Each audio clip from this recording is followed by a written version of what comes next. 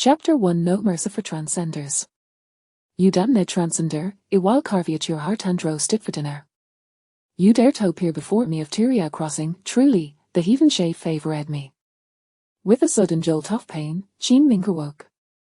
He found himself bound to a long wooden plank, therapist constricting his chest at the point of suffocation. Where wash? He had just set a lead into bed with his Jill friend, whom he hadn't seen for our fair. Howard hinder Duffy rintha blink coffany. Hiss, hiss, hiss, the killing sound of her blade being sharper net echoed from the corner of Thurum. Turning his head, Jean Mingser war Tolman in gree agap harning a long knife. Flickering firelight cast shadows on the mansfis, obscured by a block cloth. Hysius glinted with the thrill of impending murder, sending a shiver down Jean Ming's spine. His struggled against his bonds, beauty 'twas futile. Had he been kidnapped? Filming, kidnapping, brother, just let me go so I can catch my breath. The masked man turned, his gaze sharp and menacing. Filming? Har. Only I transcenders will utter such incomprehensible words, you'll deserve it today. Jean Ming's expression faltered as her storm of doubts regied in his mind. Had Hiriel across it over? But these mad innocents. How could any transcender be immediately cognize each opponent? And how did this man know the term transcend? The masked man stored, gripping his gleaming blade. The cold steel made Jean Ming tremble, his scalp prickling with fear. Hey, the masked man chuckled coldly. Stop struggling, killing the while bemiticket of the palace. Before Jean Ming could react, the man lunged forward with his knife. Damn! A madman! Jean Ming shifted to their right, the blade is licensed into his side, blood gushing forth. It hurt stomach. What a lunatic. Without a word, the man stabbed him, not caring whether Jean Ming could endure it. Whoosh, the masked man thrust again. Summoning all his strength, Jean Ming executed a desperate maneuver, propelling himself upward with the wooden plank.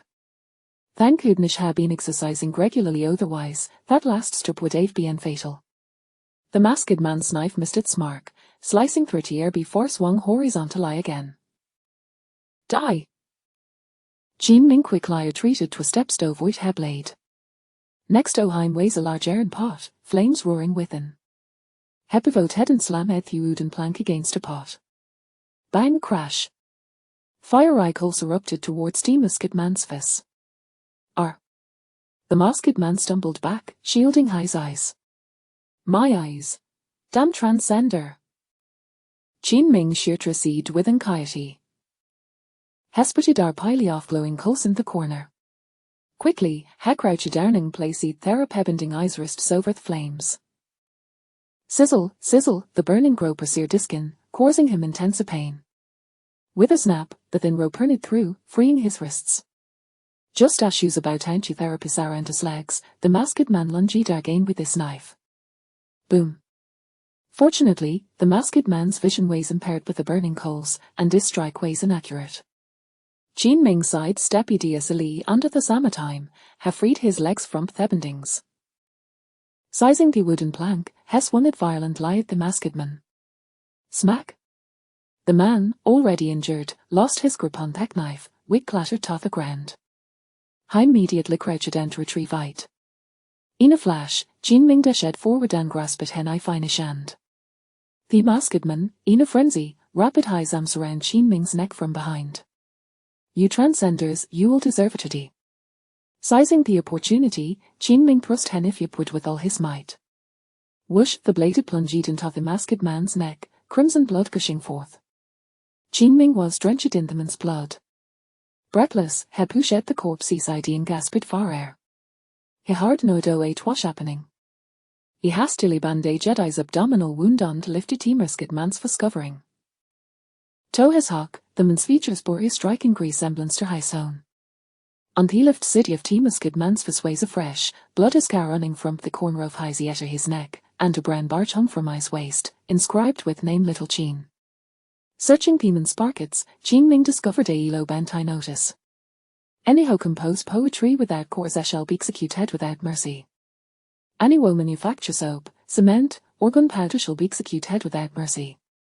Anyhow writing simplified characters a speak strangely should be executed without mercy.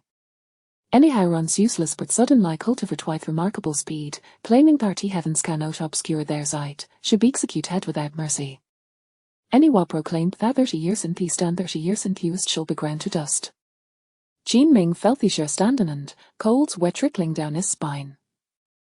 What sort of hellish place was this? Would it they want to kill transcenders? Helena doubt you and doubt to look outside. The night were as dark as ink, heavy snows whirling in the air. Stranger lanterns adorn at the distant pavilions. Above, a dozen fire-eyed birchicled, their tails extending 3 feet, glowing with a nearer light through ether. At that moment, Jean Ming noticed a figure about 300 meters away, carrying Galanton and walking slowly toward him. The snow pile lay up to his scalps, making his progress slow. Without hesitation, Jean Ming quickly changed clothes with Tima Skidman. He stowed the burning coals back into the stovey and underneath the man's badge. The masked man wore gold little Jean, which coincidentally matched her own surname. Ash Ratchet foth a black mask to cover his face, his sudden liar membet hesker on the masked man's face, which are poor tober fresh. Footsteps outside grew closer. Gritting his teeth, Jean Ming took a knife and lightly scraped her linear across his left cheek. No matter how handsome he had been, it didn't matter now. He had to serve first. With a creak, the door swung open. A's light lie hunched all a new china green cloak entered, shaking off the snowflakes from his garments.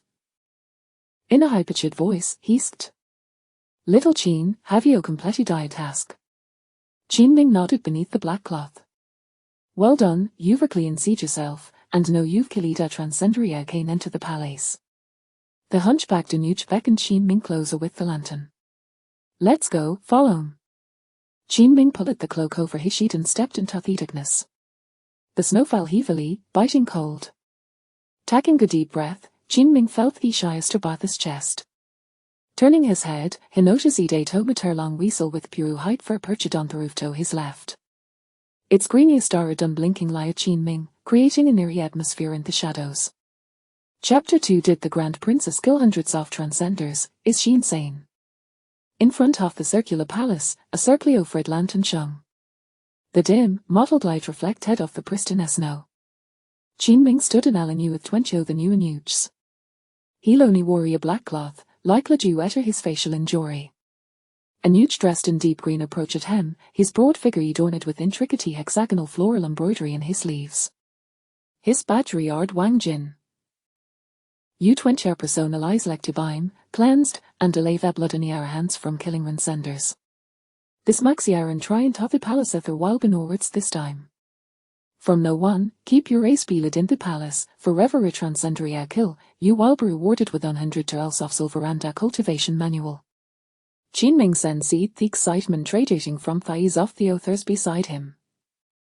This world was really twisted. Killing transcenders made them enthusiastic. He felt as if he had stepped in a mountain of dung for over 8 only to find himself in circade arranged world. Next, we will prepare to certain palace rolls. As Jean Ming's minds were led with mixed emotions, a short eunuch gently patted his hand. This firefly imperial city is McWorth in a cold night city. Jean Ming nodded, that short eunuch must be from the same place as Tima Skidman. In the dim light, Haggled only see Jean Ming's hand did not recognize a difference. His battery had little view. I just heard them say, never go to the Empress Hall of Fire, and don't go to the Grand Princess Tyne Palace. Other new eunuchs murmured an agreement. Yes, they say them present the Grand Princess skill without a scandout, especially the Grand Princess, who has skilled hundreds of transcenders and dozens of non-transcenders. Hundreds of transcenders skilled, damn. Jean Ming felt his scalp tingle. How cool do women, especially a Grand Princess, beside arranged? And why worry so many transcenders in this world? But don't worry, little Jean. With that big scarany surface, the Grand Princess and the Empress prefer handsome in. Jean mingled out a sigh of relief. That's good. He was truly grateful for the cut they had just made in his face. This time, the Empress halof fire doesn't require nu and uch doth razio handifio wish togototh Grand Princess Diane Palace. The twin tie nu and uch fell into Dithlies Islands, each bowing their heads lightly. Any own when toth Grand Princess Diane Palace would so and become a corpse. Why wars it callet the Diane Palace? Bickers to mene had it the place washer v with yin energy. Come, raise yo verses. The plump eunuch whined and walked around, stopping in front of Qin Ming. The hunchback Junior Kuho had brought Qin Ming quickly interjected. This little Qin wasn't yesterday has a news car from his left yet to his neck. He looks too ugly as Ola doesn't meet Grand Princess standards. Wang Jin chuckled. Strangely enough, this to meet Diane Palace SB Siffy Kleisant word not to accept pretty boys. They want some young ugly, strong, and durable. Qin Ming shit sank. Smack Wang Jin shandlanded in Qin Ming's shoulder. With a scarred face, ugly, tall, and strong, Eurythion. Qin Ming felt her sigh 5,000 horses were regaloping through his mind. What the hell is this? This transcending experience was like her divine punishment, stacking all the twisted buffs upon him. Qin Ming was leader way be the hunchbacked Liu Yuan. The other's lucky death is back with patayanges, asif haria corpsey and theverge of death. The night arazy mead not oberdirk. It weighs as if the sky were covered with paper so acadinic, hasiandum. Thick frost coated the long corridor. Dressed in thin clothing, Qin Ming felt unbearably cold. Yet this mind weighs exceptionally clear. Hesla hunked head his back, keeping a sheathonish followed he hunchback Junik Liu Yuan. Qin Ming's peripheral vision scanned the scenery along the corridor. The snow fell heavily. 30 official hills in the garden were buried, living and half visible. Many trees of various shapes drooped under the weight of the snow. Occasionally, bizarre birds flitted through her branches. Little Qin, how does it feel to kill a transcender today? How does it feel? What feeling is there in stabbing a man? In response to Liu Gong, it feels quite good. You are quite brave, men I knew come as trembly teeth out of killing a transcender they believe a transcendus or evil beings and are filled with fear. Thank you for the praise, Gong. Hast Heffermin in Cold Night City improved? Qin Ming's mind raced. How's held teens were? Where was Cold Night City, the masked mansion town? Now that the masked man had come out of the palacious and huge, how cold Hishamet town be I better? In response to Gong, not really. Alas, since I can remember, darkness art Kodav shrouded Cold Night City. The past 3 years shave be en particular lie haish with you see and Fermin, but Houston County where you reshu db slightly better. Be clever in the pally skillmarie transcenders, earn silver, and I can send money home for a better life. Thank you for the advice, Liu Gong. Qin Ming felt shocked and confused. Cold Night City har been shrouded in darkness for years, frozen for 3 years. What kind of place was this? Straight ahead is Diane Palace. The Grand Princess has always enjoyed killing, whether transcenders or citizens of great Chinchadelites and slaughter. For the sake of a later night chat, if you d, it wasn't a message to your family. Qin Ming.o. Thank you so much. Little Qin, did you see the awards on the stone your pay head? At the distant fork in the path stood a large stone, 3 glaring red characters stood out prominently. I saw it, curved path garden. Liu Yuan paused it for a moment, murmuring an acknowledgement as she turned down the right fork. Gong, didn't you used to toga straight of Diane Palace? Were taking a shortcut? Qin Ming's expression turned puzzled. Isn't the shorty's distance between two points a straight line? He hard clearly said to Gostrit. Now, turning right for a shortcut felt off. Suddenly, Qin Ming realized. The 3 characters on the large stone curved path garden. When Liu Yuan scared him, he instinctively read him aloud. Those characters looked like simplified Chinese. In an instant, a loud banja keyed in Qin Ming's mind as if struck by lightning. This place was indeed fraught with danger. Stay calm. He heard to remain composed. Hesta did himself and quiet lie picture past only from 30 Fischl Hill. Little Jean, do you know how long I've been in this place? Gong, I don't know. 30 years. My luck has been poor. I've never encountered a transcender nor received any reards. I can't provide for me family, nor can I cultivate beauty love that will change now. Liu Yuan suddenly stopped. In the next breath, he swiftly turned, brandishing the liaming short knife aimed straight at Qin Ming's heart. You damned transcender.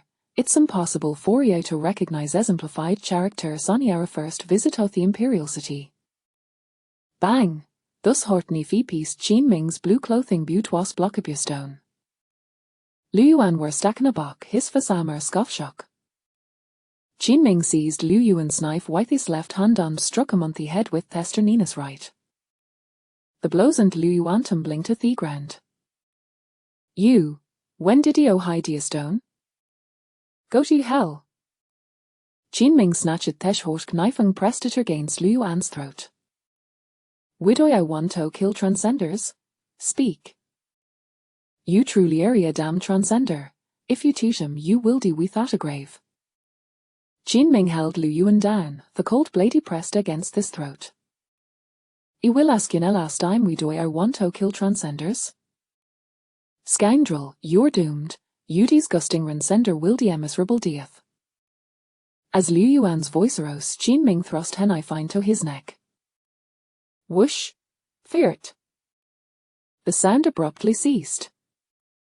Chapter 3: The Assessment of the Transcender. Liu Yuan's eyes were wide open, unblinking, as he lay there lifeless. In the distance, footsteps echoed through the corridor. In an instant, Qin Ming kicked his right foot, extinguishing the lantern that had fallen onto the snow. He pressed Liu Yuan's corpse deep into the thick snow. After 10 breaths, the footsteps in the corridor faded into the distance. Qin Ming surveyed his surroundings and spotted a well behind a rockery. He dragged Liu Yuan's body, along with the lantern, and tossed them into the well. He also disposed of the blood-stained snow, then moved a large stone to press the corpse and lantern deep inside. I only wish to survive, yet you all conspire against me. Then let you all perish. Qin Ming retreated from the snow, erasing his footprints with his hands. The only viable option now was to make his way to Taiyin Palace. Venturing elsewhere would lead to swifter demise.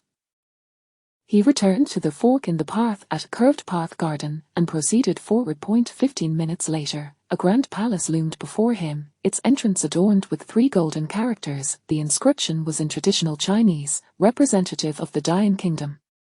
Qin Ming recognized only the character Tai, which must indicate Taiyin Palace. Halt, what is your purpose?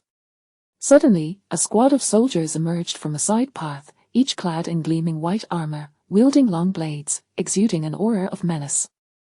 Qin Ming swiftly turned to respond. General, I am but a newly assigned eunuch to Taiyin Palace, little Qin. Remove your face covering. Qin Ming obliged, unveiling his scarred visage. Produce your waist token. He retrieved the waist token of little Qin from his belt and presented it. The tall general examined it thoroughly. He then approached the entrance of Taiyin Palace and gently knocked on the tiger head knocker. 30 breaths later, the door creaked open. A young girl clad in yellow appeared, carrying a phoenix tail lantern, peering out with her delicate face illuminated by the flickering candlelight, enhancing her exquisite beauty. She raised her right hand, exhaling warm breath in front of her rosy lips. General Lion Tiger, what brings you here at such a late hour? Miss Lingyin, a new batch of eunuchs was sent from the respectful affairs room tonight. This is little Qin, assigned to Taiyin Palace. Oh, is that so? Thank you for your efforts, General Ian. It is my duty. As you will be conducting your assessments within Taiyin Palace, I shall not intrude further. Farewell.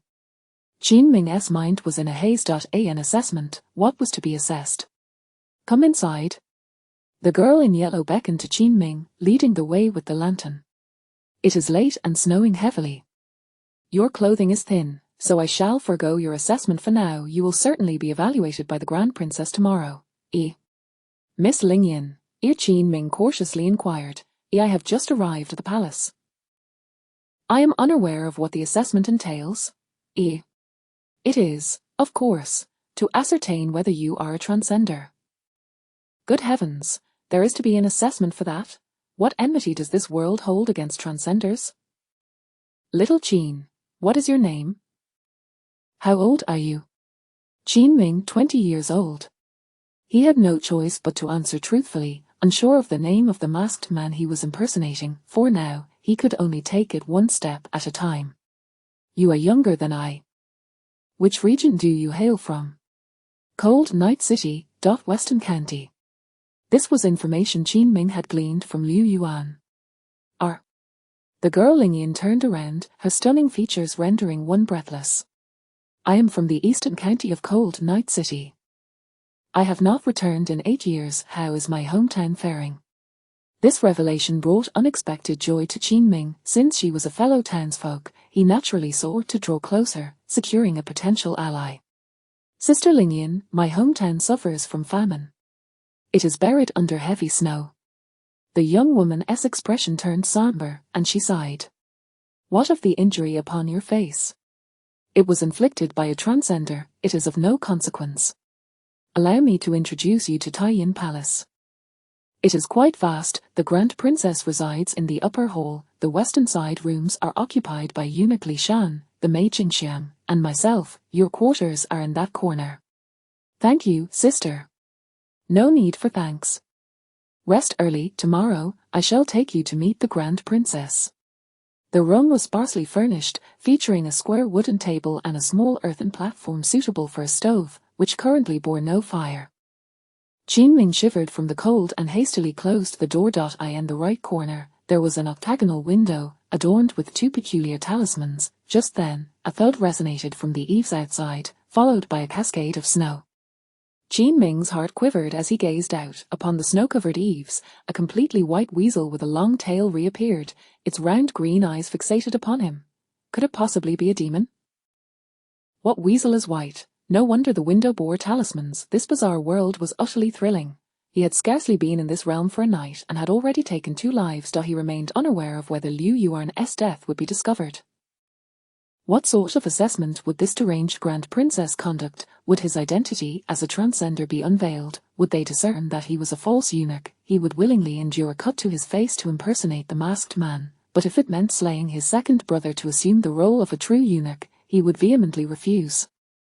Without the thrill of such escapades, what meaning would traversing this world hold? Qin Ming's mind was in turmoil, his heart racing. Stop.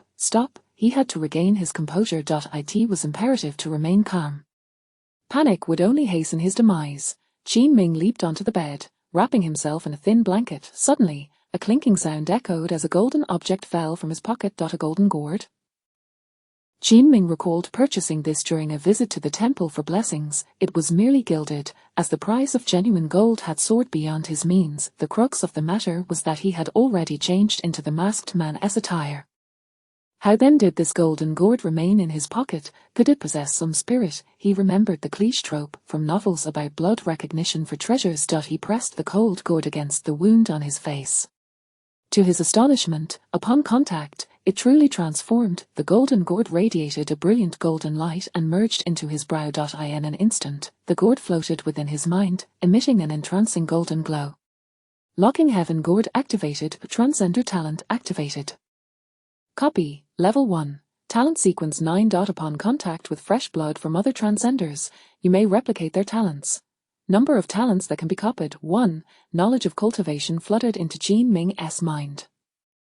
The cultivation levels in this world were categorized as body refinement, spirit communication, mastery, yin-yang, and martial god, each with 9 tiers. However, every transcender possessed an additional talent. For instance, if one had the talent of flame enhancement, their cultivation of fire attribute techniques would be significantly amplified.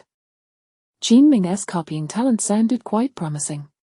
Locking Heaven gourds luck attribute activated, daily increase of 24 luck points. Luck points can be exchanged for techniques, medicinal pills. In dangerous situations, the accumulation of luck points accelerates. Survive. The longer you live, the stronger you shall become. The vision of the Locking Heaven gourd in his mind abruptly ceased. Adoptive father, do not depart just yet. What on earth is happening in this world? Why is there a need to kill transcenders? Reason unknown, please explore on your own. Survive, locking heaven gourd deactivated, damn, so aloof, after finally igniting a flicker of warmth in this perilous, frigid winter with the gourd, you extinguish it so swiftly. Just then, footsteps echoed from outside the room once more. Chapter 4 Reciting Poems Will Lead to Death. The eldest princess is quite disturbing. Qin Ming leaned against the window and glanced outside, only to see the approaching figure of Ling Yin, clad in a yellow dress. Hastily, he jumped off the bed and opened the door. Ling Yin held a lamp in her left hand and cradled a quilt in her right. Little Qin, it's quite chilly in Yingsha City. Here's a quilt for you. Thank you, Sister Ling Yin. No need for thanks. I also have this Yingsha lamp for you. It lasts longer than a candle. Qin Ming had seen the Yingsha lamp in the palace corridor.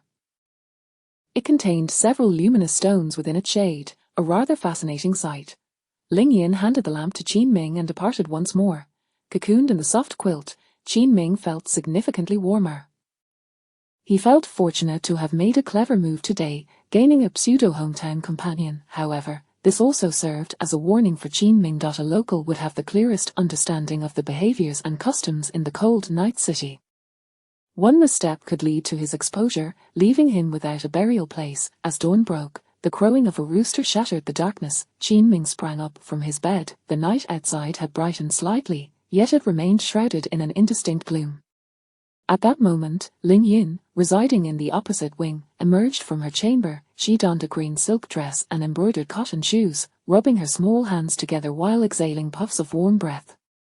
Ling Yin stepped into the courtyard, gathering some frozen ice from the red flowers, popping them into her mouth while sweeping the ground. Qin Ming observed all this intently. Approximately 15 minutes later, he leaped off the bed, donned his shoes, and ventured outside.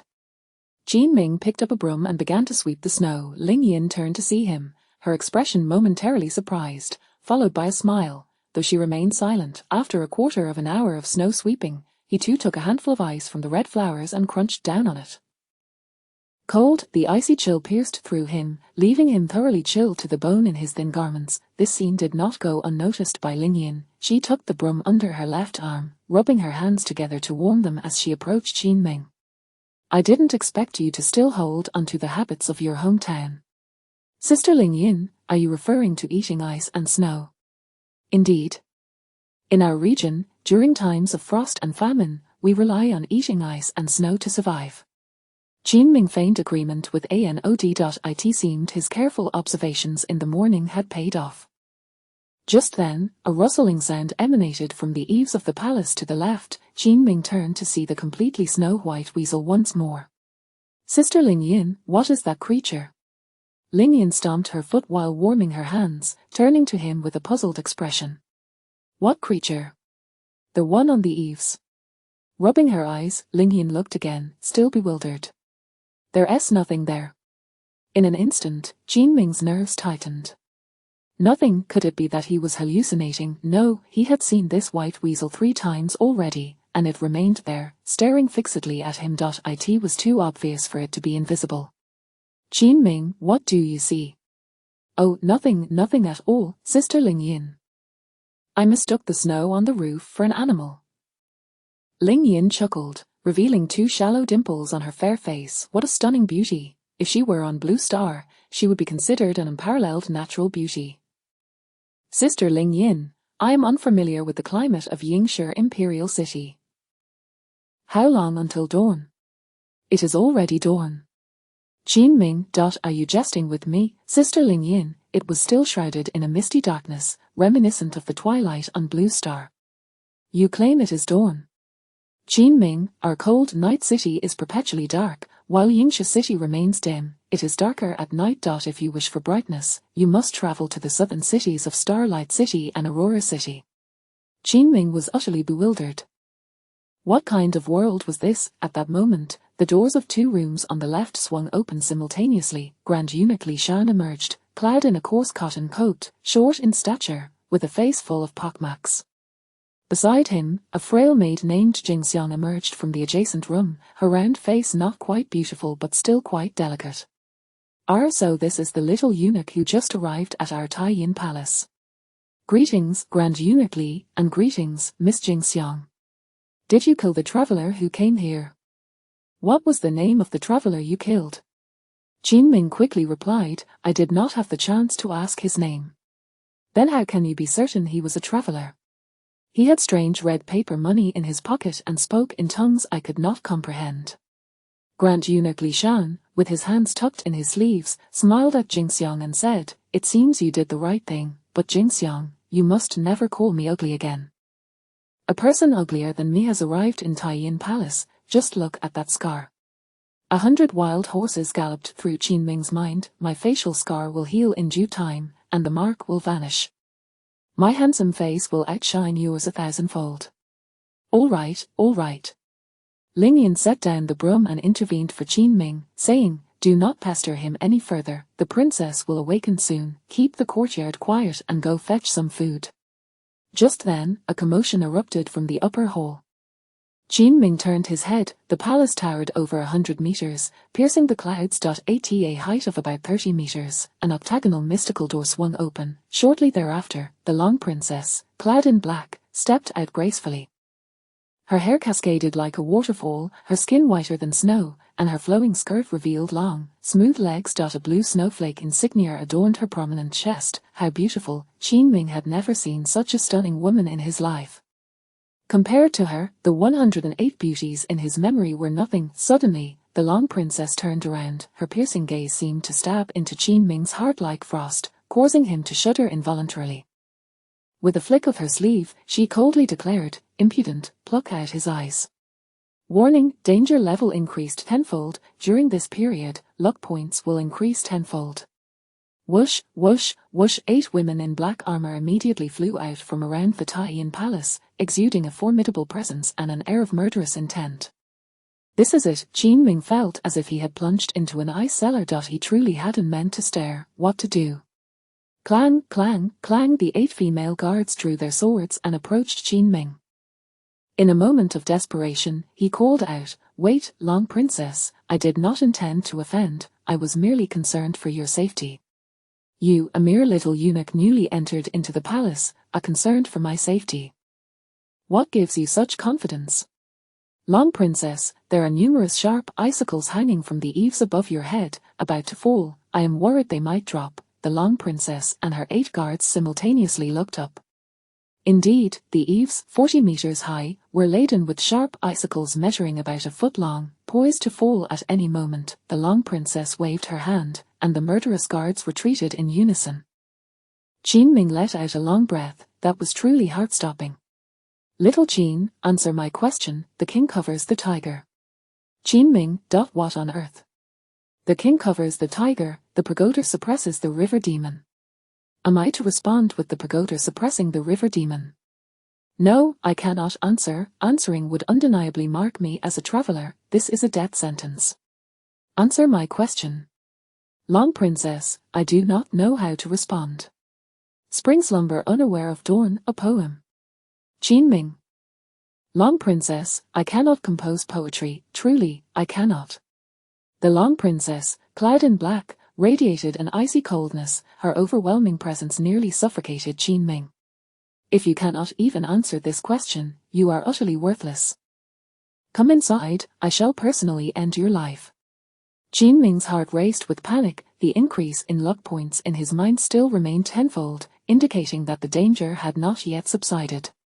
With a heavy heart, he steeled himself and stepped into the upper hall. The ground floor's furnishings, tables, chairs, beds, and floors, were all crafted from white jade, and the air was permeated with a chilling atmosphere.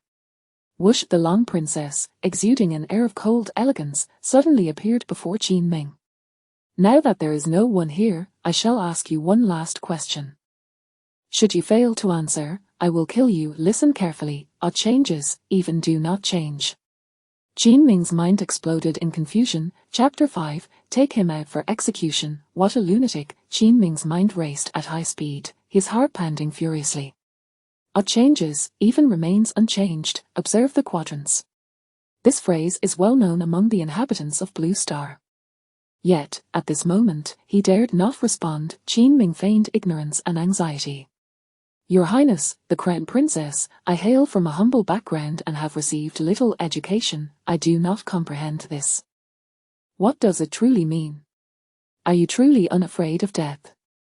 Boom! A wave of chilling air enveloped the room, forcing Qin Ming to retreat several paces. Warning, danger level increased by 50 times. During this period, luck points will accumulate at an accelerated rate of 50 times. It's over. This woman is stunningly beautiful, yet possesses the demeanor of a demon. Bring him here. Swish, swish, swish. The 6 black-clad female guards swiftly drew their swords and rushed in again. Take him out for execution. Understood. Damn. Is she out of her mind? In an instant, 2 female guards seized Qin Ming's arms and dragged him out. Although these women appeared delicate, their grip was remarkably strong. Standing at 6 feet tall, Qin Ming felt as if his sturdy limbs could be easily twisted apart in their hold. As he was led away, his eyes inadvertently fell upon Ling Ying, who knelt on the ground. She cast him a calm glance, her demeanor remarkably composed. In his moment of panic, Qin Ming's mind raced. Ling Ying had shown him kindness since his arrival, regardless of any underlying schemes. Her tranquil gaze seemed to urge him to maintain his composure. Yes, it must be. This is merely the Crown Princess's method of assessment. I must remain calm. This insane woman, with her tales of the pagoda subduing river demons and cryptic sayings, does she truly have such a profound understanding of us travelers? Before long, Qin Ming found himself at the edge of the lotus pond outside the Tai-Yin Palace. The water was a deep crimson, suggesting that this place was accustomed to bloodshed. Young Qin, the Crown Princess requests that I ask you once more, what follows odd changes, even remains unchanged. I beg you, General, I truly do not know. I have never heard it before. Truly unaware. With a sharp sound, a sword was drawn, the blade glinted ominously in the light. This is your final opportunity, otherwise, your head will join the others in the lotus pond. Feigning panic, Qin Ming exclaimed, I genuinely do not know. What is this, I implore you? He shut his eyes, bracing for the impending strike. After 10 breaths, he felt a gentle pat on his right shoulder. Qin Ming, rise. It was Ling Ying's voice. Congratulations, you have temporarily passed the assessment. Qin Ming turned to see that the 8 black-clad female guards had vanished. Behind him stood Ling Ying, Jing Xiang, and eunuch Li Shan. When deafer, I have finally made the right gamble. This world is utterly deranged, while others traverse to foreign realms and thrive through knowledge from Blue Star. I, Qin Ming, find that revealing my knowledge leads to immediate execution. What madness! Qin Ming, you have passed the assessment. Allow me to inform you, never approach the Crown Princess's palace. Understood. I would gladly keep my distance from that deranged woman. Eunuch Li Shan and Jing Xiang went to the imperial kitchen to fetch breakfast. Though he had been in the Tai-Yin Palace for 3 years, Li Shan, despite being a eunuch, still harbored an innate fondness for women. Jing Xiang, who had only been in the palace for half a year and often conversed with him, was not his greatest interest. That honor belonged to Ling Ying. I cannot fathom it. Qin Ming bears such an unsightly scar on his face, yet Ling Ying shows him such concern. Li Shan, do not overthink it. Sister Ling Ying is kind to everyone. He says she has never favored me. Since this morning, I've observed her smile at that insufferable brat at least twice. Upon arriving at the imperial kitchen, they found a gathering of several eunuchs. Has anyone seen eunuch Liu Yuan? The eunuchs below all shook their heads. Eunuch Liu Yuan has been missing since last night. The Baiyu guards have searched the entire kitchen but found no trace of him. What? Eunuch Liu Yuan is missing. Li Shan felt a surge of urgency. When he first entered the palace, Liu Yuan had looked after him well. Though he had not formally adopted Liu as a foster father, Li Shan considered him a mentor. Li Shan quickly stepped forward. Esteemed colleagues, how could eunuch Liu Yuan be missing? Li Shan, did you not see him in the Tai-Yin Palace? Last night, he brought that young Qin Ming to you, and thereafter, he was never seen again. Li Shan's heart skipped a beat, immediately suspecting that this incident was somehow linked to Qin Ming. Reflecting on Ling Ying's earlier indifference towards him, yet her smiles for Qin Ming, his resentment towards Qin Ming deepened. Just then, a patrol of Baiyu guards approached. Li Shan hurriedly went to explain the situation. General, that young Qin Ming was delivered to us by eunuch Liu Yuan. Liu Yuan's disappearance must be related to him. The Iron Tiger general, clad in white armor, contemplated for a moment before waving his hand. Let us proceed to the Taiyin Palace. The Emperor is furious over this matter. If it is discovered that he is involved, he will face severe punishment. A cold smile crept across Li Shan's lips. Meanwhile, Qin Ming was clearing the snow in front of the Taiyin Palace. In the half-hour he spent chatting with Ling Ying, he gleaned some information about the Daiyang Kingdom. This kingdom is home to 4 colossal cities, stretching from north to south. Hanyi City, Yingxia City, Xinguang City, and Jiguang City. Hanyi City is perpetually shrouded in darkness, as if ink had been poured over it, with icy conditions being the norm. Xinguang City boasts a sky full of stars and is said to be exceptionally beautiful, yet it is plagued by incessant rain and floods. The southernmost Jiguang City experiences eternal daylight, basking in sunlight at all times. According to Ling Ying, it is the residence of deities, teeming with perilous exotic beasts. Thus, while Yingxia City frequently endures heavy snowfall and cold, it is still deemed the most suitable place for habitation. As for the reasons behind the execution of travelers, Qin Ming dared not inquire. He perceived that the indigenous people of this world must be well aware of the rationale behind such killings. To ask would signify exposure. At that moment, a contingent of approximately 20 armored soldiers rushed over, led by a familiar figure, the Iron Tiger general who had questioned him the previous night. Swish, swish, swish, more than 20 soldiers surrounded Qin Ming. Their cold, icy white armor and gleaming blades sent shivers down his spine. Are you the young Qin Ming? Yes, General. Last night, eunuch Liu Yuan brought you to the Taiyin Palace, yet he has since gone missing. Do you have any explanations? In response to the general, eunuch Liu Yuan hastened my arrival, stating he had matters to attend to, and pointed me in the right direction. Afterward, I encountered the general at the entrance. Beyond that, I know nothing. Impudent, young Qin Ming, do you understand the consequences of lying? General, I am not lying. Clang, clang, clang. The Baiyu guards drew their swords, pointing them menacingly at Qin Ming. Speak the truth. My lord, I am speaking the truth. Did you happen to see the simplified stele on the way? I did see it, my lord, but I do not recognize it. That stele is specifically designed to test travelers. It is certain that eunuch Liu Yuan discovered something amiss with you, leading to your foul play, is that not so? Chapter 6, Are the Travisers killing each other? Fine, I will eliminate you first. I truly do not recognize the simplified stele. Qin Ming remained remarkably composed. He understood that even a hint of panic could lead to his utter demise. You refuse to admit it, very well. General Chehu waved his left hand. Take him back and subject him to severe torture. I refuse to believe you will not confess. Qin Ming inwardly cursed vehemently. Just then, the grand doors of the Taiyin Palace creaked open with a thunderous sound. Stop! A figure clad in a white gown, Ling Yin, rushed out, her delicate face tinged with a faint blush of anger. General Tai, what is the meaning of this? Ling Yin had served as the maid to the crown princess for 8 years. General Chehu was compelled to show her some respect. Miss Ling Yin, the situation is as follows. General, I can assure you that young Qin is not a travisor. He hails from the western county of Hanyi City. What makes you so certain, Miss Ling Yin?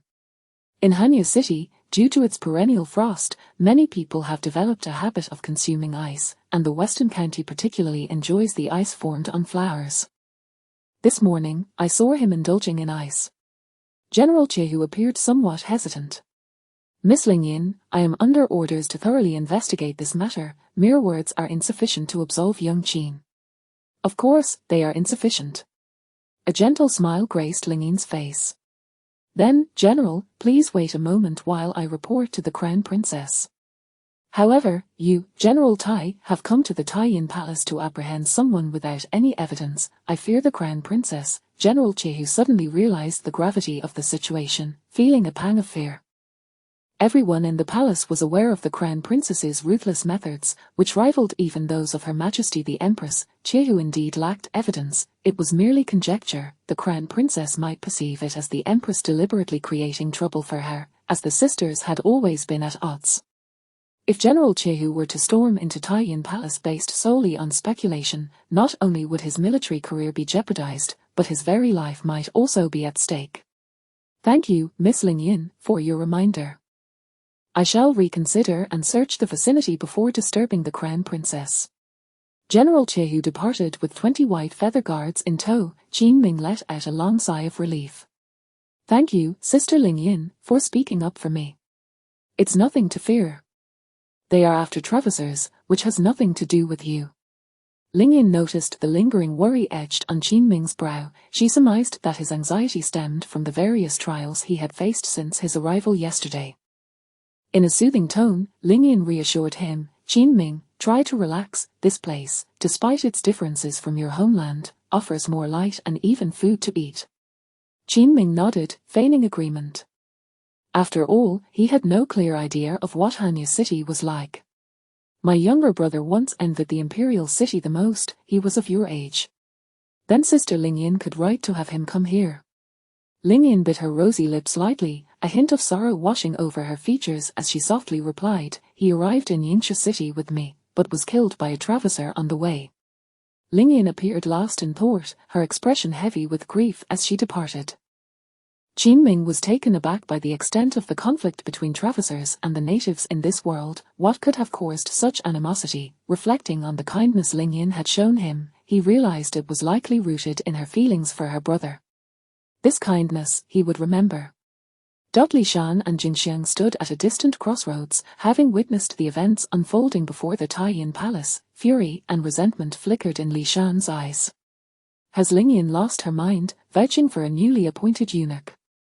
And smiling at him, it's utterly preposterous. I would wager that this young Qin is indeed a Traviser. Master Liu once mentioned that the simplified stele is used to test Travisers. Young Qin must have revealed his identity last night, prompting him to kill Master Liu to silence him. Li Shan, this is all mere conjecture, and you have no evidence. Stop spreading baseless claims. Jin Xiang, do you not trust me? I have taken considerable care of you during your stay here over the past 6 months. Once I capture this Traviser, we can split the reward of 100 taels of silver and cultivate our skills together. I naturally believe you, Li Shan, but there are no buts. Capturing him would be a significant achievement. What do you intend to do? I will replicate the 4 characters on the simplified stele and throw them to him, inviting him to meet me there. If he comes, it will indicate he understands the characters. Li Shan, that simplified stele is so close, he may have heard someone read it aloud before. Have you been to Yuxiu Palace? Li Shan shook his head. That is a residence for many noble ladies. I have not been there. Jin Xiang glanced around to ensure no one was watching and whispered, there is a simplified stele at the west gate of Yuxiu Palace, with the 4 characters inscribed. Yuxiu Palace West, use these 4 characters to invite him. If he goes, it will mean he comprehends them. But I cannot write those 4 characters. I have seen the stele, I can help, I will teach you, but you must keep it a secret. Do not tell anyone I taught you, Brother Li Shan. Of course, rest assured, once we obtain the silver and the cultivation techniques, our lives will improve. As night fell, darkness enveloped the surroundings. This place lacked sunlight during the day and was devoid of moonlight and stars at night. Qin Ming was bewildered as to how these people managed to survive. The heavy snow continued to fall incessantly. Outside the window, on the barren trees, a few bright red birds with long tails flitted about in circles. The interior of the palace was undeniably eerie. The world beyond the palace remained oblivious to how much worse it could become. Qin Ming opened the locking heaven gourd space. Current luck value, 40. It had only been a day and a night, and his luck value was 24. However, having encountered 2 perilous situations had significantly increased his gains. Every 40 luck points allowed for a single lottery draw. Qin Ming could hardly contain his excitement. Consuming 40 luck points, drawing a lottery. Lottery successful, obtained the skill Turtle Breath Technique. Turtle Breath Technique. Advanced yellow grade skill, enhances hearing, vision, and speed by double, and allows for silent movement. Skill weapon levels, yellow, Xian, earth, heaven, god. This skill sounded quite promising. Qin Ming gazed at the scroll, akin to a famished man who had not seen a woman in a decade. He immediately began practicing the breathing technique. Turtle breath, formless and colorless, inhale and exhale with true focus. Hours passed into the deep night. Qin Ming felt a surge of spiritual energy within him, his senses sharpening, and his spirit rejuvenated. After just one night of cultivation, the effects were already evident. What a delight! Hope for survival finally glimmered before him. Just then, he suddenly heard movement outside the window. As he pondered whether to investigate, bang, the window was pushed open. A crack. A crumpled paper ball fluttered into the air. When Qin Ming pulled the window open to look outside, he found the space devoid of any presence. Confused, he picked up the paper ball, and in the dim light of the luminous stone lamp, he saw four simplified characters inscribed. Yuxiu Palace West. Qin Ming recalled Lingyan mentioning Yuxiu Palace, located just a mile to the east. Yuxiu Palace West, could it be a summons from a traveser to gather? When had his identity been exposed? Qin Ming meticulously retraced his thoughts. His demeanor and actions should not have been discernible. I cannot go. A vague sense of unease crept over him. After half an hour, Qin Ming cautiously peeked outside the window. The area remained utterly still and empty. He quietly slipped out and climbed onto the roof from the back window. Against the backdrop of the white snow, Qin Ming spotted a figure approaching Taiyin Palace from the direction of Yuxiu Palace, drawing closer and closer. Finally, he discerned the figure clearly. It was eunuch Li Shan. Could it be that Li Shan was the one who tossed the note? Was he inviting him to Yuxiu Palace West? How could Li Shan write those for simplified characters? Was he also a traveser? This fellow, with his sharp features, hardly seemed trustworthy. Qin Ming quickly climbed down from the roof and dove back into bed. Sure enough, a quarter of an hour later, Li Shan stealthily pushed the window open a crack. He saw Qin Ming seemingly asleep in the room and muttered a curse before returning to his own quarters. After practicing the turtle breath technique, Qin Ming's hearing had significantly improved. He distinctly heard Li Shan murmuring at the door. Damn it, how could I not fool him? I just want to earn a reward. Why is it so difficult? Upon hearing this, Qin Ming was certain. Li Shan undoubtedly suspected his identity and was attempting to ensnare him for a reward. All traversers should unite for mutual support, yet here they were, intent on self-destruction. Fine, I shall eliminate you first. Chapter 7. Qin Ming is a transmigrator, using a knife to kill. On this particular morning, Qin Ming accompanied Lingyan to the imperial kitchen. Lingyan collected staple foods and vegetables, while Qin Ming ventured to the back kitchen to retrieve the Shuohan fruit. This second-tier spiritual fruit, rich in spiritual energy, was a favorite of the eldest princess. Just as Qin Ming was about to leave after taking the Shuohan fruit, he suddenly noticed several squids and a dozen ink sacs discarded in a corner of the kitchen.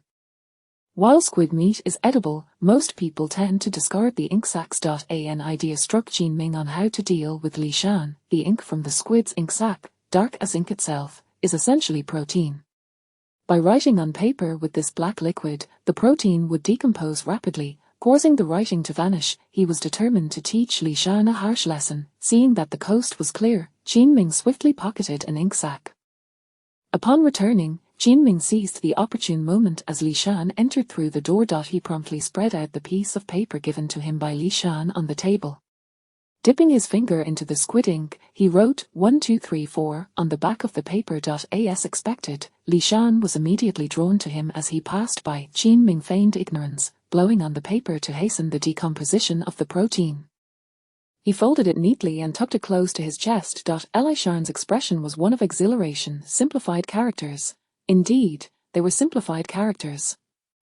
Qin Ming, you wretched transmigrator. Li Shan thought to rush to the hall to report, but alas, the eldest princess had yet to return from her morning audience. He planned to wait for her to confront Qin Ming in person, thus securing the most substantial reward. In truth, the timing of the eldest princess's morning audience had been anticipated by Qin Ming. It was just enough time for the writing on the paper to disappear. Qin Ming stepped out, pretending not to notice Li Shan. In the courtyard, Lingyan was tending to the fire, with an iron pot on top, boiling water. The weather was frigid, and the imperial kitchen primarily provided meals, leaving the various palaces to manage their own hot water. Qin Ming leaned against the pot, deliberately warming his clothes, as high temperatures would facilitate the rapid decomposition of protein. He and Lingyan chatted and laughed while boiling water, inciting Li Shan's ire. Qinming, I let you be arrogant for a while. When the eldest princess returns, it will be your end. An hour later, the eldest princess returned from her morning audience, clad in black brocade, her chest held high, the moon-shadow sword in her hand stained with blood. Qinming mused, this lunatic clearly went to a morning audience, yet she appeared as if she had just committed murder. 8 female guards entered, standing on either side of the eldest princess. Ling Yin brought over the hot water, while Qinming presented the shuohan fruit. The eldest princess approached the red maple tree in the courtyard, her black sleeves suddenly sweeping outwards, releasing a surge of icy cold air. With a resounding bang, the accumulated snow on the stone table was sent flying. The eldest princess seated herself at the stone table. Bring some wine, we shall dine here. Yes. Seizing the opportunity as he entered to fetch the wine, Qinming discreetly glanced at the paper.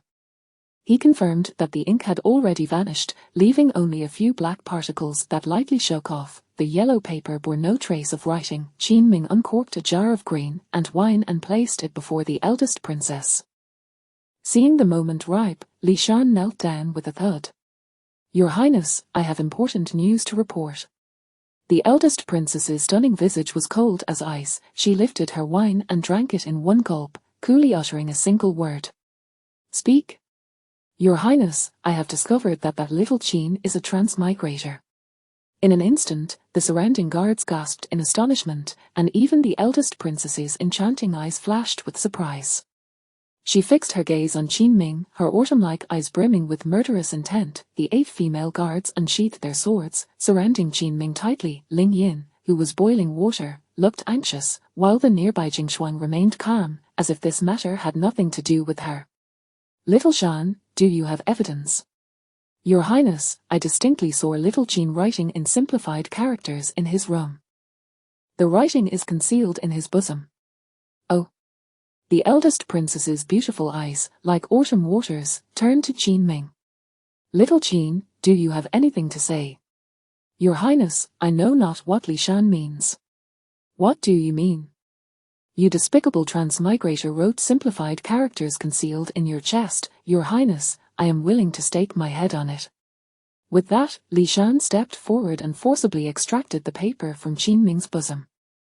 A triumphant smile adorned his face, his hands trembling slightly. 3 years, he had been in the palace for a full 3 years. He had been searching for an opportunity to prove his worth. If he could capture a transmigrator, not only would he earn 100 taels of silver, but he would also gain martial techniques. Then he could join the demon suppression guards and soar to great heights. As Li Shan unfolded the paper and approached the eldest princess, he declared, Your Highness, I saw him write on the back of this paper. At this moment, Li Shan suddenly froze. His eyes widened in disbelief. The back of the yellow paper bore no writing whatsoever. Impossible, how can this be? The front of the paper, inscribed with the Yuxiu Palace West, was his writing. He had seen Qinming use this very paper to write those 4 characters, yet now it was blank. What happened to the writing? Li Shan's face turned ashen. This cannot be.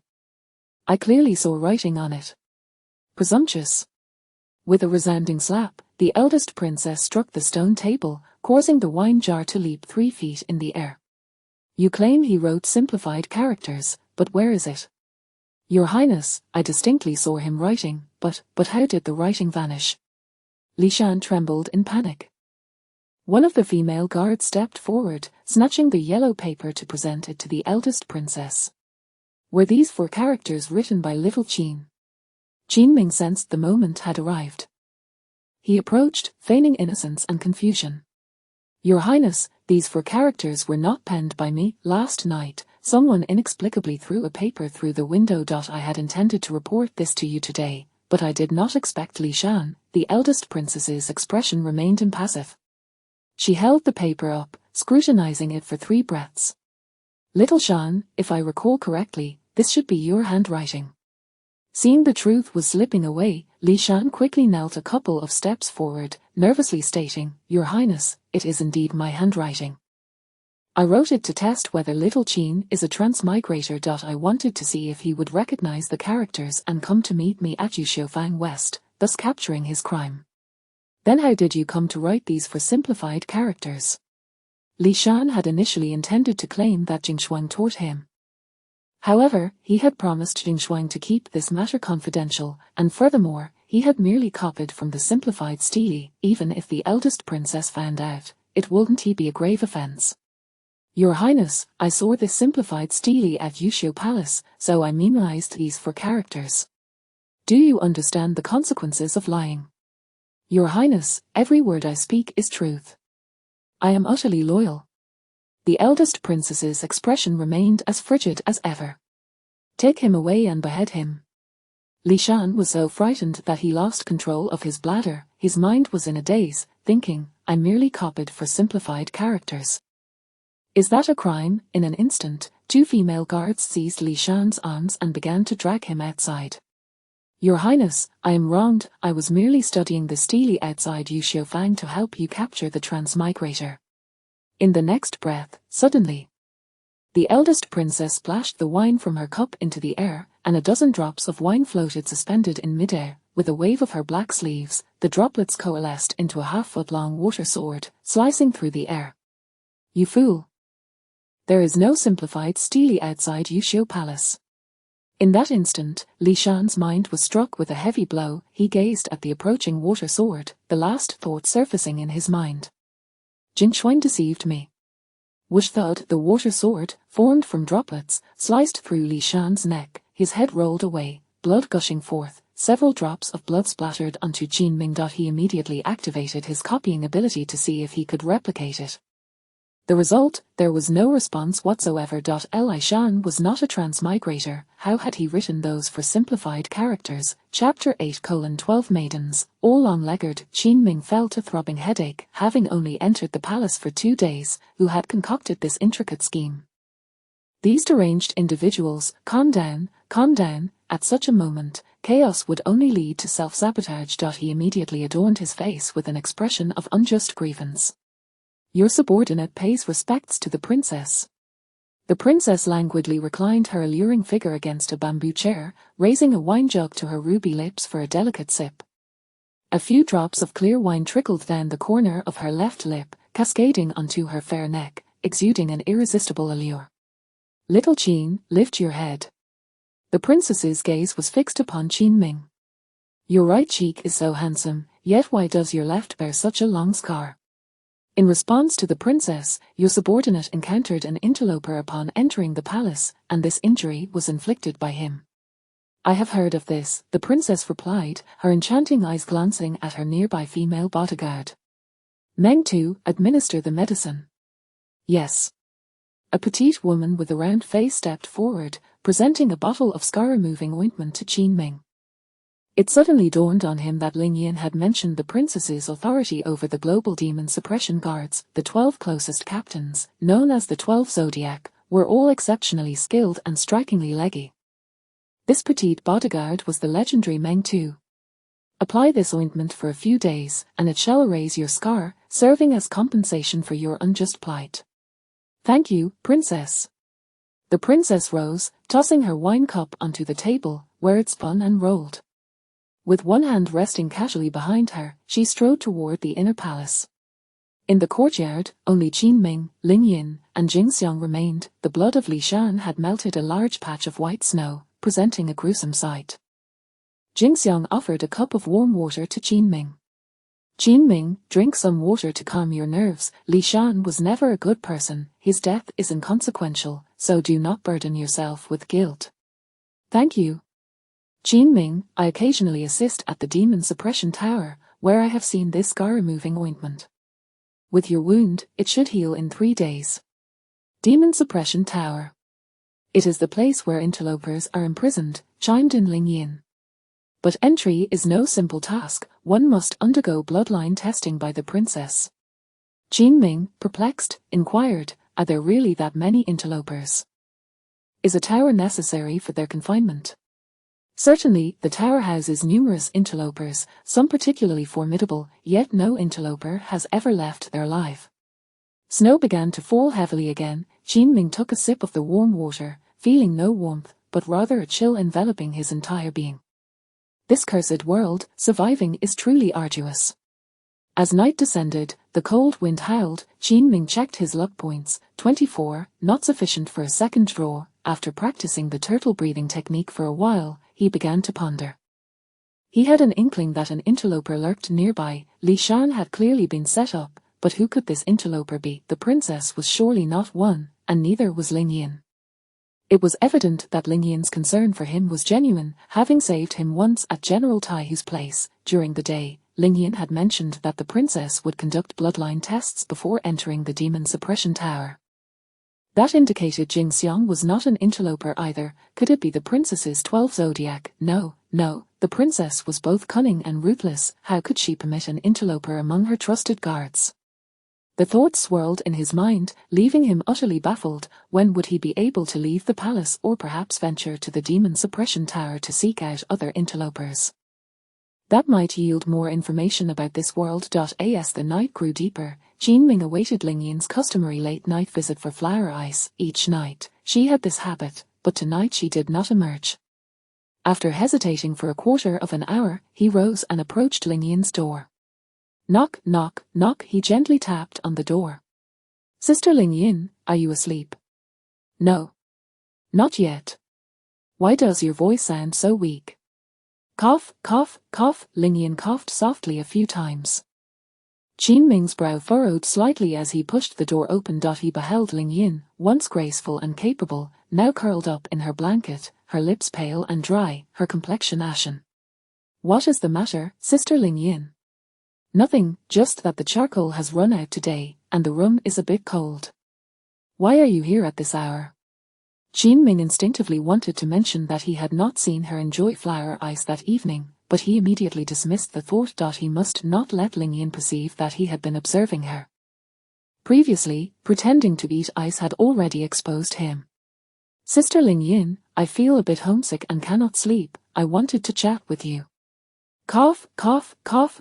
Come, sit. I also wish to discuss our hometown. No rush.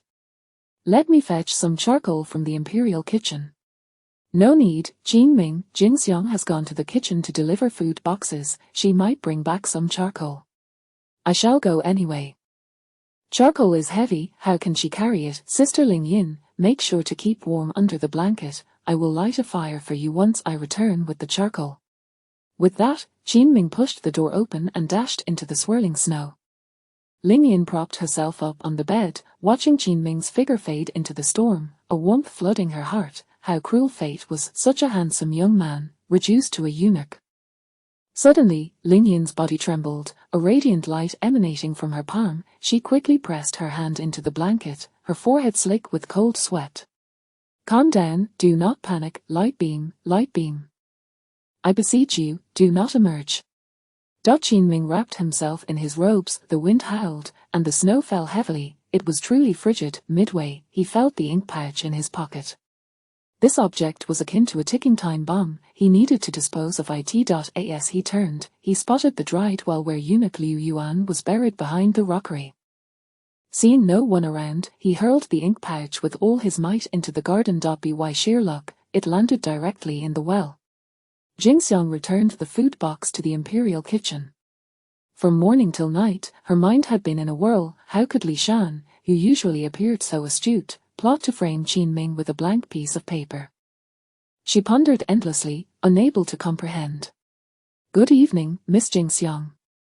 The eunuchs and maidservants of the kitchen held a favorable impression of Jing Xiang from Taiyin Palace.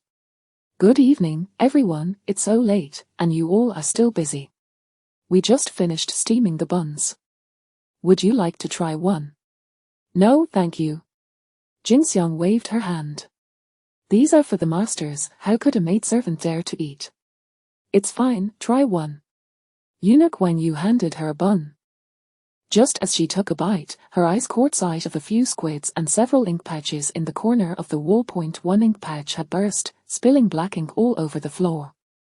Jing Xiang's mind buzzed. In an instant, she understood. She finally grasped the reason. Her heart raced wildly. Qin Ming was indeed an interloper. Only an interloper would know such a method. If she captured Qin Ming, she could earn a reward in techniques. She would acquire silver and redeem herself. She longed to live a good life outside the palace. She could not spend her entire life as a maidservant here. Eunuch Wang, what is this? Oh, that is an ink pouch from the squid. It looks quite amusing. May I have one to play with? What do you want it for? I just find it interesting and could use it for painting. Chef Wang chuckled heartily. Take it, take it. Jingxiang quickly stashed one in her sleeve. She turned and hurried back to the palace. Now that she knew the truth, she had to promptly inform the princess about the ink pouch. Having undergone bloodline verification and interacted with interlopers at the Demon Suppression Tower, the princess would not suspect her. Just as she exited the kitchen, she spotted Qin Ming walking down the corridor ahead. Without a moment's hesitation, Jingxiang slipped into a side path of the Imperial Flower Garden. Now aware of Qin Ming's secret, she felt deep down that he was extraordinary. She needed to avoid Qin Ming to prevent him from discovering any clues. Qin Ming secured 10 gin of coal.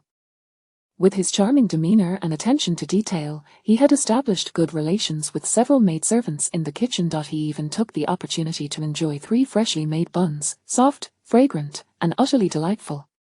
Eunuch Wang, why does this coal appear somewhat white? Of course, it's white. You retaking it for Ling Yin, the maidservants and eunuchs can only use this inferior white mountain coal. The black mountain coal is reserved for the masters. Is this white mountain coal truly ignitable? Har har, of course it is. If you find it too white, just take one of those ink pouches over there and dye it black. Eunuch Wang's jest elicited laughter from those around. Qin Ming waved his hand, shouldering the coal. That squid ink pouch looks ugly and unappealing. Who would want to play with it? Oh, someone indeed does. Qin Ming's heart skipped a beat, and he feigned indifference as he inquired, who? Jingxiang just took an ink pouch. That little girl is quite delicate. Why would she be interested in such oddities? In that instant, Qin Ming felt as if he had been struck by a thunderbolt. It was as though a great explosion had erupted within his heart. He nearly reacted instantly. Jingxiang must be an interloper. Chapter 9, The Replication of Talent. The eldest princess, Shizuka, is a time traveler. Shizuka must have uncovered the secret she used to manipulate Li Shan. She undoubtedly intends to report it with the ink pouch. Qin Ming hurriedly bid farewell while carrying the coal. He raced towards the Tai-Yin Palace. Shizuka had just departed and was devoid of cultivation. With the turtle-breathing technique at his disposal, Qin Ming's speed was swift. He should be able to catch up. Yet, what perplexed Qin Ming was the fact that the eldest princess had conducted a bloodline test on Shizuka and she had also entered the Demon Suppression Tower. How could she possibly be a time traveler? However, if she were not a time traveler, how could she detect the secret of the ink pouch's disappearance? Was her use of the ink pouch merely a coincidence of interest? Impossible. What girl would inexplicably develop an interest in such a dark and unappealing object? Qin Ming swiftly arrived at the entrance of the Tai-Yin Palace. To his astonishment, he discovered there were no footprints of Shizuka at the entrance. With only this one entrance to the Tai-Yin Palace, it was inconceivable that such deep snow would not leave any traces. Thus, there was only one explanation: Shizuka had not yet returned. She might have been delayed by some matter, or perhaps she was deliberately avoiding him. With this thought in mind, Qin Ming ran approximately 300 meters along the path to the Tai-Yin Palace and concealed himself behind a rockery. His speculation proved correct. A moment later, Shizuka, dressed in a rose-red dress and embroidered white shoes, emerged from the nearby royal garden. She cautiously scanned her surroundings, appearing quite vigilant. Once she deemed the situation safe, she quickened her pace towards the entrance of the Tai-Yin Palace. Just as Shizuka passed by the rockery, Qin Ming swiftly emerged. Before she could utter a sound, he covered her mouth and pulled her behind the rockery. Qin Ming decisively tightened his grip around her neck. Qin Ming, what are you doing? What do you need the ink pouch for? Ink pouch? What ink pouch? Damn it, stop pretending. Qin Ming exerted pressure, nearly suffocating Shizuka. Her fair face turned crimson, and she desperately beat against his arm with her hands. I can't breathe. Did you deceive Li Shan? Did you write those 4 characters west of the Yushio Palace? If you dare to lie, I'll snap your neck right now. Shizuka coughed repeatedly and nodded weakly, her eyes filled with blood. Qin Ming, you are a time traveler, right? I am also a time traveler. Please don't kill me. we are on the same side. I brought this ink pouch back as a precaution, not to report you. Qin please let me go. It's so cold, you must be freezing at night all alone. Come to my room, I'll keep you company, please don't kill me. A fierce glint appeared in Qin eyes as he tightened his grip. I don't believe you. If I truly went to the west of the Yushio Palace last night, you would have already killed me. As Qin applied more force, Shizuka was nearly gasping for air. Her arms flailed desperately against his. Just then, a voice suddenly rang out from a distance. What is going on over there? Startled by the voice, Qin turned to look. In the distance, General Iron Tiger was charging towards him with 20 white feather guards. Seizing the opportunity, Shizuka took a deep breath. Let me go. Her eyes sparkled with joy. She was finally saved. That damned Qin nearly killed her. The white feather guards would tear Qin to shreds, and the eldest princess would ensure he suffered a fate worse than death. Meanwhile, Shizuka would reap the rewards of power and wealth. From then on, her life would be transformed. As a time traveler, she would no longer endure the indignity of being a mere palace maid. She had awaited this day, however. In the next breath, Qin suddenly grasped the golden hairpin from her hair. With a swift motion, he plunged it mercilessly into her neck. In an instant, blood gushed forth from Shizuka's neck. She was in so much pain that she couldn't utter a word, clutching her throat tightly, collapsing to the ground in agony. Time Traveler's blood detected, replication ability activated.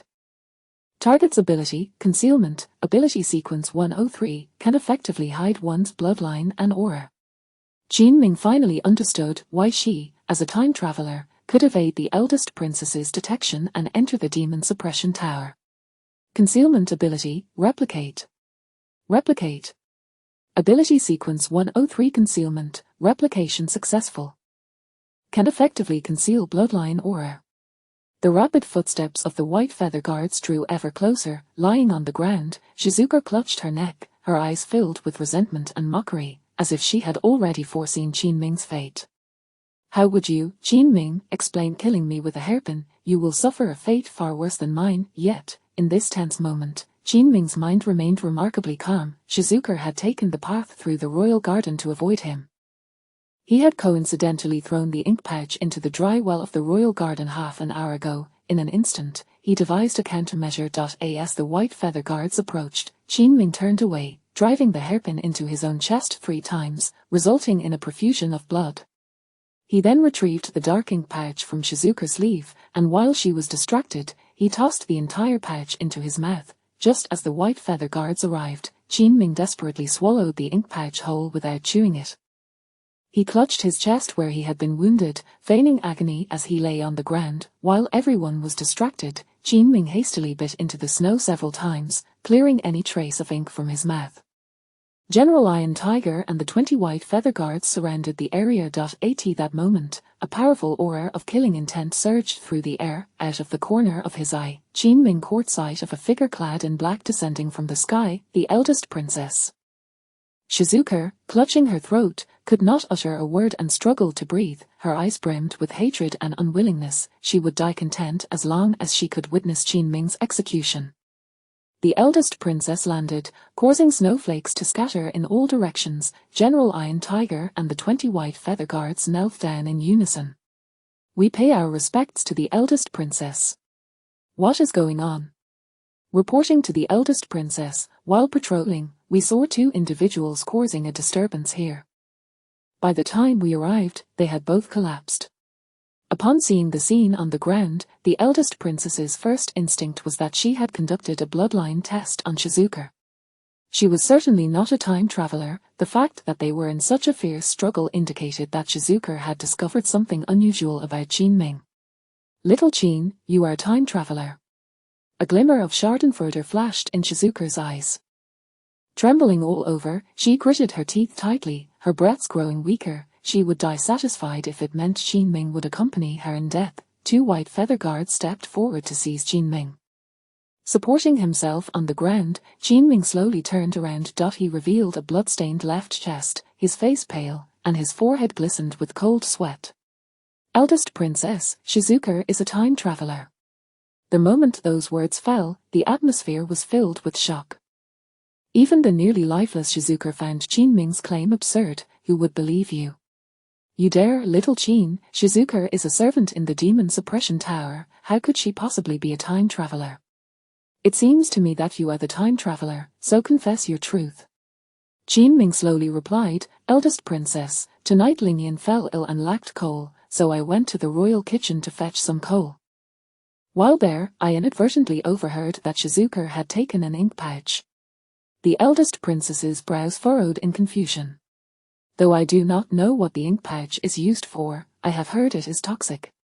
How could I allow someone to bring a toxic item back to the Taiyin palace? I immediately pursued her to confront her. She claimed she did not intend to poison anyone but meant to suppress souls. The eldest princess's expression turned cold as she crossed her arms. Shizuka, trembling on the ground, was bewildered. As Qin Ming's story grew increasingly absurd, she found herself at a loss for words. At that moment, 8 demon suppression officers and an elderly man clad in white approached. The elder, with graying hair and eyebrows, received a modicum of respect from the eldest princess. Elder Wang Lin, is it true that the ink pouch is toxic? Indeed, eldest princess, the ink pouch of the squid is indeed toxic. And what about the claim regarding the ink pouch suppressing souls? I have not heard of such a thing. The eldest princess's piercing gaze fell upon Qin Ming once more. Eldest princess, upon hearing this, I felt that in our world, there is no such notion as an ink pouch that can suppress souls. Thus, Shizuka must be a time traveler. Shizuka was so furious that she nearly lost her breath. Blood continually poured from her mouth. Chapter 10. Is there a beauty wearing black stockings in your realm? The imperial princess gestured with her eyes. The adorable bunny lieutenant immediately stepped forward to search Shizuka for the squid ink pouch, but despite a thorough search, it was nowhere to be found. Once again, the eyes of the onlookers turned towards Qin Ming. He too feigned a perplexed expression. That cannot be right. The kitchen staff clearly stated she took a squid ink pouch with her. How could it not be on her? Could she have concealed it on my person? Qin Ming deliberately searched his own body, finding his sleeves and pockets utterly empty. Shizuka, on the brink of death, nearly succumbed to shock upon witnessing this scene. She had distinctly seen Qin Ming pilfer the pouch from his sleeve. How could it have vanished now? Within a mere 30 breaths, the imperial princess commanded the royal chef from the kitchen to be summoned. The chef, naturally, dared not lie. He recounted unequivocally that Shizuka had indeed taken a pouch from the kitchen. Several eunuchs and maids present could attest to this. The imperial princess ordered a meticulous search of the surroundings. Yet, the pouch remained elusive. Reporting to the imperial princess, Shizuka's footprints have been discovered in the imperial garden. Are there any other footprints? Yes, your highness, Qin Ming's footprints only appear in the corridor, indicating he has not ventured into the garden. Thoroughly search the imperial garden for me. Understood. Qin Ming leaned against the artificial hill. Though the wound on his left chest throbbed painfully, he found a sense of satisfaction in witnessing Shizuka's despondent and voiceless state. Little girl, what can you achieve by traversing through time like this? With your trivial wits, you sought to harm others, only to end up oblivious to your own demise. Report. A white feather guard rushed in, kneeling in haste. Your highness, a squid ink pouch has been discovered in the dry well behind the artificial hill in the imperial garden. Shizuka's eyes brimmed with disbelief. Report. To the imperial princess, a corpse has been found at the bottom of the well where the ink pouch was located. It's that of eunuch Liu Yuan. So it turns out Shizuka is indeed a time traveler. She previously murdered eunuch Liu Yuan and today utilized this ink pouch to suppress his soul. With the utterance of these words, the atmosphere fell into a stunned silence, all evidence connected seamlessly. Shizuka had taken the ink pouch from the kitchen and left her footprints in the imperial garden. The pouch then reappeared in the dry well. Meanwhile, no one had witnessed Qin Ming using the pouch. His footprints were solely found in the corridor, as the imperial princess and General Taihu, along with others with ruthless gazes, fixed their eyes upon Shizuka. Blood gushed from her throat like a fountain, ceaselessly flowing. She stared at Qin Ming in shock, unable to comprehend how he had orchestrated this entire scheme against her. Painfully, she coughed several times, despairing as she drew her last breath, her eyes refusing to close. Splash! A bizarre cry echoed through the air. Above, more than 20 red, eerie-winged birds circled. They descended from the sky, their long tails aimed directly at Shizuka's head, intent on pecking at her. Indeed, this Shizuka is truly a time traveler. These soul-devouring birds feast solely on the souls of time travelers. Yes, it is astonishing that a time traveler infiltrated the demon suppression tower. As the white feather guard uttered these words, the imperial princess Hanuishi abruptly turned her gaze. Her eyes glinted with sharp killing intent. Are you implying that I cannot detect a time traveler? The white feather guard was paralyzed with fear and hastily knelt. With a resounding bang, the guard was sent flying 100 meters, blood spewing forth, lifeless. General Taihu of the White Feather Guards immediately knelt. Your Highness, forgive me, I have failed to manage my troops properly, please pardon me, Your Highness. Taihu was drenched in cold sweat, terrified. This foolish soldier dared to claim a time traveler had infiltrated the demon suppression tower. Was he not slapping the imperial princess in the face? If he enraged her, she could cleave his head in two with a single sword strike, and even her majesty. The expression of the imperial princess Hanuishi grew increasingly frigid. Suddenly, she stepped forward, raising her right hand, gently grasping the air. The falling snowflakes converged into a blue ice sword. Boom! The ice sword cleaved through the already deceased Shizuka, scattering blood and flesh. Damnable time traveler! How dare you infiltrate my presence? Take her remains and feed them to the dogs. Understood.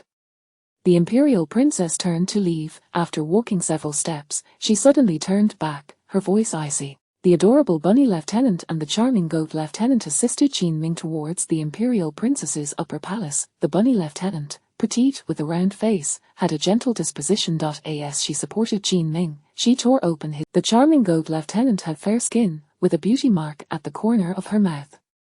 Sisters, could you please deliver the coal I brought back to Sister Lingyan?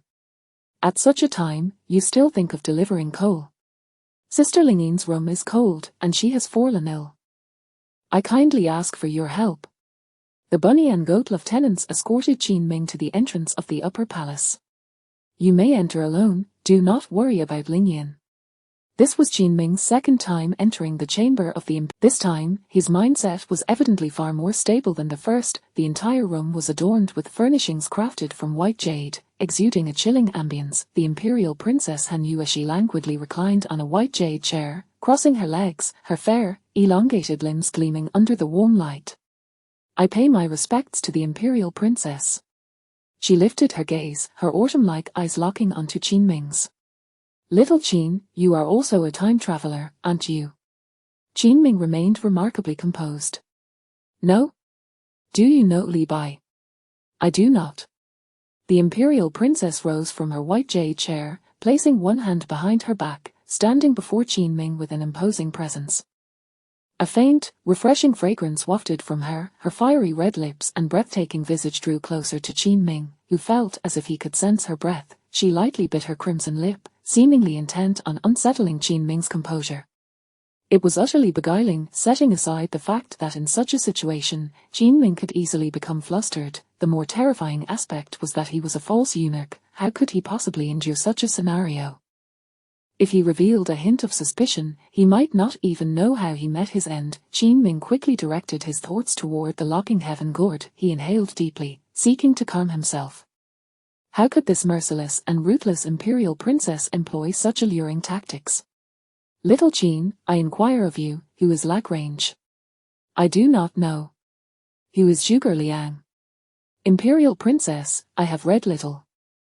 I truly do not know. Then tell me, am I beautiful? Beautiful? Are the beauties in your realm clad in black stockings? Qin Ming. Chapter 11. What ill intentions could a eunuch possibly harbor? Let him massage you. Qin Ming was momentarily taken aback by the question. Of course, black stockings must be worn. All 108 young ladies in the hard drive were adorned in them. However, he certainly could not respond in such a manner. Your Highness, the weather in my homeland is quite frigid, and the women dress warmly. I have never encountered black stockings. The princess, Hanuishi, suddenly extended her delicate hand and gently touched the wounded area on Qin Ming's chest. Quick to react, Qin Ming immediately activated his innate ability to conceal himself, shrouding his bloodline. The replication of Shizuka's talent proved remarkably timely. With a flick of her right hand, the princess forcefully extracted several droplets of blood from Qinming's wound, causing them to coalesce in the air. With her left hand, she beckoned towards the window, drawing in countless snowflakes from outside. The snowflakes melted into droplets, enveloping the blood and forming a spherical shape that spun gracefully in midair. A surge of icy energy emanated from the princess's palm, and her stunning visage displayed signs of fatigue. It seemed that the bloodline examination was quite taxing on her spirit. Even the princess could not unleash her powers recklessly. Fortunately, this allowed Qinming to narrowly escape calamity upon his arrival. After 30 breaths, the princess's formerly fierce expression softened into calm composure. She turned and resumed her seat upon the jade chair. Just then, the sound of hurried footsteps echoed from outside the hall, followed by a thud as someone knelt down. "Your Highness, Lingyan seeks an audience." "What is it?" "Your Highness, I fell ill and my chamber lacks charcoal for warmth. I instructed Qinming to fetch some from the royal kitchen. He is not a time traveler. Please forgive him. All blame lies with me, for I should not have fallen ill tonight and caused such turmoil.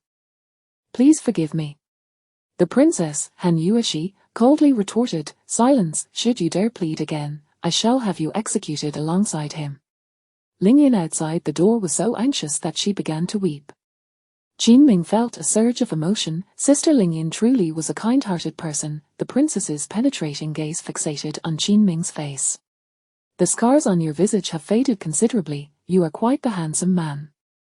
No wonder Lingyan advocates for you." "Your Highness, Sister Lingyan's plea on my behalf stems from our shared roots in Hanyecheng. We are compatriots. You seem to hold a genuine affection for your fellow townsfolk. Warning. Danger level has increased 5-fold. Luck points gain rate during danger has increased 5-fold. Goodness, Qinming was left utterly speechless. This princess must be deranged. How could she harbor murderous intent over such trivial matters?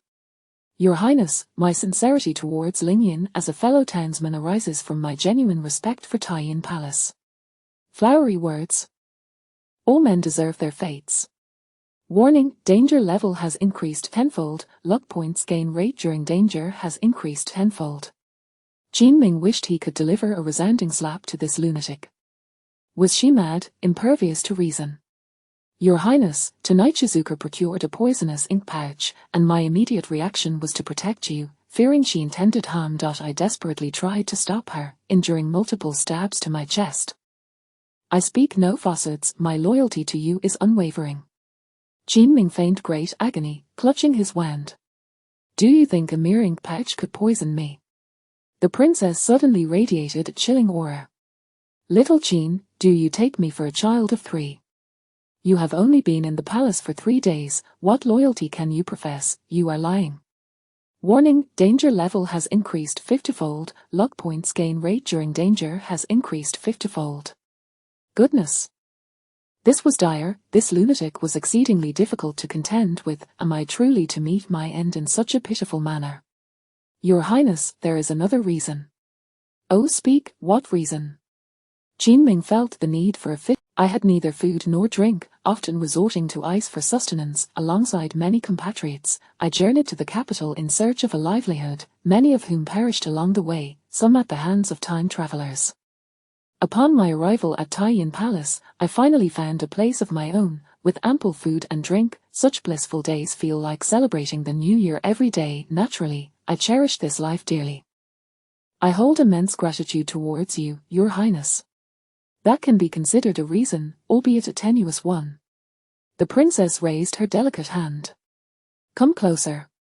The firefly lamp that had been resting on the table floated before Qinming, illuminating his features brightly. "What a pity. You are but a eunuch." Qinming mused. Could it be that the princess wished him to be otherwise? Did she harbor other peculiar thoughts? "Princess, should you have any special intentions, I would be willing to devote myself entirely. However, little Qin, you are fortunate to be a eunuch. Otherwise, should you intrude upon Lingyan's chamber, I would have killed you 100 times." Qinming sat smiling. "Oh, an invincible lunatic." The princess produced a blue token from her sleeve, embossed with a diamond-shaped snowflake. Since you have exposed the time traveler Shizuka, you shall now take her place in the demon suppression tower. I obey. Bring him in.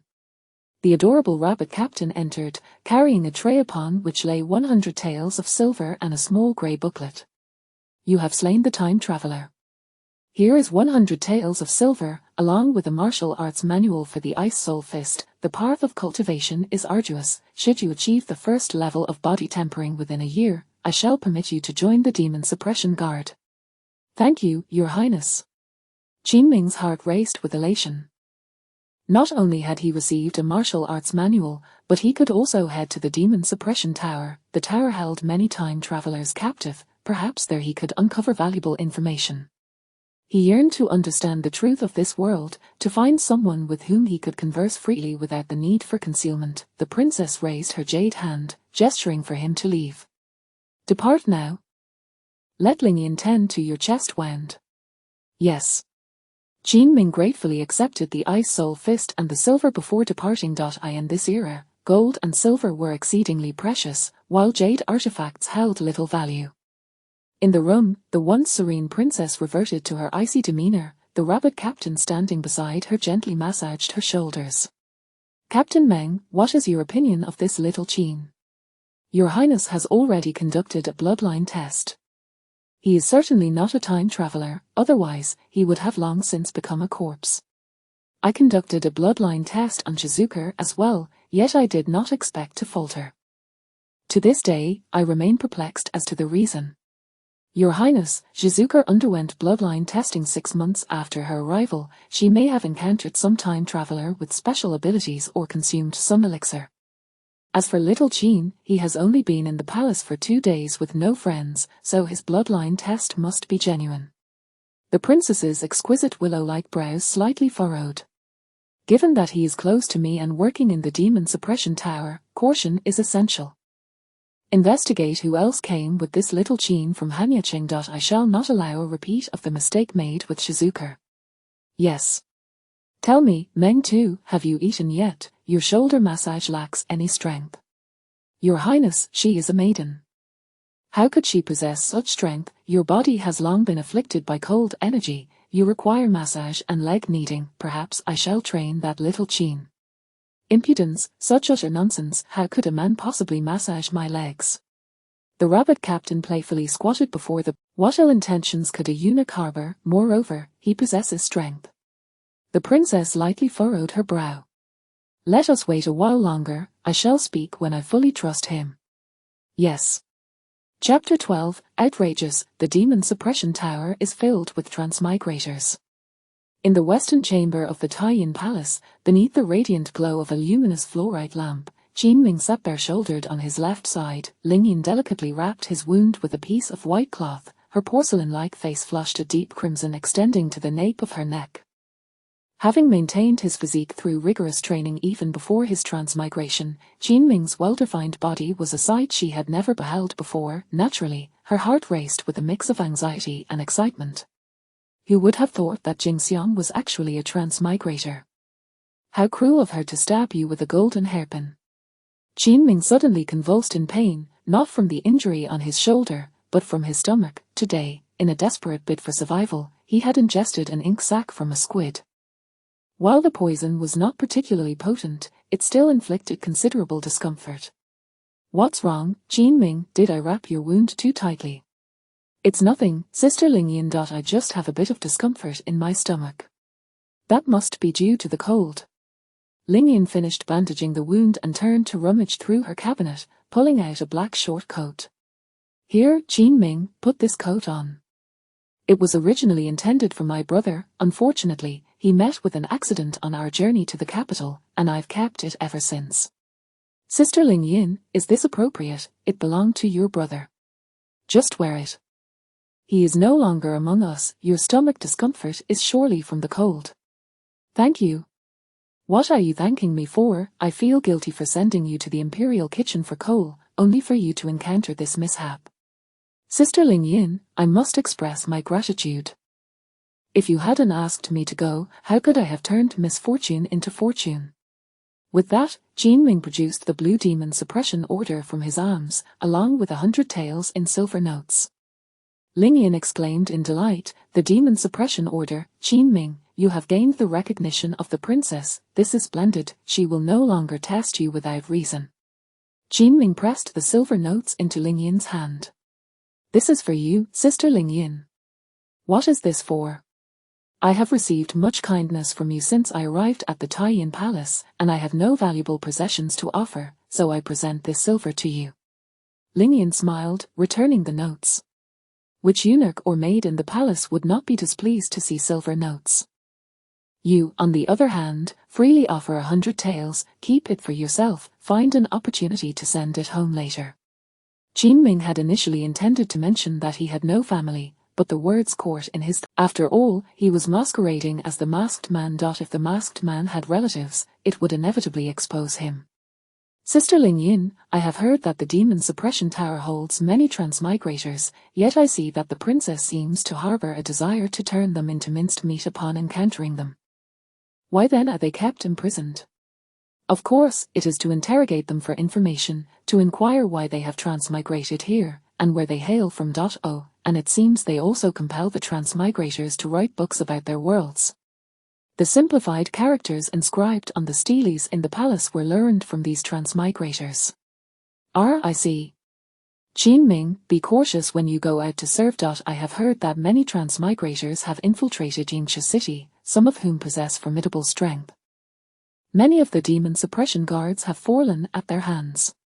"I understand, thank you, Sister Ling Yin." Upon returning to his quarters, Ming promptly retrieved the Ice Spirit Fist. Although it was a high-level yellow-gray technique, its cost-effectiveness was exceptional. The Ice Spirit Fist condenses spiritual energy and cold air within the fist, amplifying its power. In the frigid climate of Yingxia city, this technique proved particularly advantageous. The princess was surprisingly generous. Ming opened the locking heaven gourd. Current luck points, 50. He had enough for another draw. Consumed 40 luck points, draw successful, acquired second-grade pill, pulse profound pill. It doubles the speed of cultivation and enhances their hardness and width of meridians by twofold. Without hesitation, Ming swallowed the pulse profound pill.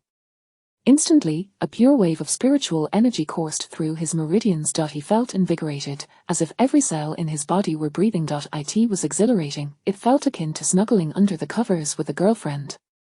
The crows crowed once more. Ming had finally entered the first layer of body refinement. His heart brimmed with joy and excitement. The princess had mentioned that entering the body refinement stage within a year would earn him a position as a demon suppression guard, indicating how arduous the initial stages of cultivation could be.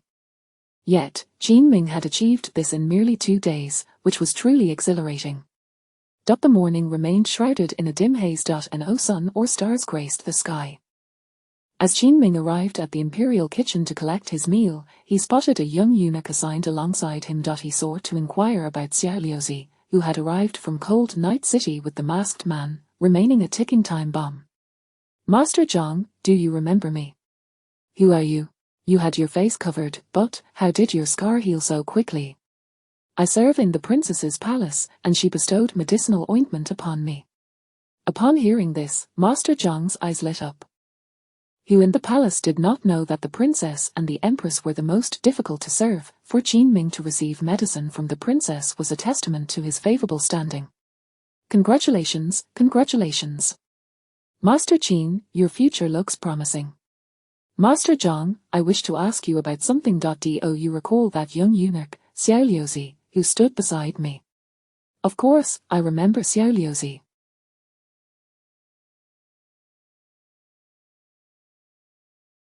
He is quite short. Do you know where he is currently serving?" "Alas, he was in the respectful affairs room, but he died yesterday."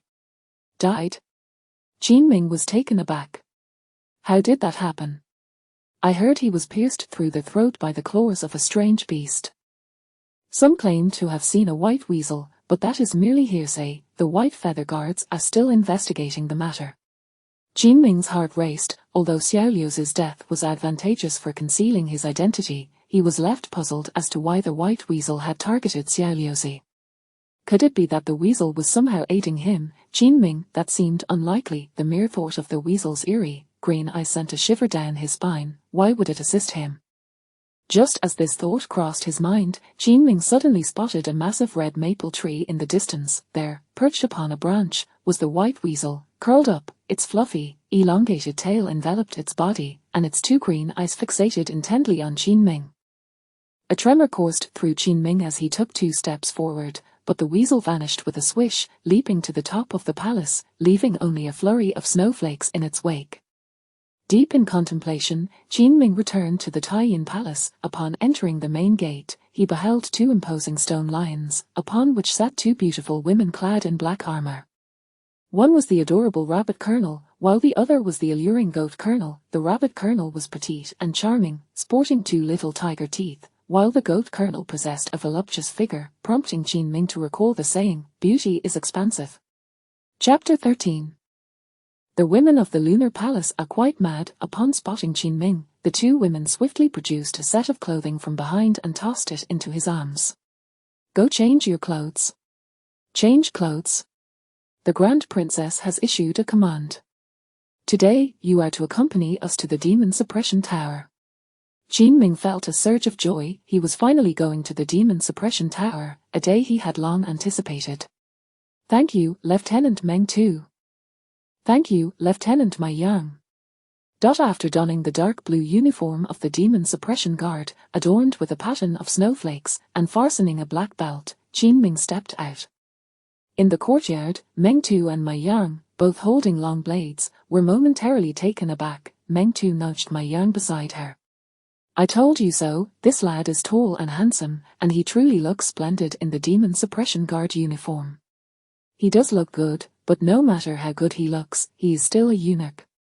Qin felt an overwhelming urge to teach Lieutenant Mai Yang a lesson, to show her what true masculinity entails. Just then, Lingyan emerged from the room with a pitcher of water. Upon seeing Qin clad in the uniform, she was slightly taken aback. "What a dashing young man," she approached, interjecting with a smile, "Lieutenant Mai Yang, you cannot say that. It is precisely because Qin is a eunuch that he can roam freely in the lunar palace." Lingyan is right. Over the past few years, our lunar palace has had at least 500 eunuchs, yet I have never seen you treat anyone this kindly. Meng Tu and Mai Yang exchanged a knowing smile. Lingyan's face flushed a deep crimson once more as she waved her hands at Meng Tu and Mai Yang. "Oh, go on, you 2 are teasing me again." Lieutenant Meng Tu, grinning from ear to ear, clutched her long blade. Qin sensed an unmistakable shift in the atmosphere today. Perhaps he had truly earned the Grand Princess's approval, or was it that his facial scar had healed, making him appear even more handsome? Amidst the laughter of the 3 women, Qin quietly inquired, "Sister Lingyan, is it true that our lunar palace has really had more than 500 eunuchs?" "Indeed." "And where are they now?" "All dead." "Qin." The mischievous Lieutenant Meng Tu pointed her long blade towards the lotus pond at the entrance. "Do you see that? The blood of 500 eunuchs is right there. Otherwise, how could those lotus flowers grow so beautifully? Little Qin, you better perform well, otherwise, it won't be long before your head ends up soaking in there." Qin felt utterly speechless. This Lieutenant Meng Tu, with her 2 little tiger teeth and adorable dimples, why did she have to speak so unappealingly? At least Sister Lingyan was kind. Aside from her, all the women of the lunar palace were quite mad. This was Qin first venture outside the palace, and his heart raced with excitement. Lieutenant Meng Tu had specially provided him with a horse. The steed was pure white, with a thick mane and hoofs significantly larger than those of horses on Earth, fitted with serrated horseshoes that aided its movement through snow and ice. This robust white horse was known as the Snow Steed. The imperial palace of the Dayan Kingdom was vast, feeling at least 5 times larger than the Forbidden City on Earth. He, along with Lieutenants Meng Tu and Mai Yang, rode their snow steeds across 10 snowy bridges and 13 snow-laden squares, passing countless pavilions and towers. Emerging from the Divine Martial Gate, what lay before them was the vibrant life of the citizens of the luminous city. Qin Ming was profoundly struck. These cities differed greatly from traditional ancient ones. The architectural style and arrangement were intertwined with numerous modern elements. For instance, while the exteriors were reminiscent of ancient architecture, the interiors boasted contemporary sofas and round tables. Moreover, the trinkets sold by street vendors were replete with modern elements. Qin Ming felt deep within that the presence of travellers had significantly impacted this world, yet he could not fathom why there existed such profound resentment between the travellers and the indigenous inhabitants. Lieutenant Meng Tu and Lieutenant Mai Yang observed Qin Ming as he gazed around, and Meng Tu, with her gentle demeanour, smiled softly. "Little Qin, isn't this place far more entertaining than your cold night city?" Qin Ming nodded.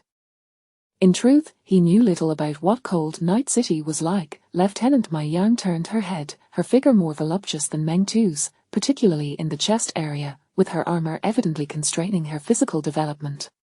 She cast a flirtatious glance at Qin Ming.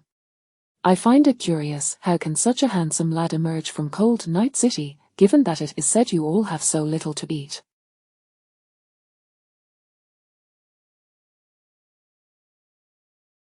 "You certainly do not appear to be starving." Qin Ming.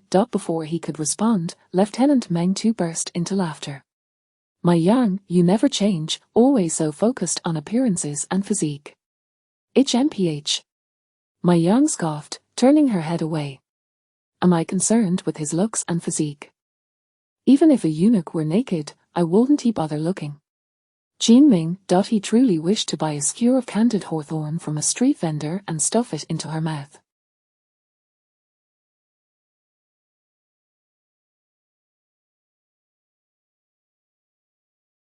The trio rode their snow steeds for an hour before finally arriving at the Demon Suppression Tower. The ominous tower, constructed between two mountains, was majestic and soared into the clouds. Surrounding the tower were numerous luminous stone lanterns, and its peak was shrouded in mist, appearing to reach at least 500 meters high, truly a marvel of the fantastical world.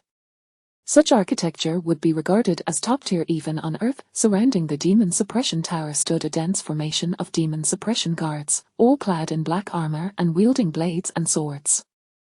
Each of them possessed cultivation levels above the second stage of body refinement. At the entrance stood 10 others from the 12 zodiac signs, each a strikingly tall and beautiful lady. They cast a fleeting glance at Qin Ming but did not speak. Following Lieutenant Meng Tu and Lieutenant Mai Yang, Qin Ming entered the depths of the tower. The exterior was already dim, and the interior was even darker.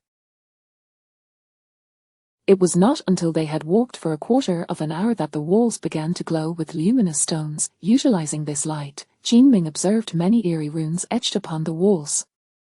At that moment, a squad of 20 Demon Suppression Guards approached from the left, carrying luminous stone lanterns. Lieutenant Meng Tu stepped forward to inquire, "Why have the luminous stones at the entrance not been replaced?" Reporting to Lieutenant Meng Tu, "Today, the number of luminous stones in the Imperial Fire Hall is limited. Each palace has received 1/3 less than usual." "Oh, why is that? The Imperial Fire Hall usually ensures all luminous stones are fully charged. Why are there so few today?" "I have heard rumors that the Emperor visited Aurora City a few days ago and sustained some injuries." Qin Ming remained silent, but from their conversation, he gleaned 2 pieces of information. First, the luminous stones in this world must be sent to the Empress's fire hall for recharging. Second, isn't Aurora City the dwelling place of the divine? How could the Empress sustain injuries? The deeper he ventured, the more astonished Qin Ming felt. On either side of the corridors were numerous torture devices, all stained with blood. The first traveler he encountered was a young woman, clad in thin athletic wear, with disheveled hair and blood on her lips and face. Upon seeing Qin Ming and the others, the young woman immediately lunged forward, kneeling on the ground with her hands clasped together in supplication. "Please, noble sir, please, I can compose poetry, and I can also sing and dance. I implore you to speak to the Empress and let me enter the palace. Once I become a consort, I will surely take care of you." Qin Ming felt somewhat at a loss for words. This woman had been locked in a prison cell, yet she still failed to recognize the reality of her situation. Chapter 14. The golden scales are not merely fish in the pond. Truly unbelievable, the cute rabbit captain turned and remarked, This traveler is named Suya. On her very first day of crossing over, she boldly recited a poem in front of soldiers at the gates of the imperial city. Later, she even implored a eunuch to escort her into the palace to meet the emperor, claiming she aspired to be a consort or even a queen. The cute rabbit captain chuckled softly, "Isn't it laughable? She doesn't even know that His Majesty is a woman, yet she wishes to enter the palace as a consort. What gives her such misplaced confidence?" Qin Ming glanced back. Suya was still kneeling on the ground, repeatedly crying out, "Take me into the palace. I can surely please His Majesty. I am destined to be a consort. I have composed numerous poems. Have you presented my verses to the emperor?" Qin Ming shook his head. This woman appeared to be a typical fairy before her crossing. Having indulged in countless soap operas about crossing over, she seemed to believe that composing poetry would win her the emperor's favor and elevate her to the pinnacle of femininity. Alas, this world does not adhere to such tropes. As he continued walking, Qin Ming spotted a woman who had been deprived of both feet, huddled in a corner, trembling in fear. The cute rabbit captain spoke softly. "That woman is named Shui. Her situation is even more absurd. After entering the palace with some selected maids, she danced on Yulin Bridge amidst heavy snowfall, hoping to catch the emperor's eye. When the Grand Princess witnessed her, she had both her feet severed." Qin Ming, looking at Shui's ashen face, it was evident she wouldn't survive much longer. Continuing forward, Qin Ming encountered nearly 30 other travelers. These individuals appeared much more rational than the previous two women. They seemed to have accepted reality. The prison contained wooden tables, chairs, and writing materials. These individuals were busily scribbling on paper. The cute rabbit captain halted in front of one of the cells. Inside, a tall traveler clad in a white shirt and jeans cradled a completed booklet in his hands. "My lord, I have finished writing the multiplication and addition tables. Could I trouble you for some food?" The cute rabbit captain took the booklet and flipped through it, finding it incomprehensible and tedious. She then tossed the booklet to Qin Ming. "Little Qin, the Grand Princess thinks you're clever and wants you to study these travelers' simplified characters and culture to aid us in dealing with them more effectively." Qin Ming received the booklet and glanced at it. To his astonishment, it contained multiplication and addition tables in Arabic numerals. The cute rabbit captain called out towards the distance, "Send some food to number 83. The man in jeans knelt down, expressing profound gratitude. Qin Ming felt a pang of empathy. He had initially thought his own situation in the palace was dire, only to realize that their plight was far worse. What had become of their talents as travelers? Had they been squandered or simply not awakened? Following the cute rabbit captain and my young, Qin Ming arrived at the front area. A wall was lined with books, all inscribed in simplified characters. The collected poems of Li Bai, the complete poems of Wang Wei, the art of papermaking, scientific knowledge for the young. Qin Ming inquired in astonishment, "Sisters, were these all written by them?" "Of course. Only by writing every day can they earn their meals." My young retrieved 2 books from the shelf. "Little Qin, these are the characters of our Dayan kingdom. Compare them with what they have written and learn their simplified characters." And my young picked up another book from the shelf. "This book, please take a good look at it, and once you understand, explain it to me." Qin Ming took it and saw the title.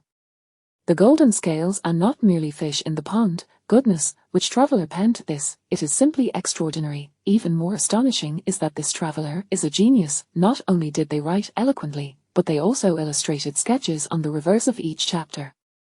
The characters' movements and expressions are vividly lifelike. What a talent. The cute rabbit and my young had other matters to attend to and left. Qin Ming sat alone in front of the bookshelf. He dared not appear too adept. The first thing he reached for was the traditional characters of the Dayan kingdom. The script of this era had never been seen in the Huaxia dynasty. The structure of the characters was square and symmetrical, aesthetically comparable to the small seal script of the Qin dynasty. Qin Ming flipped open a small booklet. It contained a comparison of around 100 simplified and traditional characters. It appeared to have been written by Jingxiang. Based on this booklet, he quickly began deciphering the characters. After approximately 2 hours, he had deduced nearly 200 traditional characters. Of course, only 20 of these were written in the booklet. The rest he had grasped independently. Just then, Qin Ming heard heart-wrenching screams. One after another, he lost the will to continue reading, hastily putting away the booklet and venturing deeper into the inferno. After a quarter of an hour, Qin Ming located the source of the anguished cries. The cute rabbit captain and Mai Yang were interrogating a traveler. This traveler was an elderly man, dressed in tattered clothing, with wounds covering his body. The typically enchanting Mai Yang now appeared fierce and menacing, subjecting the old man to harsh interrogation. She approached him with a heated branding iron in hand. "Speak, where is the main base of the travelers? Why did you cross over to our Dayan kingdom?" The old man glared defiantly, refusing to utter a word. Mai Yang, exasperated, felt her well-endowed chest heaving with rage. She pressed the branding iron against the old man's chest. Sizzle, sizzle, sizzle, a plume of smoke arose, and the scent of searing flesh permeated the air. "Will you speak or not?" The old man, stubbornly obstinate, remained silent. Qin Ming inadvertently noticed a phrase in English inscribed in the corner by the old man's feet. Locked the door. Seeing that no one was watching him, he stealthily glanced at the prison door. In the corner of the door, another phrase in English read, "Look at the top." Perplexed, Qin Ming examined the top of the cell, only to find nothing there. This scene, however, did not escape the attention of the blooded old man. Suddenly, he broke his previous silence, laughing loudly. "Do you know what I, Mu despise most in life?" The cute rabbit and Mai Yang exchanged puzzled glances. "What?" "I have been harmed by women in my lifetime. The very thing I loathe most is women. You two are here to interrogate me, and I will never speak, even if you kill me. Go on, kill me." The cute rabbit and Mai Yang exchanged glances. This Mu had remained mute for a full month since his capture. You would have thought it was for this reason. As they looked up, they spotted Qin Ming standing at the door. "Little Qin, your timing is perfect." Mai Yang approached him with a seductive smile. "Come. Help your sister out, interrogate this traveler and find out where the others are hiding, and why he crossed over." At that moment, Qin Ming understood the implication of Mu English inscriptions on the wall, pointing to the door. The message on the door indicated the top, clearly testing the travelers, as the locals would not be so familiar with English. Mu had evidently noticed that Qin Ming comprehended the English. Thus, he deliberately made that statement, wanting a man to interrogate him, but Qin Ming was clever as well. If he immediately agreed, it would undoubtedly raise suspicion. He quickly waved his hands. "No, no, no, dear sisters, I merely came to study the characters. I cannot undertake such tasks. I am not a demon-suppressing guard." With that, he turned to leave. The voluptuous Mai Yang swiftly sidled up behind him, extending her arms, her ample bosom nearly colliding with Qin Ming. "Just consider it a favor for your sister. I'll help you gain merit with the Grand Princess when you return. But I've never done anything like this before." Not having done it before doesn't mean you can't. Everyone has their first time, right? Don't be nervous. Qin Ming sat smiley. Chapter 15, Astonishing. Are they beasts? They are not human. The alluring gaze of Mai Yang and her luscious lips truly stirred an intolerable yearning within Qin Ming. The adorable Meng Tu trailed behind. "Little Qin, as a member of the Taiyin Palace, it is only right for you to assist us. This man is formidable. We have lost many lives trying to capture him. If we could extract information from him, it would be a significant achievement. Besides, we are quite weary, so we leave it to you." Qin Ming, sensing the injustice, could only grit his teeth and acquiesce, though his demeanor radiated reluctance. He turned and strode into the cell. The bound Mu fixed his eyes on Qin Ming and erupted into laughter. "Har har har, I thought this world was filled solely with those flirtatious women, but lo and behold. There is indeed a man here, yet, to my surprise, it is a eunuch." Har har har. Clearly, Mu had overheard their conversation. Being from the princess's palace, Qin Ming was undoubtedly a eunuch. Qin Ming feigned anger, seizing a nearby whip, and shouted in mock fury, "If you dare call me a eunuch again, I shall strike you dead." This elicited a chuckle from Meng Tu and Mai Yang, who stood at the entrance. "Look at that. Though he is without his manhood, he still possesses the spirit of a man. Come now, let him conduct the interrogation. We shall go enjoy some tea." Qin Ming, adhering to protocol, bellowed, "Speak. Where are your fellow travelers? Why have you come to this world?" Mu Seizure fixed an intense gaze on Qin Ming and bellowed, "You wretched eunuch, you miserable eunuch." His voice echoed as if the entire demon suppression tower could hear. After 5 consecutive shouts, he seemed to tire, suddenly lowering his voice to a whisper, "Can you read English?" Qin Ming's heart skipped a beat, yet he maintained a fa8 of composure. "Tell me. Are you a Treviser?" Mu Seizure's voice dropped even further. The other prisoners in the cell could not hear. A sense of panic stirred within Qin Ming, but he still shook his head. "No? You lie. Did Newton not discover the law of universal gravitation? Answer me." "Qin Ming, I do not know." "You lie again." Qin Ming looked up in astonishment at Mu Seizure. Was he merely speaking nonsense, or did he genuinely know when someone was lying? "Have you killed Trevisers?" Qin Ming slightly furrowed his brow. "I have." "This time, you speak the truth." "How extraordinary." Could Mu Seizure truly see into the hearts of men? "Are you in the Taiyin Palace of the Grand Princess?" Qin Ming hesitated, glancing around to confirm he was alone. He nodded. "This time, I did not lie." "What is your name?" "Qin Ming." "Qin Ming, are you a kind person?" Qin Ming took a deep breath. "Generally speaking, I should be considered a kind person, but I shall not show mercy to those who seek to harm me." "You do not lie." The elder Mu Seizure fixed his piercing gaze on Qin Ming. "Child. Come here, approach me." Qin Ming was perplexed. "Help me with something. Retrieve the jade pendant from my abdominal wound and deliver it to a girl named Qingxian at Beiku Ridge." Qin Ming was taken aback. "Why do you trust me?" "My talent is lie detection." "You are a kind person, child. I believe in you, for I can only trust you. We are both Trevisers. We are the same kind of people. You must assist me." "Trevisers may not necessarily stand together. The one I killed sought my life. Those are merely short-sighted fools. In this bizarre world, if Trevisers cannot unite, they will all perish. If you wish to survive, you must find an organization." Qin Ming hesitated, having just experienced a betrayal by another Treviser. "Child, listen to me. You are human, they are beasts, they are not human." Qin Ming, he was utterly bewildered and shocked. "They are not human, you will understand when you see them fight. Do you know why they are called the 12 Zodiac?" "Because they are not human, they are beasts."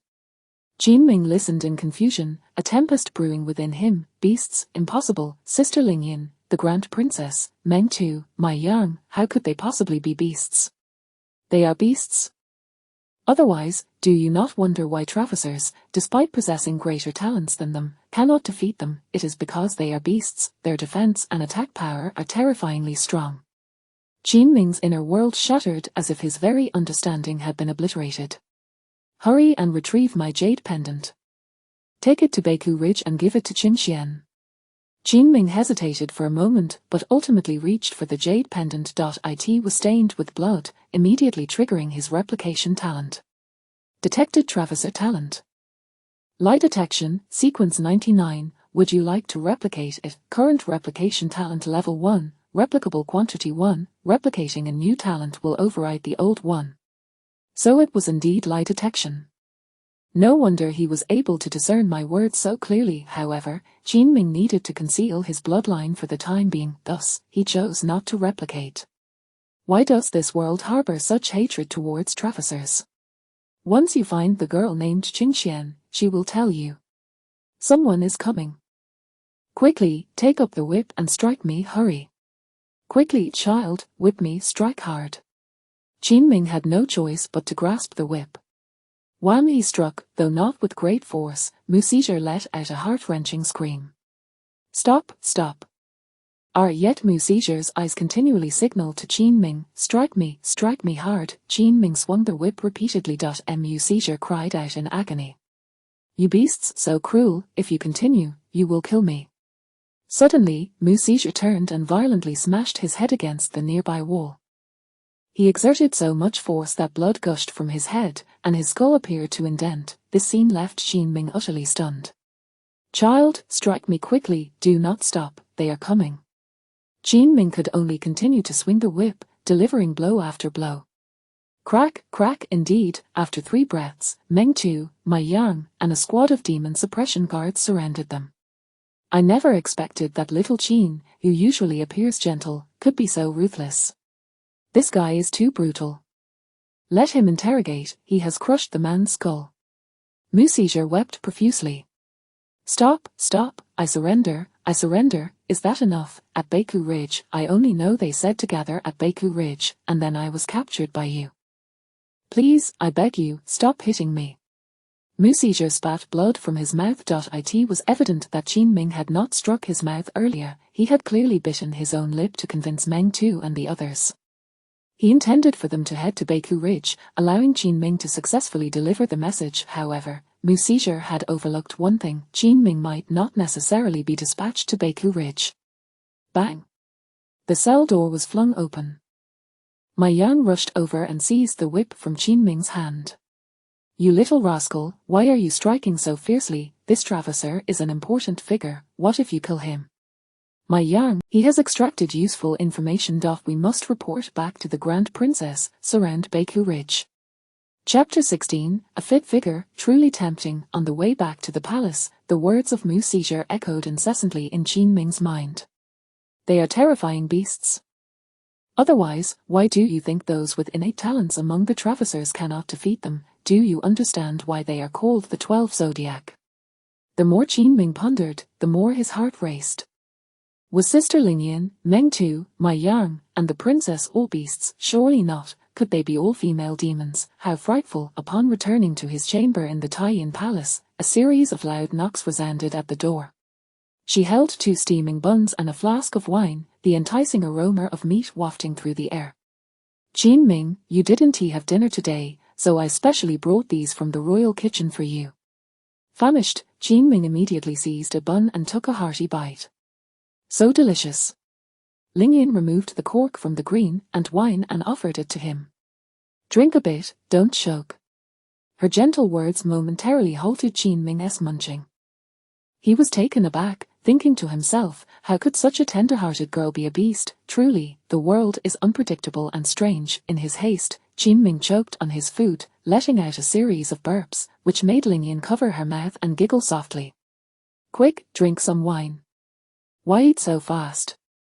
It's just so fragrant. The buns Sister Lingyan brings are simply delightful.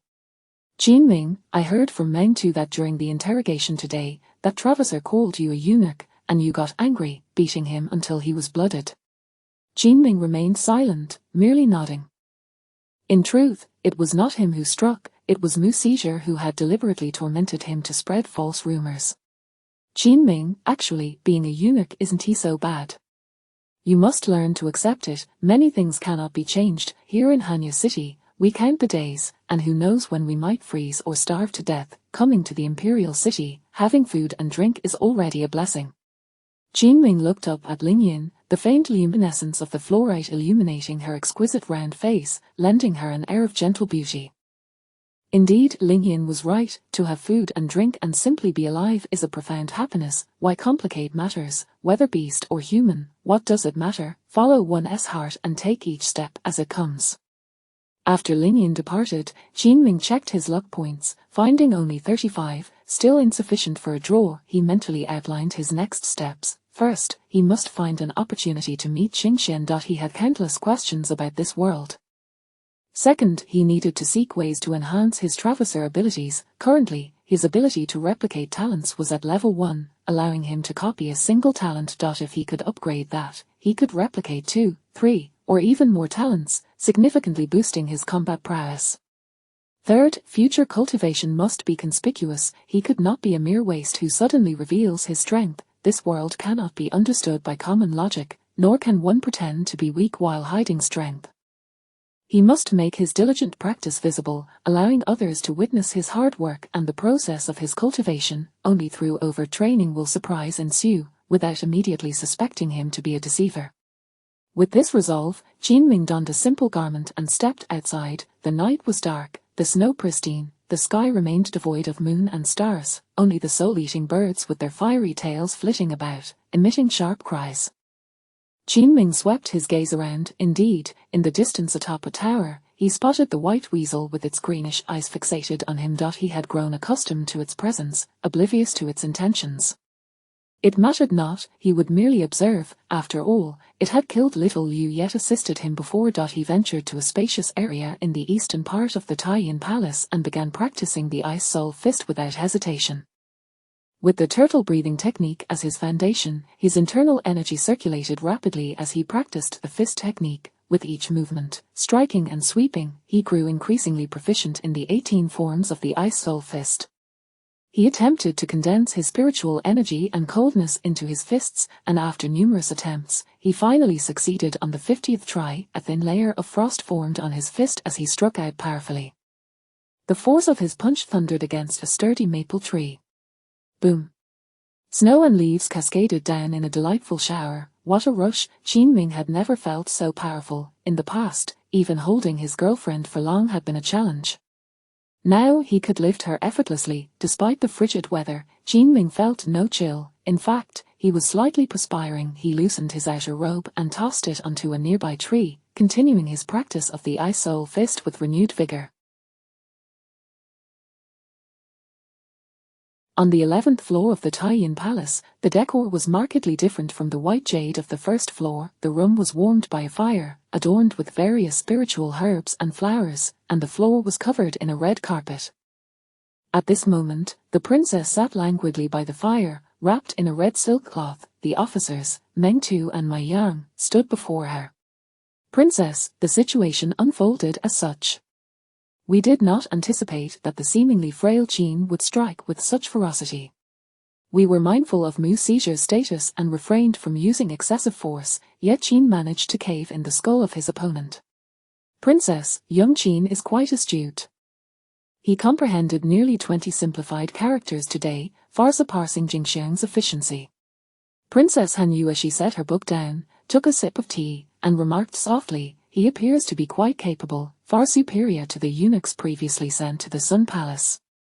"Princess," later Mu Seizure mentioned that the Travisor is at Beiku Ridge.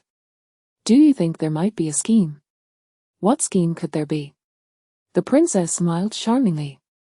"Mu Seizure is confined within the demon-suppressing tower. If he dares to scheme, I shall have his legs severed." "Understood." Just then, the princess sensed a disturbance outside. "What noise is that?" She rose and opened the octagonal window on the 11th floor. Meng Tu and Mai Yang followed closely. The three beautiful women gazed out simultaneously. In the distance, in the eastern courtyard, Qin Ming was bare-chested, diligently practicing the Ice Soul Fist. With each punch, the surrounding snow billowed into the air, and several trees trembled in response. The princess, slightly astonished, remarked, "Surely I did not misjudge. He has indeed reached the first level of body refinement." "Princess, you are correct. He has indeed attained the first level of body refinement. This young Qin has cultivated for only 2 days and has already reached the first level of the Ice Soul Fist. It is truly astonishing." "Princess, I took a year to reach the entry level." Mai Yang chimed in, equally astonished. "I was among the fastest in the 12 zodiac, and it took me a full 7 months." The princess gazed intently at Qin Ming, speaking softly, "I too took 3 months to enter body refinement.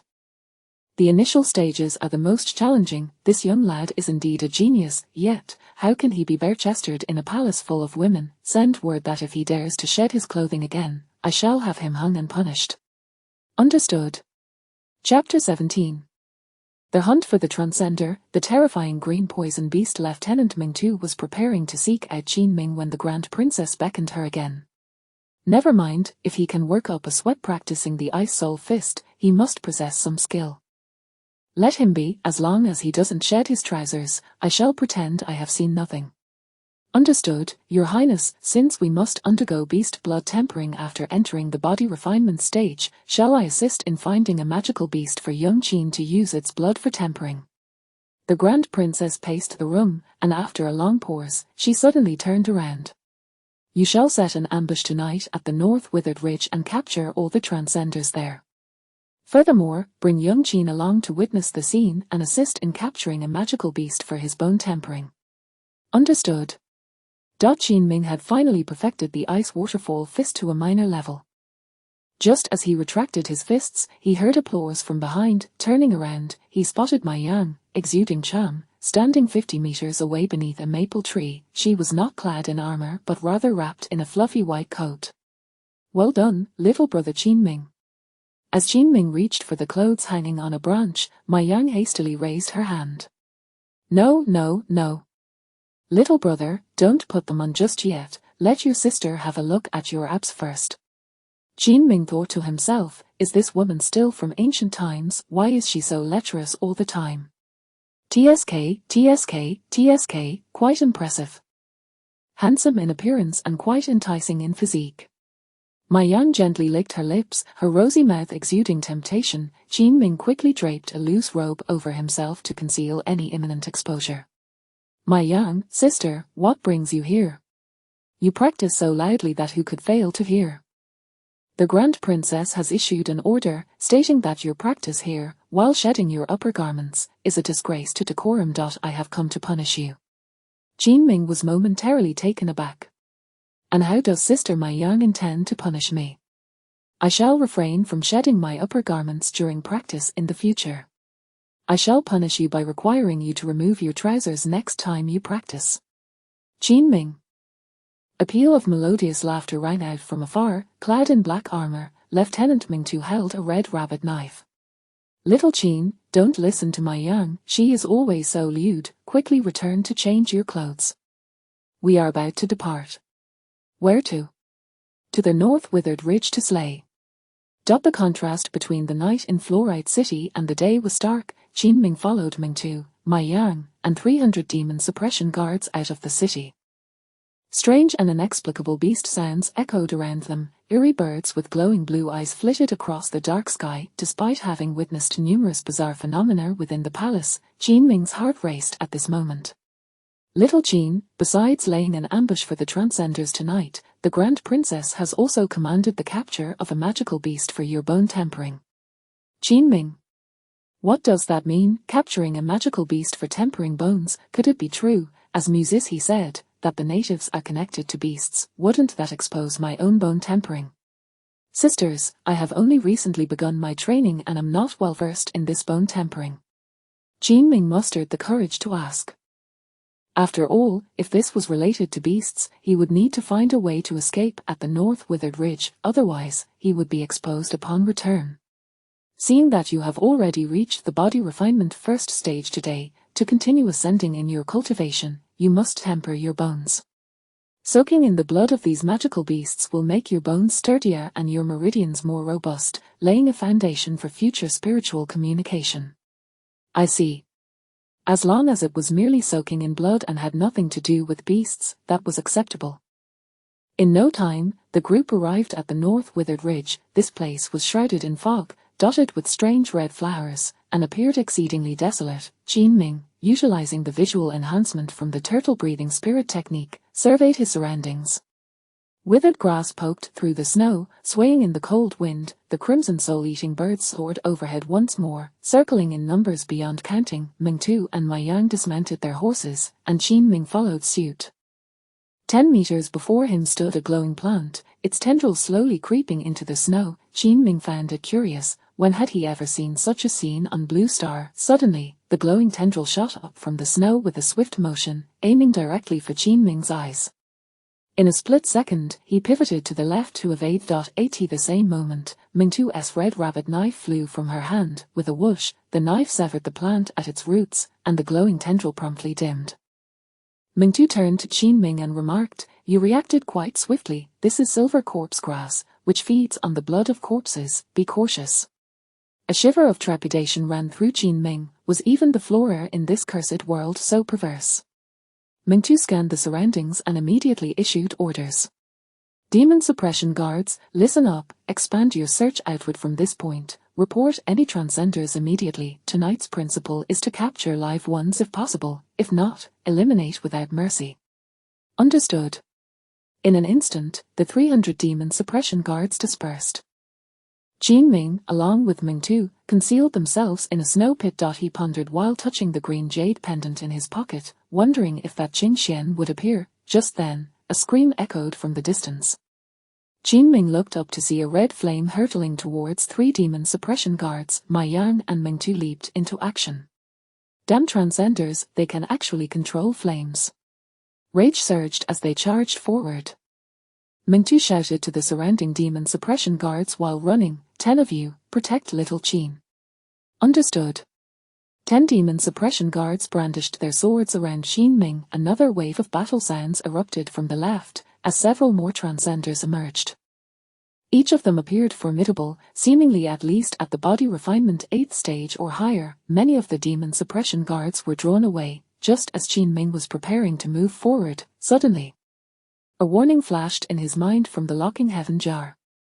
Warning, danger level increased by 50 times. During this period, lucky points will increase by 50 times. In an instant, Qinming's hair stood on end, and he leaped from the snow pit. There's danger. Clang, clang, clang, the 10 demon suppression guards unsheathed their swords. In the next heartbeat, a 4-meter-tall beast charged from the darkness. Its appearance resembled a rhinoceros, but atop its head were 2 sharp horns, and its skin was covered in green scales. Bang, bang, bang, 3 demon suppression guards were immediately trampled to death. It's a 2nd-tier green poison beast, equivalent to the body refinement 6th stage. Run. Without a moment's hesitation, Qinming turned to flee. With his current body refinement 1st stage, he was no match for the body refinement 6th stage green poison beast. Utilizing the 4 demon suppression guards were caught and slain by the green poison beast. Only 3 remained with Qinming. As he ran, confusion clouded his mind. He had claimed that the natives were beasts, yet these magical beasts were attacking them. Why did they not transform? Rumble, bang, bang, bang, the massive green poison beast pursued relentlessly behind him, shaking the very ground with its thunderous steps. After 30 breaths of frantic running, Qinming suddenly spotted a wooden cabin in the mountain to his left that might offer temporary refuge. He quickly darted into the small cabin. The other 3 demon suppression guards followed suit, swiftly closing the door behind them. Bang, bang, bang, the green poison beast repeatedly slammed against the door outside.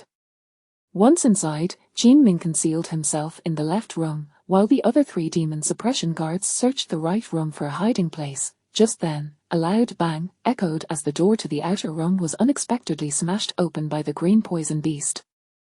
Chapter 18, The Stunning Beauty Qingxian. The 5 Elements Alliance. The colossal form of the green venom beast squeezed through the narrow doorway, its scales shattering the frame.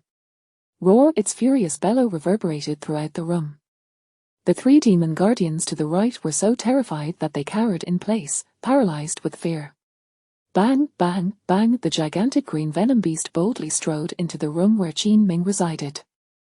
Upon spotting him, the beast charged forward like a mad creature, its cavernous maw opened wide, revealing teeth that were half a foot long. Warning, danger level increased by 80 times. During this perilous period, luck points will increase at an accelerated rate of 80 times. This was the first time Qinming had encountered such a perilous scene. He swiftly activated the turtle breath technique and retreated 2 steps, pushing off the wall with all his might, his figure soaring over the head of the green venom beast. The combination of his concealment talent and the turtle breath technique rendered Qinming remarkably agile. He unleashed a punch that struck the beast's back. Bang! Goodness, its scales were as hard as iron. His strike barely made an impact. Qinming hurriedly dashed out through the doorway. To his astonishment, the green venom beast crashed through the window, its massive body once again blocking his path. Its bloody maw lunged toward Qinming's neck. As Qinming tightened his fists, preparing to unleash the Ice Soul Fist, suddenly, a figure clad in azure descended from above. Her beauty was ethereal yet frigid, wielding a dark blade that arced downwards with deadly intent. Whoosh sizzle! The 4-meter-long head of the green venom beast was cleaved in 2. The stench of its hot blood drenched Qinming. The odor was truly nauseating. The azure-clad woman appeared to possess formidable cultivation, at least at the spirit communication stage. At that moment, the 3 demon guardians from the adjacent room burst forth, brandishing their weapons. She is a traveler. Kill her. Damn traveler, how dare you expose yourself? However, the azure-clad woman remained indifferent, her eyes cold as she swiftly swung her dark blade. In an instant, blood gushed forth as the heads of the 3 demon guardians fell simultaneously. Before Qin Ming could fully process the chaos, the chilling blade was already aimed at his neck. He quickly retreated 2 steps, raising his hands. Stop, stop, stop, are you Qingxian, or do you know Qingxian? A flicker of doubt crossed the woman's once fierce gaze. She lowered her arm, resting the long dark blade upon Qin Ming's shoulder. Who are you? You tell me first, are you Qingxian? The woman's expression grew even colder. If you refuse to answer, then prepare to die. She suddenly exerted force on the blade. Alas, why do I keep encountering these unhinged women? Qin Ming hastily grasped her arm. Stop, stop, I'm here to find Qingxian. It was her master, Mu Seizure, who sent me. Just as the azure-clad woman's brows furrowed in contemplation, Qin Ming produced a green jade pendant from his sleeve. The back of the pendant was inscribed with a simplified character for fire. The woman examined the pendant closely, her expression shifting to one of surprise. You have seen my master. Indeed. Wait. Qingxian gripped the pendant, her demeanor turning serious once more. How can I be sure you are a traveler? Qin Ming, feeling helpless, shrugged. Naturally, I am a traveler. Have you heard of Ari? The natives are completely oblivious to it. Qinchuan's eyes narrowed in confusion as she shook her head. I haven't heard of it. What about Lagrange? Surely you've heard of Lagrange. Never heard of it. What about Rice Eater, Working Person, or a 996? Surely those ring a bell. Nope, never heard of them. Qin Ming pushed her blade aside. If you still doubt me, I start to question whether you are a traveler. I am, but I don't understand what you're saying.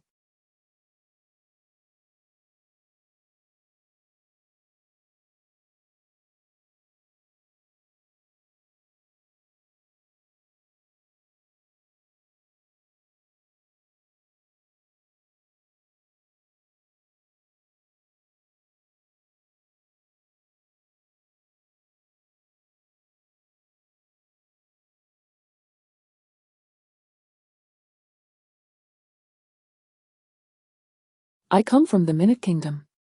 Qin Ming was taken aback. Only then did he realize that travelers in this world were not limited to the modern era of Blue Star. There were others from different dynasties.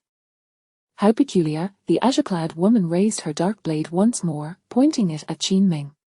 You finished asking your questions, now it's my turn. Why should I believe you? Miss, could you please lower the blade?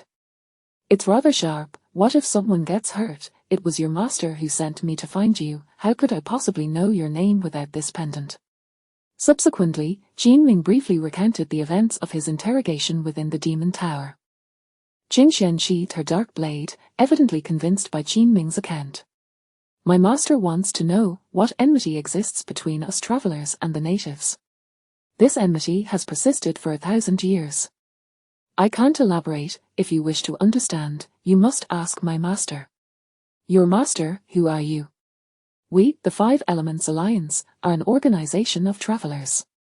Then Qingxian, is what your master said about the natives being beasts true?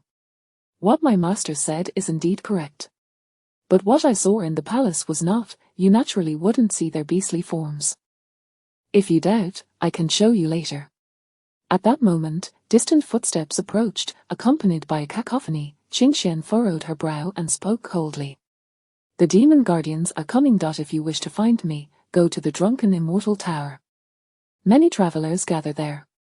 With that, Qingxian brandished her dark blade and charged toward the demon guardians. Suddenly, she turned back. To prevent you from being suspected, I must stab you once. Qin Ming was taken aback. Goodness, have the women in this world gone mad? They turn on people at the slightest provocation. Before he could evade, the dark blade had already pierced his abdomen. Whoosh sizzle. The sharp edge completely penetrated him. A wave of excruciating pain surged, causing Qin Ming to tremble uncontrollably. As he collapsed, he saw Qingxian rushing forward to engage the incoming, and Qingxian leapt into the air, her hands gripping the blade as she swung it down with tremendous force. The blade's shadow extended for 5 meters, an unstoppable force. Boom! There, charging forward, leapt into the air as well. She spread her arms wide, and in an instant, a 4-meter-long three-eyed spirit rabbit materialized behind her. Its fur was pure white, eyes crimson, with long ears standing erect. She pushed off with her hind legs, soaring into the sky with lightning speed, her combat power exceeding 3 times that of before. Qin Ming was utterly stunned. Beasts, they truly are beasts. Qin Xuan's dark blade descended, effortlessly parried by the At that moment. The behind her spread her arms, revealing a fierce-looking horned demon goat. The creature appeared incredibly menacing, with red eyes exuding a murderous aura that enveloped Qin Xian entirely. Bang, bang, bang, the Yan launched a combined assault on Qin Xian, forcing her to retreat repeatedly. Qin Ming, overwhelmed by shock, was unable to comprehend the scene unfolding before him. Their beastly forms truly materialized behind them. The pain in his abdomen was nearly suffocating, and a whirlwind of emotions, shock, confusion, and fear swirled within him. Ultimately, his eyelids grew heavy, and he lost consciousness, collapsing to the ground. Chapter 19, The False Eunuch Exposed. It's over. Pain, excruciating pain. In the depths of his unconsciousness, Qin Ming felt as if he had sustained severe injuries. Surrounding him were numerous terrifying beasts, clawing and gnashing their teeth, their gaping maws dripping with blood. These creatures drew ever closer, and with a jolt, Qin Ming awoke from his stupor. Before him was a face of breathtaking beauty that took his breath away. Her skin was as white as snow, her eyes like autumn waters, and her lips a luscious red, reminiscent of ripe cherries. The black gauzy garment she wore could not conceal her enchanting figure. It was the Princess Chang. Qin Ming recognized her immediately and sat up in shock. Splash! The blood that had pooled around him continued to drip as he sat in the blood-filled tub. The princess lay languidly on a chair, a half-eaten shuahan fruit in hand, and spoke softly, "If you wish to live, stay still." It was then that Qin Ming realized he was submerged in a vat of blood. The stench was overwhelmingly pungent, dark as pitch. This odor bore a resemblance to that of the green venom beast he encountered earlier. Suddenly, it hit him. He seemed to be without clothing. His heart raced in panic. He hastily felt around in the blood. Oh no, the shorts he wore were not his original pair. Had his guise as a false eunuch been unveiled, this was disastrous. Would he be exposed? No, wait, the princess likely remained unaware, otherwise, she would not be sitting there, leisurely eating a shuahan fruit. As Qin Ming turned his head, he spotted Lingyan in the corner, her pale yellow brocade dress blushing with embarrassment, her head bowed in silence.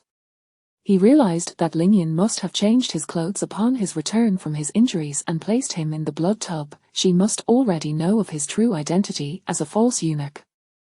Would she dare to report it? A false eunuch infiltrating the palace was far more serious than a time traveler. Qin Ming's heart raced anxiously. The princess finished her shuahan fruit and took a sip from a bottle labeled Zui Xian Niang. Little Qin, the blood of the green venom beast is beneficial for tempering bones.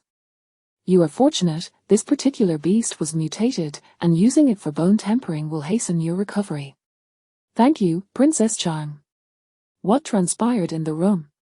Qin Ming raised his blood-soaked hand to rub his temples. Concealing the truth, he replied, Officer Mingtu and Officer My Yang had 10 more guards protect me, but we were ambushed by the green venom beast. It was ferocious, and we fled into a room.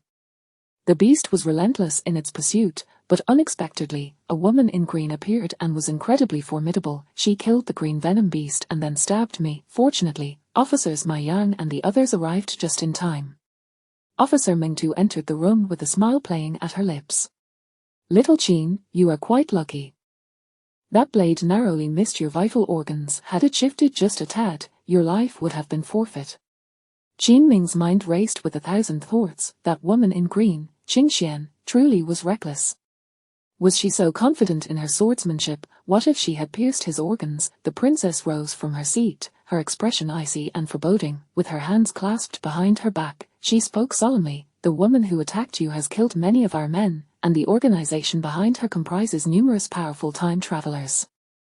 6 time travelers appeared at Baku Ridge, with 2 dead and the other 4 gravely injured and fleeing. Little Qin, you have achieved great merit in uncovering this information about Baku Ridge. At that moment, Officer My Yang entered, cradling a gleaming longsword in her hands. Little Qin, this sword is bestowed upon you by the princess. It is named the Bloodfall Sword, symbolizing that whenever it is drawn, it will ensure the enemy bleeds. Qin Ming accepted it, feeling a surge of joy. This sword was already of mid-grade Xian level, quite impressive. I thank the princess for this gift. Princess Han Yueshi nodded slightly. The foundational sword techniques are available in the library of the Taiyin Palace. If you are interested, you may practice at your leisure. Thank you, Princess. With that, Princess Han Yueshi departed, accompanied by 2 officers. Ling Yin, who had been standing in the corner, blushed deeply. She suddenly dashed to the door, exclaiming, "Princess, I have one more matter to report." Jinming was startled and gently touched Ling Yin's arm from behind, urging her not to speak recklessly. The princess turned her head, one hand resting behind her back. "What is it?" "Princess, little Qin is gravely injured. Could we arrange for something nourishing to be prepared for him in the imperial kitchen?" The princess nodded and swept away with her sleeves. Once the 3 had moved far enough away, Jinming seized Ling Yin's hand. She pushed his arm away nervously, her face flushed. Without uttering a word, she busily moved about the room. "Sister Ling Yin, was it you who changed my clothes?" She hurried outside and returned with a large wooden tub to place in Jinming's room, then carried bucket after bucket of hot water inside. Jinming felt a pang of guilt and wanted to assist her, but he had no clothing and was covered in blood. "Sister Ling Yin, I have my reasons. I am not deceiving you." Ling Yin remained silent, filling the bathing tub with hot water before softly saying, "You have been soaking in the blood of the green venom beast for 2 days and nights. You can wash now." Shyly, Ling Yin dashed out of the room. Jinming grasped the edge of the blood-filled tub and stood up. To his astonishment, the grievous wound he had sustained 2 days prior at Beiku Ridge had healed remarkably well. It seemed the healing methods in this fantastical world were indeed powerful. After soaking in the blood of the green venom beast for 2 days and nights, he felt an overwhelming surge of strength coursing through him. His bones had become even more resilient than before. Within his dantian, his vital energy surged, and he was on the brink of a breakthrough into the 2nd level of body tempering. The speed at which he was cultivating would surely astonish anyone who learned of it. Stepping out of the blood tub, he entered the clean water, which was hot and comforting. In this frigid, wintry weather, it was no small feat to have such warm water prepared. Jinming gazed at Ling Yin, who was busying herself in the courtyard, feeling deeply moved. Ling Yin had not exposed his identity, and he owed her a tremendous debt of gratitude. She had borne significant pressure by not revealing his identity as a false eunuch. If this matter were to leak, it could cost her life. Half an hour later, Jinming had thoroughly cleaned himself in the water. Ling Yin returned to the courtyard with another half bucket of hot water. She poured it into the bathing tub and was about to turn to leave when Jinming seized her arm, pulling her back. Ling Yin's face was flushed, and she kept her head down, unable to meet his gaze. "You let go of me." Chapter 20. I will marry you, bestow you happiness. Sister Ling Yin, I truly did not intend. I have my reasons. If I had meant to trick you, may I be struck by lightning and meet a wretched end. Ling Yin, possessing an inherently kind and pure nature, felt her heart soften immediately upon hearing Jinming's solemn vow. She raised her eyes slightly, her face adorned with confusion. "Then how did you escape the cleansing?" Jinming's expression shifted instantly to one of sorrow. He began to unleash his remarkable talent for fabrication once more. "Sister Ling Yin, do you know that I have 6 elder brothers? Some perished from starvation or exposure, while others fell victim to ferocious beasts. I am the only one left to carry on the family lineage. When I arrived in the imperial city, I sold everything at home, even the cooking pot, and managed to gather 60 taels of silver. While in the cleansing chamber, I discreetly used that money to secure my escape. But Jinming, if you are discovered, it will be a death sentence. That is why, Sister Ling Yin, you must. I cannot conceal this from the princess. I have been with her for 8 years. I must report everything to her." Suddenly, Jinming sprang up from the water barrel. Crystal clear water cascaded down his robust, muscular frame, leaving Ling Yin blushing and flustered. "Sister Ling Yin, if you reveal this, I will surely die, and so will my entire family. If you choose to remain silent." Ling Yin lowered her head, shyly inquiring, "What will happen if I do not speak?" Summoning his courage, Jinming extended his powerful arm and drew Ling Yin into an embrace. Startled, she trembled and hastily struck at him with her arms. "Sister Ling Yin, if you keep this secret, I will cherish you for the rest of my life." "Jinming, let me go." Ling Yin gently tapped his chest with her arm. Sister Lingyan, ever since you began assisting me upon my entry into the palace, I, Qin Ming, have resolved to treat you well and show my gratitude. That is why, when you fell ill, I risked my safety to fetch coal for you, nearly losing my life to that Jingxiang. At this point, Lingyan's heart melted, her hand that had been striking Qin Ming's chest came to a halt. Lowering her head, she spoke softly, almost inaudibly, I agree to keep your secret, so please let me go. There are always demon suppression guards in the courtyard. If we are discovered, we are doomed. Qin Ming released her. Lingyan, feeling shy, attempted to flee, but he grasped her arm once more. Sister Lingyan, I will earnestly work hard to make a fortune and cultivate my skills. Once I have the means, I will redeem you and take you as my wife. After honing my abilities, I will protect you and ensure your happiness. Lingyan's heart raced, she broke free from Qin Ming's grasp and dashed out of the room. Qin Ming took a deep breath, hurriedly emerging from the bath and dressing.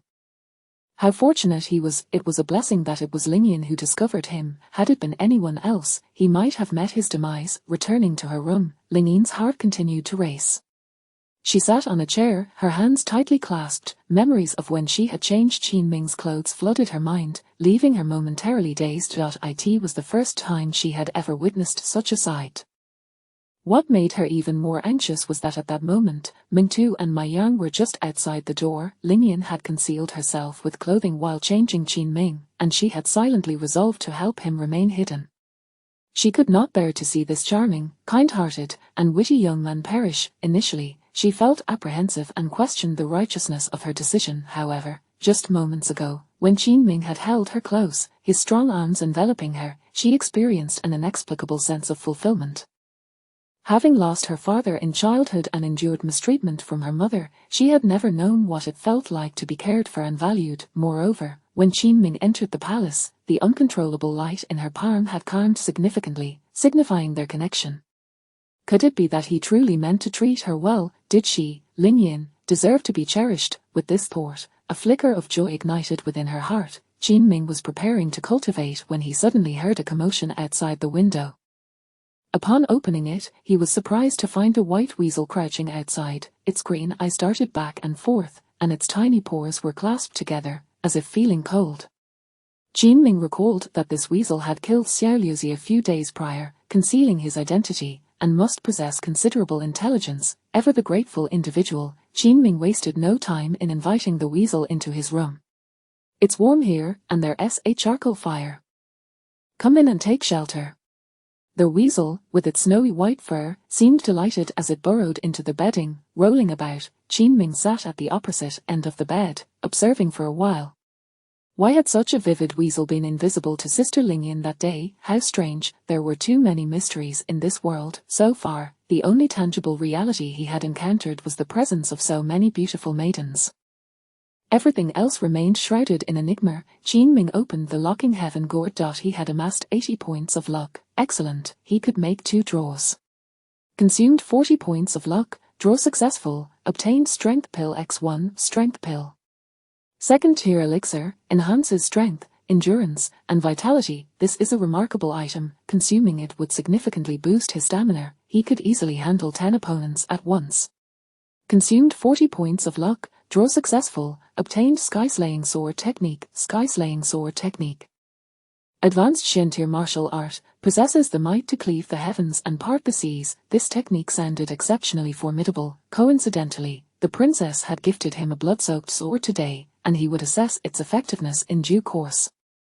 Qin Ming sat cross-legged and began to absorb spiritual energy. He continued practicing the turtle breathing technique. After 2 hours, he finally mastered it. His speed, vision, hearing, and perception had all doubled. He felt as though he could hear the sound of snowflakes landing outside. He could even hear Lingyan tossing and turning beneath the covers. This was truly magnificent. At that moment, his vitality surged to the brink of a breakthrough. Without hesitation, he swallowed the strength pill. Instantly, a powerful surge of spiritual energy coursed through his entire being. He felt an overwhelming surge of strength. Clenching his fists, his aura intensified once again. He had finally reached the second level of body refinement according to the cultivation standards of this world. Jinming's speed was now unparalleled. He felt a tingling heat throughout his body. The effects of the strength pill were astounding. If he were on Blue Star at this moment, he would undoubtedly take a taxi to his girlfriend's residence. Chapter 21, Lingin's blush, seeking someone at the Drunken Immortal Pavilion, yet circumstances do not permit it. Just today, he had confessed his feelings to Lingyin. It would be rather inappropriate to sneak into her chamber at this time. With this thought in mind, Jinming pushed open the door and made his way to the side courtyard. The weather was frigid, with snow blanketing the ground. He stripped off his outer garments, revealing his well-defined and sculpted physique. Jinming commenced a series of fluid movements, practicing the ice soul fist. An hour later, he was drenched in sweat, having made significant progress in his training. With a powerful punch, he struck the icy surface. Bang! The solid ice shattered, creating a gaping hole. He leaped into the frigid water beneath. Damn, what a refreshing sensation! At last, he had managed to quell the raging fire of the great strength pill within him. Jinming emerged once more from the icy void, seizing the blood-fall sword bestowed upon him by the princess, and began to practice his swordplay with abandon. The celestial severing sword technique consisted of but a single move, and after a few erratic swings, he executed the stroke. This way, no one could discern exactly what sword technique he was honing. Unbeknownst to him, Lingyin, situated 50 meters away from his chamber, had been unable to sleep the entire night. The images of Jinming holding her in his embrace and the words he had spoken echoed in her mind. She tossed and turned, her legs tightly wrapped around the blanket, her thoughts swirling. It was not until the deep hours of the night that she suddenly heard the sounds of martial training from outside. Lingyin leaned against the window and beheld Jinming, bare-chested as he practiced his punches and swordplay in the snow. He resembled a wild beast, with a physique that was nothing short of perfect, emanating a formidable aura. Her heart raced, and her cheeks flushed. As dawn broke, Princess Han Yueshi awoke in her chamber on the 11th floor of the upper palace. She opened the Bagwar Mystic Gate to gaze at the distant snowy landscape, and her eyes immediately fell upon what a remarkable individual, blessed with extraordinary talent and yet so industrious. Such a person is indeed rare. The princess extended her slender jade hand into the darkness, summoning the alluring Captain Mai Yang, who promptly knelt before her. Take him to the Taiyin Palace's library to select a sword technique. We do not want him wielding the blood-fall sword indiscriminately, unaware of what he is truly practicing. Yes, princess, you hold this young Qin in high regard. Han Yueshi, with her left hand resting gracefully behind her, caught a few snowflakes in her palm. The snowflakes did not melt, and she gently blew them towards her rosy lips. In an instant, 5 or 6 petals of snow took flight once more. The war against the time travelers grows increasingly brutal. That wretched Empress sister of mine was injured during her recent visit to Aurora City. Although my demon-suppressing guard is formidable, they are all women. They would not fare well in a hard-fought battle. I have been contemplating cultivating some gifted young men. Princess, you speak wisely. I find young Qin quite suitable. He is not only handsome and eloquent, but also diligent in his training. His talent is commendable. If nurtured properly, he could prove invaluable in the war against the time travelers. As Jinming turned to head back, he collided with Captain Mai Yang, who was striding towards him. Dressed in black armor, her figure was voluptuous, exuding a captivating allure. Young Qin, your muscles seem to have grown even more solid. Come, let me have a feel. Jinming nearly retorted with a teasing remark, thinking to himself, I have something even harder. Would you care for that? However, he dared not voice it. Sister Mai Yang, what brings you out so early? Mai Yang stifled a yawn and gently rubbed her temples. I had planned to enjoy a restful beauty sleep today, but it seems my master wishes to indulge in the drunken immortal brew. Jinming, upon hearing the words drunken brew, a plan began to form in his mind. Sister Mai Yang, with your beauty, a little more beauty sleep would enhance your complexion. How about I fetch the wine for you? You. Are you certain? I intend to visit the demon-suppressing tower today to acquire some simplified texts written by the time travelers for study, and I will pass by the market. By the heavens! Mai Yang's face lit up with a radiant smile. She leaped forward and gently patted Jinming on the shoulder. You truly are a good little brother to me. If all the eunuchs in the Taiyin palace were as considerate as you, I would not need to resort to violence. I would be too tender-hearted. With that, she detached her insignia and placed it into Qin Ming's hands. Off you go, procure 2 jars, but make sure they are of the finest quality. My Yan yawned again before inquiring, do you have any money? I have some. The silver I earned a few days ago remains unspent. Then that is settled, off you go, and I can enjoy my slumber. Captain Mai Yang stretched her arms, revealing her alluring curves. Her armor could easily have been a size larger to properly accommodate her voluptuous figure. The journey out of the palace was remarkably smooth. Qin Ming rode his snow steed, just as he had previously. He refrained from wearing the black uniform of the demon-suppressing guard, as it would attract too much attention. Though it was morning, the light remained dim and hazy. Many commoners had already risen, selling an array of breakfast items: soup dumplings, spicy soup, red bean paste, fried dough sticks, osmanthus cakes, and more. Qin Ming observed that such delicacies, in light of the era's progression, should not exist. They must be closely tied to the arrival of the time travelers. Yet, if the time travelers had contributed so much to the world's development, why had they forged such a deadly enmity with the indigenous people? Qin Ming found himself utterly perplexed. This contemplation quickened his pace. He needed to reach the drunken immortal pavilion swiftly to locate Qingxian and inquire about the matter. Upon entering the drunken immortal pavilion, Qin Ming glanced over his shoulder, waiting for a considerable time to ensure no one was following him. He then ascended to the 6th floor, where he spent a tael of silver to order a jar of wine, 3 small dishes, and a bowl of soup. He indulged in the meal heartily. The cuisine within the palace was bland and uninspiring. Dining at the drunken immortal pavilion was far more delightful. Qin Ming resolved to buy extra food and drink to bring back for Lingyan and the others. Just as he had downed 3 cups of wine, he looked up to see a woman in green standing at the 8th floor railing, clutching a black blade, her gaze fixed coldly upon him. It was none other than Qingxian, whom he had encountered that fateful night. Qin Ming promptly rose, feigning nonchalance as he made his way up the stairs. Upon reaching the 8th floor, he observed Qingxian enter a room at the end of the corridor. After confirming that no one was following him, he strode purposefully to the last room and pushed the door open. Strangely, the room was utterly vacant. Chapter 22, The Periodic Table of Elements. The multiplication table. Qin Ming searched his room and finally discovered a mechanism beneath the bed. With a gentle press, a thunderous sound erupted. A concealed door appeared before him. After a moment's contemplation, he leapt towards the dark portal. Inside lay an extensive, dimly lit corridor, with oil lamps affixed to the walls every 10 meters. Just as Qin Ming emerged from the passage, a cold blade was thrust before him. It was a black gold dagger. The wielder was none other than the woman in green, Qingxian. Suddenly, 2 men appeared behind Qin Ming. One was short yet robust, while the other was slender and frail, sporting a head of red hair. This unconventional appearance indeed bore resemblance to those from Blue Star. At that moment, the door of the room ahead creaked open, and a stunning woman stepped out, clad in white. Her figure was voluptuous, exuding an aura of sanctity.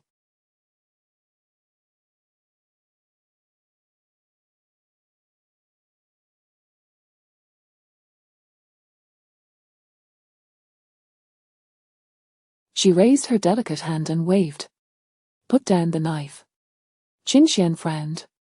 Master, this fellow could possibly be a spy. Indeed, master, the stout man echoed. He must be a spy. The enchanting woman beckoned to Qin Ming. You must be Qin Ming, come and sit. She cast a mildly reproachful glare at her disciples. Your master uncle possesses the gift of lie detection. How could he possibly misjudge someone? As for your heavy losses in Beikuling, that was due to your own negligence. The young woman, Qingxian, reluctantly sheathed her dagger. Master, even without suspecting him as a spy, we still require an entrance examination.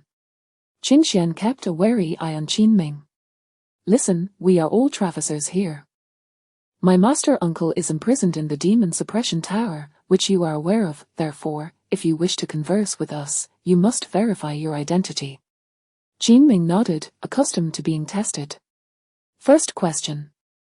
Recite the multiplication table. Qin Ming, Qingxian, weren't you from Minute Country? Do you also know the multiplication table? I do not, but my master does. Just recite it.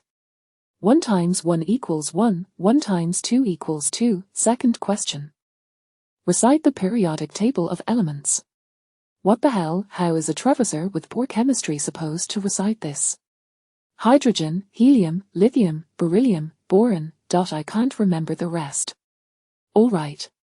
The beautiful woman seated at the table waved her sleeve. Your master uncle must have already assessed him. There's no need for further questioning. Come over here.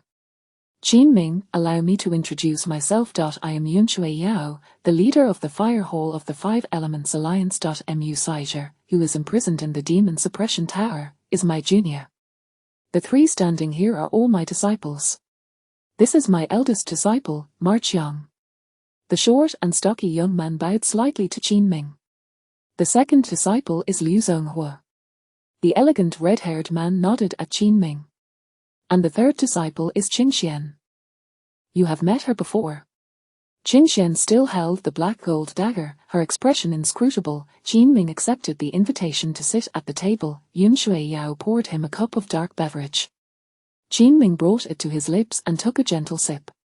Such a familiar taste. You should recognize this flavor. Qin Ming nodded. Coke. I never imagined traversers could even produce coke. Do not underestimate the traversers of this world. Countless have come here over the millennia, creating innumerable inventions. Senior Yun, I have many questions. Senior Mu said I could inquire with you.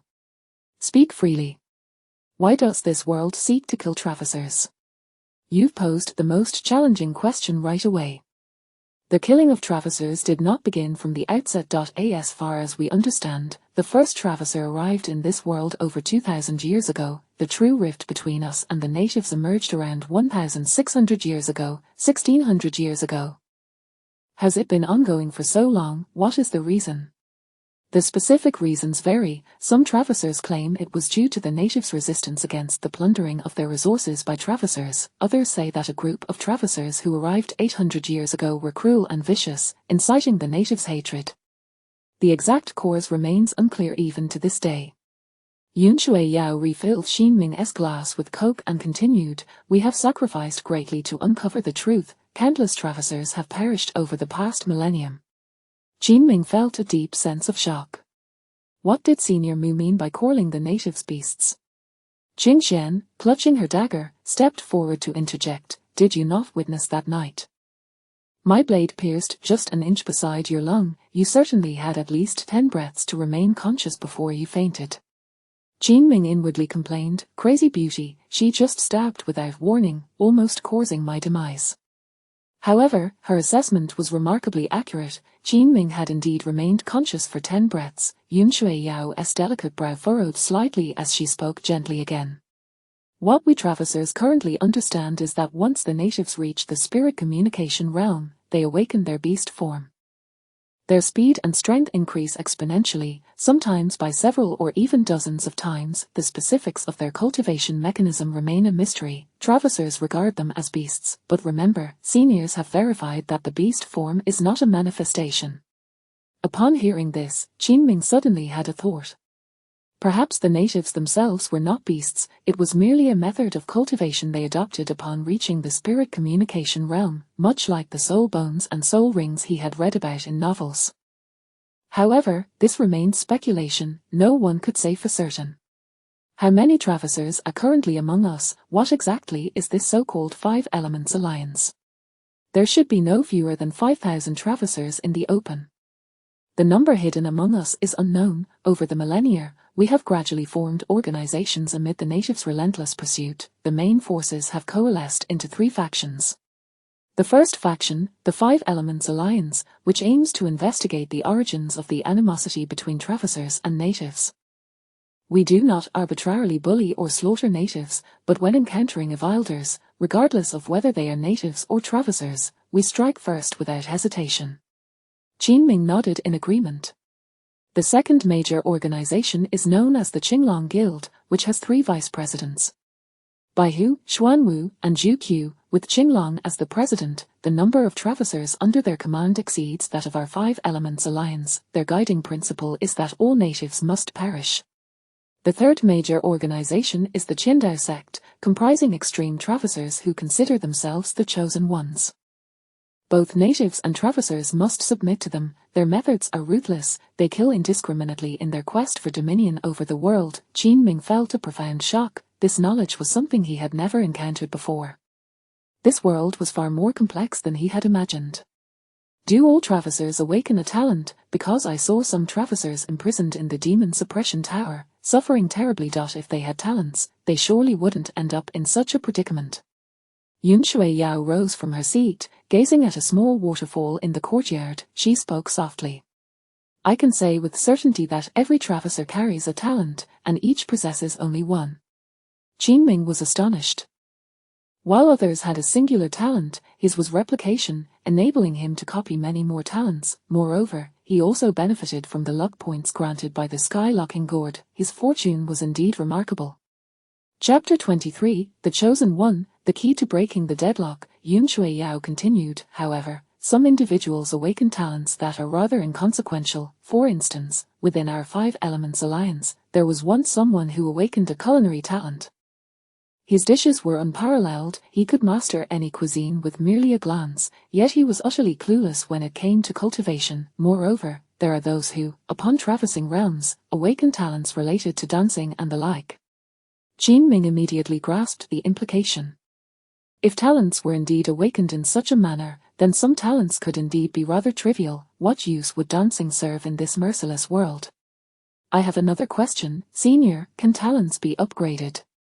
As soon as the question left his lips, Yun Shui Yao, Qingxian, Ma Qiang, and Liu Zhonghua all turned their heads towards him. Qin Ming, you truly possess remarkable insight. Before joining our organization, we were entirely unaware of the possibility of upgrading talents, yet, you have managed to deduce it on your own. Qin Ming thought to himself, his locking heaven gourd interface displaying the information clearly. Talent replication was currently at level 1, so there must surely be levels 2 and 3. You are correct, Qin Ming, talents can indeed be upgraded. However, such upgrades require a form of essence known as Jingper. What is Jingper? Have you ever seen those fiery red soul-devouring birds soaring in the sky? Qin Ming nodded. He had often witnessed those eerie birds around the palace, each sighting accompanied by a chilling sensation. These birds are called soul devourers. Whenever a traveler perishes, they descend to consume the traveler's head. They do not feast on flesh but rather on Jingper. Qin Ming recalled the time when Jingxiang had died. Indeed, those soul devourers had swooped down from the sky, leaving her head utterly vacant.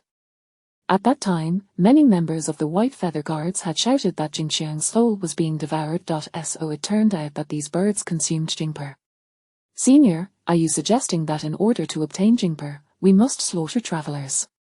Certainly not, Yun Shui Yao waved her sleeve dismissively. Throughout the millennia, conflicts have erupted between travelers and natives, leaving numerous remnants of souls and grievances on battlefields. Over time, these remnants of souls and grievances gradually coalesce into a form we refer to as the spirit realm, where Jingper can be sought. One could say that Jingper arises from the conflicts and resentments between travelers and natives. Entering the spirit realm might even unravel the secrets behind the enmity between travelers and natives. It was the first time Qin Ming had encountered the concept of the spirit realm. He had not anticipated that there were so many secrets in this world. He felt a surge of interest. After all, his talent was replication. If it could be upgraded, he could replicate 2, 3, 4, or even more talents. At that point, his cultivation strength would become immensely formidable. Qin Ming, being from the princess's residence, is far more perilous than the outside world, 100-fold more so. Have you considered joining our 5 Elements Alliance? Qin Ming hesitated. Yun Shui Yao continued, perhaps you currently possess a unique method to conceal yourself within the Taiyin Palace. However, once you cultivate to the spirit connection realm, you will inevitably be exposed. Qin Ming regarded Yun Shui Yao with a grave expression. Are you implying that once a native cultivates to the spirit connection realm, they will exhibit a beastly aura? And that I cannot possibly possess such a phenomenon, thus I will be exposed. Precisely, Qin Ming, you are astute. Qin Ming had initially believed that he could remain hidden indefinitely using his concealment talent. He was taken aback to learn that reaching the spirit connection realm would certainly lead to exposure. What was he to do? If he refrained from returning to the palace and instead lingered outside, it did not seem a viable solution. Not only would he be betraying Lingyi's kindness towards him, but the outside world was hardly a sanctuary either. After much contemplation, Jinming decided it would be best to remain in the palace while also joining the Five Elements Alliance. At the very least, he would gain access to more valuable information. In a world rife with mysteries and dangers, possessing additional information and experience would enhance his chances of survival. Jinming nodded. Senior, I am willing to join. Excellent. To join the Five Elements Alliance, one must undergo a trial in the spirit realm. Coincidentally, you also require the spirit realm to enhance your talent. 3 days from now, I will arrange for you to enter the spirit realm. Jinming nodded in agreement. It is getting late, I must take my leave, lest the Taiyin Palace grow suspicious. With that, Jinming bowed to those present and departed. Qingxian, clutching the black gold knife, approached Yunshui Yao. Master, why are you treating him with such courtesy when his cultivation is so low? His cultivation may be lacking because he has just traversed here. The reason for my courtesy is that I share the same perspective as your master uncle. He will be the key to breaking the deadlock. Why? How can he be the key to breaking the deadlock? Yunshui Yao inhaled deeply and spoke in a solemn tone. He is remarkably intelligent and kind-hearted, and moreover, he is lurking within the Taiyin Palace of the princess.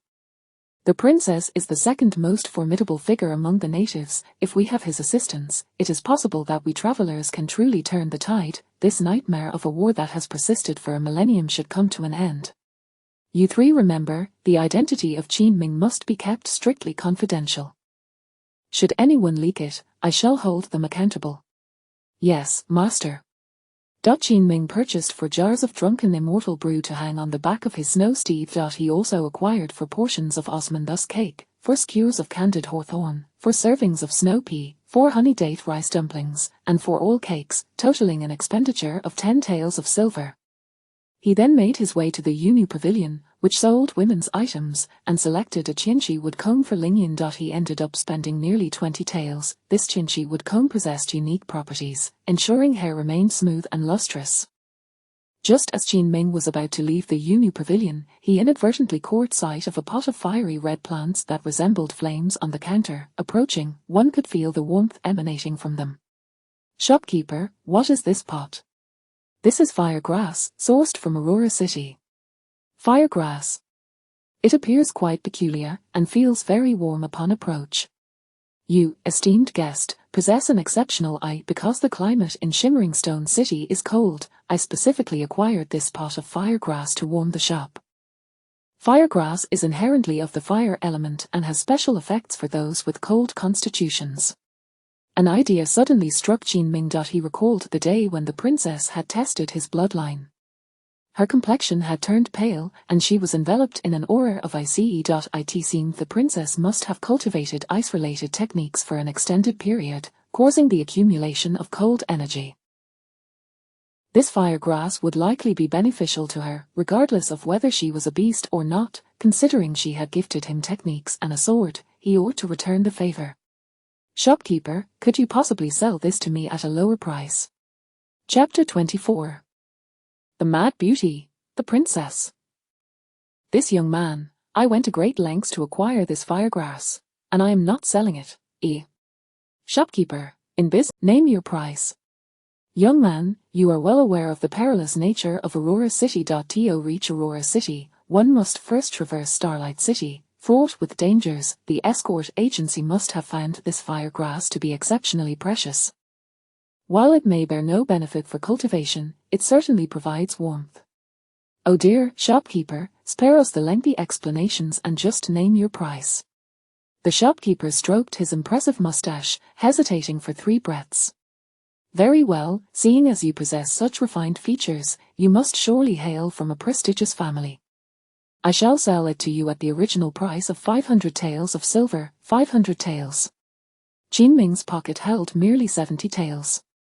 Why is this item so exorbitantly priced? Can the shopkeeper extend credit? No. A modest business like mine cannot afford to extend credit. Qin Ming produced the demon-suppressing order from his waist. I have only a meager amount of silver today. I shall repay you upon my next visit. This demon-suppressing order possessed truly miraculous effects. The shopkeeper's demeanor shifted instantly upon seeing it. Within the vast Diayang kingdom, two formidable powers stood paramount, the White Feather Guard of Her Majesty, the Empress, boasting a military force of several 100,000, and the demon-suppressing guard of the Long Princess, though comprised of only a few thousand. Each member was exceedingly ruthless. The shopkeeper quickly discerned that Qin Ming was not to be trifled with. Very well, young man, I shall grant you credit this time, but you must ensure to repay me upon your next visit. Otherwise, this humble shop's family will, certainly. Qin Ming extracted all 70 taels from his pocket. He owed 430 taels on credit, wrote an IOU for the Jade Maiden Pavilion, and rode off. In the upper hall of the Taiyin Palace, the Long Princess lay alluringly draped in green silk upon a white jade chair, her long, supple legs elevated, the striking red leather boots upon her feet were particularly. At this moment, the Long Princess's visage was marred by fury, her gaze indifferent. Kneeling before her were three individuals, Ling Yin, Mai Yang, and Meng Tu. Who granted you the audacity to release young Qin from the palace? The Lieutenant Mai Yang stammered, her face awash with fear. Despite years of service beside the Long Princess, no one dared defy her wrath. I am inquiring of you, answer me. Your Highness, it is entirely my fault. This morning, still bleary-eyed and wishing to sleep further, I was tempted by the cold outside. Young Qin offered to fetch wine for me, and without a second thought, I acquiesced. You insolent fool! The Long Princess suddenly raised her arm, a wave of chilling energy sending Mai Yang crashing back several meters, colliding against a pillar. She felt a pang in her chest but hastily scrambled to her knees once more. Your Highness, do you suspect young Qin? He has already slain 2 travessers and even severely injured the esteemed Musisher among them. He cannot possibly be one of them. I am well aware he is not a travesser. Recently, those travessers have been frequently active in Firefly City. He, a mere palace dweller with low cultivation, risks falling victim to malicious intent. Your Highness, I did not consider this. The blame is mine.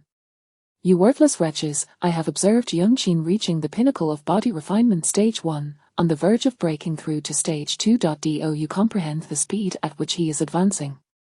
Not even the 12 of you, nor my sister, who is reputed to be a prodigy, could match such rapid progress. I had hoped that he would play a significant role in the forthcoming battles against the travessers, yet you dare to release him.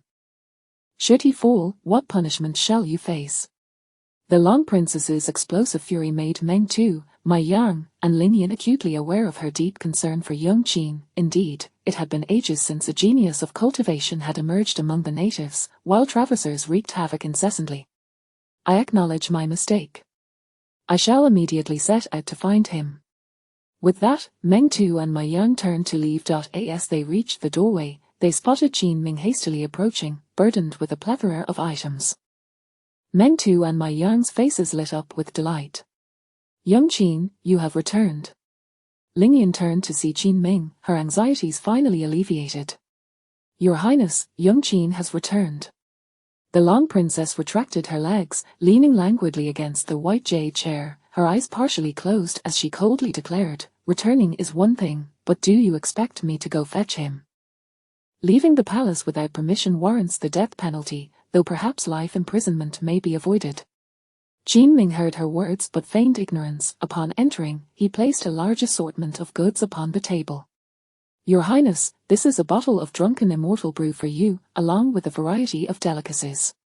After consuming the palace's fare for too long, I thought to provide a change of palate. Osmanthus cake from the West Market, glutinous rice dumplings from the East City, candied hawthorn from the South City, snowbin cakes, and so forth.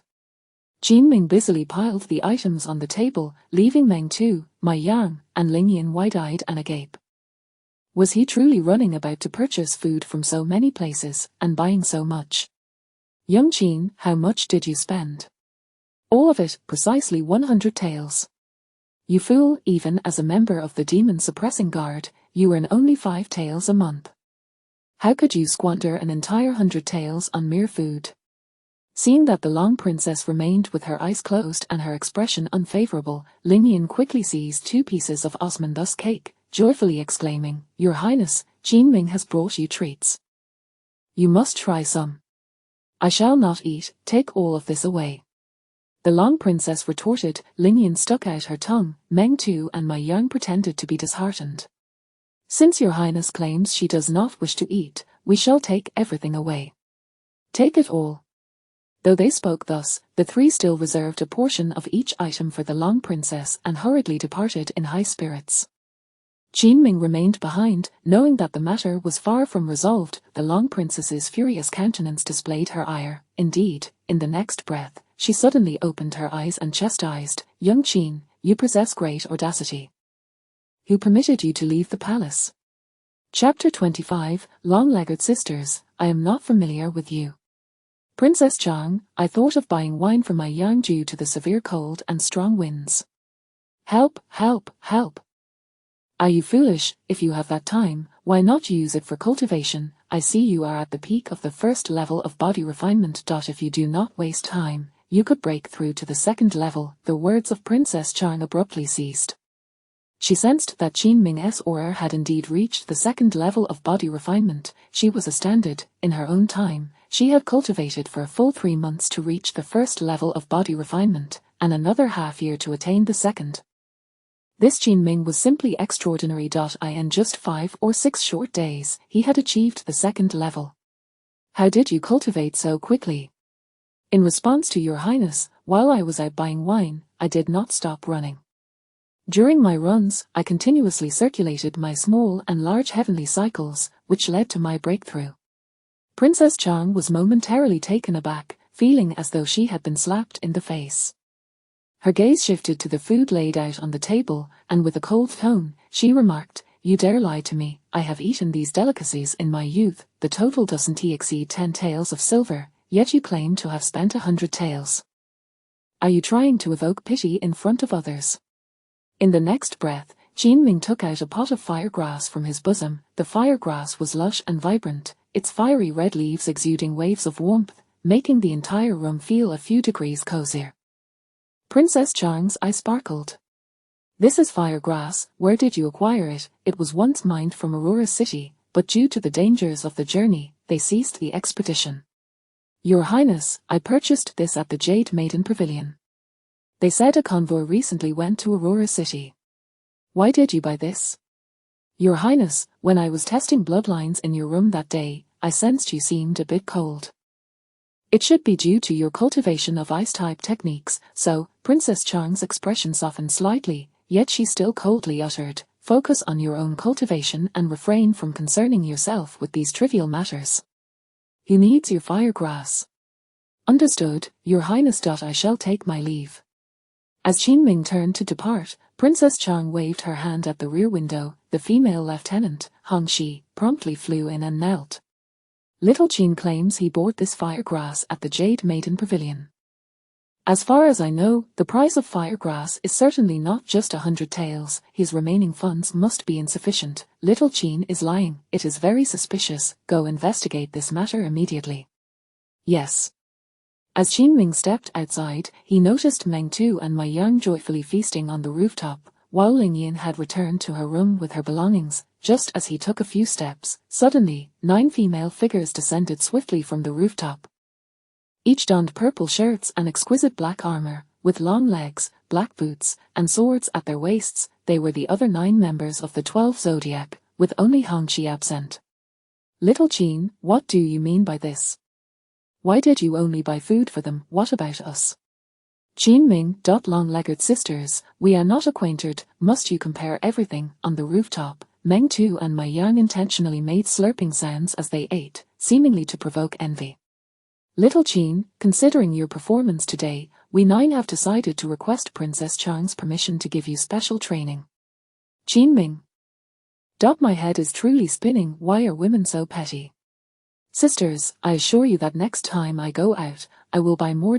I thought you were at the Demon Suppression Tower." On the rooftop, my Yang took a bite of a candied hawthorn, standing up excitedly. "Oh, Little Qin, where did you buy this candied hawthorn? It is so sweet." Indeed. Meng Tu also stood up, enjoying a piece of osmanthus cake. It's fragrant and sweet, this osmanthus cake is exceptional. When Qin Ming turned back again, he saw the expressions of the 9 female lieutenants as if they were ready to kill. Goodness, how did I end up in a den of fierce women? Each one of them is a wild spirit. Little Qin, prepare yourself, tonight, we 9 shall engage in sparring with you training. As Qin Ming walked, he murmured to himself, sparring with all 10 of you in bed, I wouldn't he stand a chance. Out in the icy wilderness, wouldn't he I be beaten to death. Taking advantage of the dispersing figures in the courtyard, Qin Ming made his way to Ling Yin's room. Today, Ling Yin was dressed in a pale yellow brocade dress, cinched at the waist with a green jade belt. Her natural beauty shone through. Regardless of what she wore, she sat at the table, all her belongings laid out, yet she had not eaten a single thing. Sister Ling Yin, why aren't you eating? I was waiting for you. You distributed all the things you bought, yet you have nothing to eat yourself. Qin Ming felt a slight warmth in his heart. At such a moment, only Ling Yin would think of him. Unlike that crazy Princess Chang, if it weren't for being under her roof, I would truly want to slap her. Qin Ming took out a warm piece of osmanthus cake and held it to Ling Yin's lips. Quickly eat some, Sister Ling Yin. This is from a place I specifically chose for its delicious offerings. Ling Yin took a bite and exclaimed in delight, after eating palace food for so long, this tastes so good. I usually can't go out to buy anything, the 12 lieutenants can go out, but they are always preoccupied with capturing time travelers and have no interest in buying food or drink. Qin Ming was somewhat speechless. Are they really so crazed about capturing time travelers? I truly wonder what would happen if my identity were exposed one day. How would these wild beauties wield their swords against me? Sigh. Qin Ming, you should eat too. Qin Ming, seizing the opportunity, took a bite from the osmanthus cake Ling Yin had already nibbled on, instantly causing Ling Yin's fair cheeks to flush deep red. You ate what I had already eaten, Sister Ling Yin, what you've tasted is even more delicious. Ling Yin's face turned even redder, all the way down to her neck. By the way, Sister Ling Yin, besides these delicacies, I also specially picked a gift for you. Qin Ming retrieved the celestial wood comb from his sleeve. Ling Yin exclaimed in surprise, this comb is so beautiful and smells delightful, what material is it made from? It's celestial wood. Using this to comb your hair will make it shiny and black, and it has a lovely fragrance. I think I've heard of celestial wood. It must be quite expensive, right? Not expensive, just 20 taels of silver. 20 taels of silver is not expensive, Qin Ming, we only earn 50 when for a month of service in the palace. We can't even earn a tael in a year. Sister Ling Yin, I promise to treat you well, this is nothing. I will buy you even better things in the future. With that, he placed the celestial wood comb into Ling Yin's hands. Ling Yin, who had initially been a bit shy, now lowered her head slightly, her eyes glistening with unshed tears. Why are you so good to me? I am good to you because you are good to me, Qin Ming replied, gently holding Ling Yin's hand with a warm smile. From the very first day I arrived, Sister Ling Yin treated me kindly and later saved and helped me. I, Qin Ming, am a person who knows how to be grateful. Ling Yin bit her lip, clutching the comb with delight. Qin Ming looked at her delicate and shy demeanor, feeling a flutter in his heart. Just as he was about to embrace Ling Yin, he heard a commotion in the courtyard. Not daring to linger any longer, Qin Ming quickly stood up and gently pinched Ling Yin's cheek, which was smooth and delicate, full of collagen. Sister Ling Yin, I must take my leave. Take some of the food from the table back with you. Qin Ming grabbed a piece of all cake, stuffing it into his mouth as he walked, his cheeks bulging. Ling Yin couldn't help but giggle. Her laughter was as beautiful as a snow lotus blooming in winter. In the palace, Princess Chang was in session. The returning Hongxi, who had gone to investigate, spoke up. Your Highness, I went to the Jade Maiden Pavilion and inquired with the shopkeeper. The firegrass is valued at 500 taels of silver. Princess Chang let out a cold laugh. I knew it, this little Qin has deceived me. It seems he obtained the firegrass through other means. Your Highness, he only has 100 taels of silver in total, yet bought so much food as well. How is that possible? Your Highness, I inquired further, little Jean has a credit of 430 taels at the shop. Chapter 26. The Empress versus the Princess, the two formidable bosses. The Long Princess, who was initially indulging in tea, abruptly turned her face. What, buying on credit? Indeed, he has bought on credit. He claims he will repay it with his future salary. What a fool. How could a person from the esteemed Long Princess's residence resort to purchasing on credit? The Long Princess hurled her teacup onto the table and rose to her feet. She began to pace the room. Do you think he is foolish? The Long Princess appeared as though she had been slapped hard in the face. She surmised that Qin must have obtained the fire herb through some other means. He was unequivocally lying to her. The Long Princess, however, she never anticipated that he would actually buy it on credit, just to procure a fire herb for her. 430 taels on credit. The eunuchs in the palace receive only 50 when a month. Is he insane? He could never repay it in this lifetime without eating or drinking. Moreover, he didn't even inform me upon returning with the items he purchased on credit. Is he truly daft? Other subordinates would eagerly boast about their contributions, yet he remained silent. When I scold him, he doesn't even retort. Fuming, the Long Princess strode to the doorway. Her gaze fell upon the distant, snow-covered twilight, where Qin was once again engaged in his training. He was practicing the ice-soul fist, executing the movements with impeccable precision and a natural vigor. The Long Princess observed with considerable admiration. Suddenly, she recalled how Qin had mentioned a few days prior that his family was in dire straits, that they had starved to death. He had expressed immense gratitude for the sustenance provided by the Taiyin Palace and the Long Princess herself. Given the current situation of him buying goods on credit for her, could his previous words have been sincere? With that thought in mind, the Long Princess approached the table and opened the food Qin had left behind: osmanthus cake, candied hawthorn, cold snow beans, and more, each exuding an enticing aroma. The pot of fire herb radiated warmth. Merely standing beside it made her feel cozy. What on earth is this little Qin up to? When I was assessing his bloodline and reprimanding him, was he still concerned about my chill? It truly baffles me. Go, repay the 430 taels owed to the Unu Pavilion. The red snake captain stationed at the doorway displayed a troubled expression.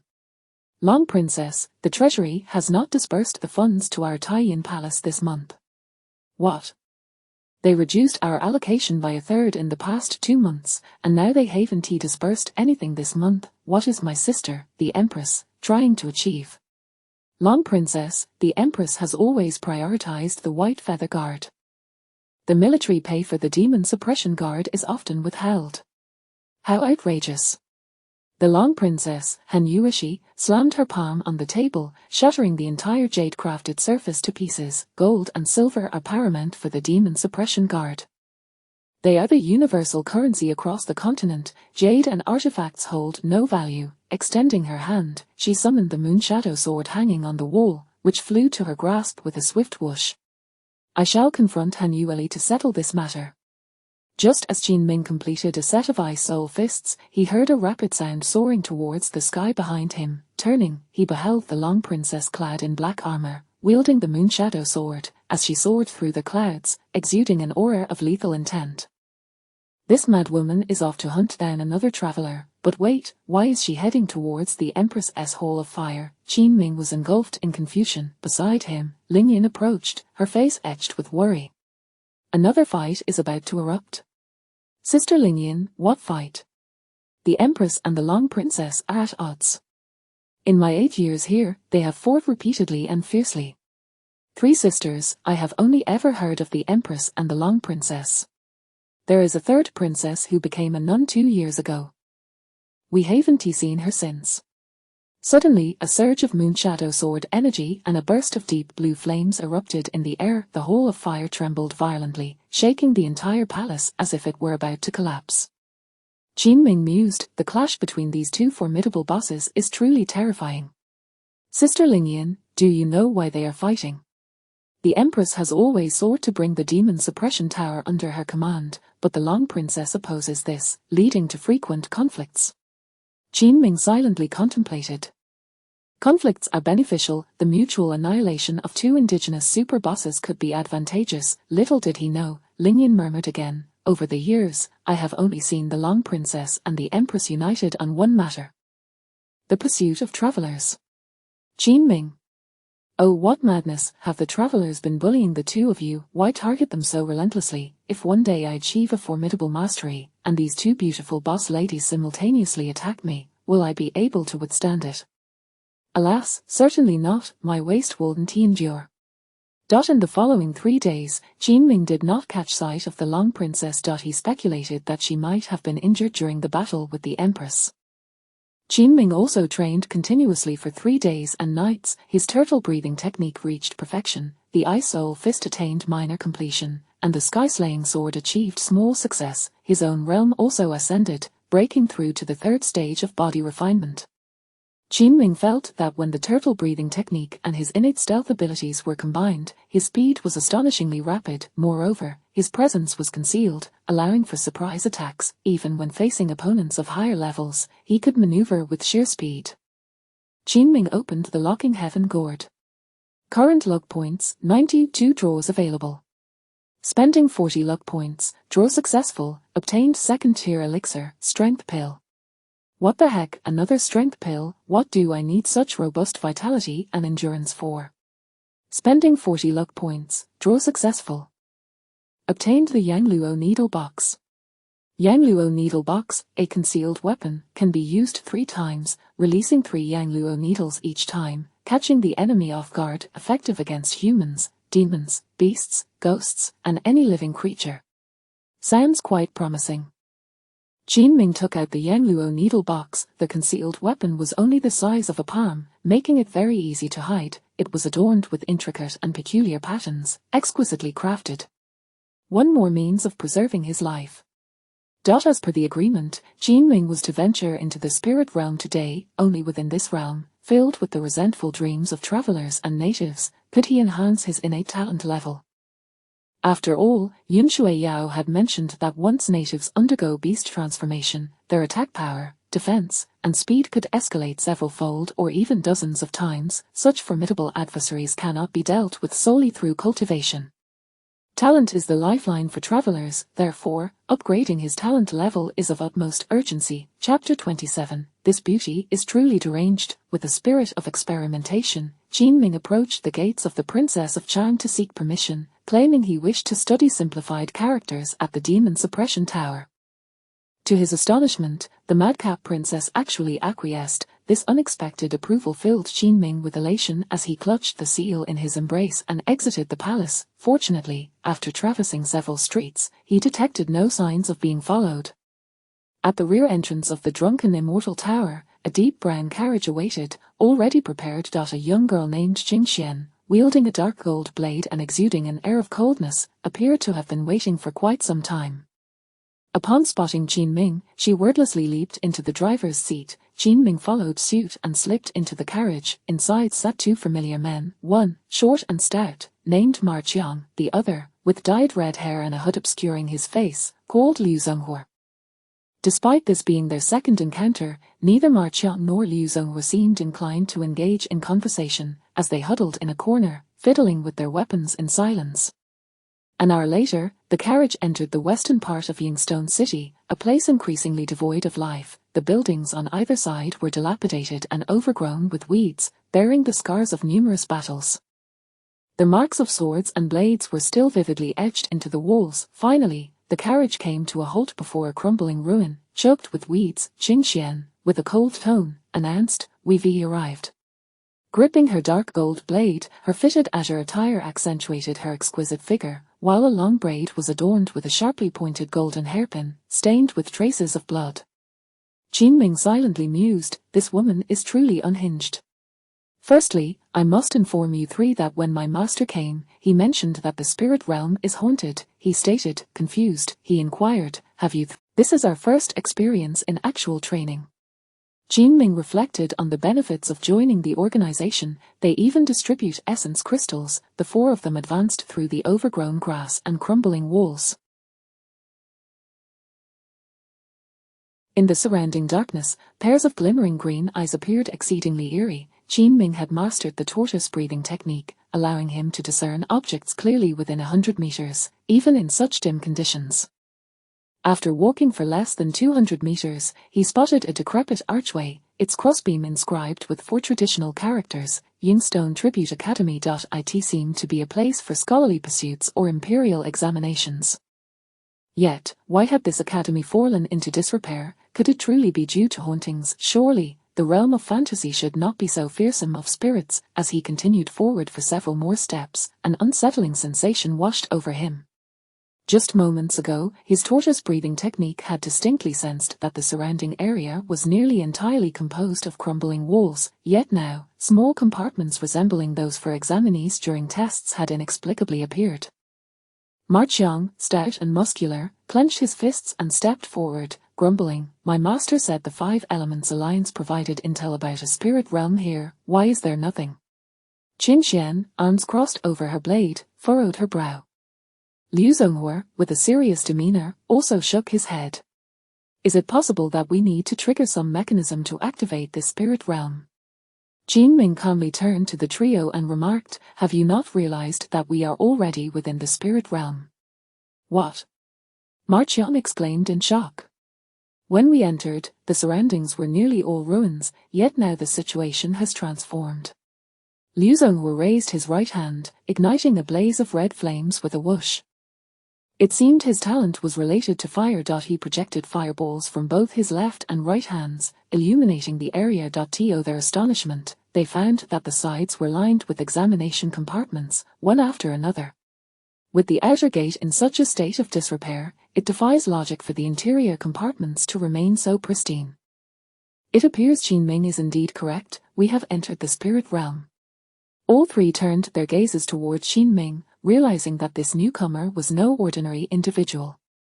Warning, danger level increased by 50 times. During this period, the accumulation of luck points is enhanced by 50 times. Qin Ming immediately grew alert. Suddenly, Ma Qiang bellowed in frustration, "Who touched me?" He clenched his fist and swung it backward. Boom. Almost instantaneously, Liu Zonghua conjured another blaze, illuminating a vast expanse of darkness. Yet, there was no one there, not even a wild beast. "Ma Qiang, have you lost your mind? Who would bother a burly man like you?" Liu Zonghua's words had barely escaped his lips when he felt a breath whisper by his ear, causing him to shudder in fright.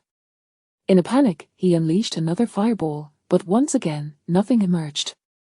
"Someone is here, there are people surrounding us." Liu Zonghua shouted. At that moment, Qin Ming suddenly heard a chilling grinding sound, akin to teeth gnashing, echoing ominously in his ears. Despite having perfected the tortoise-breathing technique, he sensed no presence around him, yet, the sound was so vivid, as if breath was brushing against his ear. Clenching his fists, he unleashed a punch imbued with ice essence. Boom. Once more, it struck nothing but emptiness. He drew forth his blood-fall sword, channeling his spiritual energy into the sheath. Instantly, the blood-fall sword emitted a faint blue glow. Just then, out of nowhere, a white figure darted past him like a spectre. Qin Ming tightened his grip on the blood-fall sword and swung it forward. Whoosh, a blade of energy sliced through the air, but the white shadow vanished without a trace. What was happening? Could it truly be a ghost? Qin Xian, has Elder Yun ever mentioned how to break the spirit realm? Qin Xian did not respond. Ma Qiang and Liu Zonghua also fell silent. Qin Ming swiftly turned, glancing behind him. In the dim, eerie atmosphere, he found himself utterly alone. What on earth? The 3 of them had just been here a breath ago. How could they have disappeared so suddenly? Qin Xian, Ma Qiang. Liu Zonghua. No response. Silence enveloped the surroundings, a chilling stillness pervading the darkened space. Qin Ming hastily endeavored to steady his nerves. Z creak, the dreadful grinding sound returned, echoing ominously in his right ear, as if a malevolent spirit were consuming something, the noise excruciatingly jarring. He swung the blood-fall sword behind him, yet encountered only emptiness once again. His heart raced furiously. Elder Yun Shui Yao had once said, "Every spirit realm is a manifestation of the grievances of either the travelers or the indigenous inhabitants. There must always be a way to unravel it, therefore, locating this lingering grievance was of utmost importance." Chapter 28, Little Girl, the beast is too cruel. With this thought, Qin Ming gripped the blood-fall sword and continued onward. Strange rustling sounds occasionally echoed in his ears, and fleeting white figures danced before his eyes, yet, without exception, when Qin Ming focused his perception, he found nothing but emptiness. This examination hall was vast, housing thousands of such testing compartments. After walking for half an hour, a sudden realization struck him. With so many examination compartments, the secret might very well be concealed within them. He pushed open the compartment to his right. The table felt uneven and pockmarked. Inside, there was only a solitary stool, with nothing else in sight. Qin Ming proceeded to open another compartment. To his astonishment, he discovered a deep crimson chest nestled in the corner. The chest was small, about a foot square, and the iron lock was covered in rust. With a swift swing of the blood-full sword, he cleaved the lock asunder. Upon opening the red chest, a blooded hand emerged before his eyes. It was the hand of a child, slender fingers marred by frostbite and stained with blood. What on earth? Why is there a child's hand? His heart raced, pounding as if it might leap from his throat. He opened the next examination compartment, finding no chest within. After pushing open 3 more, he was met with yet another crimson box. Upon opening it, he was horrified to find a blooded child's ear inside, also afflicted with frostbite. Who could possibly be so depraved as to commit such acts? Retreating from the compartment, he suddenly heard a shout. It was the voice of Ma Qiang. He hurriedly ran towards the sound. There's a ghost. There's a ghost. The burly Ma Qiang burst from a compartment, flailing his fists wildly. There's a ghost, and it can't be touched. Upon seeing Qin Ming, he finally calmed down a bit. Qin Ming, there's a ghost. In this examination compartment, there's half a child's arm, all covered in blood. In the next breath, they heard Qin Xian's voice from afar. Qin Ming and Ma Qiang dashed forward. Turning a corner, they spotted Qin Xian and Liu Zonghua, both wielding long knives, their expressions fraught with tension. What happened? How did we get separated so suddenly? Compared to the other two, Qin Ming appeared remarkably composed, evoking a hint of respect even from the usually aloof Qin Xian. Qin Ming, what do you think? Before Qin Ming could respond, Ma Qiang clenched his fists and bellowed, what should we do? In my opinion, we should tear down this entire examination hall, or perhaps set it ablaze. Liu Zonghua frowned, shaking his head. I tried that earlier. Fire has no effect on these examination compartments. At this, Ma Qiang was taken aback, and Qin Xian's expression grew even more grave. She stepped forward to Qin Ming, arms crossed over her weapon. Qin Ming, what do you think? Qin Ming furrowed his brow slightly. Elder Yun once said that the spiritual realm is formed from the lingering resentment and souls of either travelers or natives. If we cannot decipher the underlying logic, brute force will be utterly futile. Ma Qiang, Qin Xian, and Liu Zonghua fell into contemplation. Have you all noticed the red boxes appearing in these examination compartments?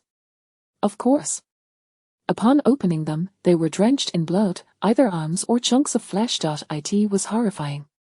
I noticed too, the boxes I opened were filled with pieces of flesh, and they looked like they belonged to a child. It's quite tragic. Qin Ming nodded. I was pondering that while these dismembered body parts may seem chaotic, perhaps if we were to piece them together, we might uncover new clues. Qin Xian, Liu Zonghua, and Ma Qiang were all lost in thought. The notion of reassembling a corpse felt utterly sinister. After a brief silence, Qin Xian spoke first. I believe Qin Ming's approach is indeed correct. Then let us proceed as Qin Ming suggested, collecting all the body parts. Qin Ming pointed to the examination compartment before him. This is exam compartment number 8 in the Earth Zone. I will assemble the pieces here, you all gather the flesh and organs to this location.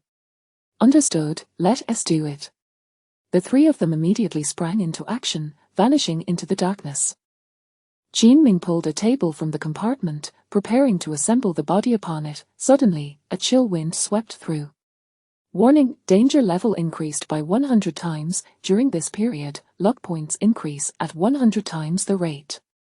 Qin Ming looked up to see a white figure standing in the corner of the compartment. Its head was bowed, long hair cascading over its shoulders, carrying a scholar's bamboo basket on its back, and clutching a pen in its right hand. However, the pen tip was drenched in blood, droplets falling steadily to the ground. Qin Ming felt a chill run down his spine, his heart racing as if it might leap from his chest. Summoning his courage, he asked, "Who exactly are you?" The white apparition remained silent. Qin Ming seized the blood-full sword, its blade emanating a blue glow. With a sudden surge of strength, he unleashed a blade of energy. Whoosh! The white figure vanished once more. When Qin Ming turned his head, he found it reappeared on the roof, maintaining the same eerie posture, silently facing him. It neither spoke nor attacked, an unsettling presence. In the blink of an eye, Qingxian approached, cradling 2 ears. Mh followed, holding half a child's arm in one hand, while Liu Zhonghu arrived with 2/3 of a severed leg. Qin Ming glanced at the white ghostly figure atop the roof, which remained motionless. Deciding to ignore it for the moment, he focused on the urgent task of assembling the body. He infused the blue blood-full sword with spiritual energy, casting a faint glow over the table. The scattered pieces of flesh emitted an intensely foul odor. Qin Ming's heart raced, his hands trembling with anxiety.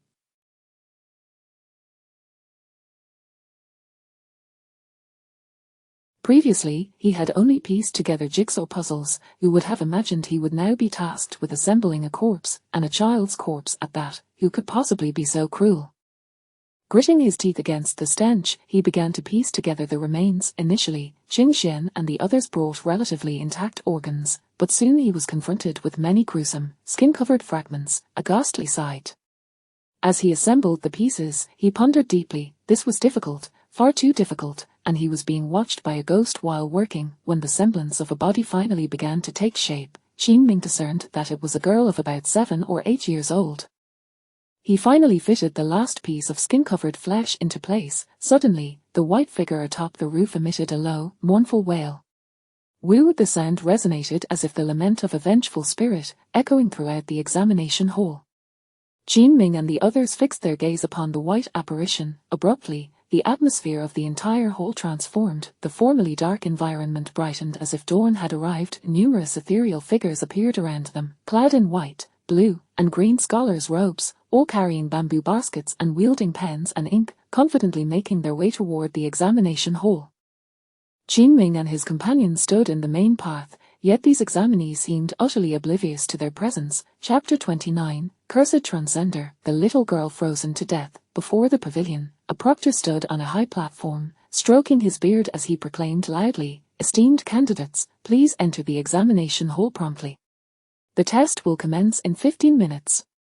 Numerous examinees brushed past Qin Ming and his companions. At that moment, a scholar clad in white attire drew the attention of the crowd. He carried a tattered bamboo basket on his back and held the hand of a young girl, who appeared to be around 7 or 8 years old, her clothes in tatters and her frame alarmingly frail. Honorable Proctor, I am Wang Yu, and I have lost my parents. I have brought my younger sister to participate in the imperial examination. I beseech you to allow her entry into the examination hall, where she may find a place to sit and wait for me until I finish my test." Absolutely not. The examination hall is a sacred ground. How can we permit unrelated individuals to enter?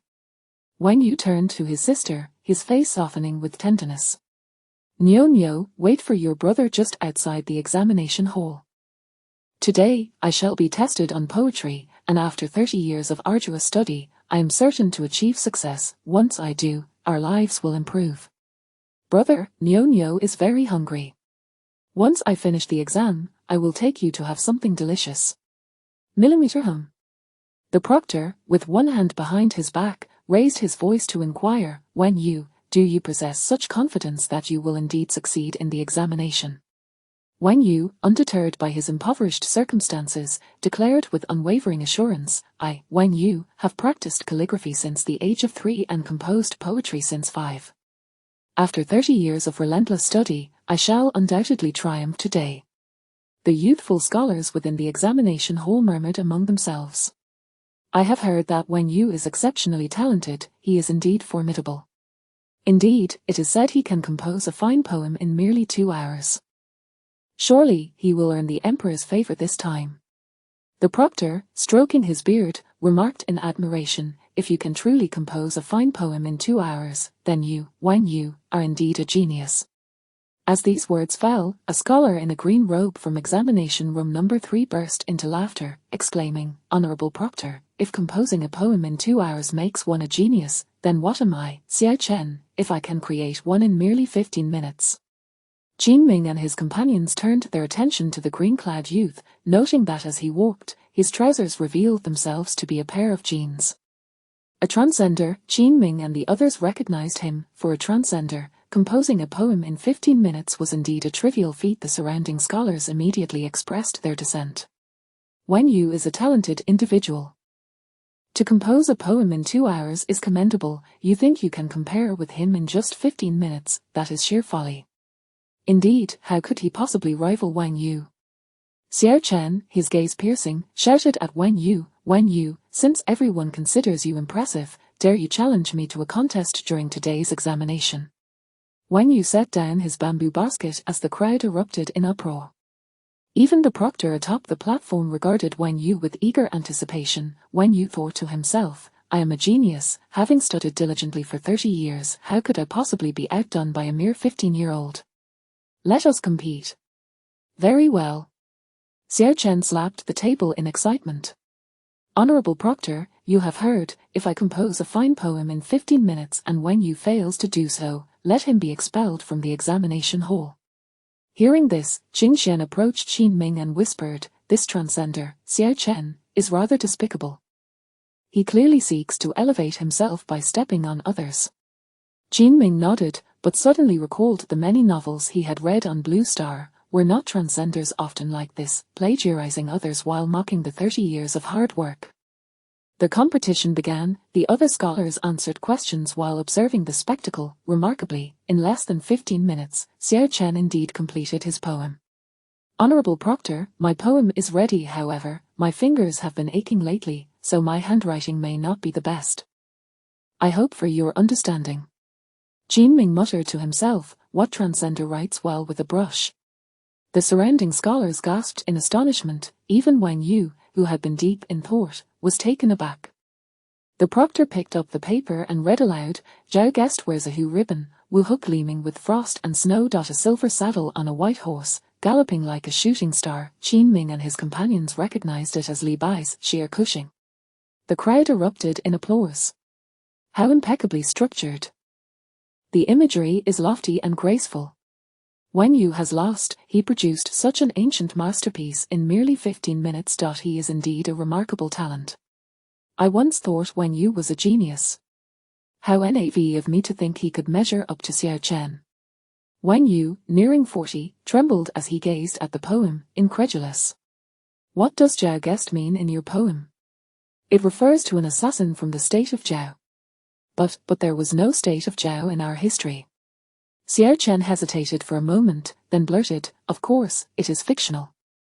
You fool, having lost, do you not know to leave the examination hall? I refuse to accept this. I have been a prodigy since childhood and have toiled for 30 years. How can it be that you can compose a poem in 15 minutes? Your refusal to be gone. Xiao Chen waved his hand dismissively. The others echoed his sentiment. Leave, Wang Yu, accept your defeat. Even the proctor, holding the poem with excitement, shouted, Xiao Chen, this is indeed a fine poem. Might I add my name to it, so that it might be remembered through the ages? Of course, Honorable Proctor. Excellent, Wang Yu, you have lost. Hurry and leave. Someone, remove this Wang Yu from the examination hall. In an instant, amidst Wang Yu's desperate cries, 2 attendants seized his arms and dragged him away. Snow began to fall from the sky, blanketing the examination grounds in white. Qin Ming and his companions felt a chill in the air. This is utterly excessive. Jing Xian gripped her dagger, advancing towards Xiao Chen's fading figure. I shall slay him. How can he bully others so?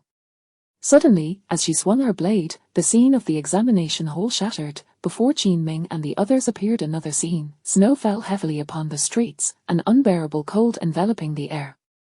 In a corner of a dilapidated temple, the white-clad scholar Wang Yu and his sister huddled together. The little girl trembled from the cold. Brother, I am so cold and hungry. Wang Yu wept, tears streaming down his cheeks. Brother, they said you were expelled from the examination hall.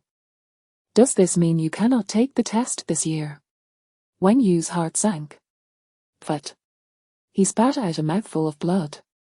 I refuse to believe that anyone could compose an ancient masterpiece in 15 minutes. I refuse to believe it, his writing is so ugly, how could he produce such fine poetry? Wang Yu, in despair, stood up, gazing at the swirling snow, weeping bitterly. My parents sacrificed everything for my education, falling ill without the means for medicine, ultimately perishing in agony. I sold our family's property and brought my sister to the capital for the imperial examination, yet today, I was expelled from the examination hall. Why, heavens, why is he so formidable, why? But Wang Yu spat another mouthful of blood onto the pristine snow. This scene stirred deep sympathy within Qin Ming and his companions. Qin Ming, look. Jing Xian pointed sorrowfully at the corner. That little girl, Niu, seems to have frozen to death. Indeed, the cold and hunger had taken their toll on the little girl, who had placed all her hopes on her brother's success. She had truly succumbed to the cold, her hands, feet, and ears were all covered in frostbite. In that moment, Qin Ming recalled the disassembled corpse he had encountered earlier. Its ears and extremities were similarly afflicted. It seemed the body he had pieced together was that of this child. In his ears rang Wang Yu's heart-wrenching cries. He clutched his sister's lifeless form, weeping uncontrollably. Niu, I am so sorry. I failed you. How could he defeat my 30 years of hard work in just 15 minutes? At that moment, the innkeeper approached, accompanied by 2 young attendants, and kicked Wang Yu. You, destitute scholar, stayed at my inn for 2 days, claiming you would achieve success, yet you lost to a mere 15-year-old boy. What a disgrace! Quickly repay the 3 taels of silver you owe my inn. Wang Yu was consumed by sorrow, simply weeping without end, lamenting the injustice of heaven. One of the young attendants whispered, Innkeeper, there have been many scholars frequenting our bun shop near the examination hall lately. We could have profited greatly, but this wretched scholar refuses to pay, so how can we procure meat? The portly innkeeper turned his malicious gaze upon Niu. Since this impoverished scholar cannot settle his debts, we shall use his sister to repay him. Take her away.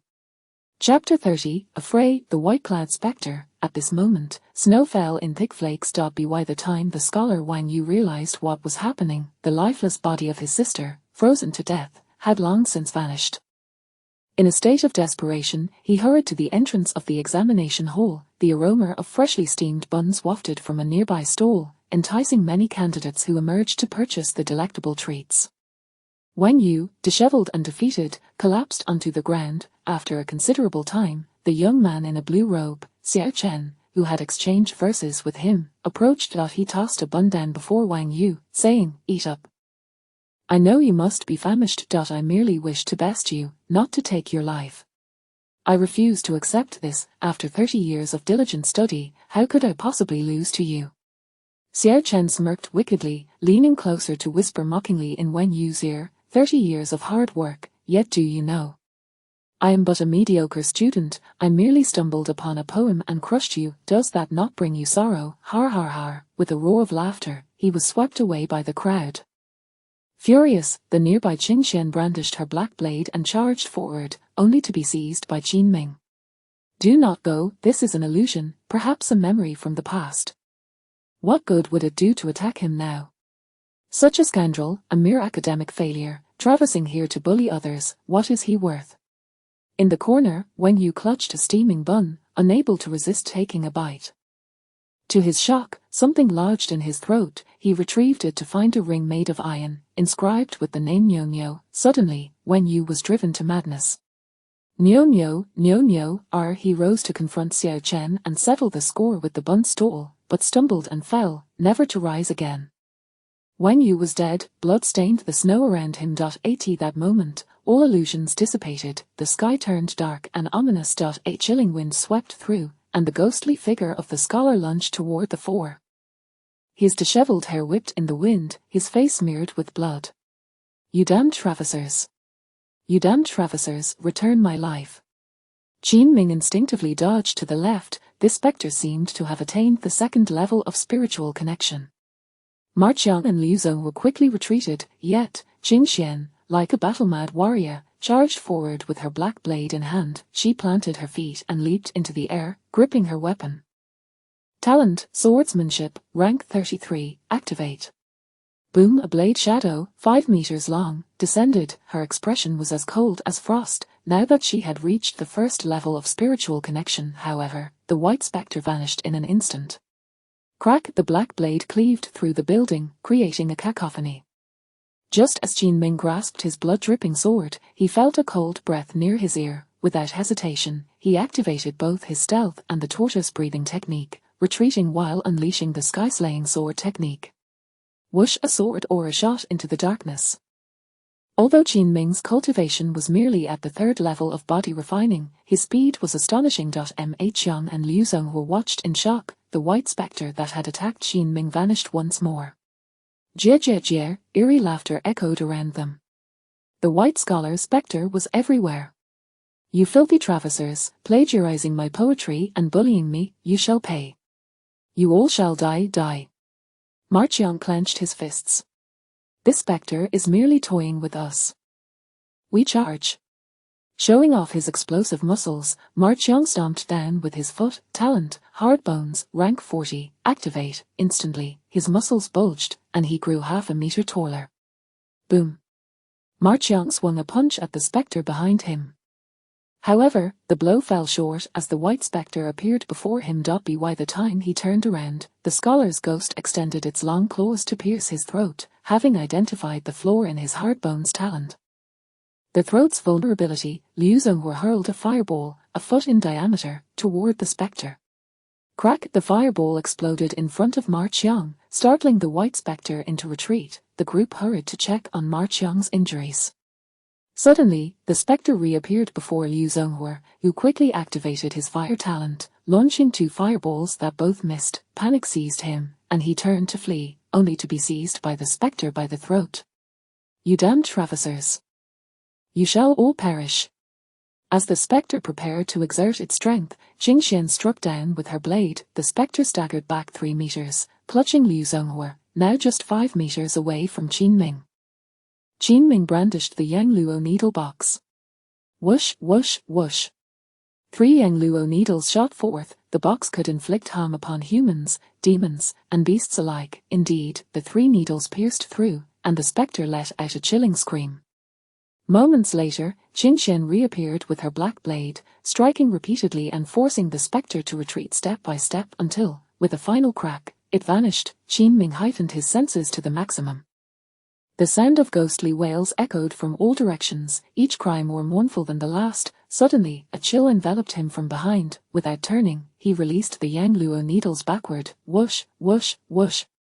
The spectre shrieked again, frustrated. Liu Zhonghua, rising from the ground, hurled a barrage of fireballs. Finally, the spectre of the scholar began to dissipate. It floated to the rooftop, only to be met by Jingxian, who had already ambushed it, cleaving downward. The white-clad spectre was utterly obliterated. The group gasped for air. What transpired? Wen Yu's resentment had clearly ended in death. Why has this spiritual realm not yet unraveled? Qin Ming pondered, shifting his gaze back to Niu-Niu's lifeless form. Everyone, let us bury this body. Are you certain that burying this body will be effective? I cannot say for sure, but based on the earlier illusion, I feel Wang Yu and his sister suffered greatly, especially the little girl, who did nothing wrong yet perished from hunger, only to be made into buns. Ma Qiang wiped the blood from the corner of his mouth, puzzled. Qin Ming, what I do not understand is, if his sister became buns, why did these dismembered remains appear in the corners of the examination hall? That is simple. Jingxian leapt down from the eaves, cradling her blade. Many candidates who participated in the examination consumed the buns. Thus, Niu-Niu's dismembered remains appeared throughout the various examination chambers.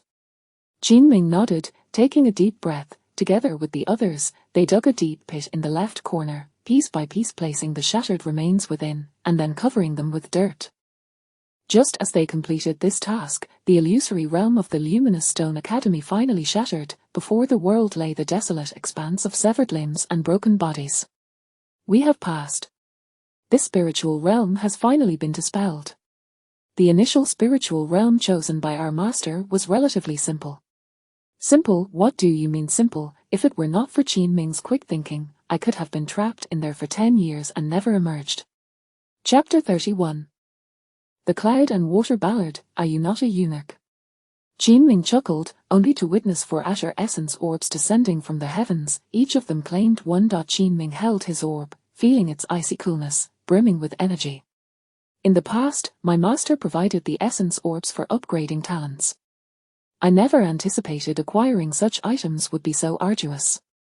Ma Qiang, clutching his orb, grinned innocently. The essence orb I obtained myself feels so much more gratifying.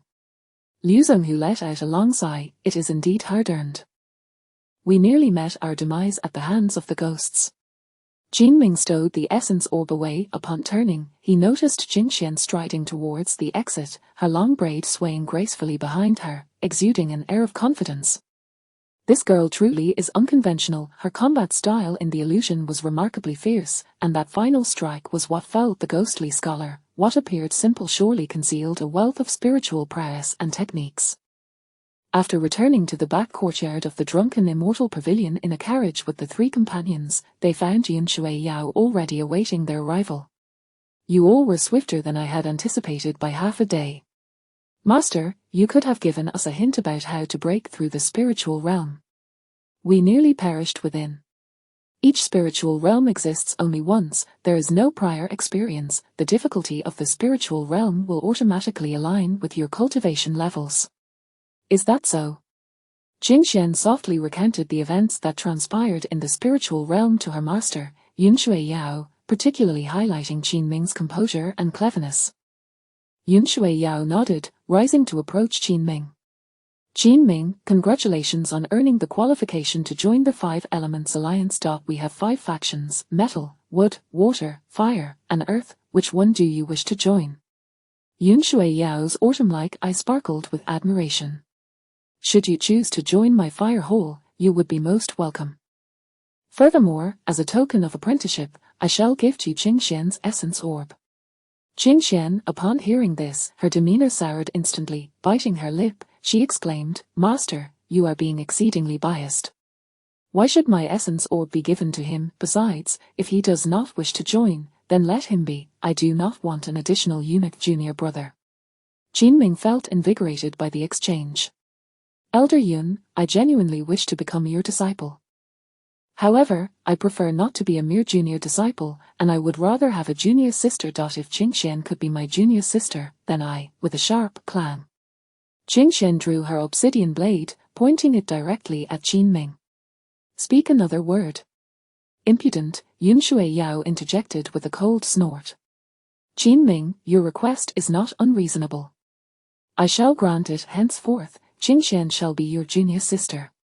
This proclamation sent Qingxian into a fit of indignation, stomping her foot. HMPH, HMPH, HMPH. Qingxian, relinquish your essence orb for the master's use. Master, this is something I worked hard to acquire.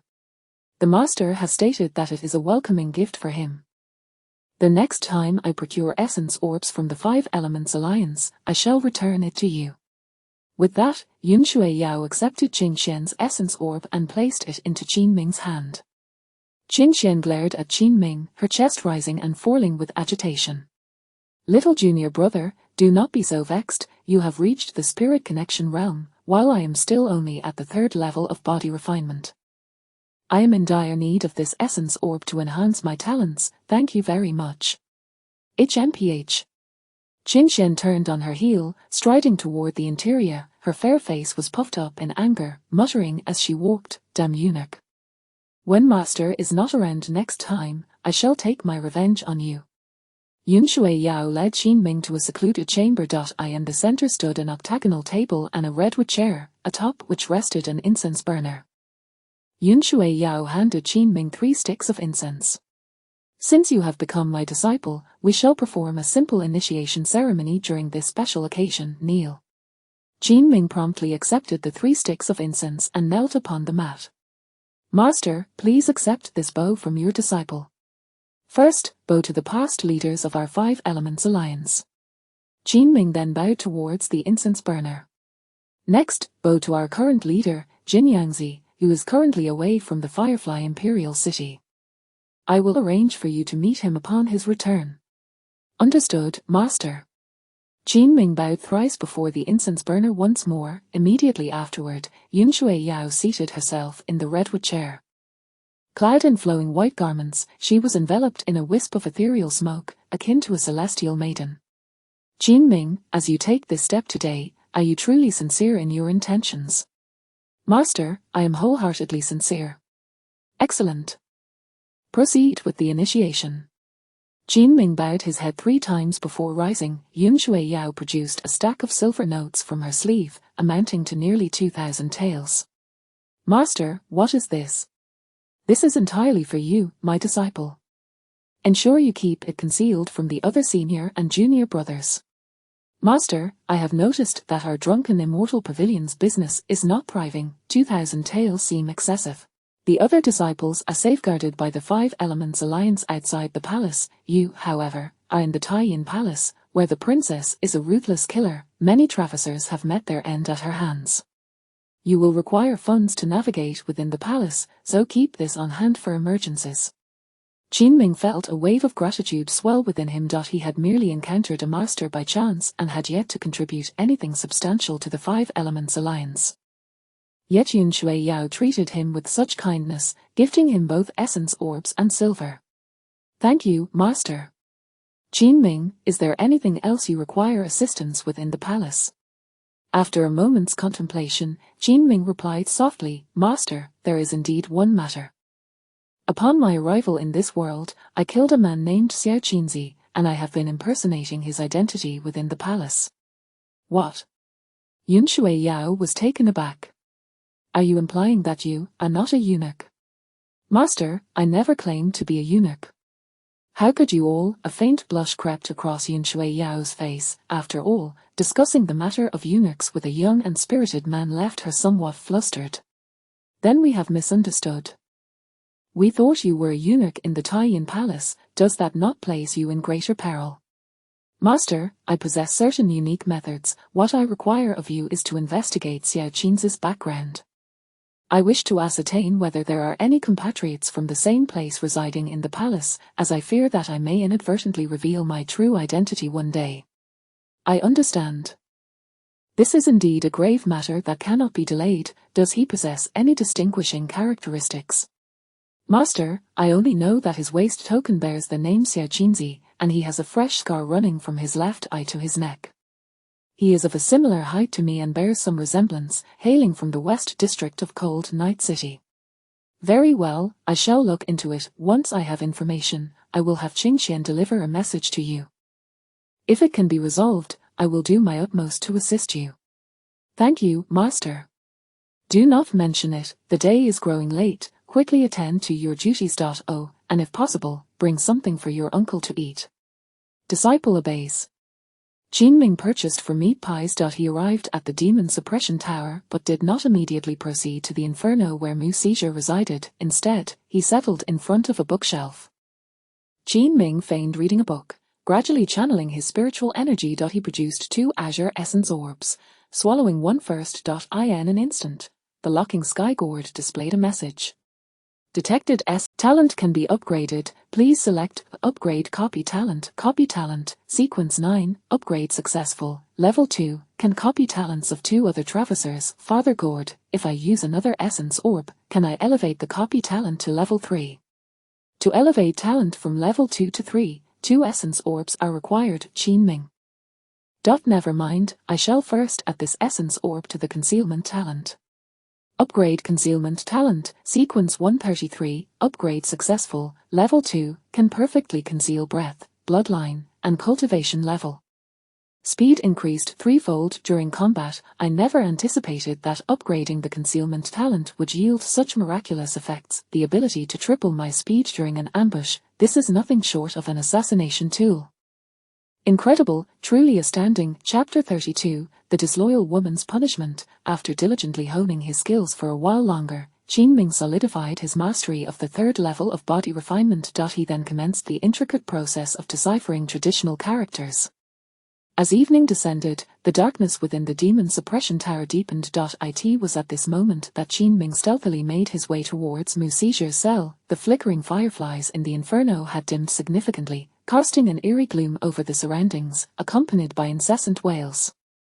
The prisoners confined in the adjacent cells were in increasingly dire straits, all gazing at Qin Ming with desperate eyes. One female traveler, clad in a revealing black silk skirt, crawled frantically to the entrance of the inferno. "Brother, I beg you for something to eat. You can do anything you wish to me, I implore you. Brother, I can play the flute and the zither, please, I beseech you for a morsel of food." Qin Ming noticed that 7 or 8 other travelers were also fixated on him from their cells. In such a precarious situation, he dared not take any chances. He resolutely chose to disregard the pleas of the woman in the black silk and turned to leave. Finally, he arrived at Mu Siju's cell, relieved to find that no other prisoners were present.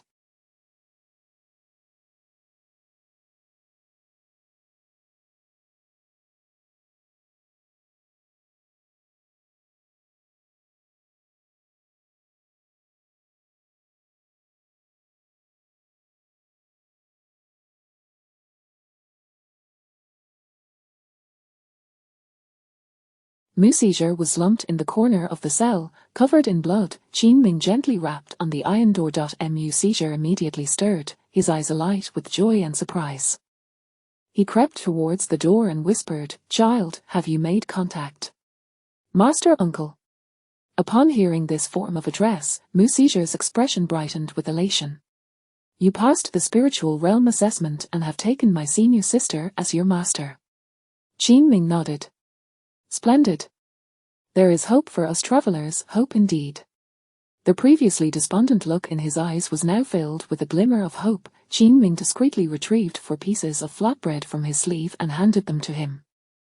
The moment his hand brushed against Mu Siju's wounded arm, the celestial locking gourd sprang forth once more. "Detected traveler's talent, lie detection, rank 99, would you like to replicate?" Remaining replicable talents, 1. Replicate. Replication successful, lie detection talent, level 1 can be used to detect lies in the target, with a maximum of 5 uses per day. Qin Ming contemplated that he could now replicate 2 talents. The concealment talent was quite advantageous and should be kept. For now, he would hold onto the lie detection talent. If he encountered better talents in the future, he could overwrite it. After all, strength is paramount in this world. At that moment, footsteps echoed from outside. Qin Ming quickly signaled Mu Siju to hide in the corner, ensuring he concealed the flatbread securely. Qin Ming then made his way towards the exit. A squad of demon suppression guards approached. Upon spotting Qin Ming, one of them inquired, "Qin Gonggong, what brings you here?" "I have come on the orders of the Grand Princess to study simplified characters. There are a few characters that I cannot grasp, and I sought to consult a traveler. Unfortunately, they all seem to be on the brink of death." "Har har, of course. These travelers are but demons from beyond. It is only natural they are half alive." Qin Ming observed that they were dragging an iron cage behind them, within which were 2 naked women, blooded and battered. However, Liu Yuanwei had already provided the betrothal gifts, and this woman, instead, went to seduce the son of the neighboring Wang Shilang. We, the demon suppression guards, happened to be investigating there, and upon hearing this, we knew something was amiss. How could a woman of Dayan nation be so promiscuous? Under severe interrogation, it turned out she was a traveler. Qin Ming was taken aback. Such occurrences were not uncommon on Blue Star. The woman on the left was beaten to a pulp. As for the woman on the right, she abandoned her husband and child in pursuit of true love, leaving them behind. We apprehended her and, under harsh interrogation, discovered she too was a traveler. "Qin Gonggong, look at these travelers, they speak of pursuing true love, yet they are utterly debauched. And you are imprisoning them in this cage for what purpose? There is a foul, snake-infested ditch behind the demon suppression tower. We shall drag them there and submerge them." Qin Ming. The demon suppression guards dragged the iron cage away, the 2 women weeping pitifully, yet their cries evoked no sympathy, only inciting the guards to strike them even harder. Taking a deep breath, Qin Ming realized night had fallen, and he needed to return to the palace swiftly. Such women were indeed peculiar. Having traversed into this world, could they not adjust to reality and maintain a low profile? Their fate was truly tragic. Upon returning to his chamber in the Taiyin Palace, Qin Ming reflected on the spiritual realm he had entered today. His master, Yunshui Yao, had mentioned that the spiritual realm might hold the key to uncovering the truth. If viewed from the perspective of the natives, the traveler Xiao Chen was indeed not a good person. A poor student who had only memorized a few poems had crossed over and flaunted his prowess, driving the diligent Wang Yu to his death and causing his sister to perish in the cold, becoming prey for others. This could serve as a reason for the natives' disdain towards travelers, yet, Qin felt that the truth behind it all was far more complex than it appeared. At that moment, a sharp reprimand echoed from the Grand Princess's hall. "Get away from me," followed by the sound of dishes and bowls shattering on the floor. Qin pushed the door open to find the Grand Princess's hall bustling with 12 female guards and Ling Yin. Several plates of food and soup lay shattered on the ground. Upon spotting Qin, Mai Yang, one of the guards, seemed to devise a plan and joyfully approached him. "Little Qin, you have returned just in time. Please do us a favor." "What is it?" "The Grand Princess was injured in her battle with the Empress 3 days ago and has refused to eat or drink since. Please help us by delivering food to her." "Why don't you deliver it yourselves?" "We tried, but she threw it away and said that anyone who dares to enter again will have their legs broken." "Qin. And now you want me to go?" "Little Qin, think of it as helping your sisters. If I go in and my legs are broken, will you take responsibility for the rest of my life?" "Rest assured, you've already lost one leg before. Losing 2 more won't matter. Our Taiyin Palace sisters can afford to support you." Qin shot a glare at Mai Yang and turned to leave. "Sorry, Mai Yang, but I won't go." To his surprise, Mai Yang stood in front of him, arms outstretched. The sight was almost overwhelming. "Go." Mai Yang's eyes sparkled alluringly. "Listen to your sister, and I'll accompany you to stargaze. What stars are there in the sky? I'll take you to Beiku Ridge to hunt." Qin. "Oh, what a perverse suggestion. I won't go." Mai Yang's expression shifted dramatically. "Then you must choose, either go to Beiku Ridge to hunt, or the 12 female guards will all come to hunt you." Qin felt his head spinning. At the entrance stood the 12 zodiac guards, all with arms crossed, their eyes gleaming with mischief. "Little Qin, will you go or not?" The 12 blades glimmered ominously. Qin quickly sprang from his seat. "Of course, delivering food to the master is only right. Why draw your weapons?" He took the plate from Meng Tu's hands, muttering under his breath in annoyance, "One day, I shall give each of you a good thrashing." Chapter 33. Save the Long Princess. Unraveling secrets at the entrance of the palace, the Long Princess stood with reddened eyes as Ling Yin, her voice tinged with concern, said, "Qin, be careful, Fear not, if the princess intends to behead me, I shall simply flee." Ling Yin was. She pointed to the illuminated 11th floor above. "Ascend these steps, the princess is in her chamber on the 11th floor." "Understood." Qin began his ascent. Below, the 12 zodiac guardians looked up with apprehension. "Do you think little Qin will be all right?" "The princess has been particularly irritable these past few days. We've accompanied him for so long, and we even received slaps. If it were Qin, I fear." Upon hearing this, Ling Yin's anxiety intensified.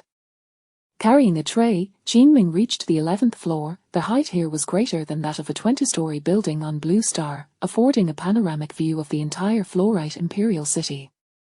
However, at that moment, Qin had no inclination to admire the scenery. He approached the boudoir door and gently knocked.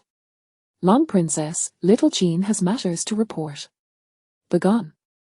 "Long Princess, I shall merely place this dish down and depart immediately. If you dare enter, I shall sever your legs." Qin turned around, seeing the 12 zodiac guardians below, weapons drawn halfway, their eyes fixed on him. "Long Princess, I only wish to speak before leaving." No response came from within. Qin hesitantly pushed the door open and stepped inside. He had never been in this room before. It was spacious and octagonal, adorned with over a dozen luminous fluorite lamps and a rich red carpet. The furniture was crafted from precious red sandalwood. The Long Princess, draped in dark purple silk robes, reclined on a red sandalwood chair. Her complexion was ashen, lips parched and stained with blood, yet her eyes glinted with a chilling coldness, as if she were capable of murder. "Little Qin, are you courting death?" In 3 breaths, I shall have your head. Qin Ming immediately activated his lie detection ability. Lie detection activated, result, faucet. He exhaled a sigh of relief. Long Princess, I find myself in a dilemma. If I do not enter, the 12 Zodiac Guardians will sever my hands, yet if I do enter, you may take my legs. After much contemplation, I prefer to keep my hands. I might still be able to work in the Taiyin Palace. The Long Princess momentarily froze, then waved her hand dismissively. I have no appetite. Take all of this away.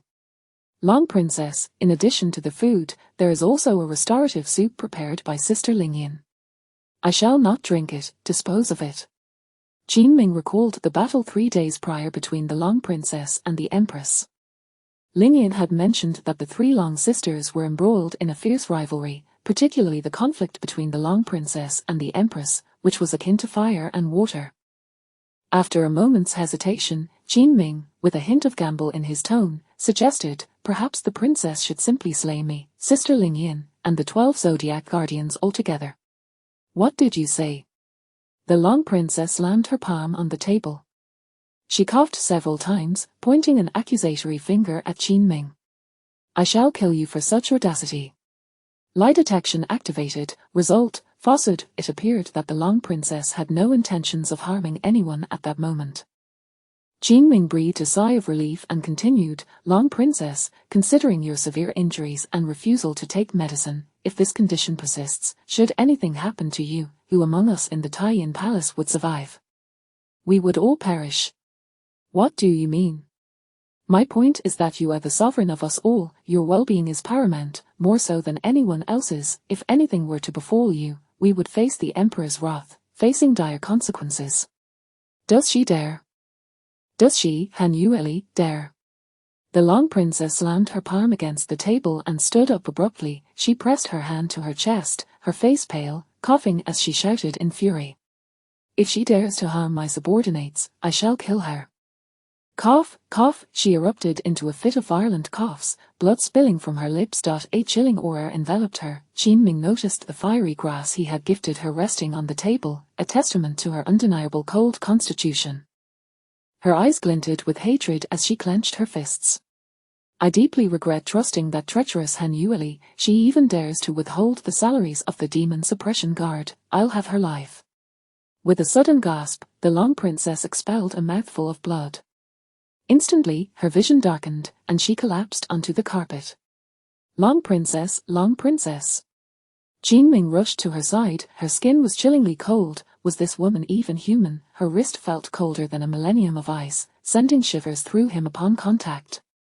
He lifted the Long Princess, carrying her toward the bed. What an intoxicating scent. Though she was deranged, her beauty was unparalleled. Qin Ming inhaled deeply, forcing himself to dispel any errant thoughts.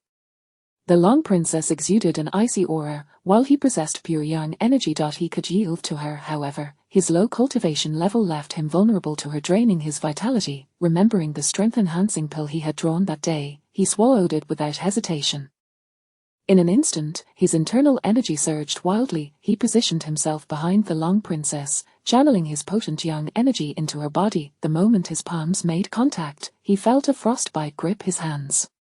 Gritting his teeth, he persevered. He had resolved to save her, so he would see it through to the end. With all his might, he poured his entire essence into her. After an hour, he was utterly drained, his complexion ghostly pale. Yet the Long Princess's frail, cold body appeared to have improved, a hint of color returning to her cheeks. He laid her gently on the bed, pulling the covers over her, and placed the fiery grass beside her. As he prepared to leave, a painting at the head of the bed caught his eye. In the painting, an empress donned in a dragon robe sat at a table with her 3 daughters and a son, joyfully serving them kanji. This empress must have been the Long Princess's mother. However, he had never heard of the Long Princess having a brother. There was no mention of a prince within the borders of Dian. The family appeared blissfully united at that time, and the 3 sisters shared a close bond. How had it come to be that the Long Princess and the Empress were now at odds? As Qin Ming stood to leave the room, the Long Princess, still unconscious, bore an expression of profound sorrow. It was the first time he had seen this fierce woman appear so vulnerable. Han Yueli, you mad woman. My sisters and I helped you eliminate our brother, who was destined for the throne, so you could ascend the imperial seat. What more do you desire? Qin Ming's heart sank in disbelief. What a shocking revelation. Chapter 34. 13 beautiful maidens stood before their bed, utterly astonished. Had the eldest and third princess conspired to slay their rightful heir? Han Yueli, you have forced my younger sister into a life of seclusion, and now you wish to seize the demon guardian from me, you wretched beast.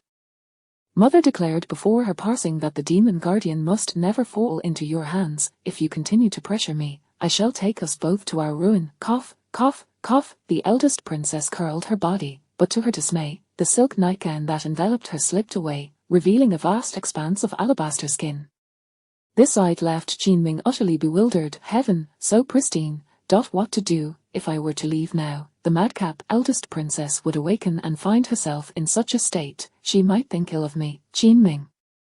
Yet, if I were to dress her, what if she awakens in the midst of it? Qin Ming hesitated for 3 breaths, ultimately deciding to take the risk and dress her. He gently extended his hand, his heart racing as if it might leap from his chest. This was the eldest princess, a figure known for her ruthless nature, a formidable foe feared by even the most seasoned of adventurers.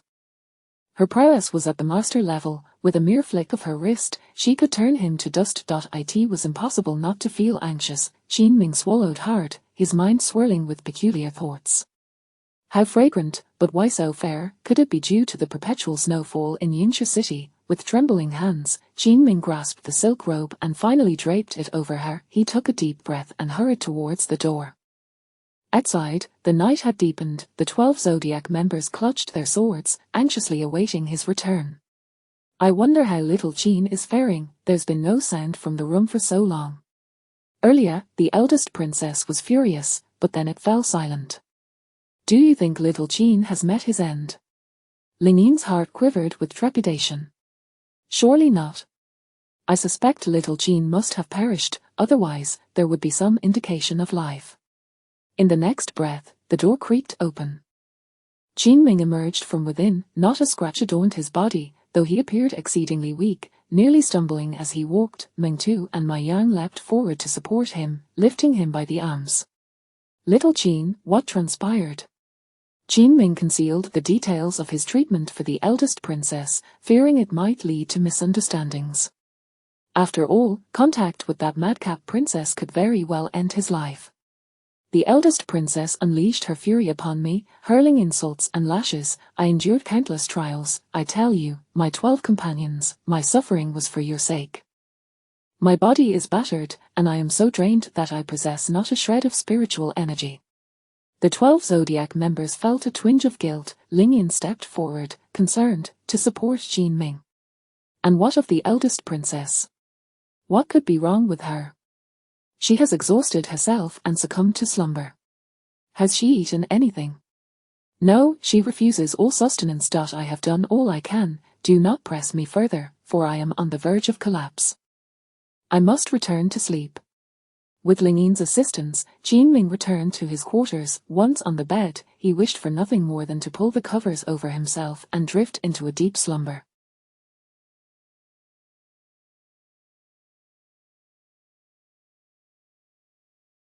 This day had been utterly exhausting. At the break of dawn, Qin Ming awoke from his slumber to find 13 exquisite maidens standing in his chamber. Am I dreaming?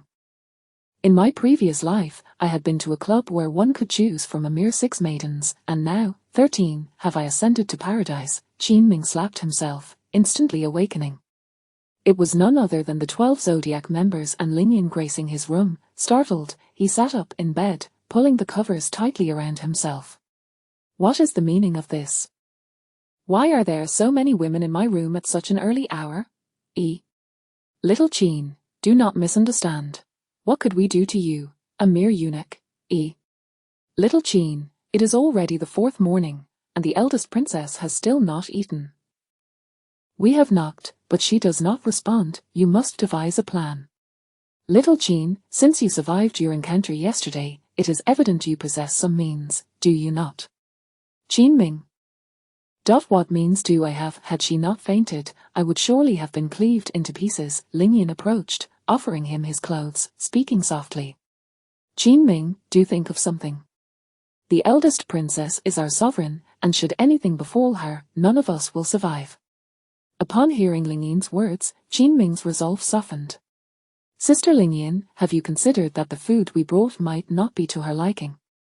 We have meticulously gone through the imperial kitchen's menu these past days, even procuring the Osmandus cakes and all cakes you bought that day.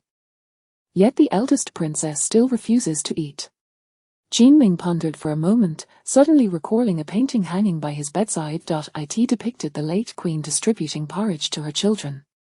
What kind of porridge was it, he wondered, gently tapping his forehead. Realization struck. It was not porridge, it was red bean glutinous rice balls. Yes, red bean glutinous rice balls. He sat up abruptly, forgetting he was without a shirt, causing the 12 Zodiac members and Lingyan to gasp in astonishment.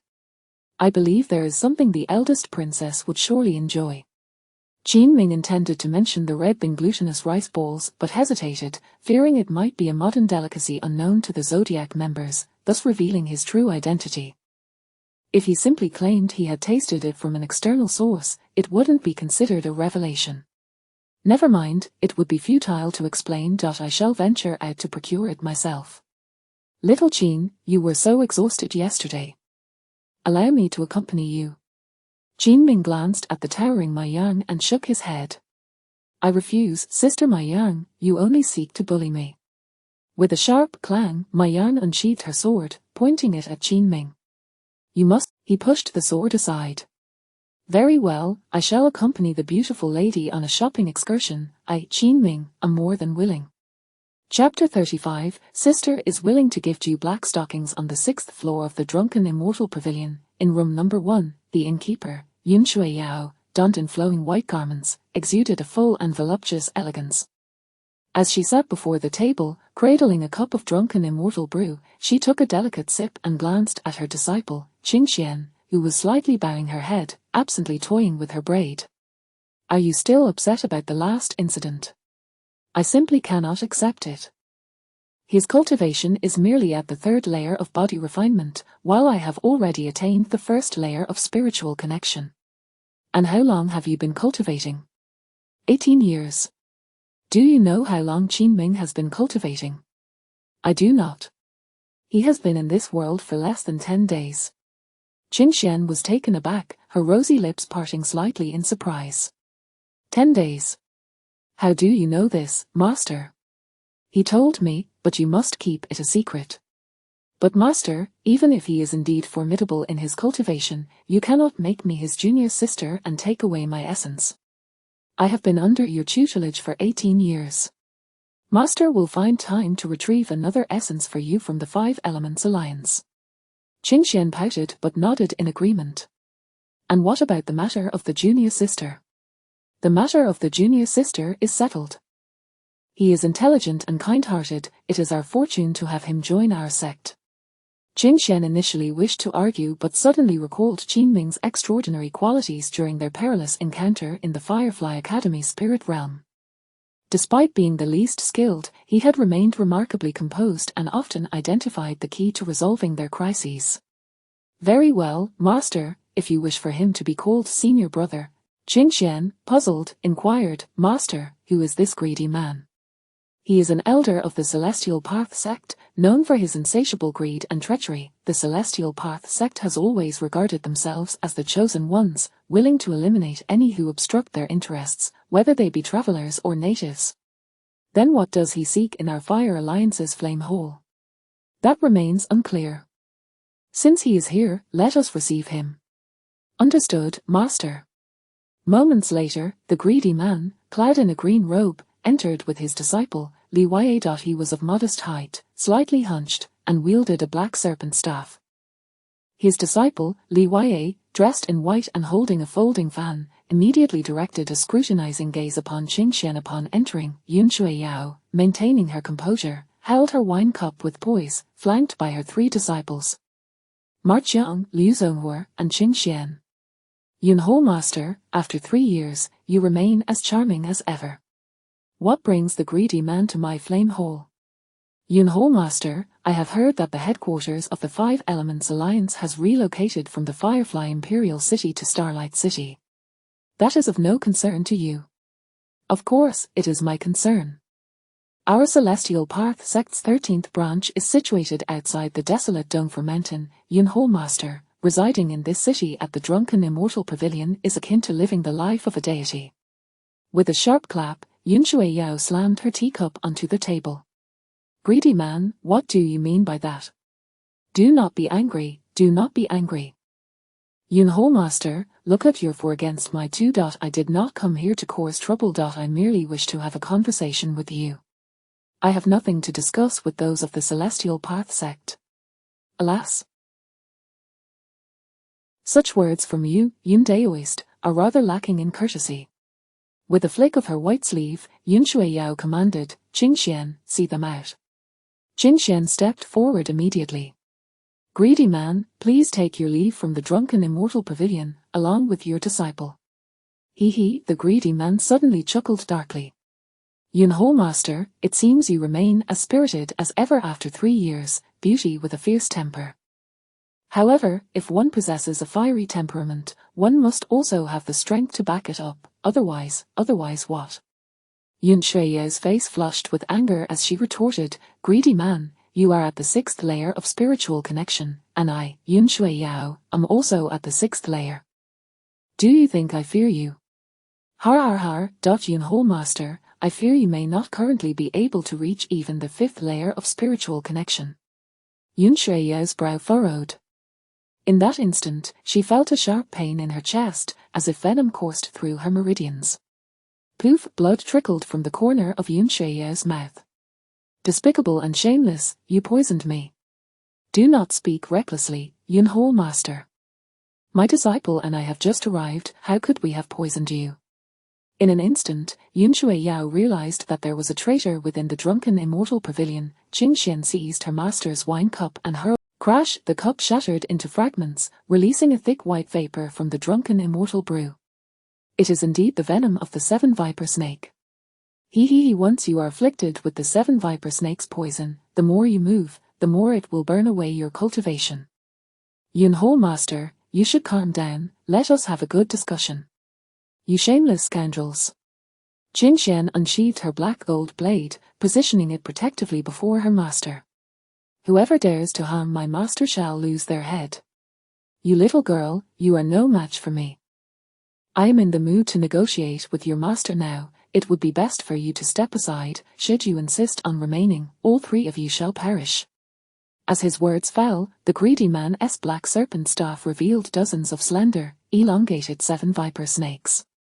Yun Shuiyao then recalled that the greedy man's innate ability was indeed serpent manipulation. Among her 3 disciples, only Qing Xian had reached the 1st layer of spiritual connection, while the other 2 remained in the body refinement stage. With her own current affliction from the 7 viper snake's poison, she was utterly outmatched. With that thought, Yun Shuiyao waved her sleeve. You all retreat for now. Master, we want to stay with you. Retreat now.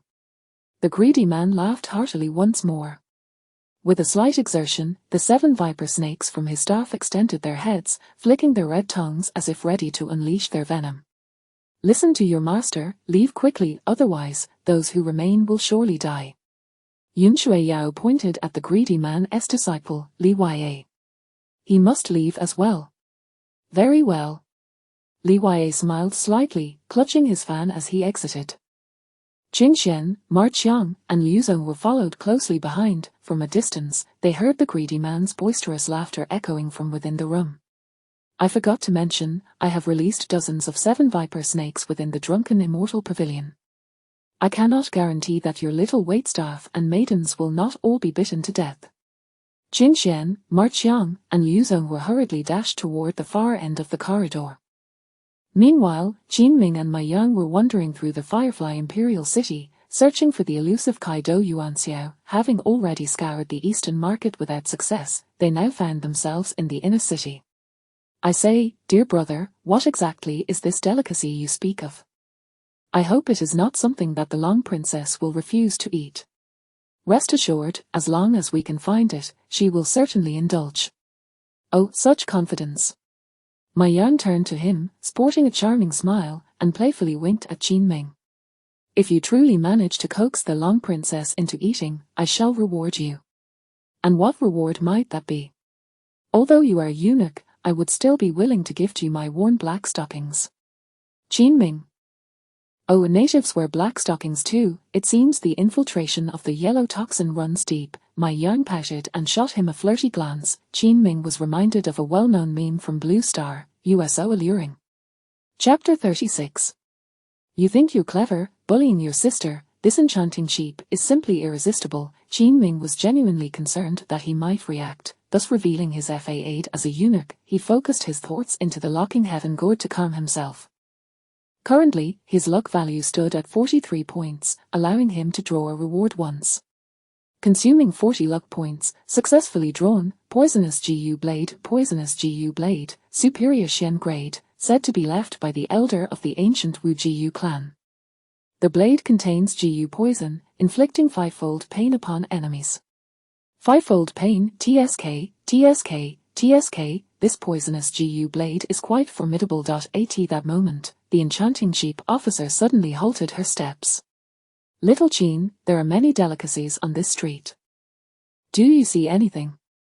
Qin Ming cast his gaze around and, to his astonishment, spotted red bean glutinous rice balls at a shop on the corner. Heaven truly assists me, I have found it. Qin Ming dashed over, with the enchanting sheep officer trailing behind. Have you found it, little Qin? This is the place. Look at the red bean glutinous rice balls. Red bean glutinous rice balls, I've never tasted them. Sister My Yang, allow me to treat you today. How generous, little Qin. The enchanting sheep fluttered her alluring eyes. Indeed, if Sister My Yang feels uncomfortable, you may pay for me. I wouldn't mind. HMPH, you think you're clever, bullying your sister. Since you're treating, naturally, you shall pay. Shopkeeper, 2 bowls of red bean glutinous rice balls, please. A quarter of an hour later, Qin Ming and My Yang devoured the red bean glutinous rice balls entirely. So sweet and delicious. I never imagined the Crown Princess enjoyed such delicacies. Shopkeeper, 3 more bowls to go, please. Regrettably, esteemed guest, we have run out of red bean glutinous rice balls. Only half a bowl remains. The Crown Princess hasn't eaten for 3 days. Surely half a bowl will not suffice. Qin Ming entered the shop and inquired, Shopkeeper, are you still making red bean glutinous rice balls? Indeed, we are, but it will take half an hour. Half an hour? The enchanting sheep officer pouted. That is far too long. We must not let our sovereign go hungry. Qin Ming decided to look around for any other establishments selling red bean glutinous rice balls. To his fortune, he immediately noticed the 6th floor of the Drunken Immortal Tower, Room Qian No. 1. His master, Yung Shui Yao, appeared to be conversing with an elderly man wielding a cane. At another window of the tavern stood a white-clad man holding a folded fan, his demeanor seemingly unfriendly. Qin Ming sensed something was amiss with his master, who occasionally coughed. He quickly approached the enchanting sheep officer. Sister My Yang, here is the plan. You take this half bowl of red bean glutinous rice balls back to the Crown Princess while they are still warm. I'll wait here for half an hour, and once ready, I'll bring her a full bowl. That will surely be enough. After contemplating, the enchanting sheep officer nodded. Very well, I shall return first. I didn't sleep well last night. I'll deliver the red bean glutinous rice balls to the Crown Princess and then catch up on some beauty rest. With a radiant smile, the enchanting sheep turned and sauntered toward the palace. Once he confirmed her departure, Qin Ming swiftly made his way to the Drunken Immortal Tower. Indeed, something was decidedly off at the Drunken Immortal Tower. There were very few patrons inside. The usual bustling atmosphere was conspicuously absent.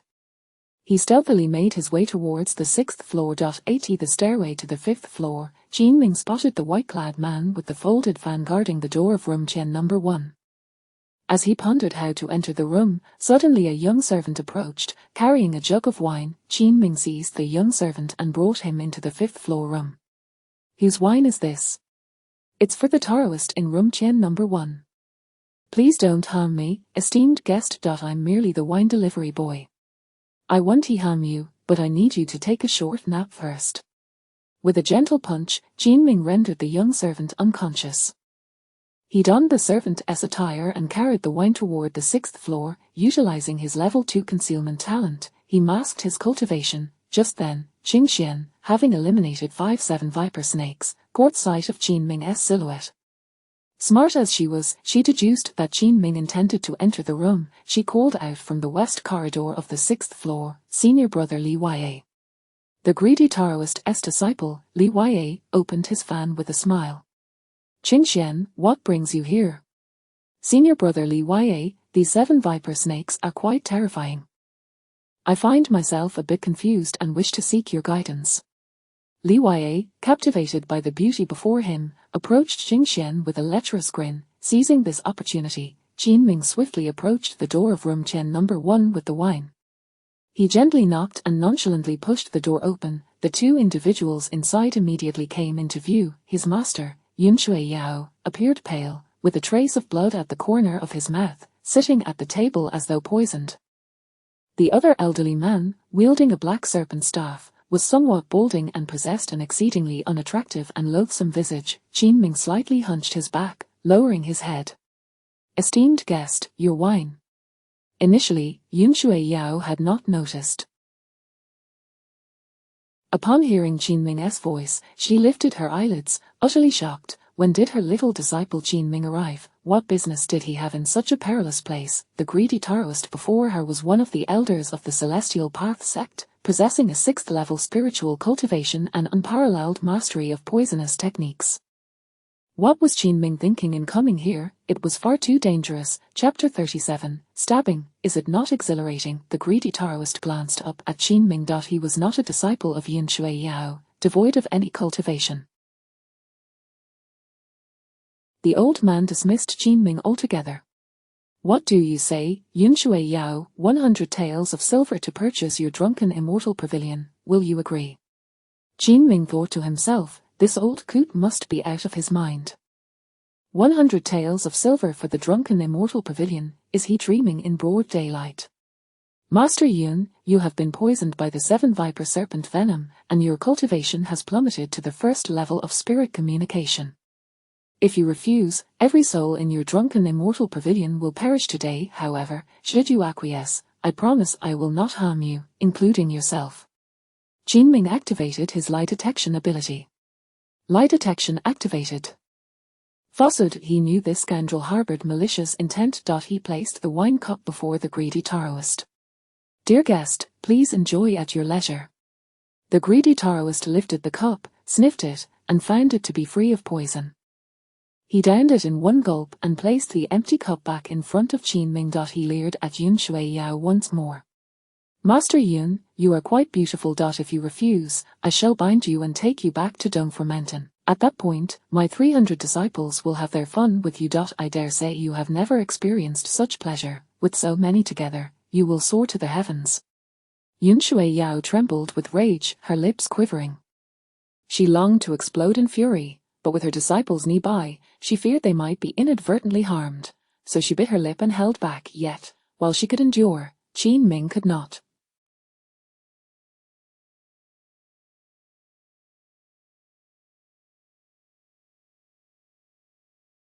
A kind-hearted and grateful individual, he was acutely aware of his master's kindness to him. Having taken her as his mentor, he could not stand idly by while she was humiliated. He placed the wine cup before the greedy Taoist, feigning a departure. Suddenly, Jinming drew the azure poison Gu blade and, with lightning speed, plunged it into the greedy Taoist's chest. Whoosh sizzle! Go to hell! How dare you insult my master? The greedy Taoist, underestimating Jinming due to his apparent lack of cultivation, was caught off guard by the ambush. He immediately retaliated, striking Jinming with his black snake staff. Smack! Jinming was sent flying backward. The poison Gu blade was yanked free in the process. The greedy Taoist's body quivered in agony. What kind of blade had struck him? The pain was unbearable. The sting of a short knife was far more excruciating than being stabbed multiple times. Just as he was about to launch another assault, Yunshui Yao, seated across from him, had already initiated her attack. Talent, Sword Heart, Sequence 18, Level 3, activated. With a flick of her sleeve, a pristine white sword surged forth. Buzz. The greedy Taoist hurriedly swung his black snake staff to block. Bang! The two energies collided violently. Originally, Yun Shui Yao, poisoned and weakened, was no match for the greedy Taoist. However, Qin Ming's strike had dramatically diminished the greedy Taoist's strength. You little brat, how dare you ambush me, seeking death? If you wish to harm my disciple, you must pass me first. They exchanged blows for dozens of moves. Outside the door, Qin Xian, Liu Zonghua, and Ma Qiang rushed in. The greedy Taoist's disciple, Li Waiye, had reached the second level of spirit communication and single-handedly held off Qin Xian and the others. Yun Shui Yao, feeling the toxic energy surge, had her pristine sword knocked away by the black snake staff. She staggered back several steps. The greedy Taoist suddenly swung his black snake staff into the air, activating his talent, Serpent Control. Hiss, 3 slender 7 viper serpents lunged toward Yun Shui Yao. The speed of the 7 viper serpents was swift and nearly undetectable. Qin Ming raised his sleeve to activate the Yang Luo needle box. The Yang Luo needle box could be used a total of 3 times, and this was the final occasion. Whoosh, whoosh, whoosh. 3 poison needles shot forth in an instant. Just as the 7 viper serpents were about to reach Yun Shui Yao, they were pierced through the head by the 3 needles. The 7 viper serpents writhed in agony, collapsing to the ground. Yun Shui Yao glanced at her disciple, Qin Ming, her heart brimming with gratitude. Just then, the door was kicked open with a resounding bang. Qin Xian brandished the Wu Jin blade towards the greedy Taoist. Liu Zonghua charged in right behind him, activating his fire talent. Boom! A 2-meter-long flame surged forth. However, the greedy Taoist effortlessly dodged it. He forced Qin Xian and Liu Zonghua back, glaring menacingly at Qin Ming. You little brat, what kind of blade did you use? How could it inflict such torment upon me? If you wish to know, it's simple. I can give you another stab for free, so you can experience it firsthand. Preposterous, seeking death. As the greedy Taoist swung his black snake staff, Li Waiye rushed in, his expression grave. Master, many demon suppression guards have appeared near the drunken immortal pavilion. The demon suppression guards were the nightmare of many traversers. Especially in the imperial city, if the crown princess were to arrive, he would meet a most tragic fate. The greedy Taoist retracted his black snake staff, glaring at Yun Shui Yao. You will all pay for this. With that, he swiftly leapt out the window with his disciple, Li Waiye. Yun Shui Yao and Qin Xian hurried to the corner to support Qin Ming. Yun Shui Yao pulled a handkerchief from her sleeve to wipe the blood from Qin Ming's lips. Qin Ming, what brings you here? Master, I happened to be in the vicinity for some errands and sensed something was amiss, so I came to check. What you did just now was exceedingly perilous, approaching him so closely with a knife. Disciple was confident. My speed is swift, and he could not react in time. Yun Shui Yao inwardly rejoiced at having taken Qin Ming as her disciple. At a critical moment, he demonstrated both bravery and composure, as well as a strong sense of loyalty. Just then, at the doorway, Ma Qiang groaned, Master, I too have sustained severe injuries, while you and junior sister are supporting Qin Ming, who is caring for me. Qin Xian shot, his fiery scent is unbearable. This elicited laughter from everyone. A smile of relief graced Yun Shui Yao's face. Initially, she had thought today would be her last, poisoned and weakened in strength. Surely, she would be slaughtered by that greedy Taoist. The other 3 disciples were far too weak to be of any help. Unexpectedly, at a critical juncture, her newly accepted disciple, Qin Ming, had come to her aid. Though Qin Ming was the weakest, with only the 3rd level of body refinement, he had played a crucial role. Qin Ming, you are injured, rest here with your master. I will have Qin Xian tend to your wounds. Qin Xian pouted. Master, I don't want to. He is your senior brother. He is my junior brother, not my senior brother. Oh dear. Yun Shui Yao exclaimed in exasperation, Qin Xian, are you trying to drive your master to despair? All right, all right. Qin Ming waved his hand, chuckling. Master, please do not trouble junior sister. I cannot linger here. I came out to buy something for the crown princess and must return promptly. But you are injured. It's nothing, there are plenty of medicines in the palace. I can just take some when I return. Yun Shui Yao exchanged glances with Qin Xian. Qingxian, you should escort your senior brother back. I will go instead. Liu Zhonghua stepped forward. Qingxian's clothes are stained with blood, which may raise suspicions. I will escort junior brother Qin back. That works. Qinming nodded. I shall rely on brother Liu then. Chapter 38, The Duplicating Flame, the Traitor. Numerous demon suppression guards appeared in the streets surrounding the drunken immortal pavilion. The greedy Daoist, accompanied by his disciple Li Yue, had already fled a mile away. He felt excruciating pain from the wound on his chest. That wretched brat's weapon is peculiar. A stab from it is more agonizing than being stabbed 10 times. Master, I will eventually slay him. His death is certain. That wretched brat. Today, not only could I have taken the drunken immortal pavilion, but I could also have abducted those 2 beautiful women back to the heavenly Dao sect. All of it has been thwarted by him. What does Master mean? Naturally, I have arranged for others to kill him. Do you think the poison in Yun Shui Yao's drink was administered by chance?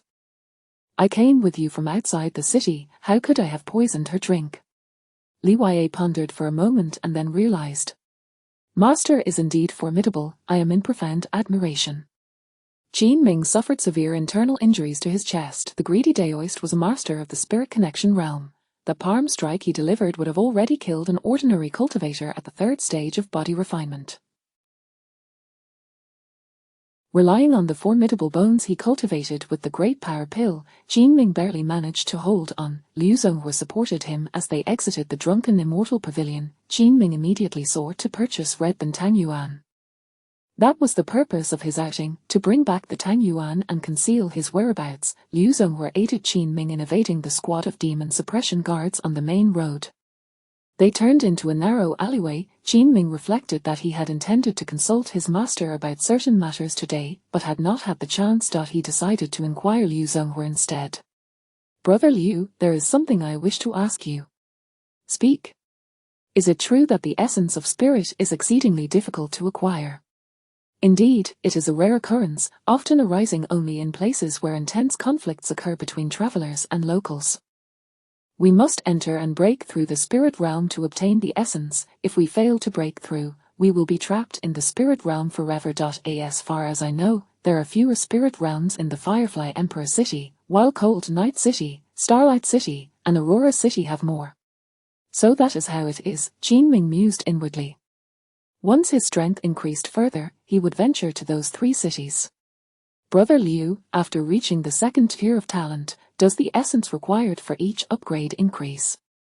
Of course, upgrading from Tier 2 to Tier 3 requires 2 essences, and from Tier 3 to Tier 4, it seems to require 3. However, the power will simultaneously grow stronger. For instance, my flames could only project 2 meters at Tier 1. But after I emerged from the spirit realm and upgraded to Tier 2, the flames can now reach 4 meters. Congratulations on your talent upgrade, second brother. At that moment, Qinming suddenly felt a tremor in his heart. He recalled the scene of his battle with the greedy Daoist. When the door was burst open, Liu Zhonghua had unleashed flames against the greedy Daoist, yet his flames had only reached 2 meters, causing no harm to the greedy Daoist at all. Hadn't he just claimed that after reaching Tier 2, his flames could project 4 meters? With this thought, Qinming's heart grew alarmed. He also remembered that today his master had been poisoned by an insider. Liu Zhonghua, who initially had no deep ties with him, had volunteered to assist him. All these connections led Qinming to form a bold hypothesis. Liu Zhonghua was the traitor. Qinming slowed his steps, deliberately asking, "Second brother, considering master was poisoned and attacked today, who do you think the perpetrator might be?" "The culprit is a servant from the tavern. I saw that Li Yue seemed to be conversing with a servant today." Qinming activated his lie detection talent. Lie detection activated. Result, falsehood. Qinming maintained a stoic expression while a storm brewed within him. How could he find himself in such perilous situations repeatedly? Liu Zhonghua was already at the 6th stage of body refinement, and he was merely at the 3rd stage, severely injured. How could he manage? Qinming discreetly grasped the poison blade hidden in his sleeve. Taking advantage of a cough, he hastily concealed the sturdy demon suppression order close to his chest. Warning. Danger level increased by 50 times, luck points will increase by 50 times during this dangerous period. As anticipated, just as Qin Ming stood up, Liu Zhonghua's expression shifted. Qin Ming, seeing you in such a state, let me lend you a hand. Facing this life or death moment, Qin Ming resolved to fight back. Clutching the poison blade, he aimed for Liu Zhonghua's neck. Clang! Liu Zhonghua's knife struck the demon suppression order, failing to penetrate. His expression turned astonished. In that instant, Qin Ming, already prepared, drove the poison blade deep into Liu Zhonghua's chest. Liu Zhonghua's face drained of color. He could hardly fathom how quickly Qin Ming had reacted. Liu Zhonghua's flame talent erupted suddenly. Whoosh! Qin Ming was sent flying backward. He crashed to the ground, coughing violently, his clothes charred and the poison blade in his hand soaked in blood. At that moment, Yun Shui Yao, feeling uneasy about her disciples returning to the palace due to the overwhelming number of demon suppression guards, stood atop their highest pavilion with Qing Xian, gazing afar. They just happened to witness Liu Zhonghua's assault. Yun Shui Yao's face paled, realizing the gravity of the situation. She shouted, "Oh no, Liu Zhonghua is the traitor, quickly, save Qin Ming." Liu Zhonghua clutched his chest, racked with pain. He had no idea what kind of blade Qin Ming wielded, but a single stab inflicted unbearable agony. Flames surged anew in his hand, the scorching red flames shooting out for meters. Qin Ming attempted to leap up but found his movements hampered by the severe effects of the 7 Viper toxin coursing through his internal organs. With a crack, Qin Ming was once again hurled away by the flames, his garments in tatters. He landed against a wall, blood pouring from his mouth. Liu Zhonghua, unsteady from his chest wound, stumbled toward him. "Damn you, Qin Ming, today was meant to be the day I eliminate Yun Shui Yao as my ticket into the Heavenly Dao sect, and you had to ruin my plans. To hell with you, traitor. You are nothing but filth. How dare you insult me?" Boom! Liu Zhonghua unleashed another fiery blast upon Qin Ming, sending him tumbling several meters back, even knocking the poison blade from his grasp. "Why have you betrayed us? Master has treated you well." "Nonsense, the 5 Elements Alliance is merely a bunch of benevolent fools. The Heavenly Dao sect is the rightful path, pursuing destiny. The Heavenly Dao sect offers far more essence. Since I cannot kill Yun Shui Yao, I shall sever your head as an offering to the Heavenly Dao sect." Qin Ming struggled to rise but found it impossible. His internal injuries were grave, and blood continued to seep from the corners of his mouth. Liu Zhonghua, wounded by Qin Ming's strike to his chest, also found his movements hindered. He approached slowly, gripping the bronze dagger in his hand. With a whoosh, the dagger plunged into Qin Ming's abdomen. Liu Zhonghua seethed, "You forced me to use a knife on you. Let me show you what pain feels like." Liu Zhonghua withdrew the blooded blade and stabbed it into Qin Ming's chest again. "I will let you experience how it feels to have your head severed." The cold blade inched closer, nearly touching Qin Ming's neck.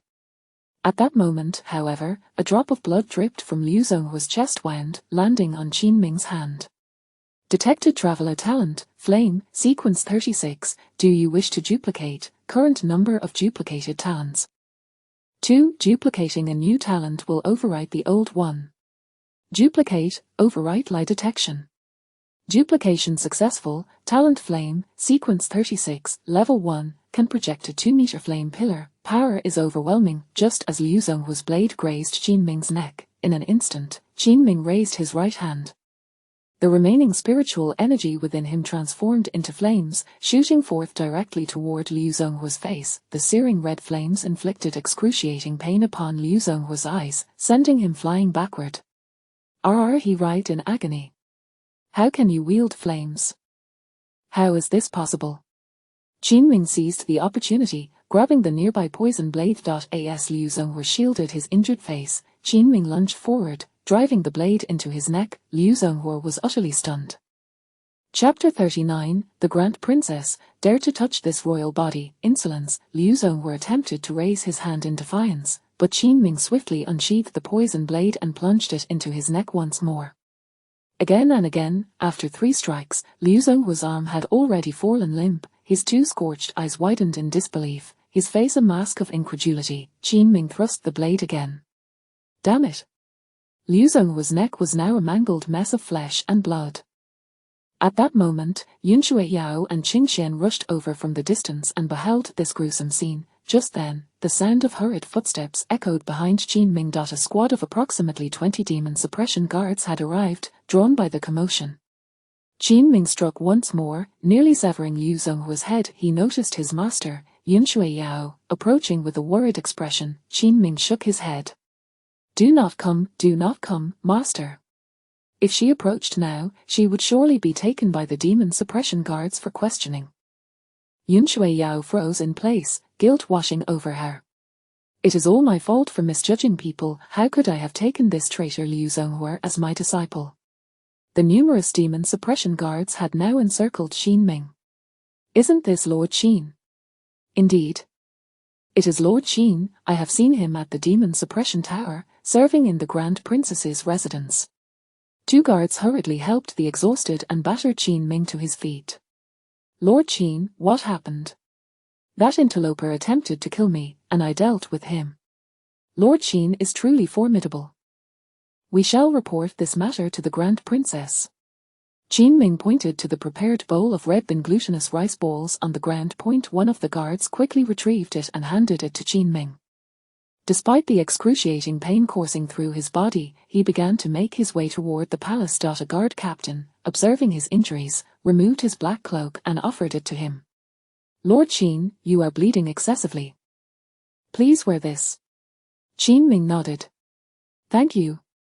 He walked slowly, each step leaving a bloody imprint on the ground. In the distance, Yun Shuiyao's eyes were already red-rimmed. She and Qing Xian could not approach. Guilt overwhelmed her. Today's events were entirely due to her failure to discern character. Had it not been for Qin Ming, she would have perished long ago. Master, it seems my senior brother has sustained grave injuries. He is your senior brother. You are not to refer to him as your junior anymore. Master, perhaps I should quietly follow him. With so many demon suppression guards behind, your approach would be tantamount to throwing yourself into a trap, and it would also jeopardize your senior brother's identity. Understood, Master. However, Qin Ming is quite impressive. Despite his severe injuries, he still managed to kill Liu Zhonghua, who was 6 levels stronger. Yun Shui Yao nodded, her face etched with concern. In the upper hall of Taiyin Palace, on the 11th floor, the Grand Princess had slept for an entire day and night. That day, due to a dispute over military funds, she had battled her sister, the Empress, for 30 rounds. Although her body did not suffer severe injuries, the most distressing pain stemmed from the shadows of her inner turmoil. Years ago, she and her third sister, Han Yu Chan, had slain their brother, which allowed Han Yu Li to ascend to the throne. Originally, Han Yu Li had maintained an excellent relationship with her two sisters. However, upon becoming the sovereign, she underwent a transformation. She coerced her third sister, Han Yu Chan, into surrendering the Baiyu guards, leaving her disheartened and leading her to renounce the world. Moreover, she relentlessly pressured the Grand Princess to relinquish her own demon suppression guards. For this reason, the Grand Princess and her sister, Han Yu Li, had been at odds for nearly 20 years. Finally, the Grand Princess awoke. Roused by hunger, she sensed that the 9-yin cold ice poison within her had significantly abated, and a pure yang energy flowed through her meridians. Who did this? Suddenly, she recalled conversing with Qin Ming just before losing consciousness. Could it be that little Qin injected spiritual energy into my body, and even helped me to bed? Though it was for her own rescue, it was still audacious. How dare a man touch this royal body? Knock, knock, knock. Lingyan gently tapped on the door. Grand Princess, Lingyan has brought you something to eat. What food? Those wretched things from the palace. I have no desire for any of them. Take them all away. Grand Princess, this is something you should enjoy. Lingyan entered with a bowl of warm red bean glutinous rice balls. Grand Princess, this was specially procured by little Qin, who said you enjoy it. The Grand Princess's expression remained cold. The thought of a man touching her body ignited her fury. This little Qin is quite audacious. On what grounds does he presume that I would enjoy what he has brought? Bring it here. I shall see for myself. If I do not like it, I shall certainly punish him. Lingyan felt a twinge of apprehension. She presented the bowl of red bean glutinous rice balls before the Grand Princess. In that instant, the Grand Princess was taken aback. Red bean glutinous rice balls, this sweet, porridge-like delicacy was rarely seen in the Dayan kingdom. The last time she had tasted it was when her mother had made it for her. Instinctively, she licked her lips and accepted the bowl of red bean glutinous rice balls. She took a spoonful. The flavor was delightful. It was reminiscent of her mother's cooking. She took another bite, and another. Truly delicious, a smile blossomed on Lingyan's face. Little Qin is quite remarkable. He even guessed the Grand Princess's taste. Where did Little Qin procure these red bean glutinous rice balls? Grand Princess, it is said that Little Qin searched the market for quite some time before finding them, but only half a bowl remained. Thus, he brought you this half. The Grand Princess finished the last spoonful at the bottom of the bowl and coldly remarked, he certainly possesses audacity, daring to casually surmise my preferences. Lingyan felt a slight shock. Go summon Little Qin. Grand Princess, Little Qin has not yet returned. This half-bowl was brought back by my Yang, the captain. Little Qin mentioned that he would wait for the vendor to prepare a fresh batch for you. The Grand Princess's exquisite brows twitched slightly, as if something had struck her icy heart. She thought to commend Little Qin for his diligence, yet the words caught in her throat. Compared to his attentiveness, the sin of casually guessing her intentions was far graver. The 12 zodiac animals were practicing martial arts in the courtyard. From a distance, they spotted an individual trudging through the snow outside Taiyin Palace, wrapped in a black cloak of the demon suppression guards, moving at an agonizingly slow pace. The adorable rabbit rubbed her eyes in delight. It seems to be Little Qin. The captain of my Yang soared into the air for a better look. It truly is him. No wonder it took him so long to return with the red bean glutinous rice balls. The 12 zodiac animals abandoned their training and flew to the rooftop. Qin Ming, just exiting the Grand Princess's chamber, Lingyan spotted Qin Ming and felt a surge of joy, quickly announcing, Grand Princess, Qin Ming has returned. From within the room came the Grand Princess's irritable voice. So he has returned. What is all the fuss about? Chapter 40, The Heartache of the Princess. Bring me their remains. Reduced to mere pulp, the adorable rabbit and the charming goat descended from the rooftop, their spirits lifted upon seeing Qin Ming. Little Qin, what troubles you? Why are you moving so slowly? Despite the excruciating pain coursing through his body, Qin Ming managed a bitter smile. I am fine. Lingyan initially intended to offer her support, but with the 12 zodiac onlookers nearby, she hesitated. Her hand, once outstretched, retracted reluctantly. Qin Ming laboriously ascended the steps, finally arriving at the door of the princess's chamber on the 11th floor, whispering, Your Highness. Enter. The princess's voice was icy.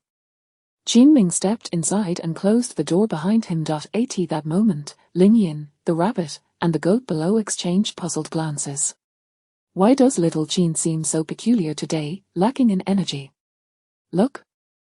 There are bloodstains on the footprints below. Has Little Qin been injured? The princess, Han Yuishi, reclined in a grand chair adorned with a crimson carpet, her long, elegant legs resting on the table before her.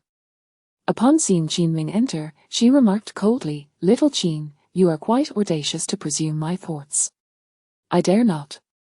Smack. The princess struck the adjacent table with her palm. Dare you deny it? Tell me, how did you know I wished to indulge in red bean glutinous rice balls? The pain from his wounds was unbearable, and Qin Ming channeled all his spiritual energy to staunch the bleeding.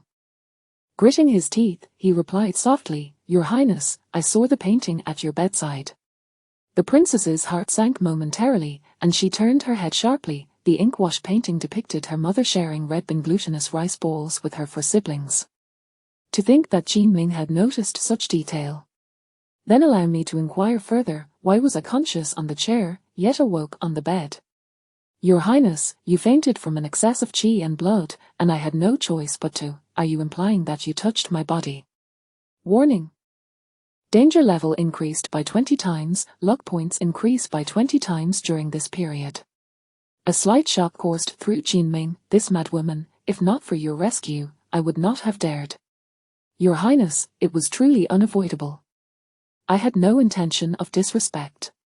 Did you audaciously transfer your yang energy to me? Qin Ming nodded. That day, you were overwhelmed by cold energy, your body completely frozen. Do you not comprehend? I permit no man to lay a hand upon me. Did you think that by transferring your yang energy, I would be grateful? Warning, danger level increased by 50 times, luck points increased by 50 times during this period. I had no such thoughts. The princess, incensed, sprang from her seat, her eyes blazing with authority. Speak louder. I cannot hear you. Enduring the torment in his abdomen, Jinming felt the blood seeping from his wounds. He strained to raise his voice. I had no such thoughts. The princess seized the moon shadow sword from the table. Regardless, you have touched my body. This is an undeniable fact. Today, I shall end your life. Warning, danger level increased by 100 times, luck points increased by 100 times during this period. With a swift motion, the princess drew the moonshadow sword, its chilling aura filling the room. The icy energy invaded Jinming's wounds, amplifying his agony to the point of near collapse. The princess pointed the sword at him. You presume to know my thoughts and have unlawfully touched my body. I shall kill you. Taking a deep breath, Jinming slowly unfurled his black robe of the demon suppression guard. If you wish to stab me, do it, just see where I am unscathed.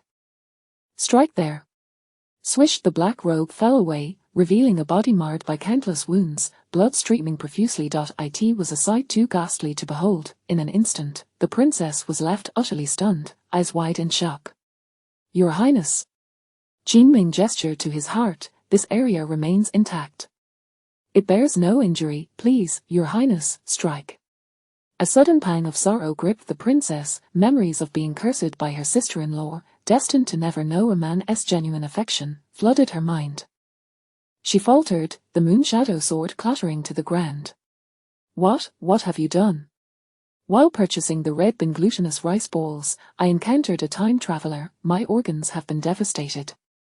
I am on the brink of death. I shall not provoke you again. I implore you, Your Highness, cease your scolding. What did you say? You encountered a time traveler while buying red bean glutinous rice balls. Little Jin, please clarify. Jinming placed the red bean glutinous rice balls on the table. The princess glanced at them, realizing his hands were soaked in blood, with the rice balls oozing crimson. I apologize. I stained the rice balls with my blood. I cannot control my bleeding. Your Highness, please, stop scolding. In that instant, the icy heart of Princess Han knew as she felt a warm surge, as if an invisible hand were gripping her heart. Pain, bitterness, such feelings had long been absent. Your Highness, I must take my leave.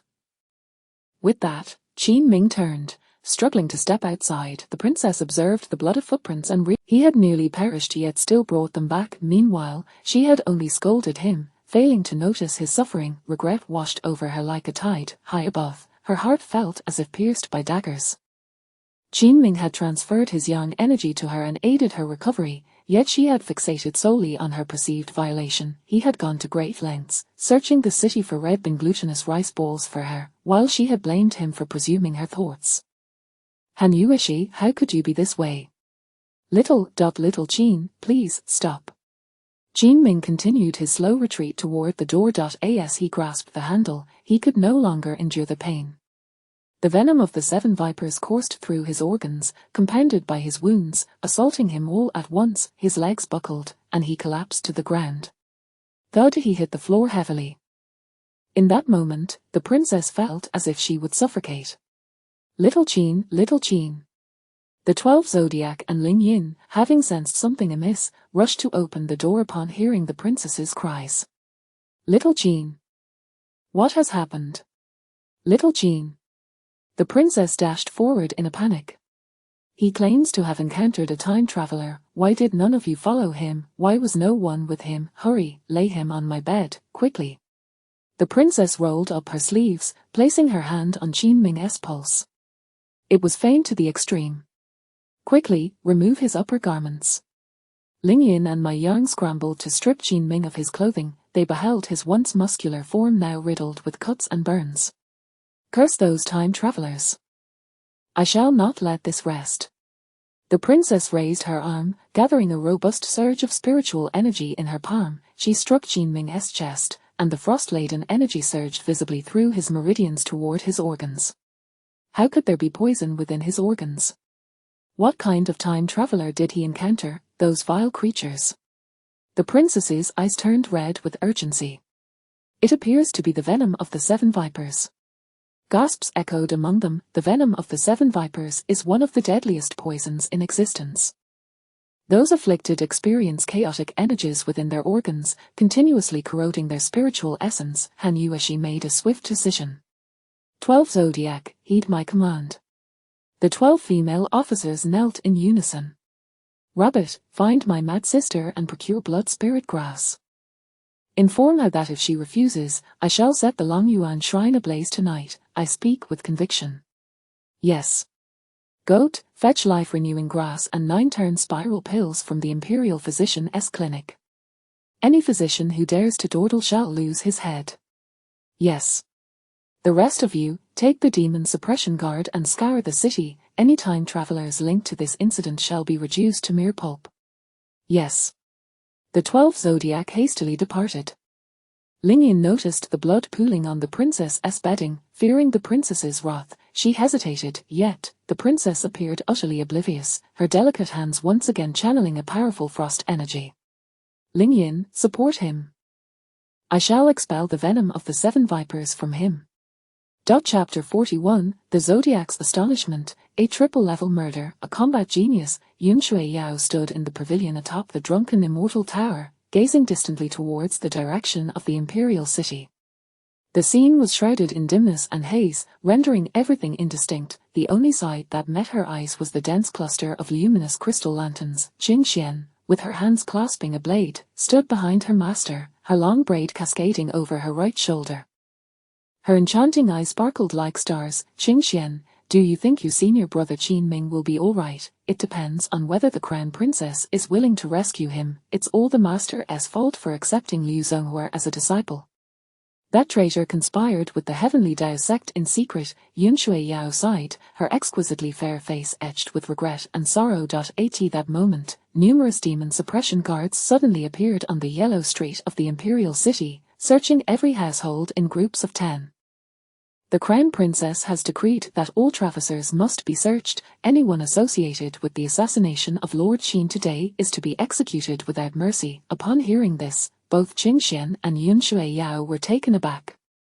It seems Qin Ming is gravely injured. Heaven protect him, Master. The Crown Princess has actually dispatched the demon suppression guards to avenge him. Yun Shui Yao nodded. Thus, the Master said he is the key to breaking the situation. In the upper hall of the Taiyin Palace, Crown Princess Han Yueshi continuously infused spiritual energy into Qin Ming. The previously inflicted wounds on him had torn open further from the force, causing blood to flow profusely. Lingyan, beside her, diligently wiped away the blood with a white cloth, her heart aching and anxious, on the verge of tears. How can there be so much blood, Crown Princess? Look, Qin Ming is bleeding incessantly. Meng Tu, standing nearby with a basin of warm water, frowned and remarked, why are there both knife wounds and burn injuries on him? What on earth has he endured, these detestable traversiers? At that moment, Ma Yang sought out the patrol captain of the demon suppression guards. Upon entering the room, the captain immediately knelt. Your Highness, the traversier encountered by Lord Qin possesses formidable cultivation and can wield flames. When I arrived, I witnessed Lord Qin snatching the knife and stabbing the traverser's neck 7 or 8 times. Lord Qin has sustained fatal injuries. I hurried to support him, yet he endured excruciating pain while clutching a bowl of red bean glutinous rice balls. Hearing this, the Crown Princess, who was channeling icy spiritual energy, felt a sharp pang in her heart. Your Highness, what astonished me is that the traversier killed by Lord Qin is at the 6th level of body refinement. What? Several individuals around her were left in shock. What? Little Qin, at the 3rd level of body refinement, actually killed someone at the 6th level. This is utterly unbelievable, even for ordinary cultivators. Overcoming 1 level is already challenging. Surpassing 2 levels is exceedingly difficult, yet, little Qin managed to defeat someone 3 levels above him, and that person could wield flames. The Crown Princess and others finally comprehended the severity of Qin Ming's injuries. What further astonished the Crown Princess was that Qin Ming was not only fiercely loyal to her and a prodigious cultivator, but he was also a genius in combat. A wave of discomfort washed over her. She must rescue Qinming. She vowed to treat this subordinate well in the future and could never act as she had before. The crown princess waved her hands, channeling another surge of formidable spiritual energy. It was not until the late hours of the night that the crown princess ceased her infusion of energy. Exhausted and pale, she sighed in relief as Lingyan spoon-fed Qinming medicinal soup containing blood spirit mushrooms. The wounds on Qinming had long since frozen under the icy treatment, ceasing to bleed. His breathing had stabilized significantly compared to before. Finally, he was saved. Lingyan felt a surge of joy in her heart, and the crown princess exhaled deeply. Lingyan pondered changing Qinming's clothes but feared that if her identity as a eunuch were to be exposed in front of the crown princess, it would spell disaster. After a moment of contemplation, she summoned her courage and bit her lip. Crown princess, Qinming is covered in blood. Please allow me to take him back to clean him up. Do it here, crown princess. Removing his trousers would be disrespectful. I humbly request that you permit me to take him back. The crown princess remained silent for 3 breaths before waving her sleeve. Then take him back, place him in your room, where the warmth of the hearth will be suitable. Understood. Mai Yang and Meng Tu hurried over to assist Lingyan. Lingyan carried Qinming, with Mai Yang and Meng Tu supporting him from behind as they exited. Just as they reached outside, the crown princess called out, "It's snowing heavily, proceed slowly down the stairs and don't let him fall." Understood. This simple phrase made the 12 Zodiac members profoundly aware of the crown princess's exceptional regard for this young Qin. Qinming remained in a deep slumber for 3 days and nights. During this time, Lingyan bathed him 6 times, while the crown princess visited 5 times. The other members of the 12 Zodiac frequently came and went, administering nearly a dozen types of medicinal soups to Qinming. This resulted in Qinming, whose consciousness was gradually awakening, being filled with vigor. A powerful energy coursed chaotically through his meridians. He could hear Lingyan sobbing beside him, yet he remained unable to open his eyes, as if every fiber of his being had been frozen. His consciousness delved into the locking heaven gourd, discovering that his luck points had reached a staggering 100, allowing for 2 draws. Consume 40 luck points. Draw successful. Obtained Gale Sword Technique. Gale Sword Technique. An intermediate-level sword technique of the mysterious grade with a total of 108 moves. The faster it is used, the greater its power. Where the sword energy passes, not a blade of grass remains. It sounded promising. Qinming resolved to practice as soon as his body recovered. Consume 40 luck points. Draw successful. Obtained Strength Pill. Why do I keep receiving strength pills? What on earth do I need such enduring strength for? If I consume this, my future wife would surely flee in fear. Qinming sensed Lingyan feeding him more medicinal soup. This time, the taste was rather bloody. As it entered his system, it felt like a wave of warmth enveloping all his organs and meridians. The energy within him surged even more powerfully, stimulated by numerous energies. Qinming felt an overwhelming sense of refreshment. Finally, he broke through to the 4th level of body refinement. His eyelids felt lighter, and he gradually opened his eyes. At that moment, he found himself in Lingyan's room. Lingyan, dressed in a pale green brocade dress, was leaning beside his bed, her eyes rimmed with red and brimming with tears. On the nearby table lay several bowls of various sizes, each containing remnants of medicinal concoctions, a testament to how much he had consumed. Qinming reached out a hand to gently caress Lingyan's cheek. Chapter 42, Using a Knife to Kill. Princess Chang, the Heavenly Path sect seeks death. Lingyan suddenly awoke from her slumber, hastily wiping away her tears. Qinming, you are awake, how wonderful, woo-woo. Qinming, I shall report to Princess Chang at once. Just as Lingyan attempted to rise, Qinming grasped her arm firmly. He shook his head slightly. No need. It is the dead of night.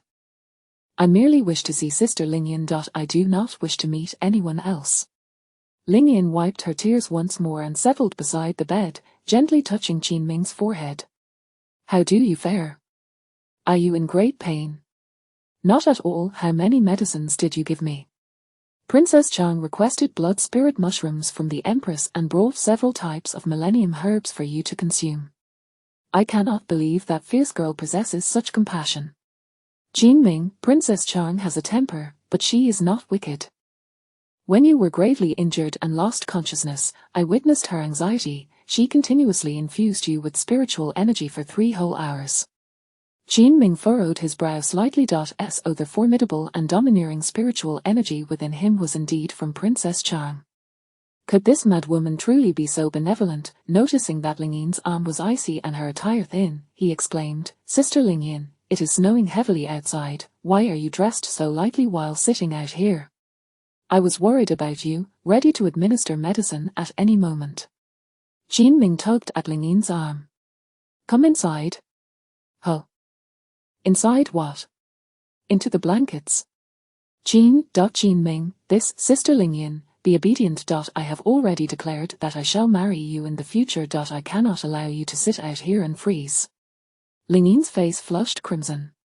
She bit her rosy lip, flustered, and glanced towards the door. Outside, the snow fell in flurries, and darkness enveloped the surroundings. Although the light remained on in Princess Chang's chamber, there was no sound. Ling Yin closed the door and walked back to the bed. Qin Ming pulled her arm, drawing her into the warm embrace of the blankets. Ling Yin's heart raced wildly within her chest, her face aflame. Qin Ming's strong arm wrapped around her waist, holding her tightly. "Qin Ming, I am afraid." "Fear not, for I am here. Sister Ling Yin is warm in my embrace. Why are you so anxious?" "Qin Ming, you are too close." Ling Yin gently pushed Qin Ming, but in doing so, she inadvertently pressed against his wound, causing him to wince in pain. "What is it?" "Qin Ming, I am sorry, I did not mean to." Ling Yin hurriedly apologized, yet Qin Ming pulled her back into his embrace. In the next breath, he turned and softly kissed her forehead. "Qin Ming, do not move. You are injured." "I shall remain still, Sister Ling Yin. Your hands are so cold, place them beneath my clothes." "But you are covered in wounds." "Then let my cold hands warm yours." Ling Yin's small face was flushed and hot. After a few breaths, she nodded slightly. In the early morning, the sky was dim. Ling Yin climbed out from the blankets, hastily adjusting her clothing and tidying the medicine bowls and the fire in the room. Before long, Qin Ming also awoke, stretching leisurely. "Sister Ling Yin, the effect of the medicine is remarkable. My wounds have healed significantly. It is snowing heavily outside. You should lie down and continue to recover." "No, I have lain too long. My body will become feeble. I need some fresh air." After washing up, Qin Ming donned a clean white robe, and Ling Yin styled his hair into a bun. He looked every bit the handsome gentleman. The more Ling Yin gazed, the more her heart fluttered. As Qin Ming opened the door, he was met by the sight of the sleepy, disheveled Ming-Tu, the cute rabbit captain. Rubbing her eyes and face, she lazily inquired, "Princess Chang sent me to check on how little Qin is faring." Qin Ming feigned a casual stance against the door, gesturing for her to enter. "Please, do go in and see for yourself." "Oh." Ming-Tu took a couple of steps forward but sensed something amiss. Raising her head, she was greeted by Qin Ming's charming smile. "You are awake." Little Qin was indeed strikingly handsome. Clad in white, he exuded an even greater charm. Suddenly, realizing her own disheveled appearance, Ming-Tu spun around, covering her face, and fled in a panic. "Oh dear, how embarrassing." Her exclamation drew the attention of the other members of the Zodiac, who appeared one by one. Even Princess Chang, on the 11th floor, stood at the window. Qin Ming stepped outside, inhaling a deep breath of the crisp air. He then seized a piece of ice from the lotus flower and bit into it with a satisfying crunch. After having ice with Ling Yin, it seemed a bit chilly, but now with his vitality surging, the ice was genuinely refreshing. With a creak, the hexagonal window on the 11th floor of Princess Chang's chamber swung open. She was elegantly dressed, though it was unclear whether she had not slept or simply risen early. "Consuming ice so early in the morning, fresh from your injury, do you not fear death?" Qin Ming smiled and bowed respectfully. "Thank you for your concern, Princess. I consumed an excessive amount of medicine while injured, and now my vitality is abundant. If I do not eat some ice, I fear I shall overheat." The maid, Mai Yang, who was atop the building, could not help but chuckle at this. Princess Chang, however, found her dignity compromised, and her expression darkened. "What is so amusing, little Qin? You come here at once. I have questions for you." "Yes." Qin Ming promptly ascended the stairs. His wounds had not yet fully healed and still throbbed faintly. Upon entering the chamber, he was greeted by a warm atmosphere. Princess Chang remained seated on a sandalwood chair, her long legs pale and radiant. 3 days ago, you failed to answer my question clearly. I inquire again, on that day, when you assisted me to bed, did you not make contact? Yes, but it was through clothing. Such actions are henceforth forbidden. Is that understood? Understood. Should I encounter Princess Chang in a faint state again, I shall merely stand by and observe. Princess Chang, Han Yuishi, was momentarily rendered speechless by his retort. She lifted her head, her exquisite features displaying a hint of ire. What exactly was the nature of the assailant who targeted you? Was it a rogue cultivator or an organization? Qin Ming had not anticipated this inquiry from Princess Chang. Given that the Heavenly Path sect had been persistently targeting his master, he resolved to turn the tables. Replying to Princess, the assailant who sought to kill me appeared to be from the Heavenly Path sect. It is said they are based in Dongfor Mountain. Princess Chang sprang to her feet, her eyes blazing. I have long suspected that there were traversers hiding in Dongfor Mountain. I never imagined it was true. Who grants them the audacity to wreak havoc in the Yingshi Imperial City and injure my Taiyin Palace members? With that, she raised her hand, and the moon shadow sword on the wall flew swiftly into her grasp. Princess, are you intending to kill? Chapter 43. Revenge. The Princess's Massacre at East Budo Mountain. Princess, East Budo Mountain belongs to the Celestial Path sect. It is said that there are nearly 300 traversers there, all formidable experts. I am precisely targeting those experts. In an instant, a chilling aura emanated from the princess, her expression icy and foreboding. She seized the armor hanging on the nearby wall and strode boldly to the entrance, her voice ringing out. Where are the 12 Zodiac? From the rooftop, a flurry of movement ensued as 10 female lieutenants descended gracefully, kneeling before her. From the adjacent rooms, the alluring goat and the adorable rabbit also fluttered in, taking their places on the ground. With the moon shadow sword resting on her shoulder, the princess spoke coldly. 12 Zodiac, heed my command. Assemble 3,000 demon suppression guards and accompany me to annihilate East Budo Mountain. Yes. Qin Ming, standing at the back, was momentarily stunned. Good heavens, this princess is truly formidable. The 12 Zodiac moved with remarkable swiftness. In no time, a throng of demon suppression guards had gathered outside the Taiyin Palace, each clad in black armor and mounted on snow-white steeds. The 12 Zodiac donned their armor, brandishing swords and blades. Princess, the demon suppression guards are assembled. With a flick of her sleeve, the Princess Han Yuishi summoned the moon shadow sword, which radiated with blinding light, hovering in midair. She soared above the ranks of the guards and commanded coldly, "Let us depart." In an instant, the moon shadow sword, bearing the princess, shot skyward. The 12 Zodiac, followed closely by the 3,000 demon suppression guards, hastened to keep pace. The clanging of armor and the thunderous sound of hooves reverberated throughout the imperial city. Qin Ming stood at the entrance of the 11th floor of the main hall, watching as the princess vanished into the clouds. His heart raced with astonishment. It was the first time he had witnessed the princess's extraordinary power and the might of the demon suppression guard army. No wonder the traversers, despite their talents and numbers, could not contend with the natives. Qin Ming. Lingyan waved at him from the courtyard. What are you still doing up there? Come down quickly. Qin Ming rushed down, chuckling softly. Sister Lingyan, the princess went into a frenzy as soon as she heard news of the traversers. Why does she have such a penchant for killing them? Lingyan plucked a piece of ice from a flower and popped it into her mouth. Crunch, crunch, it echoed loudly as she bit down. Though the princess relishes slaying traversers, she wouldn't be so hasty. After all, her injuries from the battle with His Majesty have yet to heal.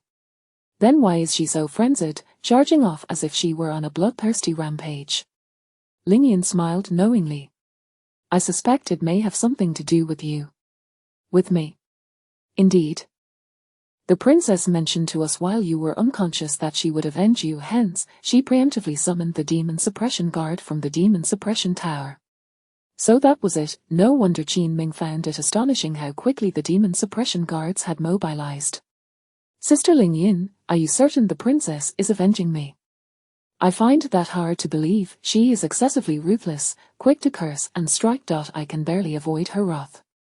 I cannot say for sure, however. During your unconsciousness, the princess visited your room numerous times, each time bringing medicinal herbs. I have followed her for 8 years and have never seen her tend to anyone else when they were ill. Qin Ming furrowed his brow, contemplating the maniacal princess. How could she possibly harbor kindness towards him? It was utterly implausible.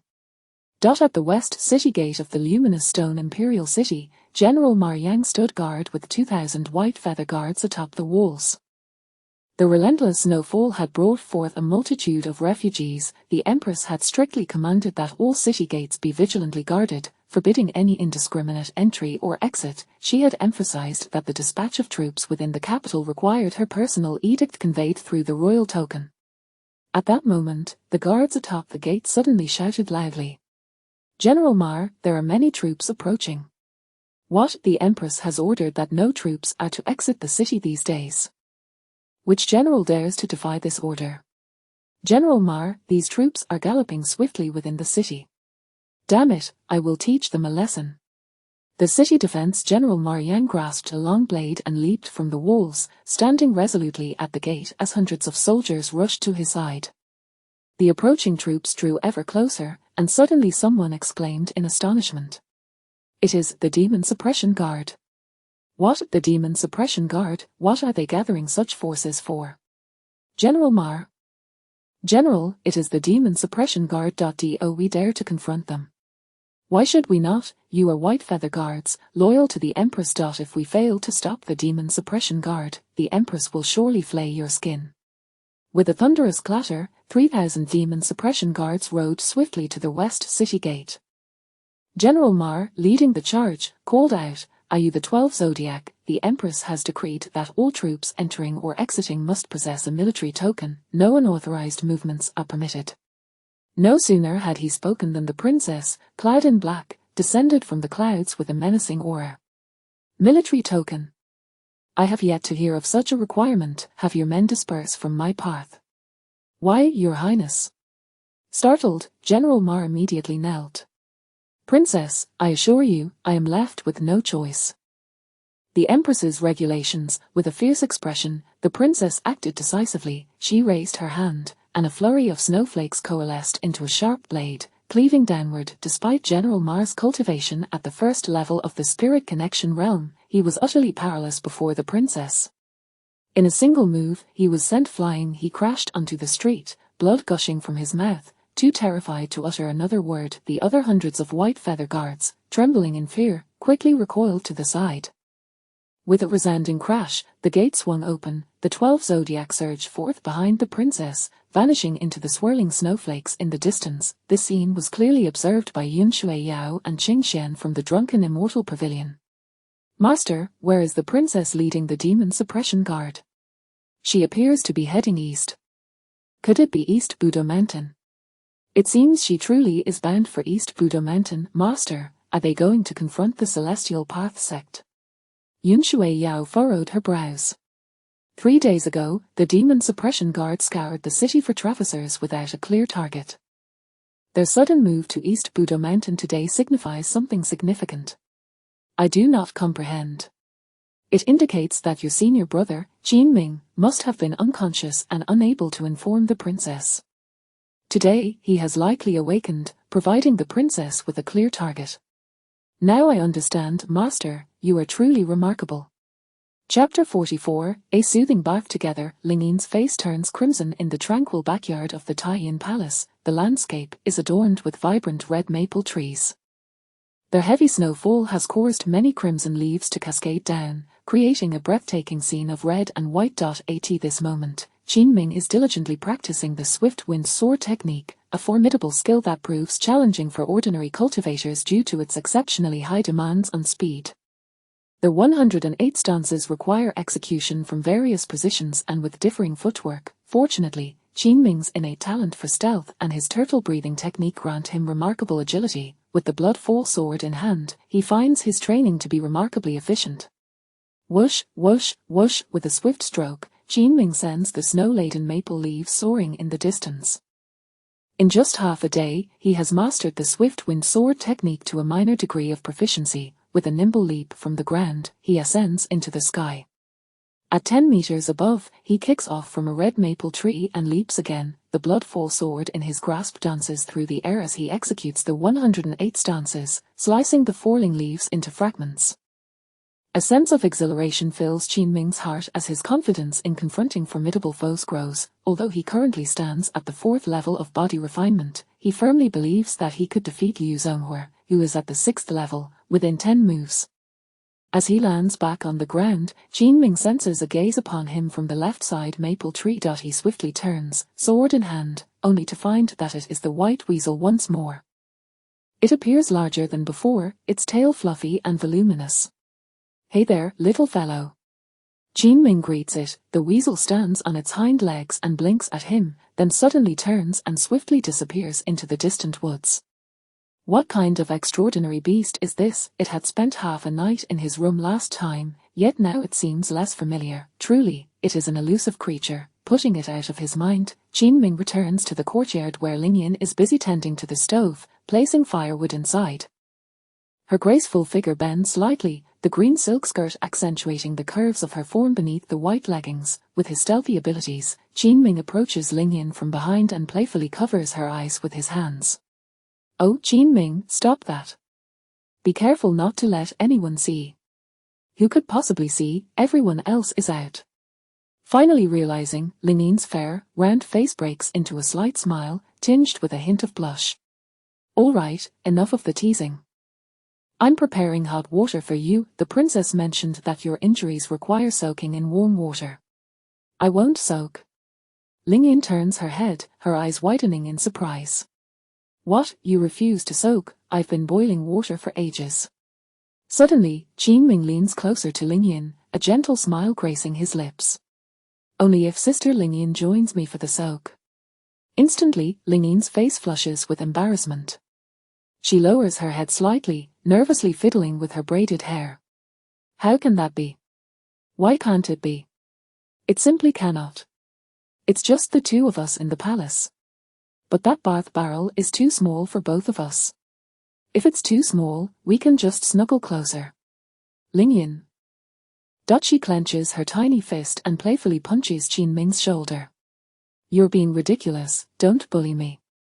With that, she turns and dashes into the house. Despite her verbal refusal, once inside, she finds herself glancing at the bathing tub, pondering whether they could indeed fit together. In the dim twilight of Dongfor Mountain, heavy snow flurries descend. A towering temple looms amidst the cliffs, its peak lost in the clouds. In front stands a massive statue of a Buddha, tragically beheaded.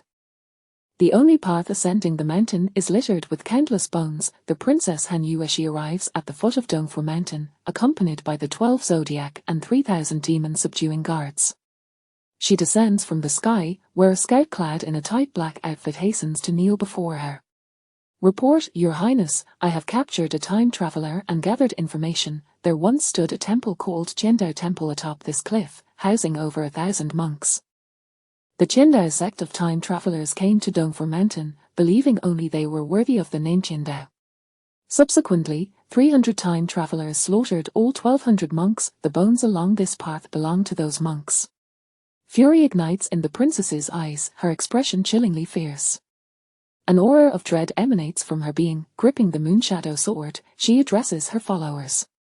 "Demon-subduing guards, heed my command. Black Tiger and Cute Rabbit, each take 200 men and break through along the path of bones." "Understood." "Charming Goat, Gamecock, and Celestial Dog, you shall each lead 200 men to ascend from the rear of Dongfor Mountain." "Understood." "The remainder shall surround the west cliff." "I have but one decree, not a single fly shall escape from the mountain." "Understood." The princess raises her arms, a frigid energy surging within her. 19 Ice Technique, Frozen World. In an instant, the falling snowflakes crystallize into a thin layer of ice, enveloping the demon-subduing guards and the 12 zodiac in a mist of frost. From a distance, they blend seamlessly with the white snow of the landscape. The princess commands coldly, "Move." In an instant, each officer leads the demon-subduing guards into a furious charge in all directions, their icy forms remaining undetected even by the mountain sentinels. The gluttonous Taoist and his disciple Li Wei returned 3 days prior and have since been recuperating from their injuries. Damn brat, whatever knife you used inflicted a wound that torments me daily with pain and an unbearable itch. Li Wei stands before him, puzzled. It seems that fellow lacks high cultivation, yet he is the most cunning of all, daring to ambush his master. The gluttonous Taoist curses vehemently. That audacious brat surely has been reduced to ashes by Liu Zhonghua. Indeed, master. Liu Zhonghua is at the 6th level of body refinement, while Qin Ming is merely at the 3rd, already injured. He must be dead. Just then, a female time traveler enters the room. She wears a short white skirt and black stockings, her upper body adorned in modern feminine attire.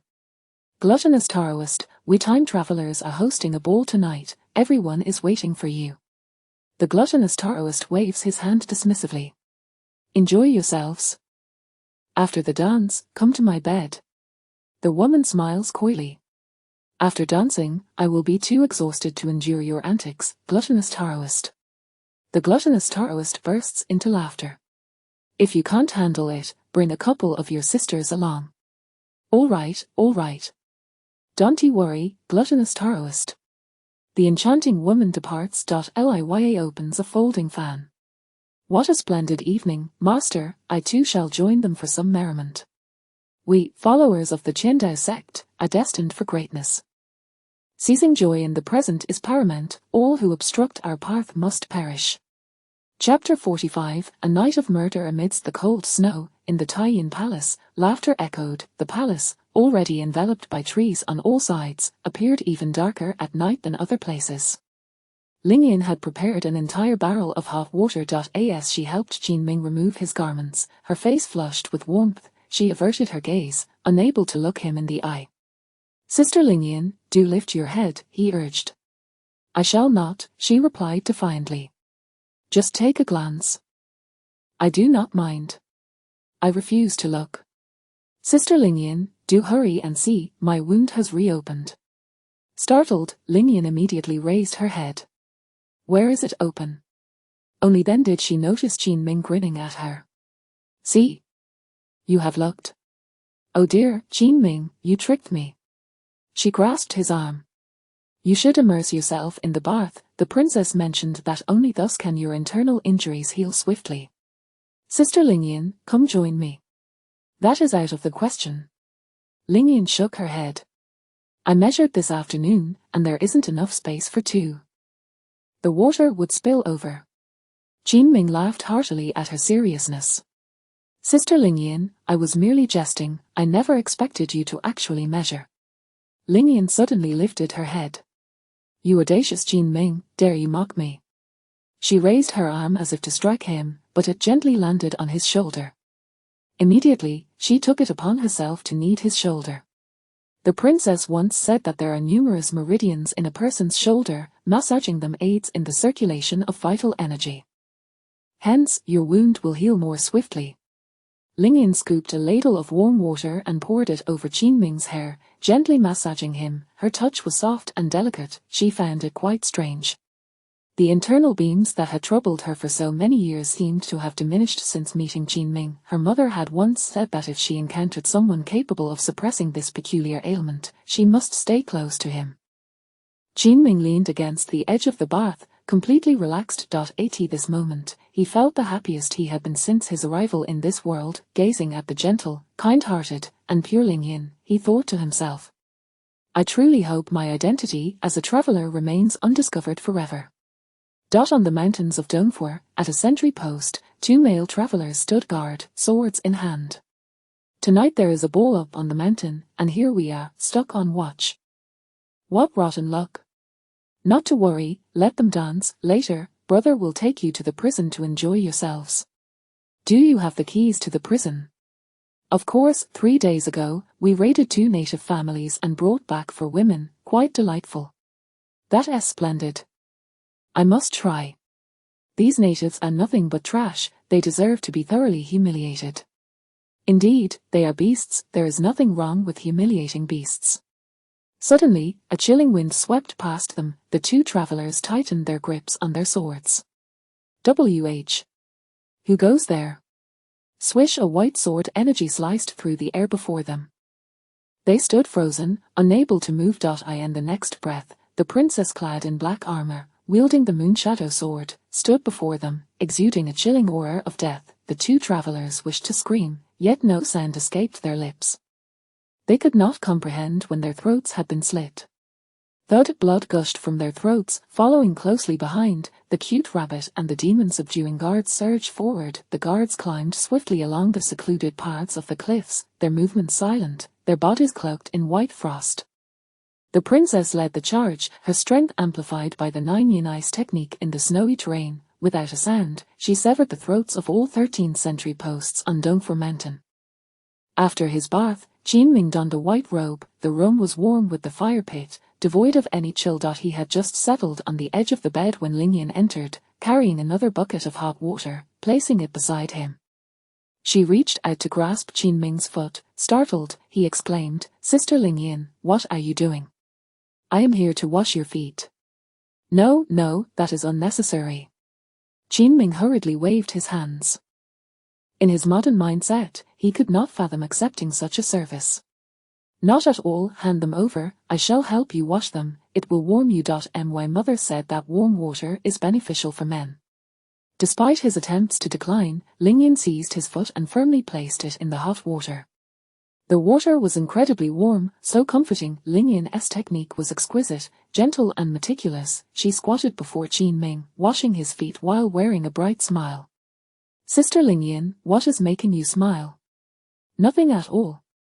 "But your face betrays a smile. What is it that amusing you?" Lingyan lowered her head, her voice delicate as a whisper. Could it be that you do not know?" Qin mind raced. "What is it that I should know? Is there a significance in a woman washing a man's feet? Perhaps it is a custom from her homeland." "Sister Lingyan, you see, my parents passed away early, and there are certain customs that no one has taught me." "Oh." Lingyan suddenly understood. "So that is why you rejected my offer to wash your feet." "Sister Lingyan, is there a protocol for this?" "I have never had the chance to learn such things from any elder." "Certainly, there are customs," Lingyan replied softly. "My mother said that a woman may only wash the feet of her husband. If you wash his feet, it signifies that you have committed to him for life." "I see." Qin felt relieved that he had not forcefully rejected her earlier, otherwise, would Lingyan think he had no intention of marrying her. The cultural differences were indeed vast. If he were back on Blue Star, calling for his girlfriend to come wash his feet, she might very well throw the basin at his face.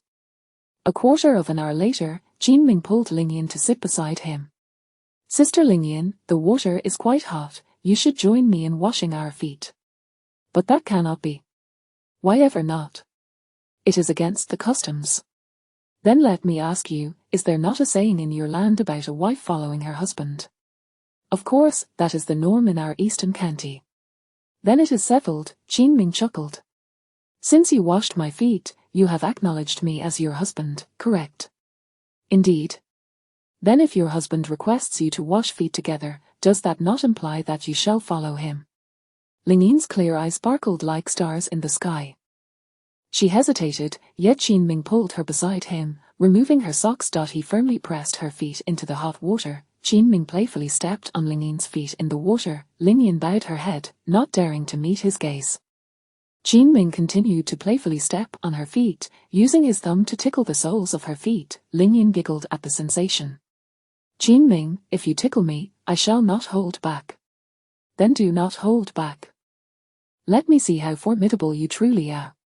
Suddenly, Lingyan's smooth little feet began to tickle Qin soles in the water. Qin burst into laughter, unable to contain himself. The two of them, playfully stepping on one another, filled the room with joyful sounds. Outside, the snow fell heavily, and the cold wind howled, yet within this room, an extraordinary warmth enveloped them. Chapter 46, The Legion of Transcenders versus the Demon Suppression Army. The Grand Princess, leading the charge, swiftly annihilated all the Vigilant Scouts.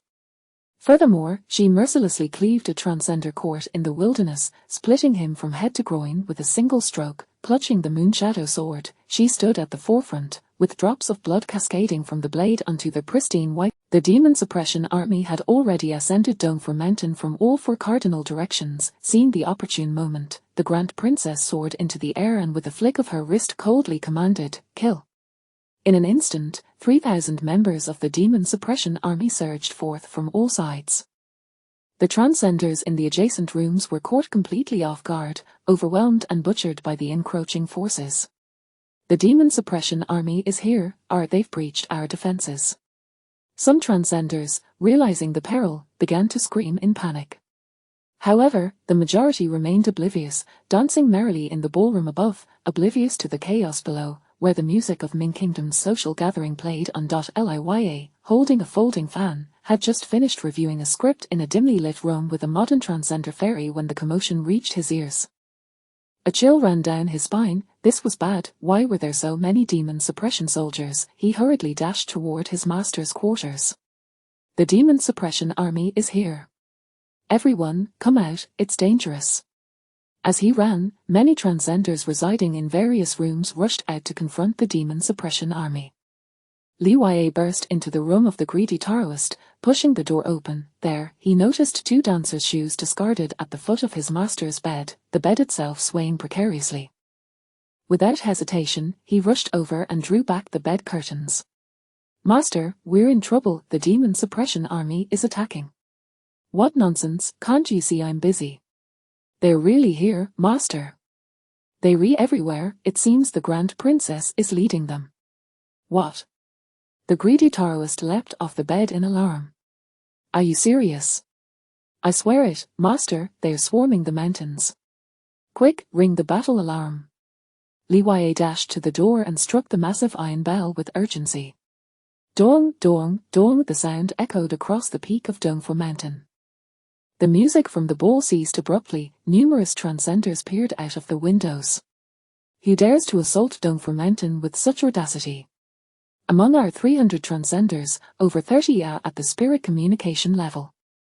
They are courting death." Suddenly, windows burst open as many transcenders leaped out. Talent, leap, activate. An elderly transcender propelled himself from the ground, soaring nearly 10 meters. Water manipulation, activate. A female transcender summoned water from a nearby tank, forming countless projectiles in the air. Talent, mountain punch, activate. A robust transcender clenched his fists and struck a nearby companion, transferring his power to a distant demon suppression soldier, instantly causing the latter to vomit blood and perish. Talent. Spikes, activate. A frail-looking transcender's body erupted with sharp spikes, joining the fray alongside the others. Though the demon suppression army was numerous, most of them were only at the 3rd or 4th level of body tempering. In contrast, many of the transcenders were above the 4th level, with over 30 possessing spirit communication abilities. As they unleashed their various talents, they quickly stabilized the situation. The Grand Princess and the 12 Zodiac stood watch from the tower at the entrance, observing the unfolding chaos. "Yangshu. At your service." That female transcender on the left of the tower seems to possess the skill of sound location. The demon suppression soldiers cannot land a blow on her. Go and eliminate her. Understood. The slender Yangshu soared into action, her form accompanied by a 2-meter-tall shadow of a 3-eyed spirit rabbit. Her speed quintupled as she darted through the air. The tall female transcender, endowed with the talent of sound location, effortlessly evaded attacks, having already dispatched over a dozen demon suppression soldiers with her 8th level of body tempering. Swish, a gust of wind brushed past her ear as the female transcender prepared to evade. However, the agile Yangshu suddenly lunged beside her ear, emitting a piercing shriek. Hissed, the sound was penetrating, resonating deep within her. In an instant, the membranes of the female transcender's ears shattered, blood streaming forth. An excruciating headache gripped her. Yangshu descended from the air, severing the female transcender's head with a swift stroke. In the Tai-Yin Palace, in the room of Lingyan, she did not expect that while bathing, Qinming would stealthily approach from behind. Lingyan's cheeks flushed as she lowered her head, unable to meet Qinming's gaze. Sister Lingyan, you've been bathing for an hour, the water must be cold by now. Is the water cold? I don't feel it. Are you afraid of getting into bed? I'm not a wolf or a tiger, what are you afraid of? I'm not afraid of anything, Qin-Ming, you should go rest. I will join you shortly. Qin-Ming leaned closer, whispering in her ear, how about I take Sister Lingyan with me instead? With that, he grasped her arm and lifted her from the bath. Lingyan gasped in surprise. Qin-Ming, stop messing around. Qin-Ming carried her toward the bed. Qin-Ming, I'm scared. My mother said that if I do that, I might get pregnant. If I get pregnant, it would be the end in this Taiyin palace, Sister Lingyan, then let us find another way. Is there another way? Yes, many. The greedy Taoist finally burst forth from the main hall, flanked by 10 elite subordinates, each having reached the spirit communication level. These demon suppression soldiers truly do not know their place, daring to invade Dong Fermenton. Warriors, unleash your talents and skills. Let us slay them all. From afar, on the tower, the Grand Princess raised her delicate hand. 12 Zodiac, kill. A charming rabbit, seductive, fearsome beastly shadows appeared behind them, the three-eyed spirit rabbit, the one-horned demon goat, the shadowy black tiger, the golden-scaled dragon, the blood-soaked red snake, and the swift spirit mouse. Each shadow was more imposing than the last. Their combat strength surged to over 3 times their normal capabilities. In an instant, the elite transcenders were forced to retreat. The transcender with the talent, Mountain Punch, was struck in the heart by the charming rabbit's kick, exploding into a gruesome demise. 2 elite transcenders found themselves ensnared and suffocated by the red snake's serpentine shadow. The ranks of the transcender team dwindled rapidly. The greedy Taoist, wielding the black serpent staff, soared in from afar, shouting, "Who brought you here? What audacity, dare to oppose my Qiandao sect?" He waved the staff, and instantly, nearly hundreds of 7 viper serpents surged forth from the surroundings. Talent. Serpent manipulation, activate. Excellent, you demon suppression soldiers will all be bitten to death, go forth and kill. Hundreds of black 7 viper serpents launched into the air. However, in the next breath, the Grand Princess extended her delicate hand from the tower, lightly raising it. Suddenly, the falling snow transformed into countless icicles, each crystal bore sharp spikes. With a gentle flick of her hand, she commanded, "Kill." In less than 10 breaths, hundreds of venomous 7 viper serpents were impaled by the icy projectiles. The greedy Taoist was utterly stunned. Who is it? Turning, he finally laid eyes on the Grand Princess ascending from the tower. The greedy Taoist was left in a daze, his body trembled with fear. The Grand Princess has come. This native's big boss has personally arrived. Chapter 47. The Celestial Demon Ice Phoenix. The princess takes action, terrifyingly formidable. The greedy Daoist had long been aware of the Long Princess's formidable reputation. Whispers had reached his ears that she was a superlative demon. Yet, he simultaneously caught wind of a secret. The Long Princess had sustained injuries just days prior. This revelation brought him a glimmer of hope. Ascending into the sky, the greedy Daoist gripped his black serpent staff and proclaimed loudly, "Long Princess, I am aware of your injuries. Withdraw with the demon suppression guards, and I shall grant you mercy." Otherwise, before he could finish his threat, the Long Princess suddenly descended from the heavens. "You seek death." With a flick of her sleeve, a flurry of snowflakes, suffused with an icy aura, surged violently towards the greedy Daoist. In a frenzy, he spun his black serpent staff, unleashing a miasma of 7 venomous serpents. "Since you are injured, I find it hard to believe you can withstand me." A thunderous crash echoed as the greedy Daoist staff was shattered into 2. The chilling force slapped him across the face, and he plummeted from the sky, incapacitated by a single strike. The greedy Daoist, blooded and crawling from the ground, muttered, "Wasn't it said that the Long Princess was injured? How can she be this powerful?" With the number of traversers dwindling, he called out to the remaining survivors, "Where is Yang Ming?" "Greedy Daoist, I am here. Utilize your talent for me, quickly."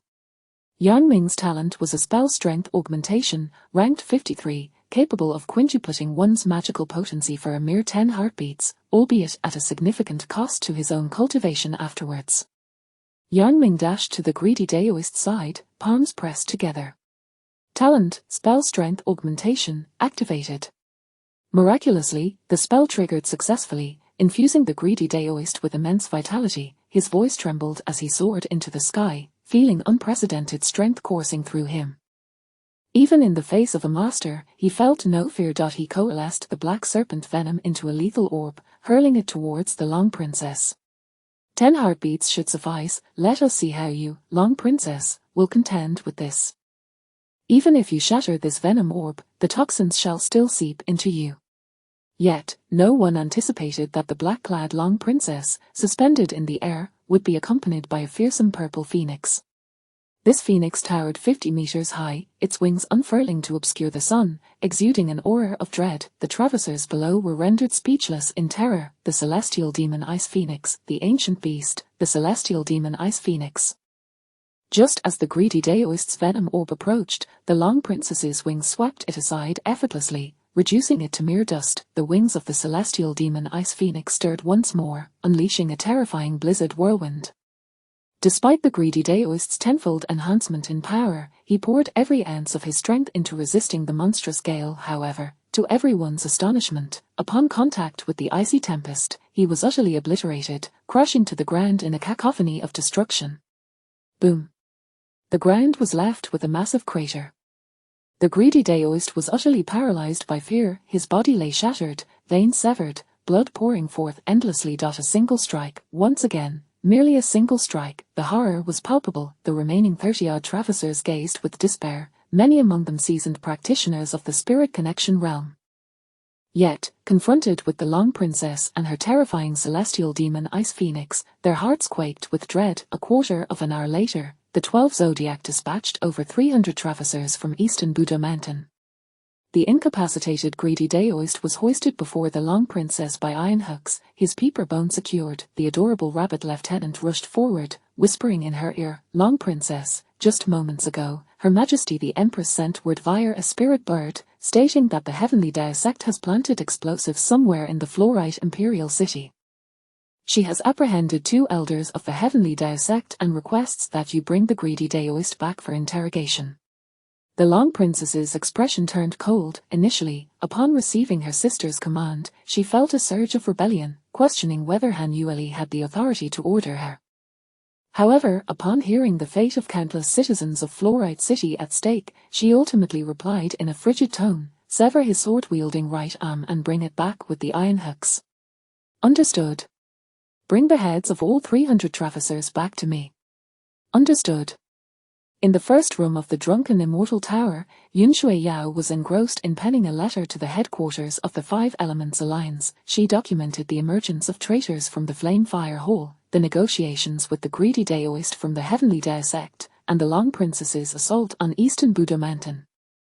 Subsequently, she opened the window, and a small white spirit bird darted in. This bird, diminutive in size, flew at speeds exceeding that of a galloping horse, exhibiting remarkable intelligence and a high accuracy rate in delivering messages. Yun Shui Yao tucked the note into a small bamboo container clutched by the bird's talon, then released it into the sky. Just then, Jing Xian entered the room. "Master, we received a letter from the headquarters of the Five Elements Alliance today." "What does it say?" "Any news of little Qin?" "Not yet, Master." Yun Shui Yao felt a wave of anxiety. This was a matter her disciple, Qin Ming, had entrusted to her investigation just 2 days prior. Qin Ming had been impersonating this Qin Gong in the palace. If the origins of this Gong were not clarified, it would remain a ticking time bomb. At that moment, her eldest disciple, Ma Qiang, rushed in, breathless. "Master, this is bad." "What is it?" "The Long Princess has returned with the heads of over 300 traversers from eastern Budo Mountain." "What's the big deal?" "No, that's not what I'm anxious about." Ma Qiang smacked his forehead. "I'm worried that the Long Princess has captured the greedy Daoist." "What?" Upon hearing this, Yun Shui Yao sprang from her seat. Qin Xian's face paled. "What shall we do? The greedy Daoist has seen Qin Ming. If the Long Princess brings him into the palace, we're doomed. Master, why don't we rush in and eliminate the greedy Daoist?" Yun Shui Yao shot a glare at her disciple. March Young, think before you act. Rushing in like that would leave you no closer to the greedy Daoist and would only result in your demise. Is that Long Princess truly that formidable? Of course she is. When I was uninjured, I was merely at the 6th level of spirit connection, while the Long Princess is at the 1st level of mastery, and that's without her transformation. Consider the disparity. Upon hearing this, both Qingxian and March Yang were astounded. Truly, the native boss was impressively powerful. Suddenly, Yun Shuiyao conceived a plan. Follow me, we must attempt this, though I cannot guarantee success. Chapter 48. Master versus Princess, the cunning demon. In this battle, fewer than 100 of the 3,000 demon-suppressing guards perished, although each of them lacked formidable cultivation. Their leader, the princess, along with the 12 zodiac warriors, proved overwhelmingly powerful. They almost effortlessly dispatched all adept travelers. The cunning and skilled Daoist, known for enhancing critical strike abilities, could not withstand even a single strike from the princess. At this moment, the 3,000 demon-suppressing guards majestically arrived at the fluorite imperial city. As they entered, the citizens flocked to the streets to witness the spectacle. The princess has once again vanquished travelers. How extraordinary! Look at that cart piled high with the severed heads of travelers. It appears there are at least 300. The throngs of citizens cheered with palpable excitement. The 12 zodiac warriors rode majestic steeds at the forefront, followed closely by the princess's carriage and the prison cart containing the captured Daoist. The demon-suppressing guards, along with the gruesome collection of heads, trailed behind. Time was of the essence for Yun Shuiyao, who maneuvered through the crowd with her disciples, Qingxian and March Yang. The recent battle against the Daoist had left her severely afflicted by the venom of the 7 vipers, causing her cultivation to plummet from the 6th to the 4th realm. She knew that confronting the princess head-on would be futile, so she devised a strategy to triumph through chaos. March Yang, have you located the bulls I instructed you to find? Yes, master, I specifically sought out bulls with horns. Qingxian, have you procured the firecrackers? I have. When the time comes, heed my command. Understood. The princess reclined languidly in the corner of her carriage, her alluring figure exuding an irresistible charm. With her eyes gently closed, she feigned slumber, disregarding the fervent shouts of admiration and reverence from the citizens outside. Her expression remained icy and indifferent. The black armor of the 12 zodiac warriors bore traces of blood. Meng Tu and Mai Yang walked at the forefront, exchanging pleasantries with the surrounding crowd. Meng Tu. Mai Yang teasingly remarked, I just overheard someone say that I am more beautiful than you. Meng Tu shot her an irritated glare. Aside from your size, you possess nothing of merit. HMPH. Is being ample not a virtue? Just look at the way Xiao Qin gazes at me every time. His gaze reveals nothing but contempt for your lack of intellect despite your ample bosom. Mai Yang. At that moment, chaos erupted in the crowd ahead. Meng Tu raised her hand, and the army immediately came to a halt. Before them, on the street, 8 bulls, their tails festooned with crackling firecrackers, charged wildly towards the military convoy. Mai Yang swiftly drew her sword. What is happening? Have the farmers' bulls gone mad? Clang, clang, clang. The other officers unsheathed their weapons in response. Meng Tu quickly waved her diminutive arm. Everyone, do not attack.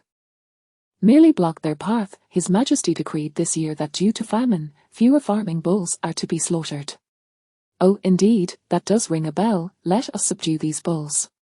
The 8 bulls charged furiously towards the formation. Many demon-suppressing guards sensed the impending danger and rushed to the front. Meng Tu and Mai Yang rolled up their sleeves, ready to restrain the rampaging beasts. Suddenly, the princess, Han Yuishi, burst forth from her carriage with a fierce presence that instilled both admiration and fear among the onlookers. You fools! What are you doing at the front? This is clearly a ruse. With a swift flick of her sleeve, an intense icy aura coalesced in the air.in an instant. The chill transformed into 8 white ice swords that hurtled towards the bulls. As the bulls approached the formation, they were pierced through their skulls by the ice blades. Bang, bang, bang. The terrifying icy force obliterated the 8 bulls, leaving a gruesome scene in its wake. Simultaneously, the princess pivoted atop her palanquin, fixing her gaze intently on the prison cart containing the Daoist. Indeed, she quickly spotted Yun Shuiyao and her disciples, Qing Xian and Ma Jiang, who were preparing to strike. The trio, their faces obscured, drew the princess's attention. A cold smirk crept across her lips as she raised her hand. With a sharp sound, the moon shadow sword was unsheathed. Yun Shuiyao wielded her Wuchen sword, charging towards the Daoist, infused with her innate sword intent. Qing Xian unleashed a powerful slash aimed at the Daoist's heart. However, unexpectedly, the Wuchen sword and the Wujin blade were sent flying back by the moon shadow sword that descended from above with tremendous force. In a heartbeat, Yun Shuiyao desperately swung her arms, unleashing 3 sword intents towards the Daoist. Yet, the formidable princess offered no respite. With a delicate grasp of her slender hand, a flurry of snowflakes gathered instantaneously.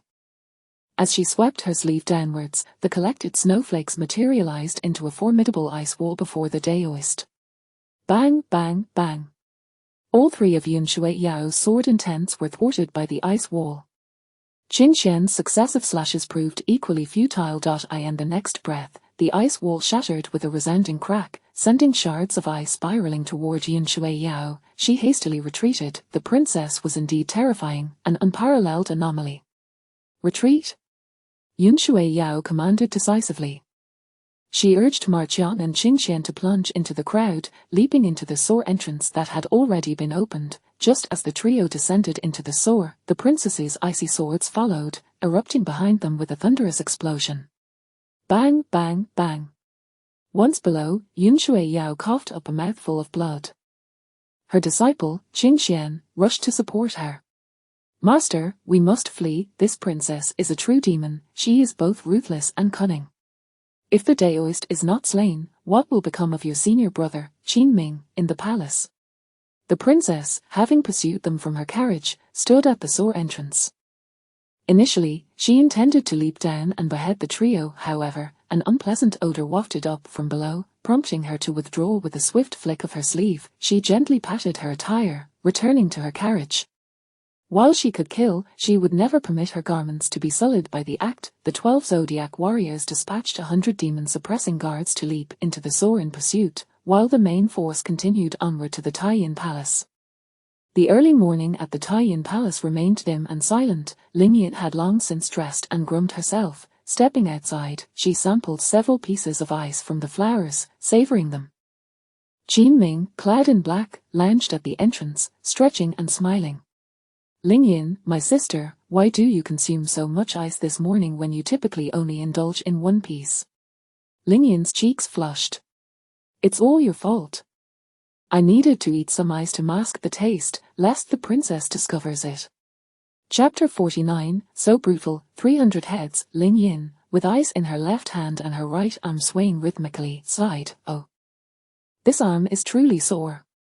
Just then, the sound of thundering hoofs echoed from outside the Taiyin Palace. Both Lingyan and Qin Ming felt a jolt in their hearts. The princess is back. They hastily rushed to open the imposing 5-meter-tall tiger-headed gate of the palace. Boom! The 12 Zodiac warriors dismounted from their snow-white steeds in unison, their armor stained with fresh blood. The curtain of the princess's carriage was drawn back, revealing her clad in black armor, her beauty striking and her entire form immaculate. Qin Ming couldn't help but marvel inwardly, this woman is undeniably stunning. Yet, her temperament was utterly unpredictable. As the princess descended from her carriage, her gaze fell upon Qin Ming, who was staring at her at the entrance. Her eyes were sharp as a blade. Qin Ming quickly lowered his head slightly. The princess strode past him and Lingyan, then, after 3 steps, abruptly turned to Qin Ming and coldly inquired, how is your injury? In response to the princess, my injury has improved significantly. A brief silence ensued between them. After a couple of breaths, the princess turned and walked towards the upper hall. Outside the Taiyin Palace, a procession of carts laden with severed heads approached. Lingyan gasped in shock and quickly covered her mouth. Qin Ming was equally taken aback by the gruesome sight. Nearly 300 bloody heads were carelessly tossed onto the carts, some still adorned with modern accessories from Blue Star. So many traversers had been annihilated in one fell swoop. My heavens, the deranged, invincible princess! Suddenly, the alluring and provocative Ma Yang blocked Qin Ming's path. Her blood-stained armor did little to detract from her seductive smile, and her ample bosom nearly collided with him. She teased the adorable rabbit. Look, when we are together, little Qin here still gazes at me first, simply because I am far more appealing than your whatever. But the adorable rabbit pouted. With her hands tucked into her armored chest, she approached with a playful grin. Hey, little Qin, you seem to be recovering quite well. Oh, Ling Yin, why do you have such dark circles under your eyes? Ling Yin. How could her dark circles not be heavy? They hadn't closed their eyes all night. What's wrong with your arm, Ling Yin? You keep shaking it. It's nothing, I just twisted it a bit while fetching water this morning. With that, she shot a glare at Qin Ming. Other female officers soon entered, all inquiring about Qin Ming's injuries with genuine concern. Qin Ming exclaimed, so many traversirs from Dongfor Mountain have perished. Of course, with our 12 zodiac warriors leading the charge, what could we not handle? Oh, wait, there's one who survived, the leader from Dongfor Mountain. What was his name? Greedy Daoist, he has been brought back.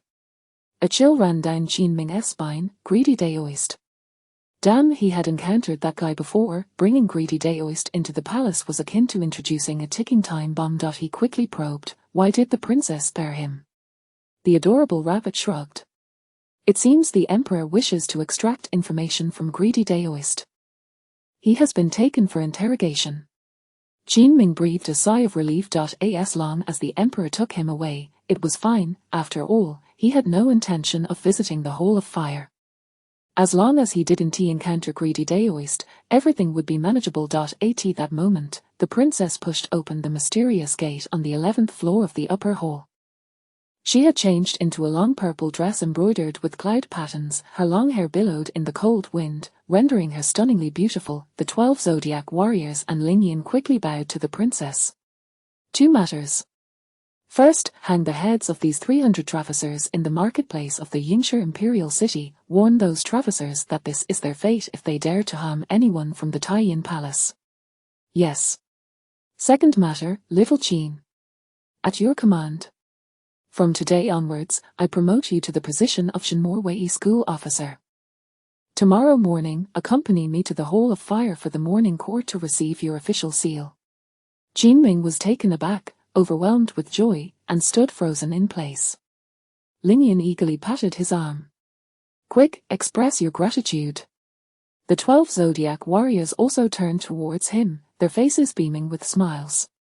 Hurry and express your gratitude. Bending slightly, Qin Ming clasped his fists. I thank the princess. With a languid grace, the princess turned and retreated into her chamber.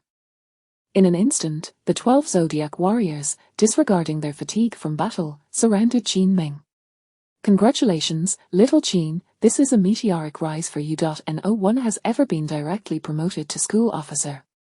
Little Qin, we 12 zodiac warriors have served the princess for over 20 years. We climbed the ranks from Shenmue to school officer, and yet you ascend to school officer right from the start. Qin Ming was equally astonished. The mad princess, who had always been so cruel to him, had suddenly turned benevolent. It was baffling, yet he suddenly remembered a grave concern. The Empress's Hall of Fire was scheduled for tomorrow, but Greedy Daoist was being taken to her. If they crossed paths, that would spell disaster. Never mind, worrying now was futile. 1 step at a time. After all, achieving the rank of Shenmue school officer was quite remarkable. At the very least, his safety was further assured. Moreover, he would have the ability to protect his master and junior sister. As night deepened, Qin Ming glanced at his luck points. Only 26. Not enough for a draw. He decided to circulate his spiritual energy, engaging in small and large cycles. After a while, he heard a faint tapping at the window. He opened it to find a snow-white weasel outside, its green eyes fixed on him. He beckoned, Are you cold? Would you like to come in?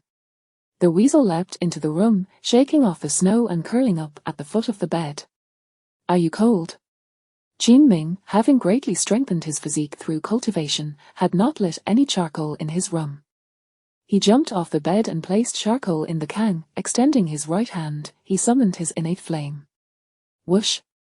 A ball of red fire ignited in his palm. The white weasel, curled up at the bed's foot, startled and immediately stood up, its green eyes wide with astonishment. With the charcoal ignited, the room quickly warmed up. Qin clapped his hands and chuckled, "Now the room is warm, you can rest well, little one." Ling Yin was the happiest about Qin promotion to Jinmore Wei school officer. Since last night, when she and Qin had spent the entire night together in the same bed, she had completely regarded him as the one she wished to entrust her life to. With Qin rising to the rank of school officer, her joy was palpable. It brought her closer to her dream of having him redeem her, take her out of the palace, and build a small family together. As Ling Yin thought of this, she tossed and turned in her bed, unable to sleep. Clutching her blanket, she recalled the lively scenes from the previous night. Although they had not engaged in anything explicit, the variety of their interactions had been quite memorable. With that thought, Ling Yin rubbed her arms, a shy smile gracing her face. Chapter 50, The Dragon Abyss Ancestral Hall, the eerie black dragon. As dawn broke, Qin stirred awake from his slumber, only to be greeted by the sound of Ling Yin outside, diligently sweeping the snow. He quickly donned his clothes, noticing that the white weasel at the foot of his bed had vanished without a trace. How peculiar, that little creature. He stepped outside into the courtyard and picked up a broom to help Ling Yin with her task. Ling Yin, enjoying a piece of ice from the red spirit flower, flashed a smile at Qin, as if she were gazing at her husband, finding him increasingly pleasing to the eye. Qin smiled back, savoring a piece of ice himself. The courtyard was now bustling with people. He could not afford to frolic beside Ling Yin as he had the previous night. Today, there was an early morning court session, and the Grand Princess rose especially early. After finishing her breakfast, she commanded that a set of black official robes be delivered to Qin. Once dressed, Qin felt invigorated as Ling Yin styled his hair into an elegant topknot. Just as she stepped outside, the Grand Princess knew as she stood in the snowy courtyard, her hand casually placed behind her back. With a calm yet commanding tone, she uttered a single word, "Go." Following her command, the moon shadow sword beneath her feet erupted with a brilliant blue light. Soaring into the sky, the cute rabbit atop the roof chuckled softly and remarked, "Grand Princess, Qin has yet to reach the spirit connection realm. He cannot fly. If he cannot fly, then he can ride a snow steed." With those words, the Grand Princess ascended on her sword, disappearing into the swirling snowflakes. The adorable rabbit officer leapt down from the eaves and led Qin to a white snow steed. "Little Qin, follow this official road straight to the end, then turn westward to reach the Hall of Fire. Remember, turn west, do not venture east, for that is the forbidden zone of the Imperial City, the Dragon Abyss Ancestral Hall." The mention of the Dragon Abyss Ancestral Hall sparked several questions in Qin's mind. How strange, in the novels he had read, royal ancestral halls were typically referred to as either the Royal Ancestral Hall or the Ancestral Hall of Forebears. Why was there a Dragon Abyss Ancestral Hall? Yet, he refrained from probing further. He mounted the white steed and bid farewell to Ling Yin and the 12 zodiac companions. "Safe travels, little Qin. Wishing you great fortune." The palace of the Dian Kingdom was extraordinarily vast, allowing officials to ride horses, though flying within the palace was strictly forbidden, except for the Grand Princess, as the Empress could not reign her in. As Qin approached the Hall of Fire, he felt increasingly awed by the power center of the Dian Kingdom. The grandeur of the surroundings featured towering buildings every 3 steps, pavilions every 5, and gardens every 10, all exquisitely crafted. Through the swirling snowflakes, he gazed eastward toward the Dragon Abyss Ancestral Hall, where a colossal black dragon statue coiled upward, piercing the sky at an astounding height of at least 500 or 600 meters. The dragon's form was so lifelike that its immense head, standing resolute against the wind and snow, radiated an aura of majesty that inspired an instinctive fear in those who beheld it. What manner of place was this Dragon Abyss Ancestral Hall? Just as he pondered this, a sharp voice rang out from behind him. "Who goes there? How dare you ride a horse and gawk about?" Turning, Qin found himself surrounded by 6 members of the White Feather Guard, clad in white armor and wielding long swords. "I am Wang Shan, captain of the White Feather Guard." "State your name." "I'm Qin, the newly appointed captain of the Demon Suppression Guard." Har har har, one of the White Feather Guards beside Wang Shan suddenly erupted in laughter, pointing at Qin. "Captain of the Demon Suppression Guard. Spare us your boasting, I recognize you, you're the eunuch known as Little Qin serving at the Tai-Yin Palace." Wang Shan stepped forward, his eyes filled with arrogance and disdain. Eunuchs are inherently ruthless beings, powerless and timid. How dare you impersonate a captain? It's utterly laughable. Jinming felt his temper flare. He had no desire to cause trouble, so he calmly replied, I truly am the newly appointed captain of the Demon Suppression Guard. I am on my way to the Hall of Fire and request your leniency, Captain Wang. Leniency, you say? You, a mere eunuch, seize him. I've never heard of any eunuch in the palace being appointed as a captain. What a ridiculous notion. The 5 surrounding guards burst into laughter once more. Dismounting from his steed, Jinming retorted, if Captain Wang believes me to be so powerless, why not test me? He had already discerned that Wang Shan was at the 3rd level of body refinement, while the others were at the 2nd level. Look at this eunuch from the Taiyan Palace, challenging our esteemed White Feather Guard captain.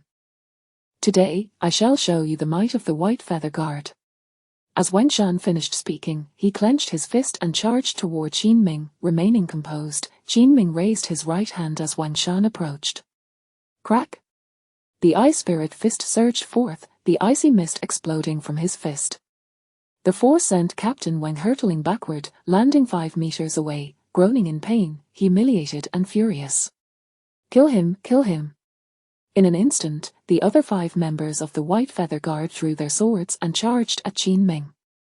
Thanks to his stealthy talent and the turtle-breathing technique, his reflexes and speed were astonishing. The 5 swords whirled around him in a flurry of strikes, yet Jinming effortlessly evaded them all.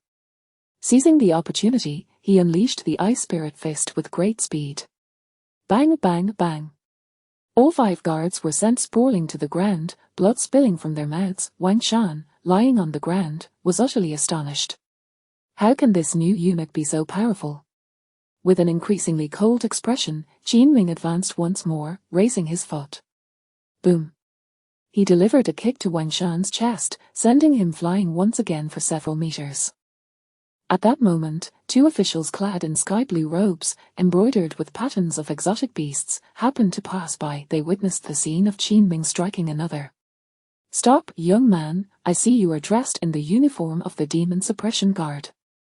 How can you so recklessly assault a member of the White Feather Guard here? When did you become a captain? Why are you causing such chaos? Jinming clasped his hands in a gesture of respect. Sirs, I am Captain Jinming. I was merely passing through when Captain Wang and his guards obstructed my passage and insulted me. I had no choice but to retaliate. No choice but to retaliate. Do you have any evidence? Indeed, do you have any proof that others struck first? This Jin, you are in the vicinity of the Emperor's Hall of Fire. Causing a ruckus here is a grave offense. Since you have no evidence, you are guilty of private violence, and I will certainly report you to the Emperor. Jinming recognized that these 2 officials were merely stirring trouble. Just as he contemplated how to respond, a figure in a purple-black robe approached in the distance, exuding an aura of cold majesty, the Grand Princess herself. Chapter 51, Barbecue, Encounter at the Hall of Fire with the greedy Taoist. 2 officials rushed forward, eager to report. Your Highness, we just witnessed Jinming assaulting the White Feather Guards. Jinming rendered 6 of the White Feather Guards unconscious. When I inquired if he had any evidence to prove that others provoked him first, he could not provide any. This indicates that he was the one who instigated the trouble. Jinming followed closely, bowing to the princess. He felt that his troublemaking near the Hall of Fire had caught the attention of these tedious civil officials, and the princess would surely reprimand him. He hurriedly explained, Your Highness, the Captain Wang Shan has been provoking me incessantly. To his surprise, as soon as he uttered a word, the princess waved her sleeve dismissively. No need to elaborate, young Jin, come here. Jinming approached her side and bowed once more. Today marks your first day in office. Allow me to impart some principles of conduct. I am all ears, Your Highness. Remember, if anyone in this world doubts your actions, do not waste your efforts trying to prove yourself. Such efforts are futile. You must crush their vision and inform them to keep their eyes open in their next life. In the next breath, the princess abruptly flicked her sleeve. Snowflakes in the air coalesced into a small crystalline sword of ice. Whoosh thud, the eyes of the 2 officials before her were violently slashed, blood gushing forth. Their eyeballs shattered, they clutched their eyes in agony, wailing mournfully. "Are my eyes?" Qin Ming, taken aback, widened his eyes in shock. Goodness, for the first time, he found the princess incredibly cool.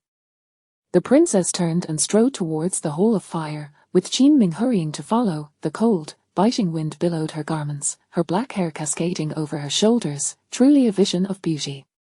What puzzled Qin Ming was that the princess had not even listened to his explanation, choosing instead to unconditionally trust him. How did she seem different from before?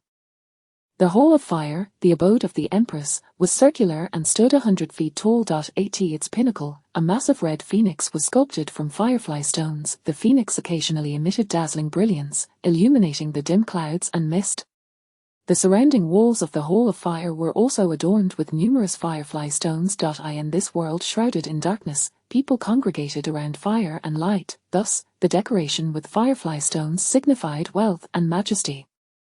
At the entrance of the hole stood a eunuch clad in blue, his pallid face marked by sharp hawk-like eyes and a corpulent frame. Qin Ming recognized him at once. This was Wang Jin, the eunuch who had overseen the cleansing of their group.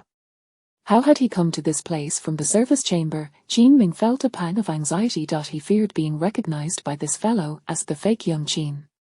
He was uncertain if Wang Jin had seen his face during the cleansing. After all, the young Qin had borne a significant scar at that time. Surely, Wang Jin could not discern him so clearly. Upon seeing the princess, Wang Jin immediately called out to the hole, "The princess has arrived." After the princess passed him by, Wang Jin raised his head slightly, a smile playing on his lips as he regarded Qin Ming. Qin Ming returned the gesture with a smile and a nod. "You, young Qin, were masked during your cleansing, and I had not expected you to be so handsome now that the scar has healed. Congratulations, Eunuch Wang, on your promotion to the Directorate of Ceremonies. And congratulations to you for attaining the rank of captain. Your future is boundless." Qin Ming bowed slightly once more and quickly followed the princess into the hole. It seemed that Wang Jin had not recognized him, or perhaps he had, but being a master of subterfuge, he chose to remain silent. However, the likelihood of that was slim. As he stepped into the Hole of Fire, Qin Ming was awestruck by its imposing grandeur. When he had visited the Tai Chi Hole in the Forbidden City of Blue Star, it paled in comparison to the Hole of Fire before him. The circular hole had a diameter of nearly 100 meters.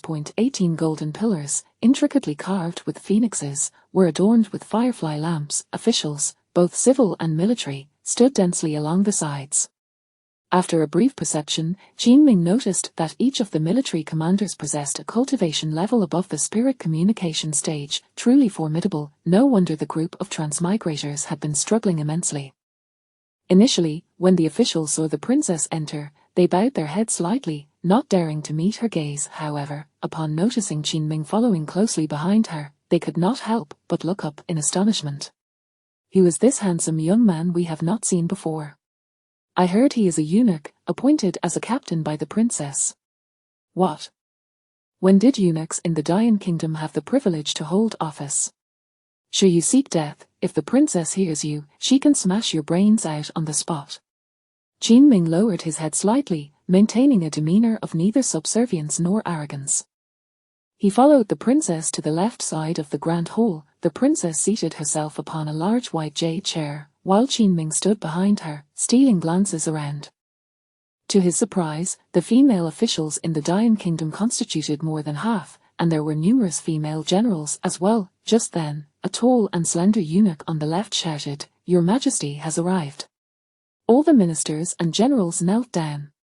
Only the princess remained seated on her jade throne, her expression unwavering. Suddenly, Qin Ming felt several shadows dart past him. He raised his eyes slightly, only to behold the legendary phoenixes. There were at least a dozen, each about 2 feet long, their feathers shimmering in brilliant gold. Goodness, do people in this world keep phoenixes as pets? At that moment, a wave of intense heat surged through the Hole of Fire. Qin Ming felt a burning sensation on his skin, as if flames ignited within him. Many officials kneeling in the hall began to sweat profusely, yet none dared to raise their heads. "All rise." "Thank you, Your Majesty." Qin Ming lifted his gaze and immediately saw the Empress seated upon the elevated throne. She emanated an intense heat, her black and gold dragon robe enveloping her alluring figure. Her stunning beauty rivaled that of her younger sister, the princess, yet she exuded an even greater aura of imperial authority. The golden phoenixes that had just flown in gracefully settled around the Empress's throne. Her domineering gaze swept across the assembly before resting upon her sister, the princess. Then, her eyes narrowed, locking onto Qin Ming. Warning. Danger level increased by 200 times. During the period of danger, luck points will increase at a rate of 200 times. Goodness, just a glare, and the danger level skyrocketed by 200 times. How outrageous. The princess seated on the jade throne suddenly raised her eyes, unleashing a chilling aura of ice. In an instant, the murderous intent of the Empress was repelled, the pressure on Qin Ming dissipated abruptly. The Empress remained composed, her gaze sweeping over the ministers. 2 days ago, I instructed the interrogation of the elders of the Heavenly Path sect to uncover the whereabouts of the explosives in Firefly City. Is there any progress? The assembly fell into a deathly silence. After 3 breaths, a short general stepped forward.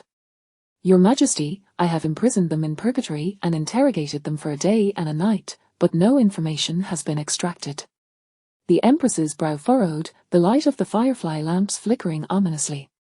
Utterly useless. If you cannot extract information from 3 transmigrators, what are you capable of? With a flick of her right hand, a deep blue flame ignited with a whoosh. Instantly, the entire hall of fire became unbearably hot. The general trembled, collapsing to his knees. Your Majesty, spare me, I will return and continue the interrogation, please spare me.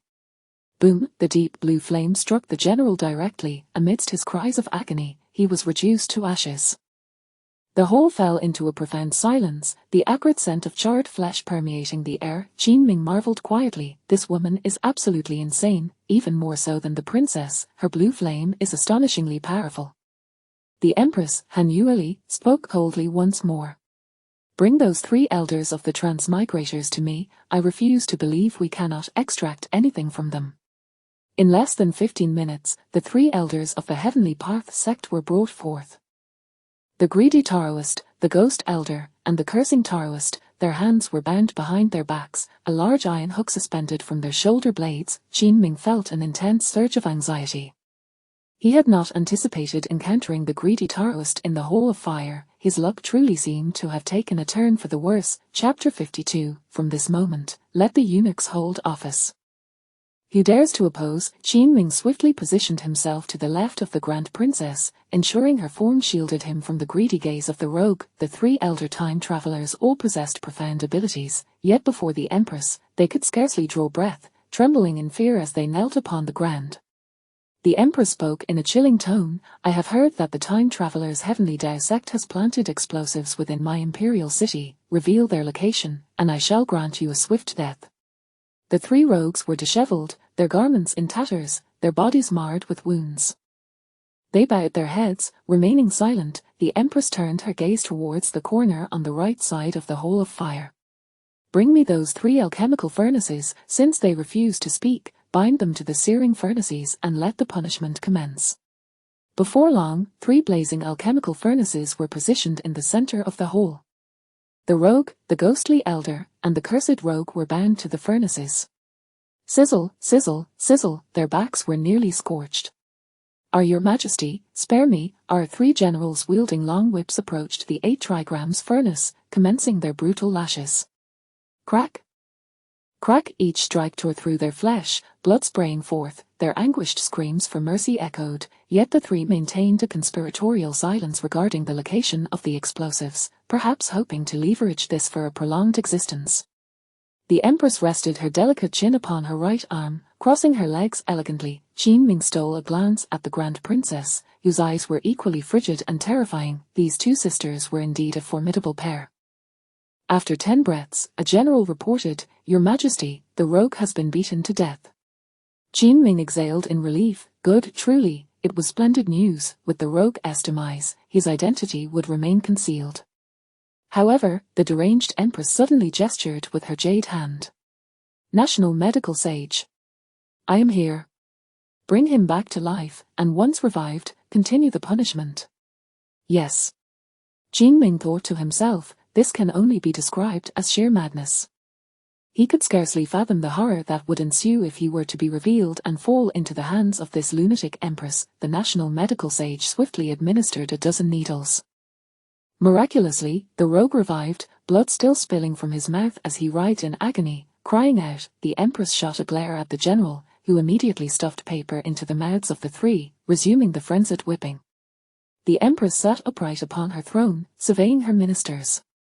"If there are matters to report, speak." A short official from the third row stepped forward. "Your Majesty, the city of Cold Night has suffered an assault from snow beasts, resulting in casualties surpassing 100,000 among soldiers and civilians alike."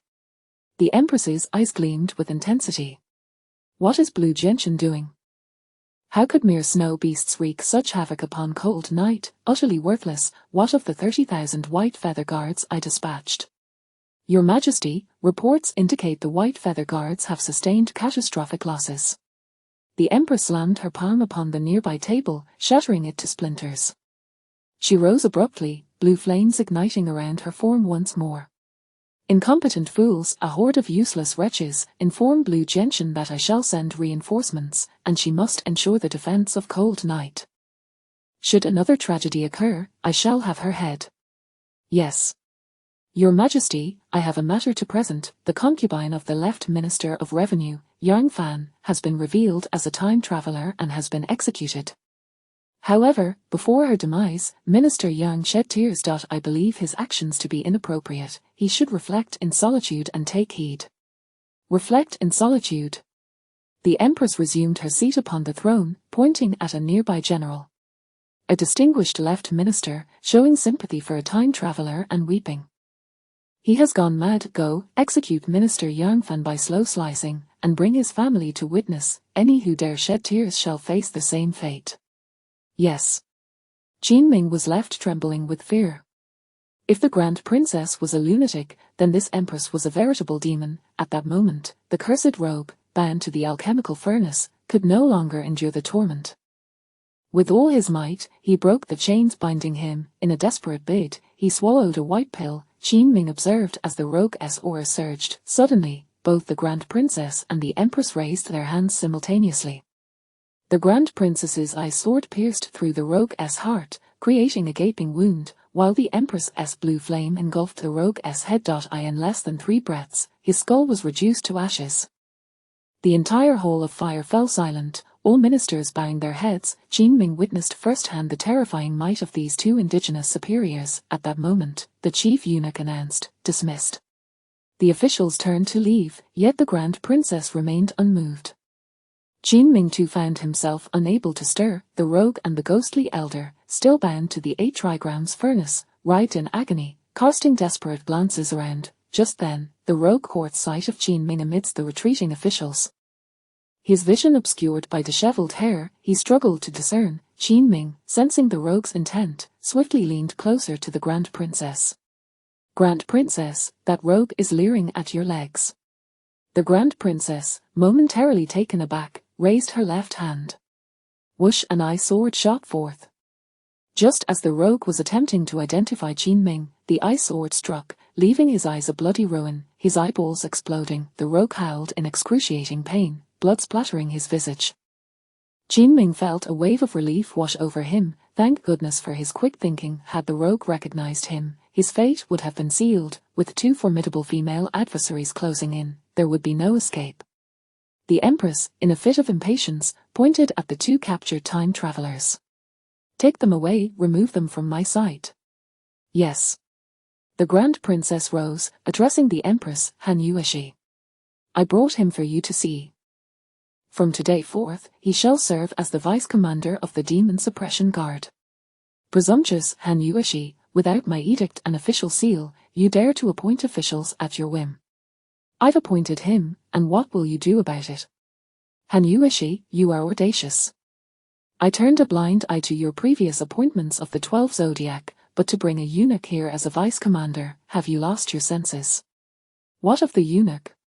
Since the founding of the Dayan Kingdom, when has a eunuch held an official position in the court?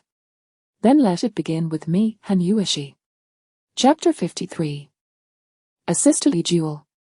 You. The Empress's chest heaved with fury. I have brought him here for you to see out of respect. Do not take my kindness for granted. What did you say? The Empress stood up abruptly, her body once again radiating a terrifying blue flame. The eldest princess showed no fear, her gaze sharp and unwavering. As the tension between the two sisters escalated, Qin Ming felt the heat and cold wash over him in waves. Two formidable individuals, truly astonishing. After a brief pause, the Empress's expression seemed to soften slightly. She spoke coldly. If you wish for him to become a captain, it is not impossible. My Yang nation has always valued talent, but not just anyone can hold such a position. Her eyes suddenly fixed on Qin Ming. If you, young Qin, wish to become a captain, then bring forth these two elder Travisers for me to interrogate. I want to know where the explosive point lies. Do you dare to accept this challenge? Before Qin Ming could respond, the eldest princess waved her sleeve dismissively. If you cannot interrogate them yourself, how can you expect him to? Is it appropriate to ask someone who has just become a captain to do so? If he does not agree, then he shall not receive the official seal from me. Han Yu Li, do you dare to withhold the official seal? How outrageous! Han Yu Shi, do you wish to fight me? If it comes to that, do you truly think I fear you? In an instant, the Empress conjured two spheres of pure blue flame in her hands, their potency terrifying. Qin Ming sensed that the Empress's realm was significantly higher than that of the eldest princess. The eldest princess also gathered icy sword energy in her hands. Qin Ming was concerned that the eldest princess might get hurt due to his involvement in the confrontation with the Empress. Her injury would not bode well for the Taiyin Palace. Moreover, regarding the interrogation of the prisoners, he recalled some cases he had seen on Blue Star and thought it might be worth a try. Retreating now would not be a wise decision. In a moment of urgency, Qin Ming stepped forward. Your Majesty, please calm your tempers, I am willing to give it a try. The moment he spoke, both the eldest princess and the Empress were taken aback. The Empress's gaze turned to Qin Ming, a glimmer of appreciation cutting through the murderous intent. Good, you have spirit, then, have the two elder Travisers confined to the demon suppression tower. I shall grant you a day. If you succeed, there shall be a reward. If you fail, not only will you not become a captain, but you must also watch your head. I shall obey. The eldest princess seized the official seal, glaring furiously at Qin Ming, wanting to scold him but ultimately holding her tongue. The Empress turned with one hand resting behind her back and departed. The eldest princess shot Qin Ming an angry glare and stormed out of the fire palace. Qin Ming hurriedly followed behind her. Outside the fire palace, snow fell heavily, with accumulated snow almost a foot deep on the ground. The freezing weather and howling northern wind stood in stark contrast to the warmth of the fire palace. The eldest princess did not take to the skies on her sword. Instead, she walked along the straight path ahead. Qin Ming trailed behind her, leaving two long footprints in the snowy ground. After a quarter of an hour, the eldest princess, clad in a black velvet coat, suddenly turned to face Qin Ming, her eyes piercing. Tell me, are you a fool? No. You are. I told you this task cannot be accepted. Who told you to take it? Do you know that failing this task could cost you your head? I know. Knowing yet you still accepted, you fool. The eldest princess took 2 steps closer to Qin Ming, her gaze radiating icy sword energy, chilling him to the bone. Tell me, do you truly wish to become an official, risking your life for it? Here, I shall give you this official seal. Do your duty well. Let's see how long you can last. She tossed the captain's official seal into Qin Ming's hands. Qin Ming caught up to the eldest princess and shook his head.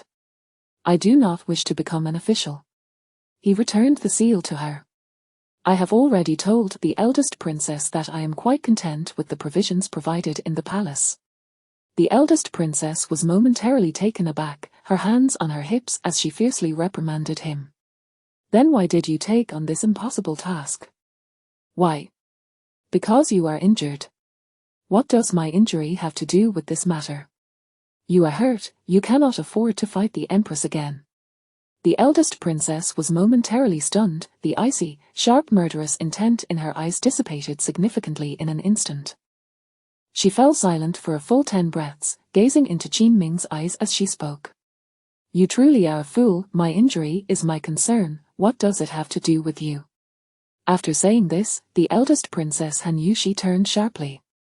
She raised her jade hand, and the moonshadow sword floated beneath her feet with a resonant sound. She did not glance back at Qinming but instead soared into the sky on her sword. At the moment the eldest princess ascended into the swirling snow, she felt a pang of sadness in her heart, her eyes growing uneasy. These damned snowflakes insist on drifting into my eyes. The eldest princess vanished into the distant horizon. Qinming did not return to the fire palace to fetch his horse but continued down the long snowy path ahead. He beheld the dragon abyss shrine piercing the clouds. The towering, magnificent dragon sculpture that soared into the sky exuded an inexplicable sense of overwhelming power. In its presence, a person felt as insignificant as an ant. He wondered if such colossal beings truly existed in this world. If they did, what sort of powerful cultivator could possibly contend with them? A gust of cold wind swept by, prompting Qinming to tighten his clothing. Each step taken in this world felt incredibly arduous. The road ahead was long and fraught with thorns. Qinming rubbed his hands together, exhaling warmth as he murmured, "Though I tread on thin ice, I should be able to reach the other side." In the courtyard of the Taiyin Palace, a pile of firewood was set ablaze to heat water. Ling Yin and the 12 zodiac captains gathered around the stove, roasting themselves while snacking on sunflower seeds. The small rabbit's mouth nibbled quickly, her tiny fangs cracking seeds at an impressive speed. In no time, she finished a handful, reaching for more. After finishing another handful, she stretched her hand out again. Ling Yin quickly pulled the seed bag back to her chest. "You are not allowed to have any more, your little mouth is cracking them too fast, leave some for young Qin." TSK. Ling Yin, you were never like this before, always prioritizing your sisters, now you place young Qin ahead of us. Indeed, Ling Yin, you don't harbor any strange feelings, do you? The charming goat captain leaned in, whispering into Ling Yin's ear. Sister advises you, eunuchs cannot engage in such matters. Do not misplace your affections. Upon hearing this, Ling Yin's face turned crimson. She punched the charming goat lightly and dashed into the house. "I'm not talking to you."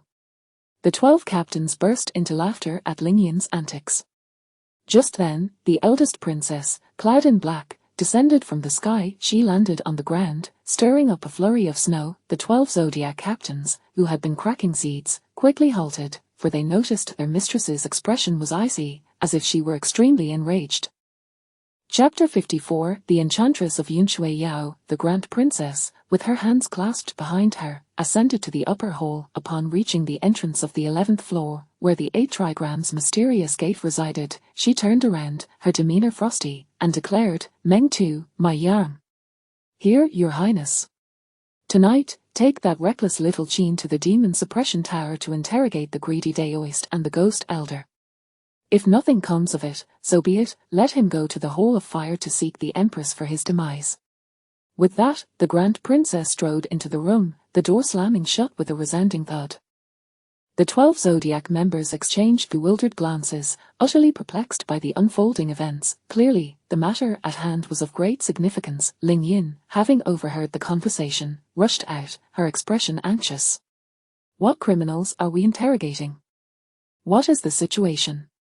The 12 Zodiac members shook their heads in confusion. After waiting for half an hour at the door, Qinming finally returned, his clothes dusted with snow. Meng Tu and Mai Yang hurriedly surrounded him, brushing the snow off his attire while eagerly inquiring about the situation.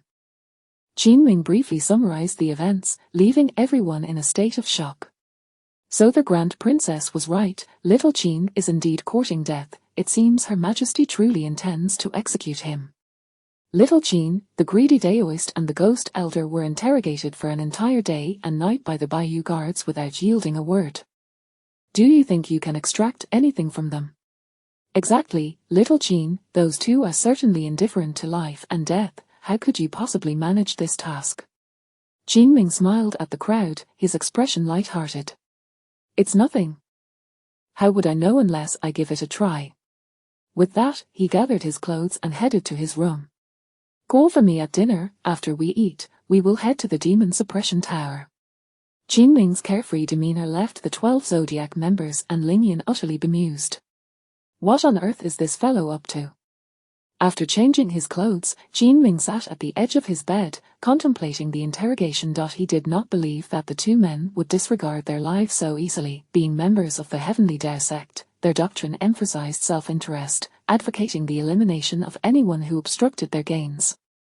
It was clear they were a group of selfish individuals. How could they possibly disregard life and death? Their silence stemmed from a keen awareness that revealing anything would render them worthless and lead to their demise.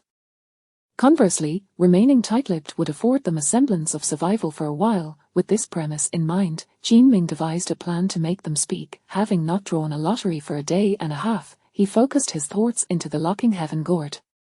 Current luck points, 40. Consuming 40 luck points, draw successful, obtained breath-holding pill, a second-grade elixir that, when consumed, shuts down all bodily breaths, inducing a state of false death, lasting for 2 hours. What could the breath-holding pill be used for?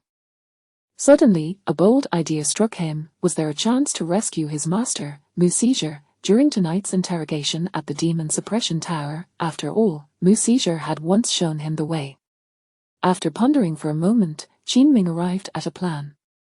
Lingyan had risen early to collect the meal from the imperial kitchen, fully aware that Qin Ming had significant matters to attend to that night. During dinner, he remained as nonchalant as ever, devouring 2 large bowls of food, astonishing Lingyan, Meng Tu, and Mai Yang, who thought to themselves, this fellow truly has no fear of death. However, Qin Ming's fearlessness did not alleviate the worries of those around him. Lingyan was so anxious that she could barely finish half a bowl. It was only with great effort that she managed to suppress the strange light within her body while in Qin Ming's presence.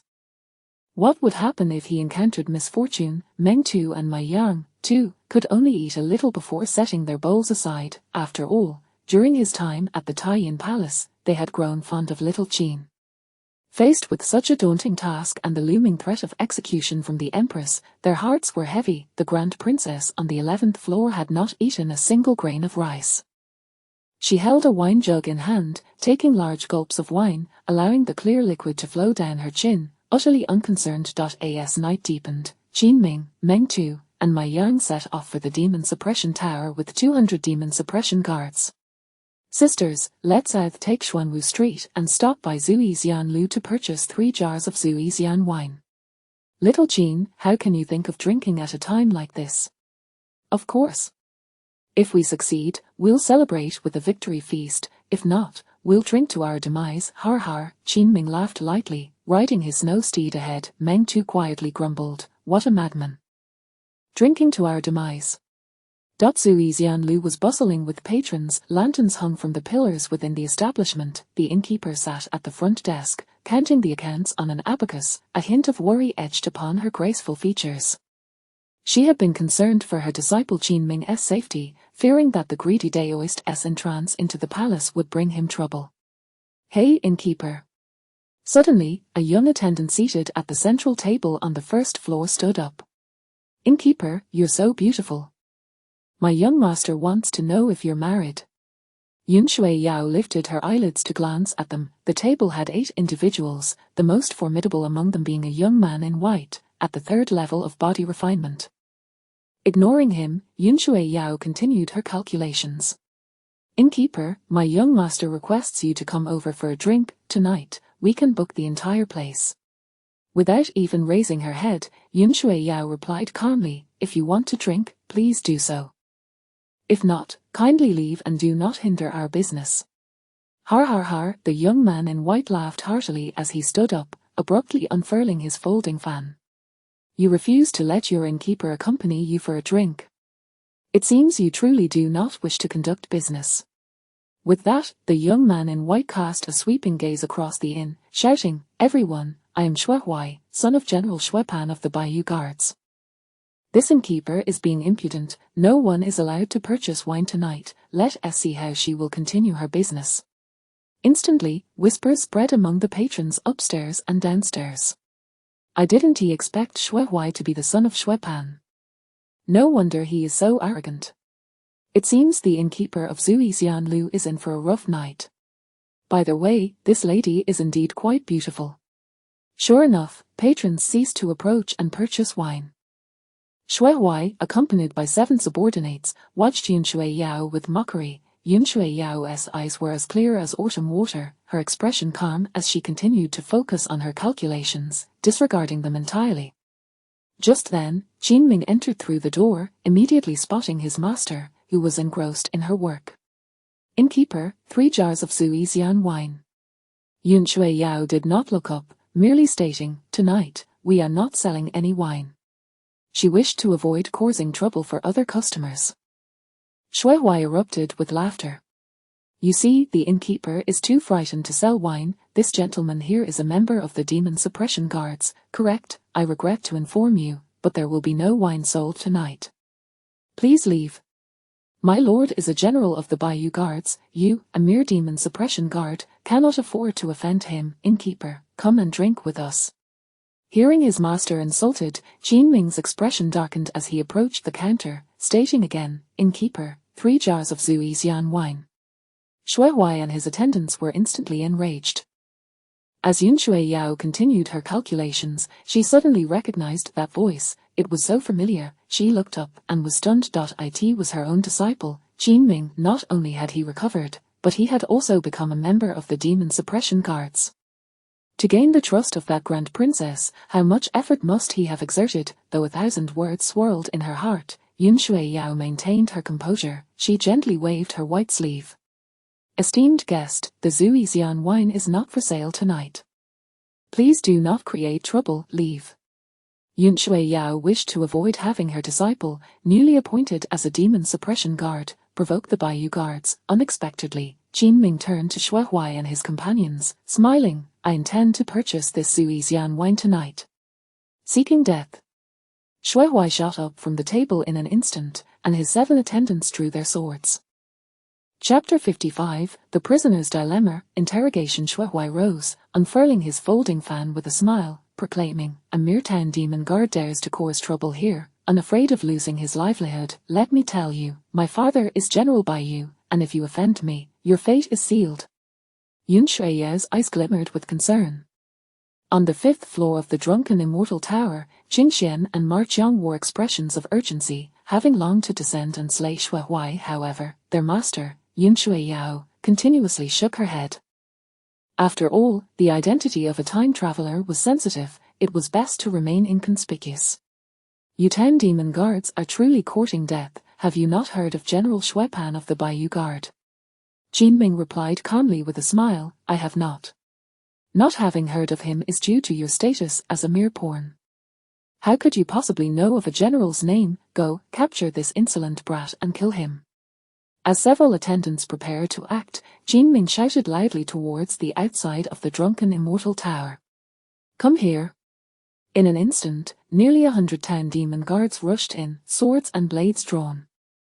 Each possessed formidable skills, exuding an imposing and authoritative presence. The previously arrogant Shui Huai immediately wilted. He hastily wiped his eyes and looked towards Qin Ming's attire. His sleeve is embroidered with cloud patterns. He is a town demon guard lieutenant. This revelation stunned Yun Shui Yao at the front desk and both Qin Xian and Ma Qiang on the 5th floor. Just days ago, he was but a servant. How had he already risen to the rank of town demon guard lieutenant today? It should be noted that, apart from the princess, there were no generals within the town demon guard. The next rank down was lieutenant. Shui Huai immediately realized he had kicked a hard stone, yet he refused to back down, for his father was a general of the Bayou Guard. Even if he did not offend the town demon guard lieutenant, he could not afford to lose face. "Since you are the town demon guard lieutenant, then today must be a misunderstanding. Let us not hold it against each other." "Misunderstanding? No, I believe this is far from a misunderstanding." Qin Ming turned, his gaze cold as he declared loudly, "Town demon guards, heed my command. There is someone here who openly provokes animosity between the town demon guards and the Bayou Guard. His sinister intent is to sow discord between His Majesty and the princess. Such a treacherous individual deserves to be executed immediately." Clang, clang, clang. All the town demon guards drew their weapons and charged forward. Shui Huai, terrified, began to wail, but soon, the sound of heads being severed echoed. In less than 10 breaths, all 8 troublemakers had their heads chopped off. The entire tavern was left in shock. Qin Ming approached the counter once more, speaking gently and kindly. "Innkeeper, I would like 3 jars of drunken immortal brew." Yun Shui Yao pretended to be flustered as she fetched 3 jars of wine for her disciple. "This wine is on the house, a gift for the soldiers. The innkeeper's business is not easy. How can you give it away for free?" Qin Ming placed the 3 taels of silver he had prepared on the table. He lifted the 3 jars of wine and turned to leave. The 100 town demon guards swiftly followed suit. Upon exiting the tavern, Qin Ming tossed a jar of wine to both the adorable rabbit and the enchanting goat. The adorable rabbit exclaimed, "Little Qin, you really have a touch of a commander about you. That was so cool just now." The enchanting goat took a sip of wine and teased, "How can someone without possess such masculine charm?" Qin Ming took a sip of wine, feeling rather speechless. "Sooner or later, I shall show you what true masculine charm entails." Qing Xian and Ma Qiang rushed down from the upper floor to their master's side, their expressions filled with astonishment. "Master, how did Qin Ming become a town demon guard lieutenant?" "Indeed. Master, this junior brother is quite remarkable. He has risen to the rank of town demon guard lieutenant so quickly." Qing Xian furrowed his brow, clutching the black gold knife. Now that he holds an official position in the town demon guard, will he still remember his identity? Will he forsake us in the future? Yun Shui Yao waved her sleeve dismissively.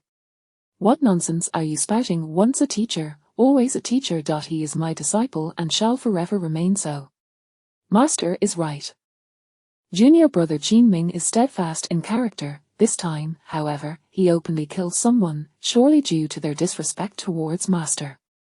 Yun Shui Yao nodded, collecting the silver coins. She pinched the 3 taels of silver Qin Ming had given her, feeling something was amiss.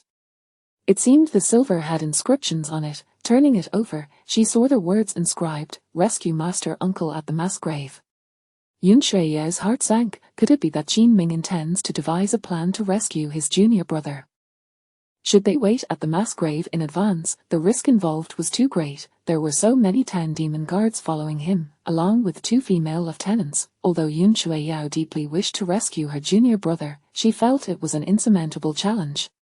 How could one possibly rescue someone from the town demon tower?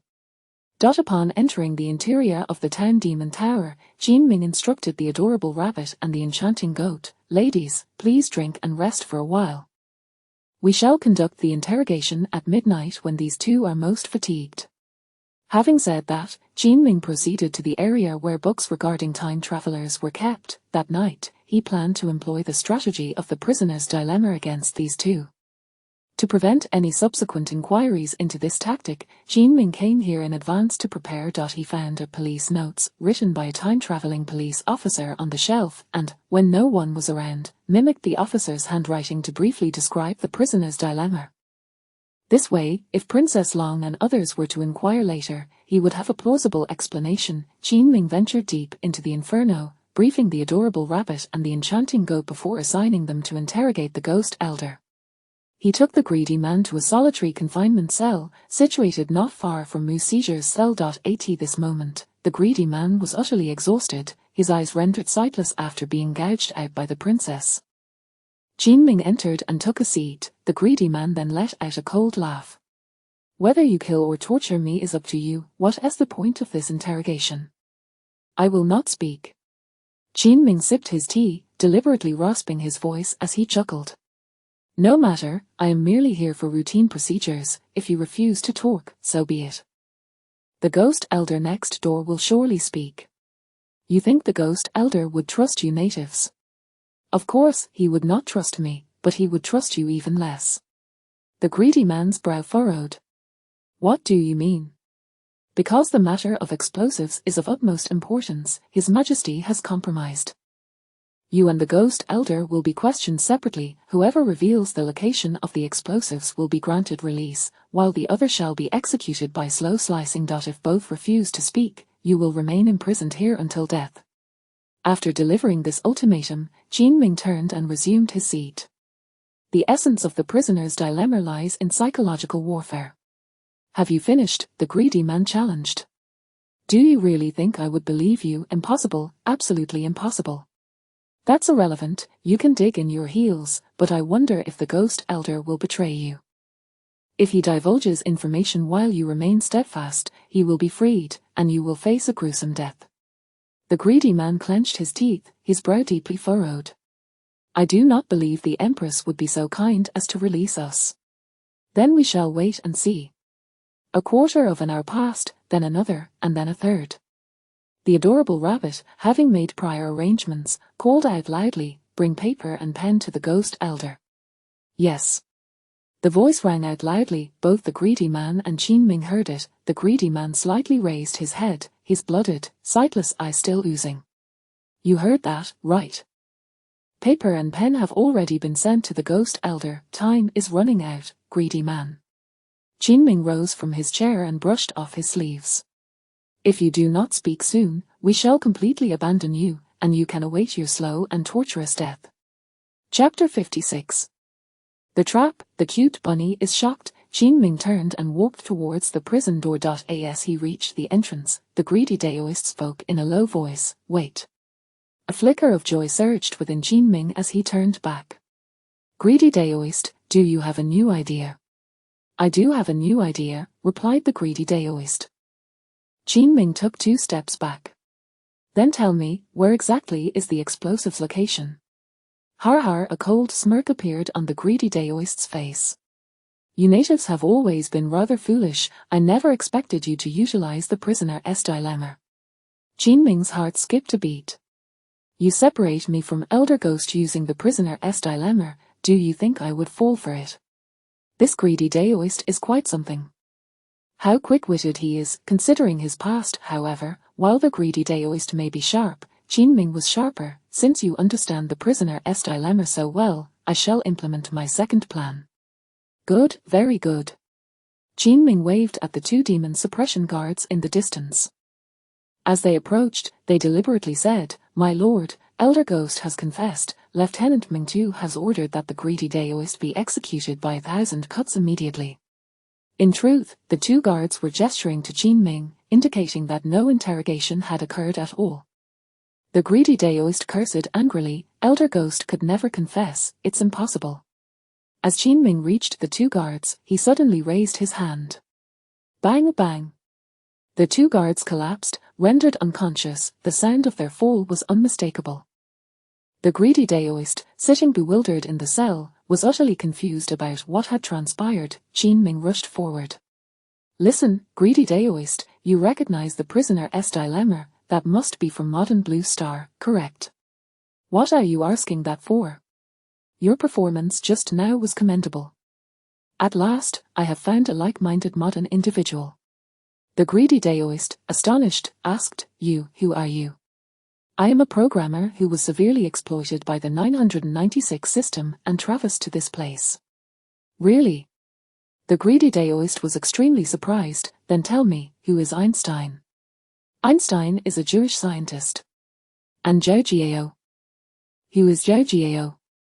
Zhao Jiao is the eunuch of the Qin state, the one who pointed at a deer and called it a horse. Upon hearing this, the greedy Daoist was completely convinced. Even if the natives read, they could not be so familiar with such details. Brother, I never expected you to be hidden among the demon suppression guards. Greedy Daoist, there is a path of mutual benefit laid out before you. I must make it clear that I am in competition for the position of lieutenant with the demon suppression guards currently interrogating Elder Ghost. Elder Ghost has already divulged that he is taking people to the explosive site. I need to know the location. I require this achievement. In return, I will grant you a strength pill and release you tonight. You mean it? Qin Ming immediately produced the remaining strength pill from before. The greedy Daoist, missing his right arm, blind in one eye, and severely injured, would find it exceedingly simple for Ming Tu and Ma Yang to deal with him even after consuming the strength pill. Qin Ming held the strength pill in front of the greedy Daoist's nose. The greedy Daoist sniffed it. It was indeed real. Just one pill could restore a great deal of his internal energy. Qin Ming promptly broke the pill in half and fed it to the greedy Daoist. Hurry, if he discovers too soon, my achievement will be for naught. The greedy Daoist still hesitated. Everyone desires to live. Everyone yearns for power, I wish to progress, and you wish to survive. Your only chance now is to trust me. As the greedy Daoist chewed the strength pill, his internal energy began to recover, and he fell into deep thought. He was now completely certain the person before him was undoubtedly a traveler from Blue Star modernity. Trusting a traveler is far more reliable than trusting a native. Wait, what if you acquire the information and then go back on your word and do not save me? The greedy Daoist's mind was indeed astute. Consider it from my perspective. After all, I am a traveler, I live in constant unease and desperately seek an organization for protection. After I release you, I hope you can introduce me to the way of heaven.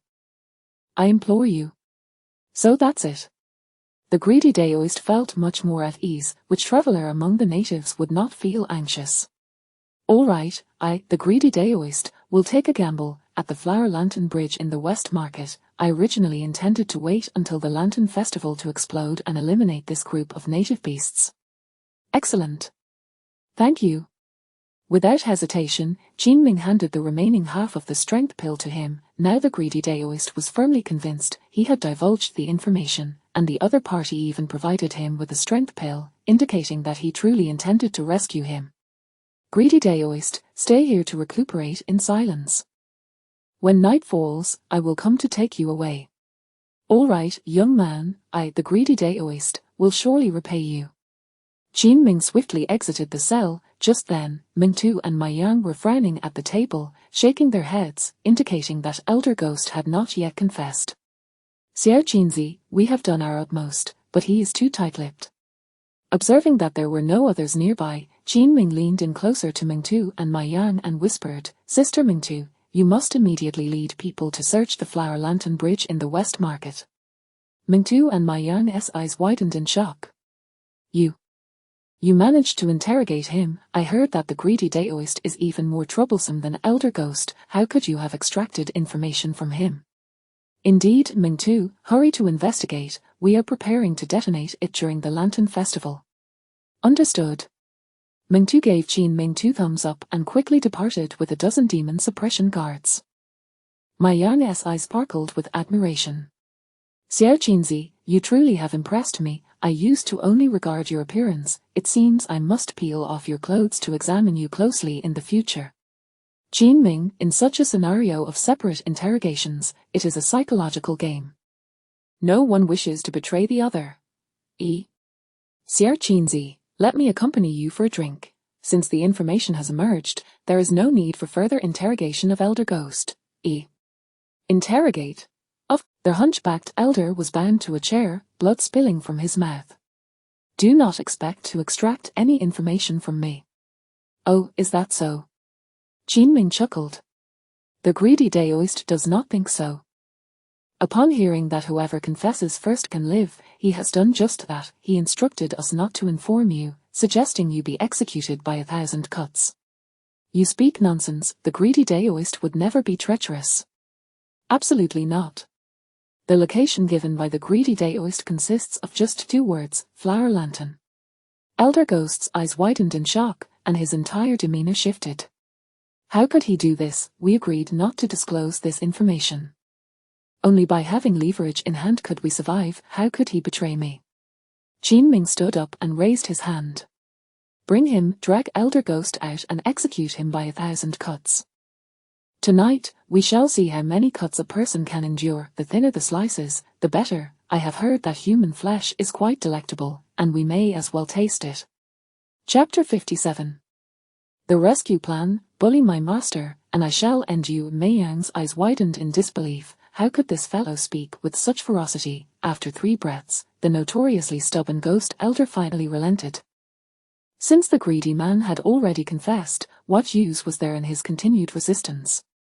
I still have value. I can inform you that there are 3 full carts of explosives.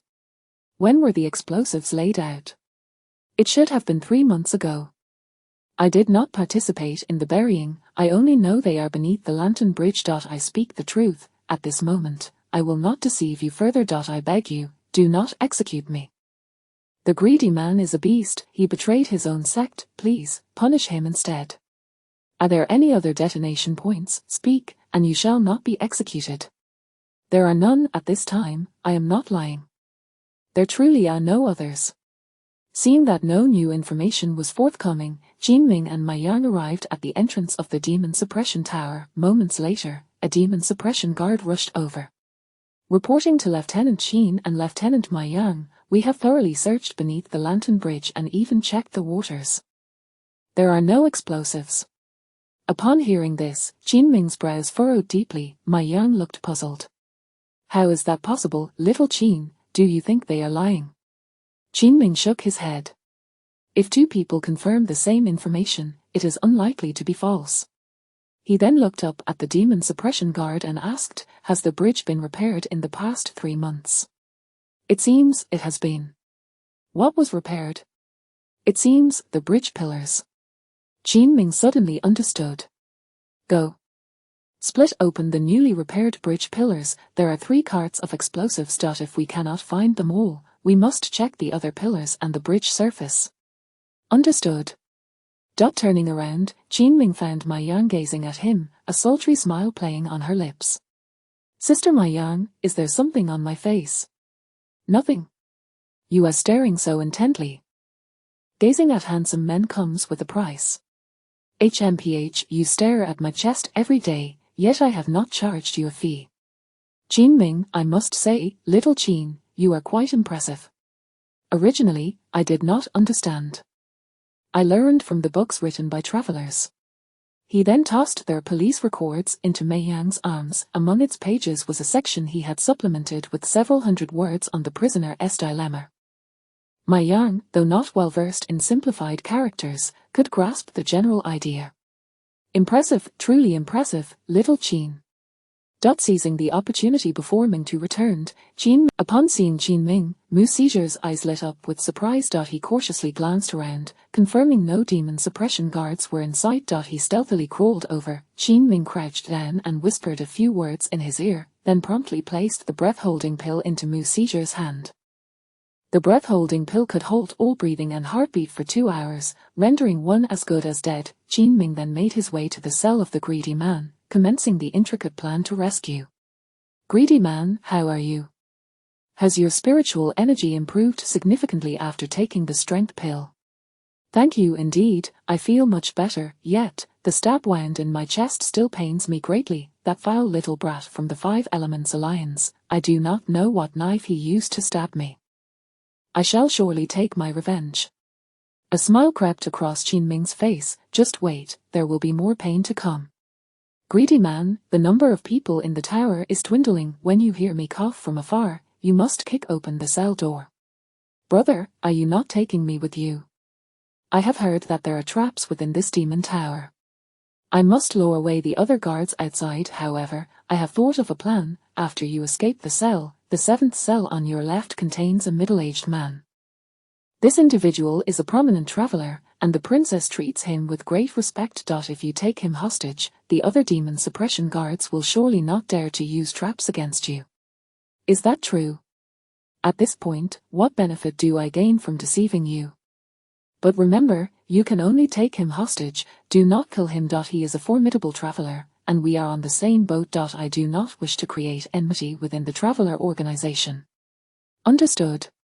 Half an hour later, Jinming awaited the return of Mingtu at the entrance of the demon suppression tower. Mingtu hopped off her snow horse, rubbing her 2 frozen red hands together, appearing quite pleased. Little Qin, Sister Rabbit is back, aren't you going to help me brush off the snow? Did you find the explosives? I did, little Qin. You have made a significant contribution. Upon seeing the 3 carts piled high with explosives, Lieutenant Maiyang exclaimed, these deranged individuals have hidden away so much explosive material. Little Qin, your guess was spot on. When we smashed open the newly constructed bridge piers, we found them hollow, filled to the brim with explosives. These travelers are truly beasts. During the Lantern Festival, there would be countless people on this bridge. If an explosion were to occur, it would be catastrophic. What about the ghost elder and the greedy man? Shall we keep them locked up? Jinming knew he had to eliminate them to prevent any leaks of information. Such wretched travelers must be killed. Moreover, we have compelling reasons to do so. He turned to Maiyang and Mingtu. Do you both know the methods of interrogation for this situation? Mingtu and Ma Yang nodded. If these two are not killed, the Empress will surely learn of the information and have them taken away for questioning about how we managed to extract the truth. Our unique interrogation methods would then be exposed. That makes sense. Sister truly grows fonder of you. Qin Ming proceeded with Mingtu and Ma Yang to the greedy man's cell. Though Ma Yang appeared alluring and seductive, she showed no hesitation when it came to killing. Her slender saber pierced the ghost elder dozens of times before she finally ceased. Qin Ming deliberately coughed loudly several times. Of course, this cough was a signal to the greedy man.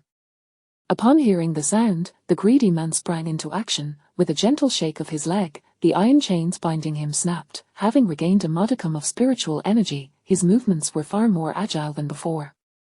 He kicked open the cell door and stealthily made his way to the 7th cell on the left, just as Qin Ming had instructed. As Qin Ming, Ma Yang, and Mingtu chatted and laughed, they had only progressed partway when they unexpectedly saw the greedy man emerging, his left arm wrapped around Mu Seiju's neck. Greedy man, you have some audacity.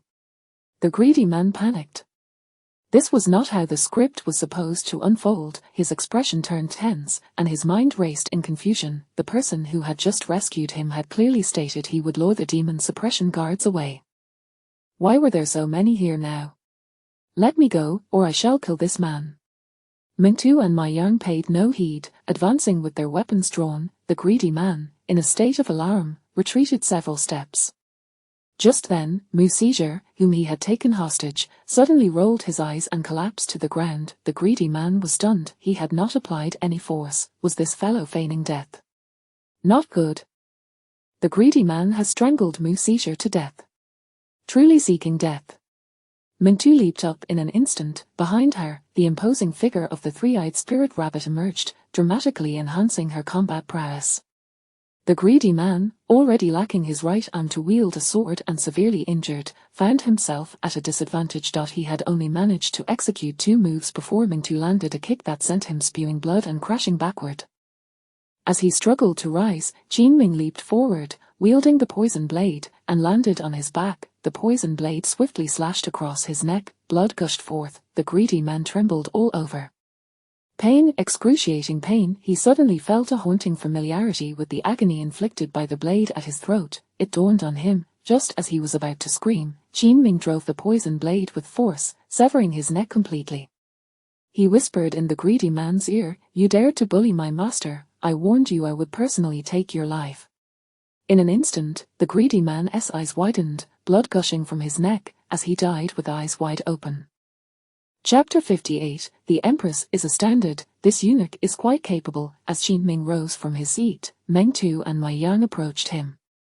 We have confirmed it. Mu Seizure was indeed strangled to death. His breath has ceased, and his heartbeat has stopped.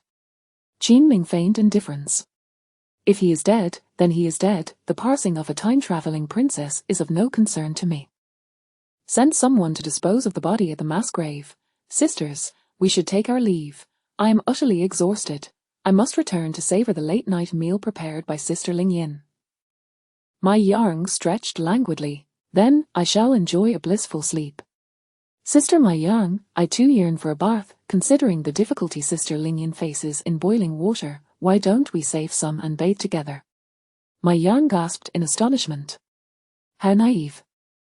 Aren't you afraid the princess will take your head? The princess knows I am a eunuch. What ill intentions could a eunuch harbor? Both Ma Yang and Mingtu burst into laughter. This fellow truly possesses remarkable capabilities when he is serious. When he is not, he is simply a source of amusement. In the Tai-Yin Palace, on the 11th floor of the main hall, the night was frigid, and silence enveloped the surroundings. Only the low, raspy cries of the soul-devouring birds echoed in the air, reminiscent of spectral wails. At this moment, Princess Han Yueshi was in a state of turmoil. Clad in armor and gripping the moon-shadow sword, she paced restlessly within her chamber.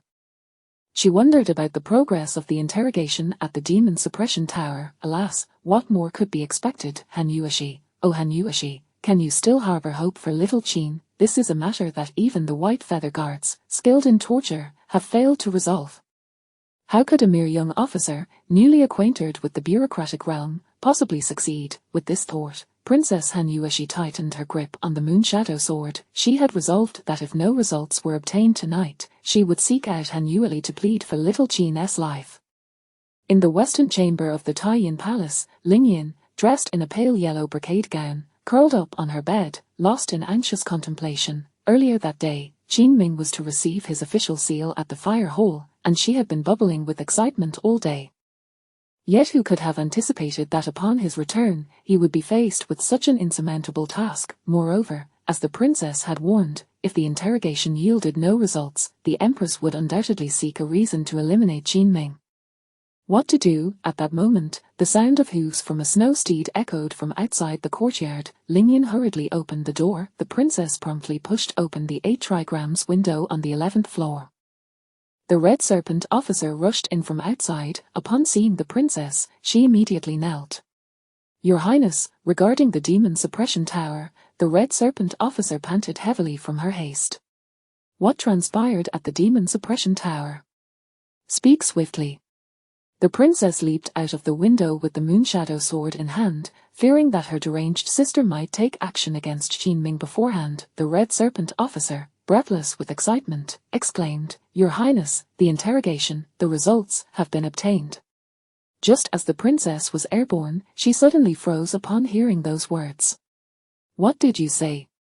Your Highness, news from the demon suppression tower indicates that little Qin has revealed the locations of the explosives. Furthermore, he has dispatched individuals to retrieve them. They are located at the Lantern Bridge. The princess's heart surged with astonishment. How did little Qin manage such an interrogation? He truly is a talent. Ling Yin rushed forward, lifting her gown. Red Serpent, is what you say true? Has it really been uncovered? Indeed, a total of 3 carts of explosives were retrieved from the Lantern Bridge. Had this not been resolved, the consequences during the Lantern Festival would have been dire. The princess descended to the ground, her violet sleeves fluttering. Quickly tell me how he managed to uncover this. Your Highness, that question leaves me stumped. I am unclear on the specifics of little Qin's methods. You should inquire with him directly. However, I did visit the Lantern Bridge. Initially, we searched thoroughly, even in the water, yet found no explosives. Later, little Qin suggested that the bridge might have been repaired, and lo and behold, we discovered the explosives hidden within the newly constructed bridge supports. A full 3 carts of explosives. These time travelers are truly reckless. Excellent. The princess struck the stone table with her hand. As long as the matter is resolved, this little Qin truly has earned my respect. Ling Yin beamed with joy. Calling after the departing princess, she said, Your Highness, you have yet to dine. Allow me to heat your meal. Very well. In the inner hall of the fire hall of the Dayan Kingdom, the Empress Han Yueli reclined in a red robe upon her jade chair. Beside her, her attendant, Shangguan Qing'er, held a memorial and read it softly. Your Majesty, this is a report from Lan Jianxin, the Lord of Cold Night City. Your Majesty, I report with trepidation that recently, 200,000 snow beasts have launched a surprise attack on Cold Night City. The defending forces, numbering 30,000, have fought valiantly but suffered heavy casualties due to a lack of weapons, equipment, and provisions. I implore Your Majesty for prompt replenishment. Your Majesty, this other memorial is from General Bai Qi of the White Feather Guards. Your Majesty, I report that as the year draws to a close, the populace is increasingly frequenting markets, yet there has been no news regarding the explosives buried by the Heavenly Path cult's time travelers. I fear that should an explosion occur, the losses would be catastrophic. After the attendant finished reading the memorials, the Empress remained silent. She raised her jade hands, gently pressing her temples. After 10 breaths of silence, she suddenly inquired, Qing'er, do you believe that little Qin, chosen by my sister, can extract information? Your Majesty, I deem it unlikely. The White Feather Guards have been interrogating for an extended period without any results. Those greedy Taoists and the Ghost Elder are notoriously obstinate. It appears my sister holds considerable regard for this little Qin. However, if she fails to extract the information, I shall still have his head. Just then, a pale-faced eunuch, Wang Jin, rushed into the outer hall of the fire hall and knelt. Your Majesty, news has arrived from outside the palace. Little Jean from the Taiyin Palace has extracted information and located the explosives. What did you say? The Empress sprang to her feet from her jade chair. Your Majesty, Little Jean has found the explosives, 3 full carts. The Empress's expression was one of sheer astonishment. Chapter 59, Qing Xian enters the palace. Yun Shui Yao is astonished. He really rescued him. How did he manage to extract that information? This subordinate is unaware. Moreover, it is said that the young Qinzi even deduced that the explosives were hidden within the stone pillars of the Lantern Bridge. The Empress pondered for a moment before speaking solemnly. It appears that he is indeed a talent. How could someone like him end up with my sister? He ought to serve the great Daeyang nation. Proclaim a decree. For discovering the explosives, Qinzi shall be rewarded with 500 taels of silver and a volume of profound martial arts. Let him choose it himself at Tianyi Academy. Yes. The mass grave is located on the eastern outskirts of Daeyang nation. The corpses disposed of here are mostly nameless vagrants or time travelers. The wails of restless souls echo continuously. Few cultivators or common folk dare to venture here due to the overwhelming yin energy. Yet at this very moment, Yun Shui Yao ascended the hill with her 2 disciples, Qing Xian and Ma Jiang. Master, Ma Jiang spoke softly, I inquired just now. It seems no bodies have been sent through the east city gate tonight. Just because none were sent earlier does not mean none will come later. We must remain vigilant here. Clad in azure, Qing Xian held the Wujin blade in her arms. Her hair was styled high, and her expression was calm, unfazed by the surrounding wraiths and spirits howling in anguish. Master, Qing Xian approached Yun Shui Yao. It's not that I doubt Qin Ming, but rescuing Master Uncle seems nearly impossible. The demon suppression tower is filled with demon suppression guards. The 12 zodiac are all formidable and ruthless. How could Qin Ming possibly? Ma Jiang interjected. Master, I too find it hard to believe. After all, he is currently a captain of the demon suppression guards. Why would he risk his life for us? What are you saying? Yun Shui Yao suddenly grew angry, her exquisite, fair visage slightly flushed with indignation. Ma Jiang, your junior sister, Qing Xian, may be naive in her words about Qin Ming, but how can you, as the senior disciple, speak so about your own junior brother? Not to mention that Qin Ming has saved you in the spirit realm. Just look at his performance today at the tavern. Where is the betrayal of his roots? Even though he is a captain of the demon suppression guards, he is still my disciple, Yun Shui Yao. Once the master-disciple bond is formed, it remains unbroken for life. Master, I do not doubt junior brother Qin Ming's character. I know he is exceptional. It's just that rescuing someone is too challenging. How could one possibly extract Master Uncle from the hands of the demon suppression guards? Ma Jiang's words struck deeply in Yun Shui Yao's heart, causing her elegant brows to furrow slightly.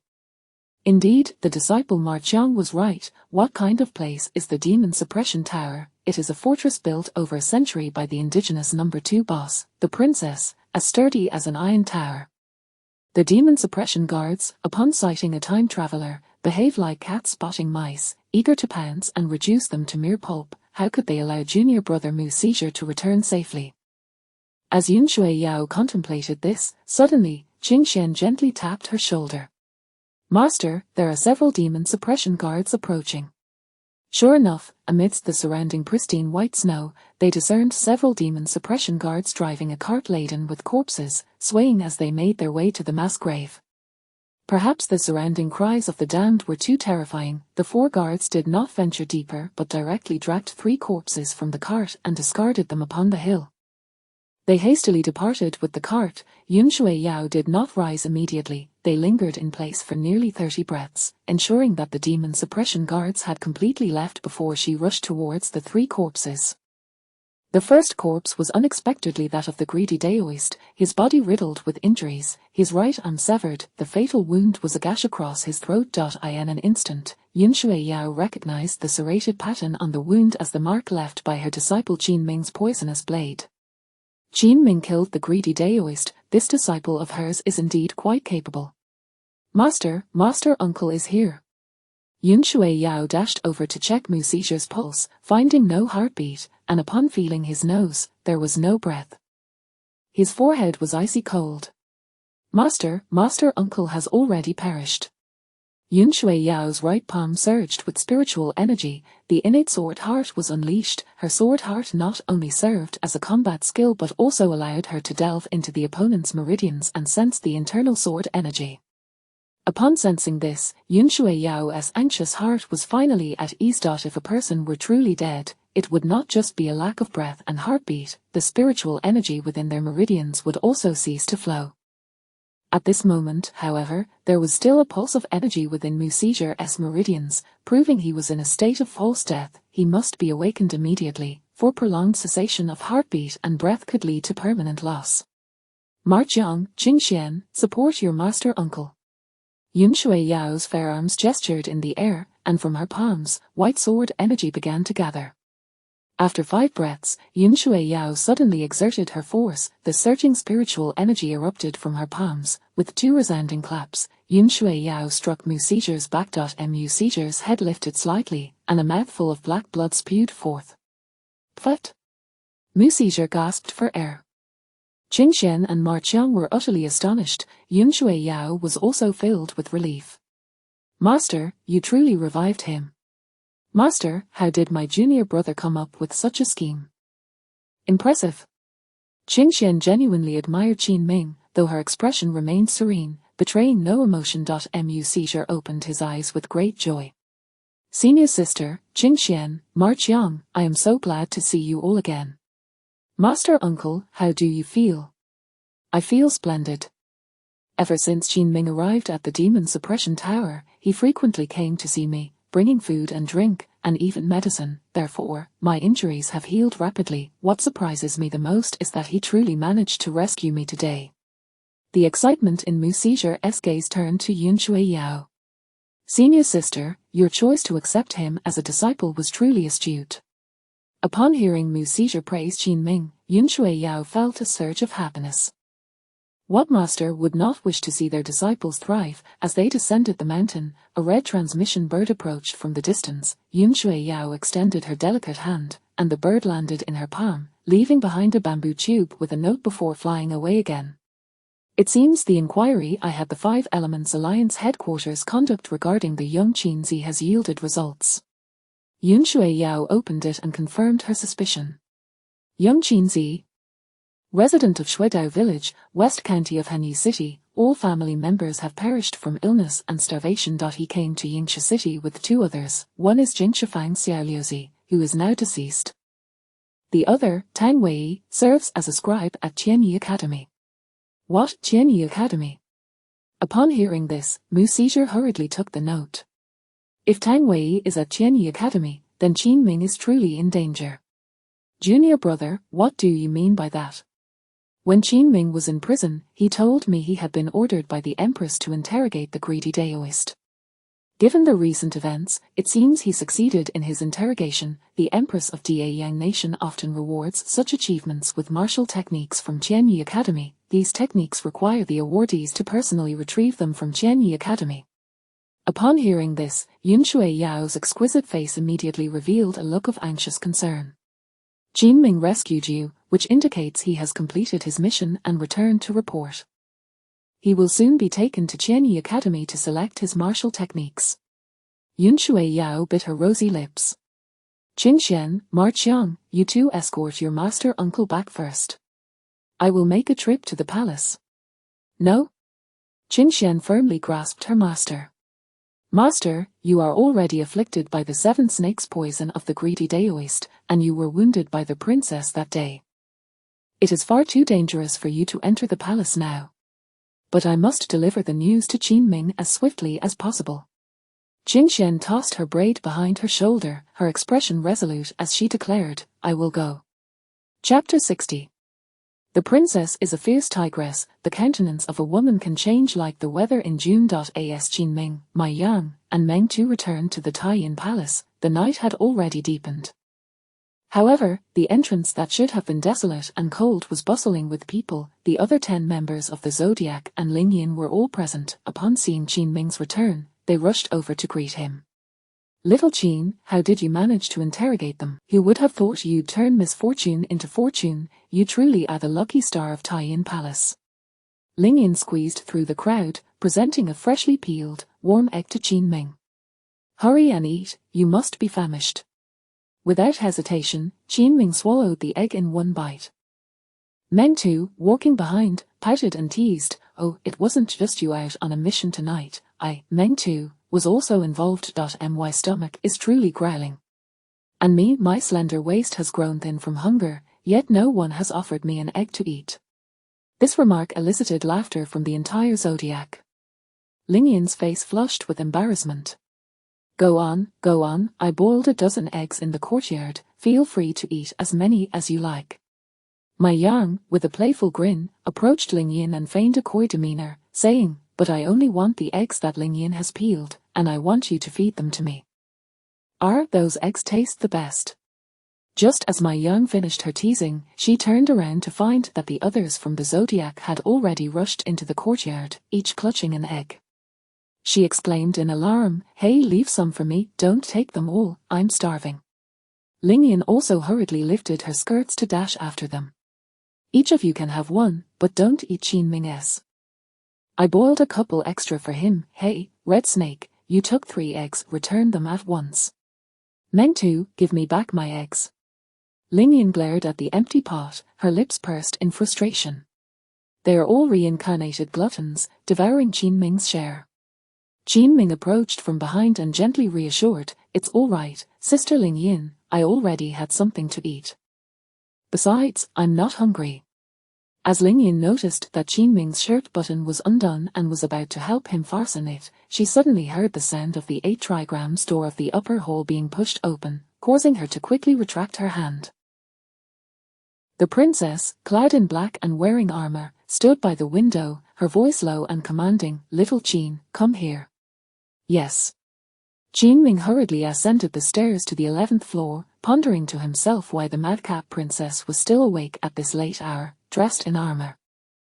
Was she prepared to slay any Travisers at a moment's notice? Truly, a battle-crazed, invincible lunatic. Upon knocking on the door and entering, he closed it behind him. The princess was seated at a white jade table, illuminated by a luminous stone lamp, beside which lay the fiery grass that Qin Ming had gifted her. "Tell me, how did you manage to extract the information?" Qin Ming recounted the interrogation process of the prisoner's dilemma, of course omitting any details that revealed his identity as a Traviser or the seduction of the greedy individual. The more the princess listened, the more astonished she became. "Your method may not seem extraordinary at first, but upon reflection, it truly is insightful. Human nature is unpredictable, even if an alliance to conceal the truth is formed beforehand. Separating the interrogation, it leveraged such psychological games to defeat them one by one." The princess smiled, reaching for a wine jug of drunken immortal brew, ready to pour herself a drink. Qin Ming quickly seized the opportunity to take over. "Allow me." He poured a cup and placed it before the princess, only to be surprised when she pushed the wine back towards him. "I do not drink at this late hour." "This is for you." Qin Ming was taken aback. Was the fierce tigress showing such kindness? The sun must be rising from the west. "Thank you, princess." Suddenly, the princess's tone turned cold again. "The interrogation method you just described is quite effective, but it appears that our dying kingdom has never employed it. How did you come to know of such a technique?" Qin Ming, well aware of the princess's meticulous and suspicious nature, had prepared for this moment. He retrieved the simplified character text, "Police records," from his sleeve. Flipping to the middle, he revealed the section he had imitated regarding the prisoner's dilemma. "Princess, I stumbled upon this story while studying their simplified characters, finding it intriguing, and unexpectedly, it proved useful today." The princess was not well versed in simplified characters, but she could grasp the essence of the gaming interrogation described within. Nodding, she set the book aside. Qin Ming breathed a sigh of relief, thankful for his foresight in leaving a backup plan. Having exhausted her inquiries, the princess seemed to seek a topic of conversation but was at a loss for words. A brief silence enveloped them. After 5 full breaths, Qin Ming broke the ice first. "Princess, it's late, you should rest." The princess raised her left arm, pointing at the dishes on the table. "The food Ling Yin brought over is still warm, but I have no appetite. You can take it away." Seeing that the dishes remained untouched, Jinming wondered if this madcap princess had skipped dinner. "Princess, might you have a bite?" "I have no appetite." The princess's expression was grave and troubled. Jinming recalled the princess's murmurs in her sleep that night, speaking of how she and the third princess had aided the Empress in slaying her brother, only for the Empress to turn against them afterward, even forcing the third princess to become a nun. He hesitated for 3 breaths before softly saying, "There's something I'm unsure whether I should say or not." "Then do not say it." Jinming. Why was she not following the script? Helpless, he balanced for dishes and a soup on his plate, preparing to leave when the princess suddenly called out, "Come back, speak." Jinming was utterly speechless. This lunatic surely had a screw loose. A woman with such a temperament needed to be restrained and treated, a daily dose to cure her madness. "I want you to share what you just said." "Princess, my mother once told me. Do not punish yourself for the mistakes of others." The princess, Han Yueshi, suddenly lifted her head, her eyes glinting with a cold light. "What do you mean by that? What do you know?" Jinming's reflexes were swift. He could not reveal what he had overheard in her sleep. That would lead him to certain death. "Princess, I believe your troubles stem from your discord with the Emperor. I witnessed your quarrel that day. When I accompanied you to the fire control hall this morning, it seemed to me that the Emperor was being unreasonable, regardless of what she argued with you about. It was her fault. Do not punish yourself for her mistakes, that would be counterproductive." The princess was taken aback, her eyes wide with shock. She stepped closer to Jinming. "Little Qin, you have quite the audacity to criticize the Emperor of Dian. Are you aware that this is a capital offense?" "I am well aware, but I trust that princess would not report me." "Oh, and why is that?" "To report me would be beneath your dignity. After all, what kind of person is the Princess of Taiyin Palace? Noble and dignified, how could you bow to the unreasonable Emperor?" The princess burst into laughter, genuinely amused. It was the first time she had heard someone dare to insult her sister. "Princess, you should rest early. I shall take my leave." Jinming's stomach growled audibly. The enticing array of dishes before him demanded his attention, and he needed to feast. "Wait." The princess perked up, waving her hand. "Bring the food back. I suddenly find myself wanting to eat." Jinming. "No. It was you who said you wouldn't eat. I had prepared myself for a meal. And now you want to eat again?"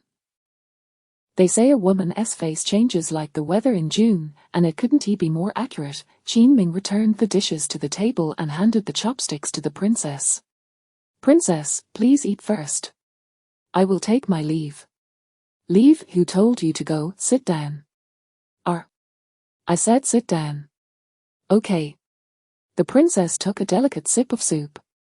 "You seem rather uneasy. Would the princess prefer the truth or a falsehood?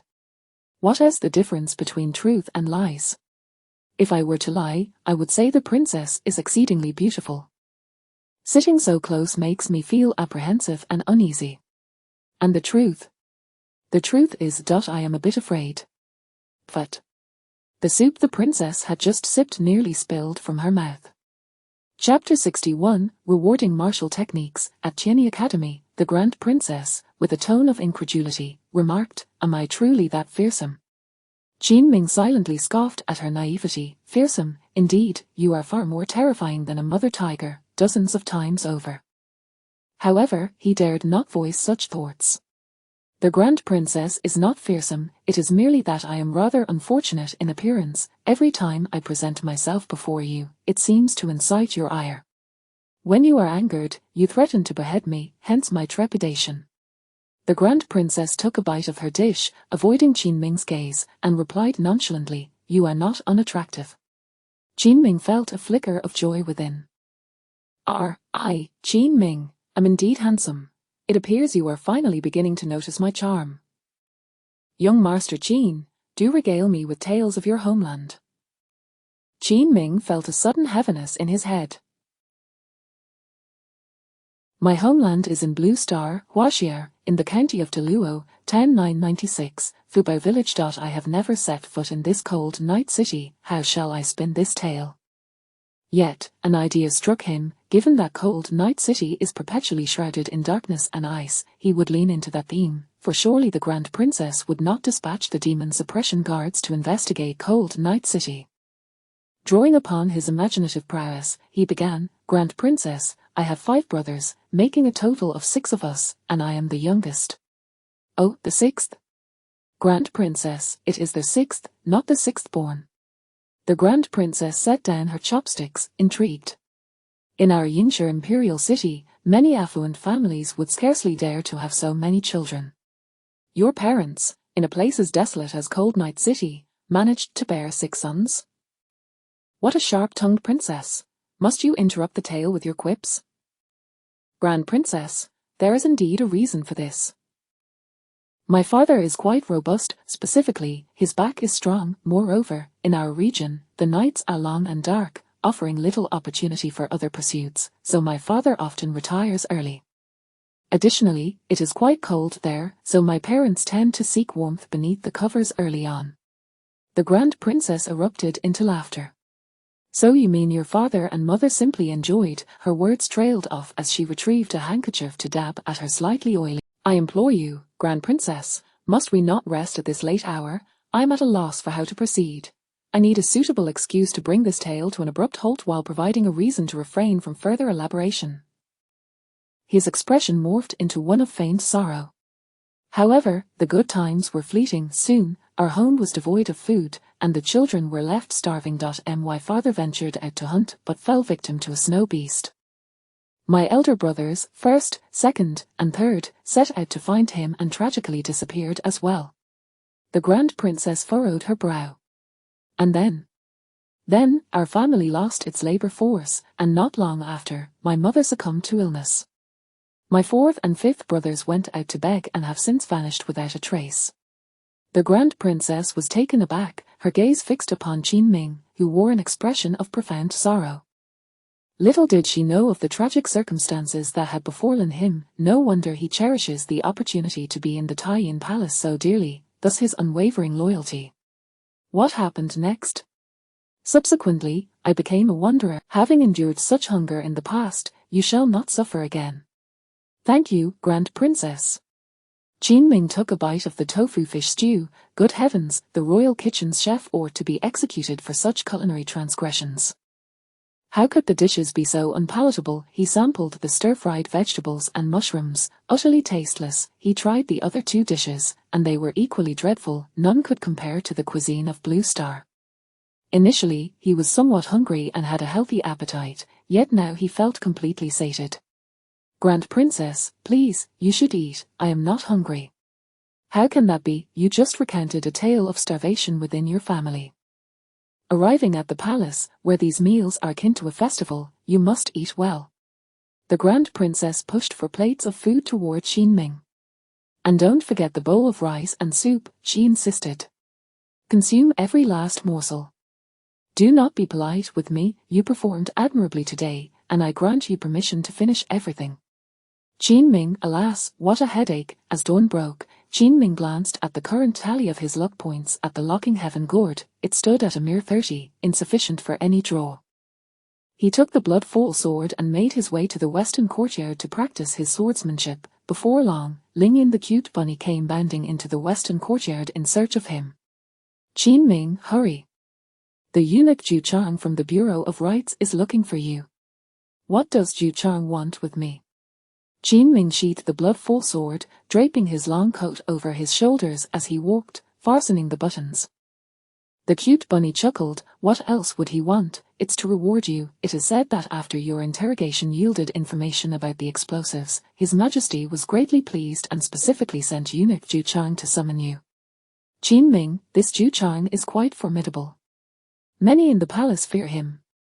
The bunny nodded solemnly. It is said that he once worked in the laundry, scrubbing toilets and washing clothes. By a twist of fate, he gained enlightenment and rapidly advanced in cultivation. He has now reached the 9th layer of body refinement and has been appointed to the Hall of Fire by His Majesty. Qin Ming nodded in acknowledgement. As he exited the western courtyard, he spotted eunuch Zhu Chang standing beneath the red maple tree in the courtyard. The man was tall and broad-shouldered, his temples graying, exuding a powerful aura characteristic of the 9th layer of body refinement. Among eunuchs, he was certainly a master. "Good morning, Eunuch Ju." "Good morning, Qin Xiaowei." Zhu Chang's face was alight with smiles. He produced a decree from his sleeve and announced loudly, "Qin Xiaowei, it has come to my attention that you were recently attacked by a time traveler. His Majesty has graciously permitted you to receive the decree without kneeling." "Thank you, Your Majesty." "By the grace of heaven, the Emperor proclaims, Qin Xiaowei of Taiyin Palace has achieved merit through his interrogation, uncovering the threat of explosives. I hereby bestow upon him 500 taels of silver and a volume of Shin-level martial techniques," thus decreed. Qin Ming received the decree with a heart full of joy. Though he already possessed Shin-level techniques, more is always better. 500 taels of silver still holds significant purchasing power in this world. With wealth at hand, one can remain untroubled. "Shall we?" "Thank you, Your Majesty, thank you, Eunuch Ju." Qin Ming followed Zhu Chang toward Qian Academy. Chapter 62, The world is like a spy war, filled with carnage. As Qin Ming followed Eunuch Ju, the Grand Princess remained in the depths of slumber, indulging in her beauty sleep.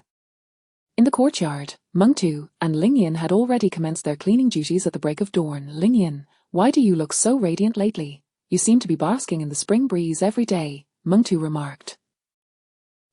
Meng Tu, really? Am I not the same as before?" Ling Yin replied, feigning innocence. "Not at all. In the past, although you smiled daily, your eyes harbored the melancholy of a woman from the inner palace.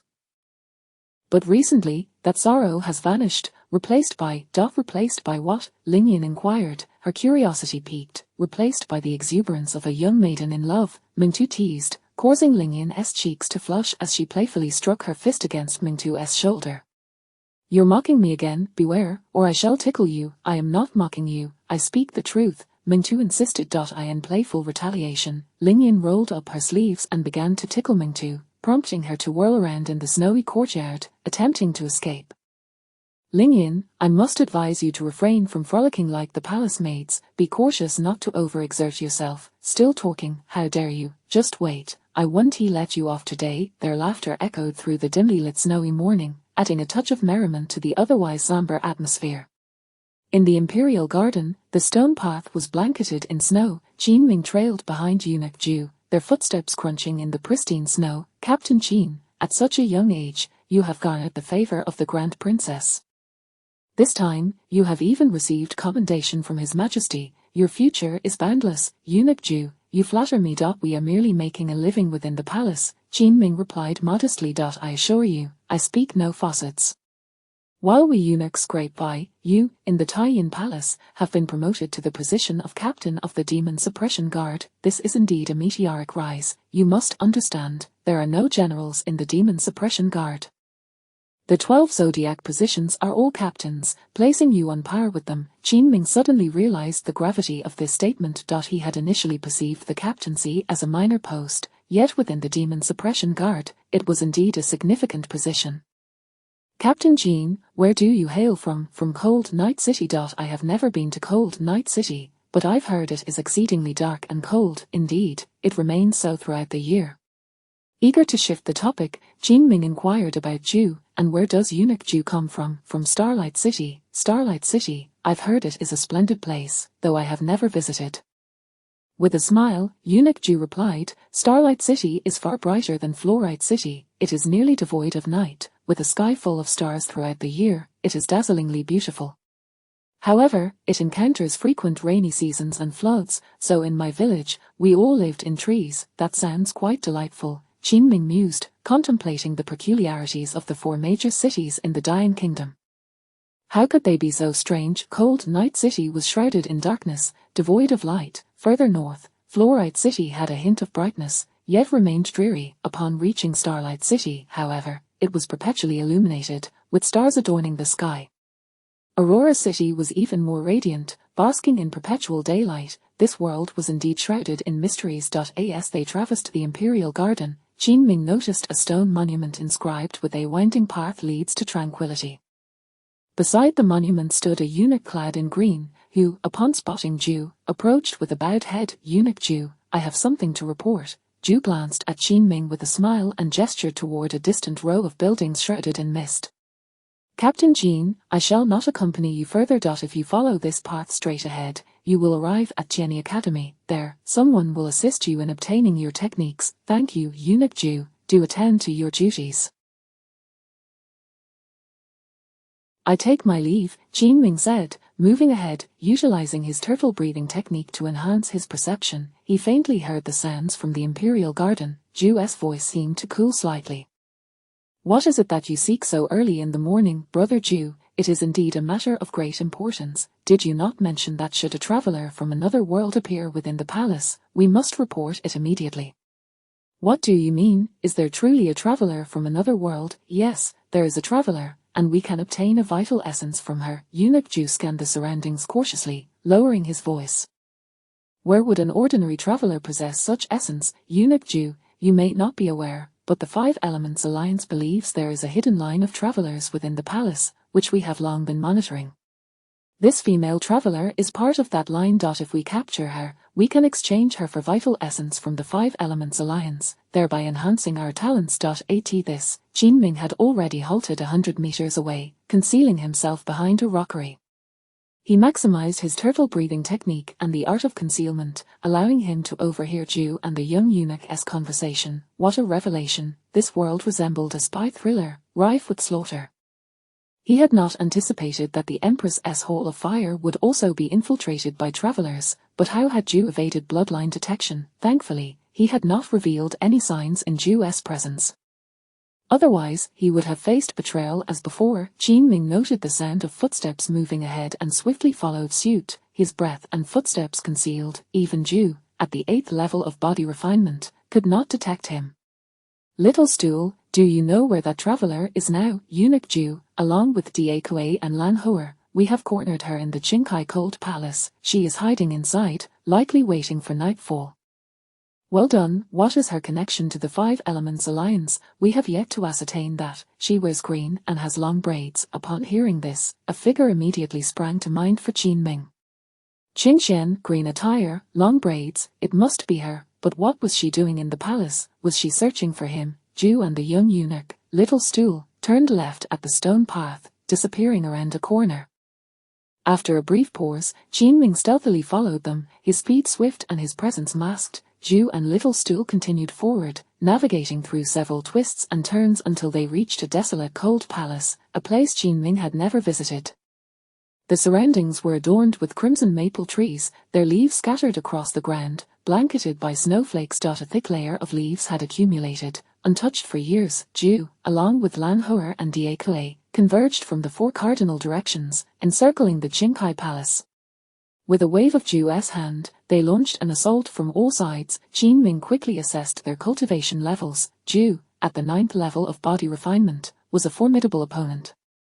Little Stool and Da Kuei were at the 7th level, while the maid Lan Houer was not to be underestimated. Standing at the 8th level, they swiftly infiltrated the Qingkai Palace. Qin Ming discreetly perched atop the eaves, his white attire blending seamlessly with the snow, rendering him nearly invisible. Ju and his companions approached the upper hall of the Qingkai Palace with measured steps. Little Stool, wielding a long sword, advanced and pushed open the hall door. Suddenly, a chilling blade of light surged toward his face, startling Little Stool into a backward stumble, his feet tracing arcs in the boom. The large blade within the room sliced through empty air. A figure clad in blue darted forth, her long braid swirling over her shoulder. Chapter 63, Encirclement, the ghost bride of the Cold Palace. Qin Ming immediately recognized her. Indeed, it was his junior sister, Qingxian. It appeared she had sustained some injuries, likely from an attack after entering the palace. In the blink of an eye, a stocky figure, Da Kuei, charged from the left. He bore no weapon, his fists clenched tightly. Upon seeing this, Qingxian wielded her dark golden blade and struck to the left. Da Kuei, with his fist clenched, activated his innate ability, Iron Arm, Sequence 135. Instantly, his right arm became as hard as steel. Boom bang! Qingxian's dark golden blade was forcefully blocked. She quickly retreated, gasping for breath. To her surprise, on her right, the maid Lan Houer launched another. Lan Houer raised her hands, channeling her energy, causing the 10 orchids in the courtyard to levitate into the air. The innate ability, Flower Sword, Sequence 201, was suddenly unleashed. Using the flowers as swords, dozens of orchid petals surged towards Jingxian. Jingxian rolled her body and leaped into the air. She swung her dark golden blade in a powerful arc, delivering 3 strikes. Boom boom boom. Each slash carried the formidable momentum of her first level of spiritual awakening. The blade's edge intercepted all the incoming petals. Qinming observed Jingxian's pallid complexion. She must have been gravely injured. He scanned the surroundings, seeking the optimal route for rescue and escape. As Jingxian soared once more, hoping to catch her breath, unexpectedly, eunuch Zhu Chang, wielding the flower-pinching finger, launched a swift and peculiar attack. Jingxian, still recovering her spiritual energy from her injuries, hastily positioned her dark golden blade in front of herself. Bang! The impact from the flower-pinching finger sent her dark golden blade reeling backward. Zhu Chang's innate ability, Inch Force, Sequence 93, was unleashed. He extended his fingers and struck fiercely against the blade's surface once again. Crack! The blade was violently rebounded, slamming hard against Jingxian's abdomen. She plummeted from the air. Zhu Chang, Diekue, Xiaodongzi, and Lan Hua descended from all sides, converging together. This was the moment Qinming had been waiting for. Concealing his face with black cloth, he brandished the blood-dropping sword and charged forth. His innate ability of concealment activated, granting him an uncanny speed. The 4 had not sensed anyone approaching until Qinming's sword was thrust before them. Zhu Chang was sudden. The combined forces of Diekue, Lan Hua, and Xiaodongzi were forced to retreat for 5 steps. The red flames emitted thick black smoke, prompting them to hastily wave their sleeves to dispel it. As the smoke cleared, the 4 steadied themselves only to find that Jingxian had vanished without a trace, having been whisked away by Qinming. Damn it, they've escaped. They won't get far. Zhu Chang's sleeve flicked, and he soared to the rooftop. He surveyed the area, pointing towards the depths of the cold palace. They are in the depths of the Qingkai Palace. Pursue. Diekue, Lan Hua, Xiaodongzi, and Zhu Chang hastily followed into the cold palace. Qinming sprinted with his junior sister Jingxian in tow. Put me down, who are you? Who else could it be?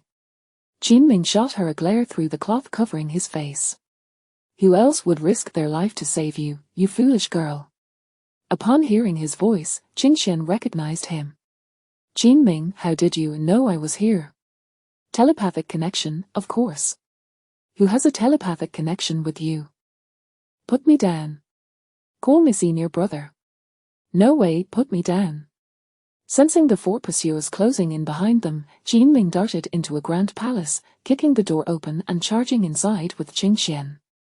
He set her down, and they raced down the left corridor deeper into the palace. Qinming, where are we? I've never been here either. This is the Cold Palace, a place rarely visited. Qinming led Jingxian into a secluded courtyard. The snow had accumulated over a meter thick. Odd-shaped weeds sprouted from the snow, swaying in the wind. The trees in the courtyard were bizarrely shaped, devoid of leaves, their dark trunks resembling ghostly claws.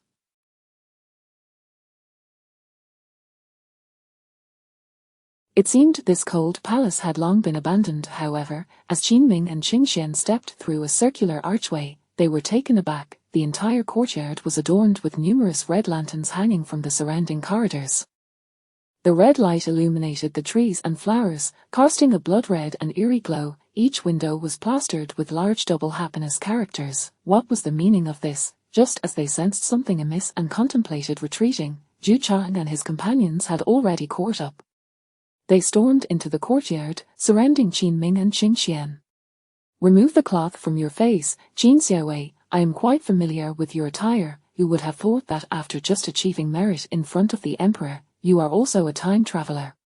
The weapons of the 4 were drawn, and an imminent battle loomed. At that moment, a cacophony of giggling female voices echoed from the empty corners of the courtyard, as if a dozen maidens were laughing joyfully. The 6 present were stunned, their eyes wide with disbelief.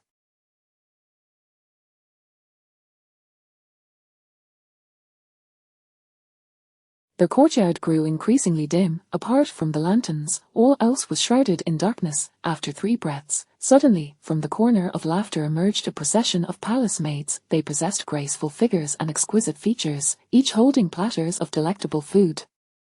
One after another, they swayed their waists, a total of 18. Qing Xian tugged at Qin Ming's sleeve, whispering, "Qin Ming, look, none of these women have feet."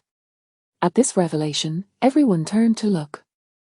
The 18 maidens were indeed floating in midair. Their faces were pale, adorned with unsettling smiles. As they passed by with their platters, the lanterns in the courtyard shone brighter, illuminating the surroundings.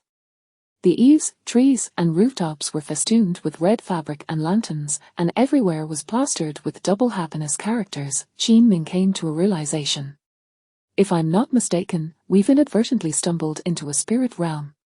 Spirit realm? Zhu Chang and the others looked alarmed. We've only heard of it but never entered. Zhu, I've heard that the spirit realm is formed from the resentment and lingering souls resulting from the conflicts and hatred between time travelers and the natives. It is extremely dangerous within. One misstep could lead to death. Diekue, filled with indignation, declared, "Is so what? We can all wield swords together and destroy this wretched place." Qing Xian shot him an incredulous glance. How foolish. The most fundamental rule of the spirit realm is, do not act recklessly. If you strike indiscriminately, you may become trapped within, unable to escape forever. Suddenly, Xiao Dingzi exclaimed, pointing to a corner of the wall. Over there. Someone's there. Everyone turned to look. In the right corner stood a woman in red. She wore embroidered red shoes, a red veil atop her head, and her pale hands were clasped at her abdomen, her nails a striking crimson. She stood silently, motionless, her form ethereal and flickering.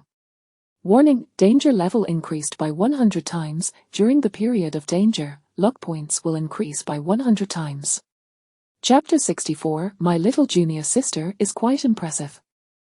The ghost bride's marriage in the underworld. The crowd gasped in astonishment. Even though they were all cultivators, they could not help but feel a chill down their spines in the face of such a situation. The robust Diekue clenched his fists and bellowed, "Who on earth are you? Speak, I demand to know who you are. If you remain silent, I shall shatter your mouth. Tell us how we can escape." The leader of the 4, Zhu Chang, promptly intervened, restraining Diekue with a steady hand. He calmly stated, "You cannot harm her. I just attempted it. I threw 3 spinning needles, and they all passed right through her without any effect." Qin Ming was taken aback, realizing that Zhu Chang's cultivation was indeed formidable, as he had not even noticed when the needles were launched. To Qin Ming's left, Qing Xian stepped forward slightly, seemingly casual, yet Qin Ming understood that she was keenly aware of Zhu Chang's prowess with hidden weapons, shielding much of her own body from danger. My little junior sister is truly remarkable. She has vanished. The small stool exclaimed once more, pointing towards the corner. How could she suddenly disappear? Even the most skilled cultivator cannot achieve that. Qin Ming also, if they were to face betrayal from Zhu Chang and his companions, their plight would become even more dire. With this thought, he fixed his gaze on the 4 before him and declared coldly, "You all witnessed it. That was not a human, she is a ghost, a manifestation of lingering resentment and sorrow. And no matter how powerful your hidden weapons or fists are, they will have no effect on her." With a swift motion, Qin Ming raised his hand, and a plume of crimson flame erupted into existence. However, this fire of mine is certainly effective against malevolent spirits. I warn you 4, do not attempt any underhanded tactics in this spiritual realm. Should my junior sister and I be inexplicably ambushed, we shall all perish together in this realm. Zhu Chang immediately broke into a smile. Your words are too harsh, Captain Qin. The most important thing is for us to escape together. Personal grievances are of no consequence at all. Qin Ming beckoned to Qing Xian, and they proceeded further inside. As they ascended the steps, he felt an intense chill emanating from the right side where the ghost bride had previously stood. After a moment's hesitation, he moved towards the right. The small stool beside him voiced his astonishment. "Zhu, that fellow is incredibly bold. He dares to tread where the ghost stood. You know nothing. This fellow is gifted with fire, radiating with yang energy. He surely fears nothing." In truth, Jinming was also filled with trepidation. He had assessed earlier that even his flames would likely be ineffective against the ghost bride. Previously, in the Firefly Academy, his flames had proven futile against that scholar. Arriving at the spot where the ghost bride had stood, he felt an overwhelming chill. Compared to the cold emanating from the princess, this was a deeper, more sinister chill. It felt as if a malevolent aura from the depths of hell was piercing through to his very soul. With a gentle sweep of his hand, a warm flame illuminated the area. Upon closer inspection, he noticed an inscription carved into the pillar where the ghost bride had stood. Dynamite blew open the grave.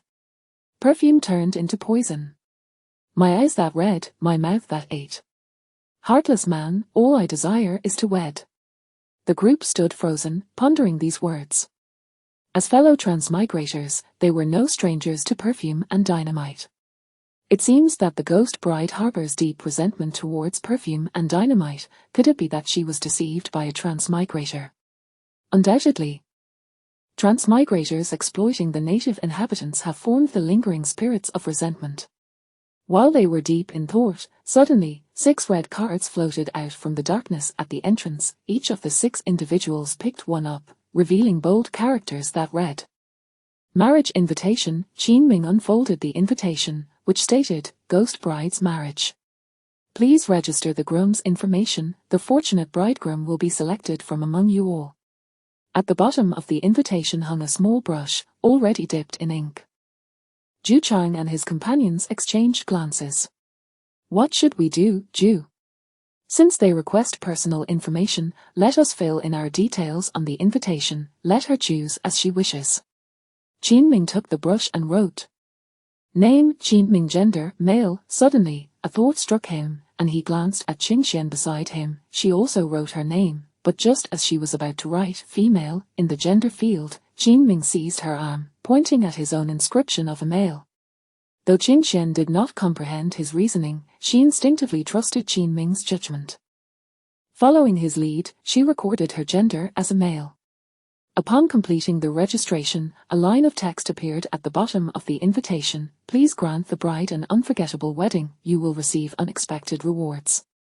Instantly, the 6 invitations soared into the inner courtyard's darkness.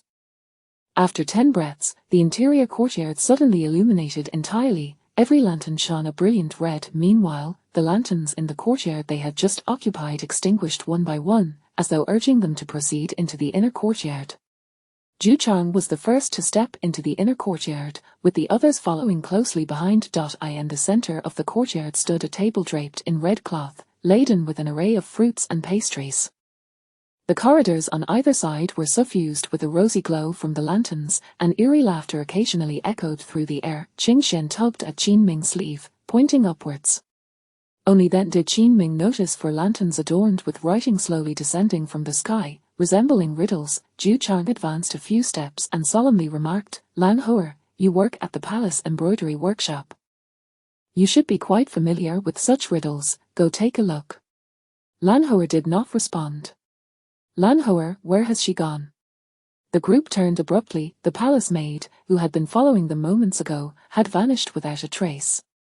Jinming sensed a chilling aura wafting from his left. In response, he conjured a flame and hurled it towards the left side. The shimmering flames illuminated the corner, revealing a sight that left everyone aghast. They beheld Lan Hoer, the palace maid, inexplicably hanging lifelessly from the door. Her tongue protruded over a foot long, her hair disheveled, her eyes bloodshot, and drops of blood trickled from her nostrils onto the ground. She is dead.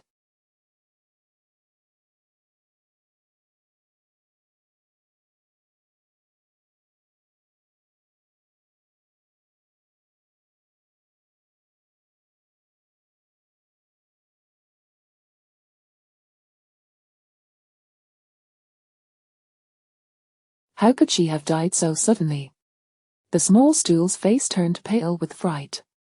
She was at least an expert at the 8th level of body refinement. How could she die so quietly? Diekue trembled in shock. I have heard that the lingering spirits in this realm possess formidable power. Not only those at the body refinement stage, but even those at the spirit communication stage would meet their demise here. Let us not dwell on that. We must move forward, one step at a time. Qin Ming approached Lan Hoer's side, noticing the marriage invitation discarded beneath her feet. Picking it up, he observed that she had filled in the gender as a female. Qing Xian, who had filled in a male, it was still alive. Lan Hoer had filled in a female ear and met her end. His initial intuition had proven correct. Qing Xian, standing beside Qin Ming, also noted the discrepancy. Seizing the opportunity while Zhu Chang and the others moved ahead, she quietly remarked, "What could be the reason for this? How did you know to have me fill in male?"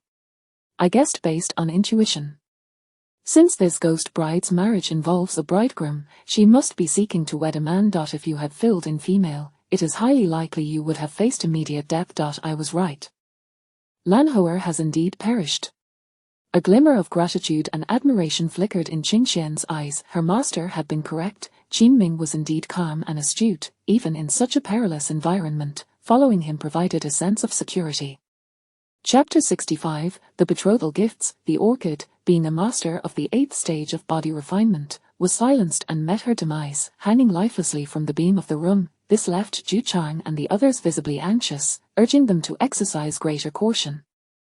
They promptly rushed to the locations of the 4 lantern riddles. Qin Ming and Qing Xian also approached. The backs of the 4 lanterns bore a uniform inscription, Betrothal Gifts. Since the ghost bride is to be wed, the meaning of these betrothal gifts becomes quite clear. But what exactly are these gifts? Qin Ming focused intently on the riddle inscribed on the lantern. It must pertain to the answers of these 4 riddles. The first lantern displayed a winding riddle, to grow old together. Diekue looked on, perplexed, and slapped his forehead. "I had little education back on Blue Star, and now you expect me to solve riddles. What a farce." Zhu Chang, equally bewildered, turned his gaze towards Qin Ming. "Lieutenant Qin, it is well known that you possess great intellect. As you mentioned earlier, we are a collective. We can only escape the spiritual realm by completing the ghost bride's marriage rites, so please, do not keep your insights to yourself. What do you believe these 4 riddles signify?" Qing Xian gently stroked her chin, still in contemplation. Qin Ming had already deduced the answers. They were not particularly difficult to ascertain. He had a general understanding of ancient marriage customs and was aware of what betrothal gifts typically included. The first betrothal gift, to grow old together, likely refers to a comb. A comb? Qing Xian pondered for a moment before nodding. Indeed, to grow old together does indeed refer to a comb. The second riddle reads, a bit of iron, a bit of copper, a bit of wood, and a bit of rope. What could this possibly be? Diekue exclaimed, looking utterly confounded. The little stool beside him widened its eyes in astonishment. "I know this one, I used to work in the Imperial Apothecary. This riddle refers to a scale." Qin Ming nodded in agreement. Correct. In ancient times, scales were often referred to as rui scales in betrothal gifts. The third riddle stated, thin in summer, plump in winter. Qin Xian immediately identified the answer. This refers to a quilt. It is thin in summer and plump in winter. Qin Ming nodded, casting an appreciative glance at Qing Xian. "You guessed correctly, junior sister. It is indeed a quilt." The fourth riddle seems convoluted and quite challenging. Seated in the south, facing the north. A symbol of worry reflects worry, a symbol of joy reflects joy. This phrase was intricate, yet Qin Ming immediately grasped its meaning. He had encountered it before in Dream of the Red Chamber, where it was presented as a riddle by Lin Daiyu. This is not difficult, it refers to a mirror. A mirror? How astute! Zhu Chang exclaimed, enlightenment dawning upon him as he gave Qin Ming a thumbs up. Lieutenant Qin is indeed wise. It is a mirror. Diekue, anxious, interjected, and now that we have identified the 4 betrothal gifts, mirror, comb, rui scale, and quilt, what do we do next? The door ahead is closed, there seems to be no way forward. Zhu Chang scanned the surroundings. As someone who has spent considerable time in the palace, I have witnessed marriage ceremonies. Knowing what the betrothal gifts are, we must search this circle of rooms. Once we find the gifts, we can surely pass through that grand door. But there are only 4 gifts, and there are 5 of us. The little stool pointed out a crucial detail. A grim realization dawned upon everyone. With only 4 gifts and 5 individuals, it implied that at least one among them would not survive this trial. No one wished to be the first to perish. Thus, in silent agreement, they swiftly dispersed to search for the betrothal gifts. Qin Ming hastened to the left chamber. In ancient affluent households, the young ladies typically resided in the left wing, while the right wing was reserved for maidservants. Surely, within the ladies' quarters, he could find at least one of the mirror, comb, or quilt. The door bore a golden lock, which Qin Ming struck with his fist. Bang! The lock shattered, and the door swung open. A chilling aura seeped forth, penetrating to the depths of his soul, sending shivers down his spine. The room was shrouded in darkness. Qin Ming raised his right hand, releasing flames from his innate ability. Whoosh! A blaze of crimson light illuminated the room. He had not miscalculated. This was indeed the ladies' chamber. In the center stood a screen depicting mandarin ducks at play, and the table was adorned with blue and white porcelain vases, each featuring paired designs, either magpies or mandarin ducks. Qin Ming stepped forward and flicked his middle finger, igniting a candle on the table with a sudden burst of flame. The candle stood 2 feet tall, and the red wax dripped down like blood. Time was of the essence. He quickly scanned the room but found neither mirror nor comb. His gaze then turned to the inner bedding area. There lay a quilt, but it was green, a color utterly inauspicious for a bride seeking marriage. With a sigh, Qin Ming turned to leave. His attention was drawn to a drawer beneath the table. He pulled it open with force, and to his astonishment, there lay a red mirror.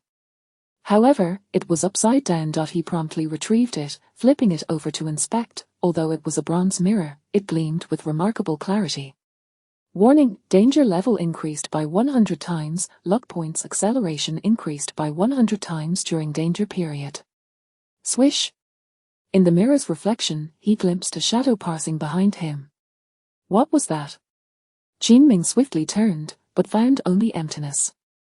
His gaze returned to the mirror, and to his horror, the ghostly bride, veiled in red, stood merely a meter away. An overwhelming chill enveloped him, and goosebumps erupted across his skin. Flames ignited in his hand as he spun around, yet found nothing there. However, casting a sidelong glance at the mirror revealed the ghostly bride standing just behind him, gradually lifting her red veil. Qin Ming's heart raced uncontrollably. What lay beneath that veil? A skull, or the decaying visage of a corpse? She appeared utterly unfazed by the flames. Her formidable malevolence would likely render even those at the spirit realm powerless. At last, the veil was drawn down to her chin. Through the mirror, he noticed a crimson birthmark on the left side of her neck. The veil continued to rise, revealing a cherry-red mouth, which slowly curled into a faint smile at the corner. Qin Ming was abruptly seized by terror and felt an overwhelming urge to flee. He swiftly covered the mirror and clutched it in his palm. As he turned to Run. He pushed the door open. A tremendous force seemed to pull him back. Qin Ming raised his right hand. Boom! A flare of fire erupted, dispelling the sinister grip, and he dashed outside. Chapter 66, The Inevitable Demise of the Plagiarist. Qin Ming, do you wish to compose poetry? 4 crimson plates had mysteriously appeared in the courtyard, seemingly designated for the placement of the betrothal gifts. Qin Ming swiftly dashed to the first plate, depositing the mirror he held within it. In an instant, the ominous aura surrounding him dissipated. It appeared that this betrothal gift was indeed the correct choice. At that moment, the door to a room on the right burst open with a bang. A figure clad in azure whirled through the air, swiftly approaching. Following her were 3 ethereal spectres, the very same women who had emerged from the wall upon their arrival. They giggled mischievously, brandishing handkerchiefs as they pursued the azure figure. Qin Ming quickly stepped forward, igniting the flames in his right hand. With a resounding boom, a torrent of crimson fire erupted, scattering the playful spectres. The azure figure rushed over, gasping for breath. In her arms, she clutched a vibrant red wedding quilt, embroidered with mandarin ducks frolicking upon water, adorned with a large character for happiness at its center. She placed the quilt into the second plate. After 15 breaths, Ju Chang burst forth from the room behind them, appearing quite disheveled, with a torn garment and blood trickling from his face. In his grasp was a comb. Damn it! What are these ghastly things? My finger technique felt as though it struck cotton, utterly ineffective. He approached and laid the comb in the third plate. Just then, the door to the room on the right front swung open. Die Kui and Xiao Deng rushed out simultaneously. Xiao Deng clutched a Rui scale, while Diekue pursued him fiercely. This scale is mine, I found it first. Xiao Deng bellowed. Whoever grabs it first owns it. Diekue appeared exceedingly enraged. He stomped on the ground and leapt into the air. Just as Xiao Deng was about to reach him, Diekue delivered a punch to his temple, causing blood to splatter. To hell with you. Diekue then kicked Xiao Deng, sending him crashing into a nearby tree. He approached with the Rui scale and placed it into the fourth plate. Indeed, with the next breath, a massive 5-meter-tall crimson door thunderously swung open. The 4 betrothal gifts within the plates suddenly lifted and flew towards the entrance. As Qin Ming approached the door, the 4 of them had just stepped through when they noticed Xiao Deng, who had just fallen into the corner, desperately clawing at the earth and shoving it into his mouth. Handful after handful, had this fellow lost his mind? Zhu Chang scolded. Are you out of your mind? Why are you eating dirt? Xiao Deng paid no heed, continuing to dig and consume the soil until his hands were blooded. His entire being was filled with dirt, choking in the end as he collapsed into the earth, lifeless. Qin Ming glanced at Qing Xian. It seems our speculation was correct. Those who fail to acquire the betrothal gifts are surely doomed. At that moment, 2 paper dolls appeared, floating in the courtyard, 1 male and 1 female, their cheeks adorned with rouge and their lips crimson as if stained with blood. Their soft hands swayed gently in the breeze, yet their eyes darted about like those of living beings. These ghastly things, Diekue clenched his fists. Zhu Chang restrained him. Do not act rashly. These paper dolls are likely guiding us. Sure enough, with the next breath, the soft right arms of the dolls pointed toward the left front hall, which appeared illuminated by numerous lanterns. The group followed the dolls into the hall. At the center of the hall stood a writing desk, upon which lay a blank calligraphy sheet accompanied by ink, paper, and an inkstone. Above the desk, a wedding invitation displayed several golden characters. Please, Grum, compose a wedding poem. In a typical alternate world, composing poetry would be a simple task for a plagiarist. However, in this realm, being a plagiarist signified certain death. To demand that they freely pen a wedding poem was an arduous challenge indeed. Qin Ming lacked such talent. A chill breeze swept through the room, the lantern swayed, casting mottled light throughout the hall. Qin Ming noticed several paintings suspended on the left side. The first depicted a woman in a yellow brocade gown instructing soldiers in the manufacture of explosives, which garnered enthusiastic applause from the onlooking soldiers. The second painting illustrated the same yellow-gowned woman teaching a group of girls the art of perfume making, their laughter ringing as they applied the scents to their arms. The third painting represented the Emperor's wedding, showcasing a smiling girl in red, hand in hand with the Emperor as they entered the bridal sedan, surrounded by applauding officials. Yet, amidst the crowd, a woman in a green dress wept, her expression one of anger and sorrow. At this sight, Diekue suddenly slapped his forehead. I understand now. I've heard that many spiritual realms are the result of crossers oppressing the indigenous people, inciting their hatred. This spiritual realm must be due to the crossing woman who both created explosives and perfumes, thus winning the Emperor's favor and marrying him. Therefore, the weeping woman must be another of the Emperor's consorts, now fallen from grace. Thus, she harbors resentment towards the crossing woman. This spiritual realm is a manifestation of the anger of the spurned woman. Zhu Chang stroked his chin in agreement. I believe you are correct. Thus, we cannot afford to plagiarize here. Whoever transcribes the poetry will surely be strangled by the vengeful ghost bride. Qing Xian furrowed her brow, pondering deeply. She found Diekue and Zhu Chang's reasoning sound. Turning to Qin Ming, she noticed a hint of confusion on his handsome visage. Qin Ming, what do you think? Diekue chuckled beside her. What is there to consider? This is a trap, deliberately enticing you to reveal your identity as a plagiarist, leading to your demise. Qin Xian gently tugged at Qin Ming's sleeve. Qin Ming, they have already moved ahead. This hint must be a trap. If you transcribe a poem, your identity as a crosser will be revealed. That is not correct. Qin Ming shook his head. Do you recall the ghost bride's initial words? Explosives have dug up the grave. Perfume has turned to poison. My reading eyes, my dining mouth, unfaithful man, I only wish to be wed. I have pondered that phrase as well, Qing Xian replied softly. Is it not the ghost bride's lament against the crossers, suggesting that their explosives have destroyed her grave, and her perfume has become her poison? Qin shook his head once more. That line should not be interpreted in that manner. Just as he contemplated this, Diekue, robust and brawny, was pushing against the great red door with all his might.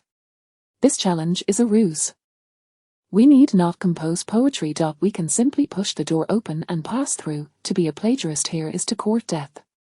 However, no sooner had he spoken than a creaking sound emanated from above the red door.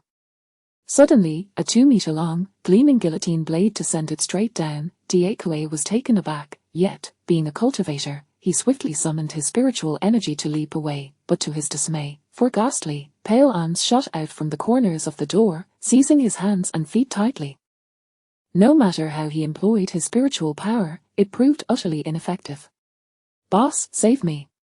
With a sickening crunch, the guillotine blade severed Diekue in two, blood gushing forth. Zhu Chang was startled, retreating in alarm once more. What is happening? Must we truly become plagiarists and fall into this trap? Qin Xian gripped her black gold knife, her gaze fixed intently on the back door. Where had those 4 small hands come from? She felt a surge of panic. How would they pass this challenge? Frantically, she turned to Qin Ming, only to find him remarkably composed, calmly observing the 3 paintings. Qin Xian could not help but admire him. How could he remain so calm in such dire circumstances? Qin Ming's attention returned to the first painting, where the crossing woman in yellow seemed to smile directly at him. Upon closer inspection, he noticed a red mole on her neck. He then glanced at the second painting, where the yellow-gowned woman bore the same mark. This indicated they were indeed the same individual. The third painting, depicting the weeping woman in green, also bore the identical red mole. Qin Ming was struck with astonishment. He recalled the ghost bride in red, who also possessed a red mole on her neck. This confirmed that the ghost bride was not an indigenous person, but a crosser. The one wronged in this spiritual realm was not the native inhabitants, but the crossers themselves. Qin Xian, prepare the ink. What? Qin Ming, do you intend to compose poetry?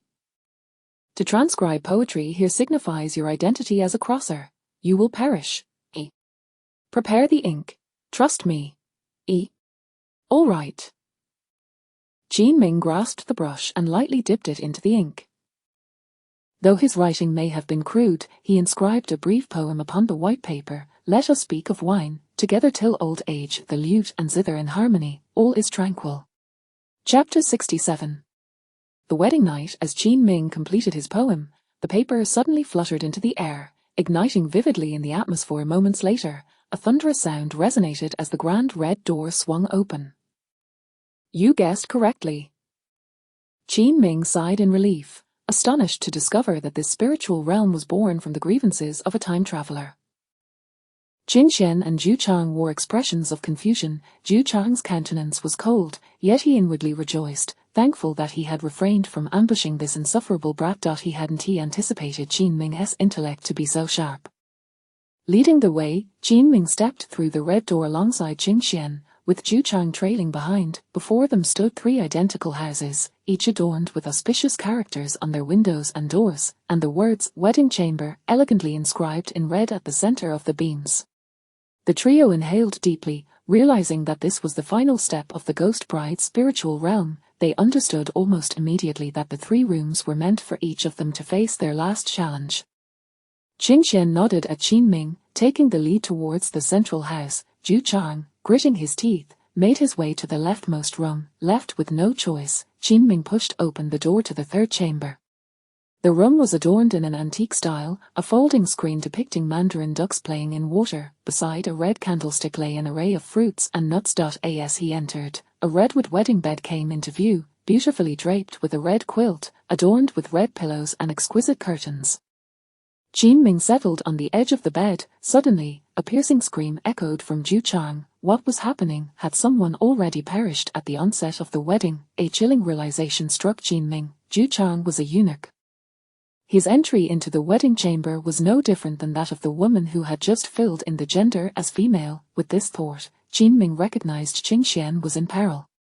He had to find her. If they were not together, Qin Xian, being a woman, would undoubtedly meet her demise during the wedding. She had come to the palace to deliver vital news on his behalf. It would be unjust for her to perish without reason. How could he explain this to their master? Just as Qin Ming reached the threshold of Qin Xian's wedding chamber, he sensed a looming shadow behind him. Warning. Danger level increased by 200, luck points accumulation accelerated by 200. He turned swiftly to see the ghost bride standing at the entrance of the first room, clad in a red wedding gown with a red veil, eerily still. Blood dripped from her hands, pooling ominously on the ground. The ghost bride glided towards the second wedding chamber, her legs seemingly immobile. Qin Ming hastily crossed the threshold and rushed into the room. Meanwhile, Qin Xian had also deduced the gravity of the situation. Upon hearing of Zhu Chang's demise, she realized her own fate was sealed. This ghost bride's realm was undoubtedly a fatal trap for women. What tormented her most was not the impending death, but the fact that she had yet to convey crucial information to Qin Ming. What was to be done? Master, Qin Xian has let you down. Footsteps echoed outside, hurried and urgent. Qin Xian placed her hand gently on the hilt of her black gold blade. Regardless of the odds, even if these vengeful spirits proved insurmountable, she would fight to the bitter end. Swish! A figure darted into view. Just as Qin Xian prepared to strike, Qin Ming, moving with remarkable speed, seized her blade. Qin Ming, what are you doing here? Without uttering a word, Qin Ming pushed Qin Xian onto the bed and leapt beside her, shielding her behind him. Qin Ming, sure. Do not speak. She approaches. A wave of emotion washed over Qin Xian. The air in the room grew increasingly frigid, the flame of the red candle flickering ominously. At last, Qin Ming caught a glimpse of a pair of red embroidered shoes stepping into the room. The ghost bride, draped in crimson, floated gracefully towards the window, veiled in red. Her hands appeared unnaturally pristine, yet her nails were stained a ghastly crimson. Warning. Danger level increased by 300, luck points accumulation accelerated by 300. Behind Qin Ming, Qin Xian's heart raced wildly. Fear enveloped her as she gripped her blade tightly. Suddenly, the ghost bride raised her right hand, gesturing towards her veil. Qin Ming's heart nearly leapt from his chest. He understood that she beckoned him to unveil her. With a trembling hand, he grasped the ceremonial scale resting beside him and cautiously began to lift the veil, inch by inch. Qin Xian, hidden behind him, widened her eyes in terror, curling her body tightly under the covers. Slowly, the ghost bride's pale neck emerged, revealing the familiar red birthmark. However, when Qin Ming finally unveiled her completely, he was nearly paralyzed with fear. She had no head. No head. At that moment, the scene abruptly shifted. Before Qin Ming and Qin Xian unfolded a series of memories from years past. In the images, a young girl clad in yellow radiated youth and beauty, her smile enchanting, a red mark gracing her neck. She was a time traveler who, upon arriving in this world, endeavored to benefit the populace with her knowledge and skills. She invented soap and opened the first bookstore in the imperial city. Her talents captured the attention of the fourth prince, who, with charm and allure, promised to marry her and make her his future queen. To assist him in seizing the throne, she concocted explosives, strategized for him, and helped him market perfumes and books, establishing a business to fund his endeavors, serving as his military advisor for 8 long years. Yet, on the day the fourth prince ascended the throne, the Empress was not her. The truth revealed that the Empress Dowager and the fourth prince had been exploiting her all along. They deemed a woman capable of inventing various things and possessing rebellious thoughts a witch, one that could never ascend to be Empress. That fateful day, snow fell heavily. The Emperor wed another woman, while she was condemned to death as a witch by the Empress Dowager.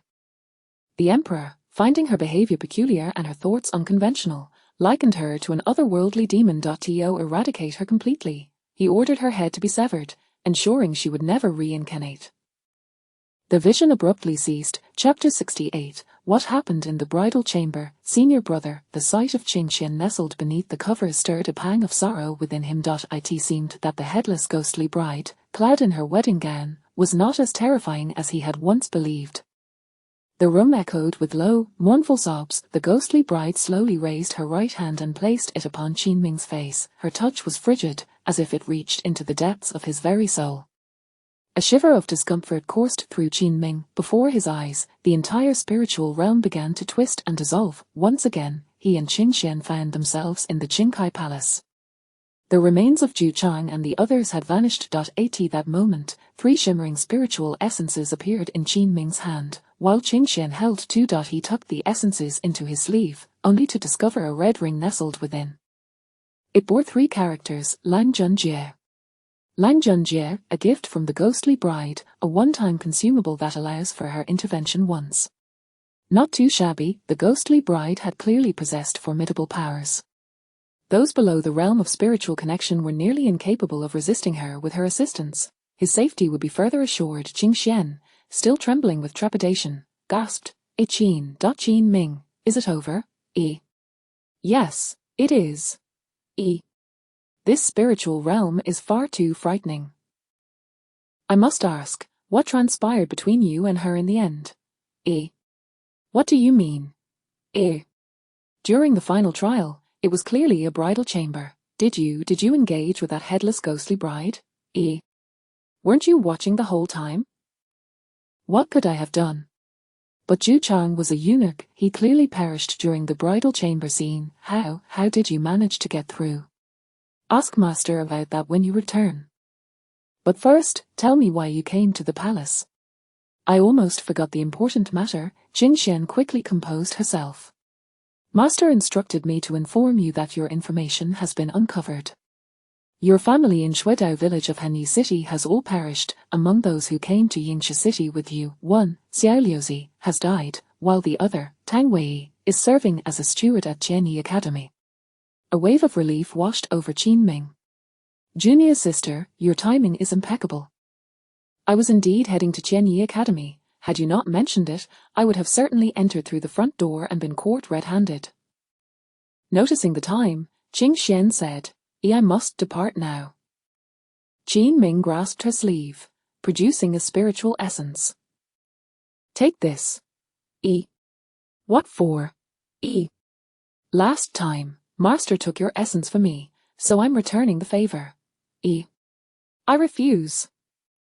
Do you think I, Qing Xian, am someone to be trifled with? Besides, you saved me just now. With that, Qing Xian turned and dashed towards a small door. How will you get out? We, the 5 Elements Alliance, have secret routes. Be careful, junior sister. I will, senior brother. The little girl. She's finally willing to call me senior brother. Qin Ming chuckled softly, shaking his head as he straightened his clothes and hurried towards Tianyi Academy. As he walked, Qin Ming replayed the events of the spiritual realm in his mind.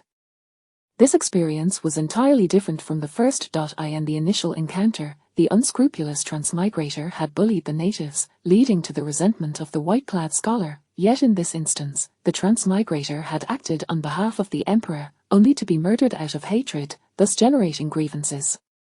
For over 1,000 years, such occurrences must have transpired countless times. Could all this accumulated hatred be the root of the conflict between the transmigrators and the natives? However, Qin Ming sensed that the truth could not be so simple. The influence of a transmigrator in this world was inherently limited. At most, they could affect the emotions of a few individuals, perhaps hundreds or thousands. It was inconceivable that the entire Dayang kingdom harbored animosity towards transmigrators, wishing only for their demise. This situation was far more complex than mere personal vendettas. What, then, was the underlying truth? Qin Ming extended his consciousness into the locking heaven gourd. Now in possession of 3 spiritual essences, he promptly chose to upgrade his talent replication. Talent replication upgrade successful. Sequence 9, replicable talents. 3. Current remaining replicable talents, 1. Hulu, does a higher sequence number indicate a stronger talent? In principle, yes, but individuals vary. The top 10 talents all possess self-protection mechanisms, making replication quite difficult. Consider upgrading the talent replication to level 5 or above for self-exploration. Are you suggesting that my replication talent must reach level 5 or higher to replicate talents in the top 10? Indeed. Then how did these talents come to be? Who granted them to the transmigrators? This question exceeds the locking heaven gourd's cognitive range. Please explore on your own. What about the relationship between the natives and the beasts? Exceeds the locking heaven gourd's cognitive range. Please explore on your own. Goodness, what use is this gourd to me? As Qin Ming pondered, he arrived at the side entrance of Tianyi Academy. He discreetly surveyed the area, and, indeed, a steward stood at the main entrance. His features were clear and somewhat familiar. Qin Ming recalled glimpsing this face during the gathering on the night of his transmigration. Undoubtedly, this steward was Tang Wei. Tang Wei posed a significant threat. However, he was surrounded by numerous powerful individuals. Qin Ming had neither the justification nor the opportunity to eliminate this threat. He turned away from Tang Wei and entered Tianyi Academy. Before him stood a grand poetry platform. According to the accompanying description, anyone could inscribe their finest verses upon it for public appreciation, yet, in reality, the platform remained devoid of any writing. In a typical transmigration world, a transmigrator could easily astonish the crowd with a simple poem, yet in this realm, composing a verse might lead to one being chopped into mincemeat. As he ventured further, Qin Ming observed numerous skeletal remains of exotic beasts beside the classrooms. These skeletons towered over 5 meters, with some reaching an astonishing 30 meters. Groups of scholars surrounded the remains, seemingly studying them. Qin Ming yearned to comprehend the relationship between the natives and the beasts. However, it appeared that powerful prohibitions surrounded these classrooms. Each time he approached, he was repelled, and the students' discussions eluded his ears. Chapter 69, The Princess's Massage. Brother, you are truly remarkable. Forward we go. Qin Ming finally heard the teacher conducting an outdoor lesson for the young scholars. Any who dare to casually plagiarize poetry shall be executed without mercy. This is the most fundamental principle for identifying time travelers. Over the millennia, nearly half of the time travelers we have exterminated were exposed due to their recitations. This terrifying principle of extermination means that the majority of time travelers are doomed within a month of their arrival. Soon, Qin Ming located the library of Tianyi Academy. This is the center of book collection for the Dian Kingdom, comprising 6 levels in total. However, Qin Ming could only browse the first and second levels. After much deliberation, he discovered a mid-tier mystical technique, the bone-crushing hand. This manual detailed the precise techniques for shattering each of the human body's 108 bones. With his innate speed, which was already concealed, he would undoubtedly become faster, and when paired with the bone-crushing hand, his efforts would yield twice the result with half the effort. Just then, a voice came from behind him. Qin Xiaowei, what a coincidence!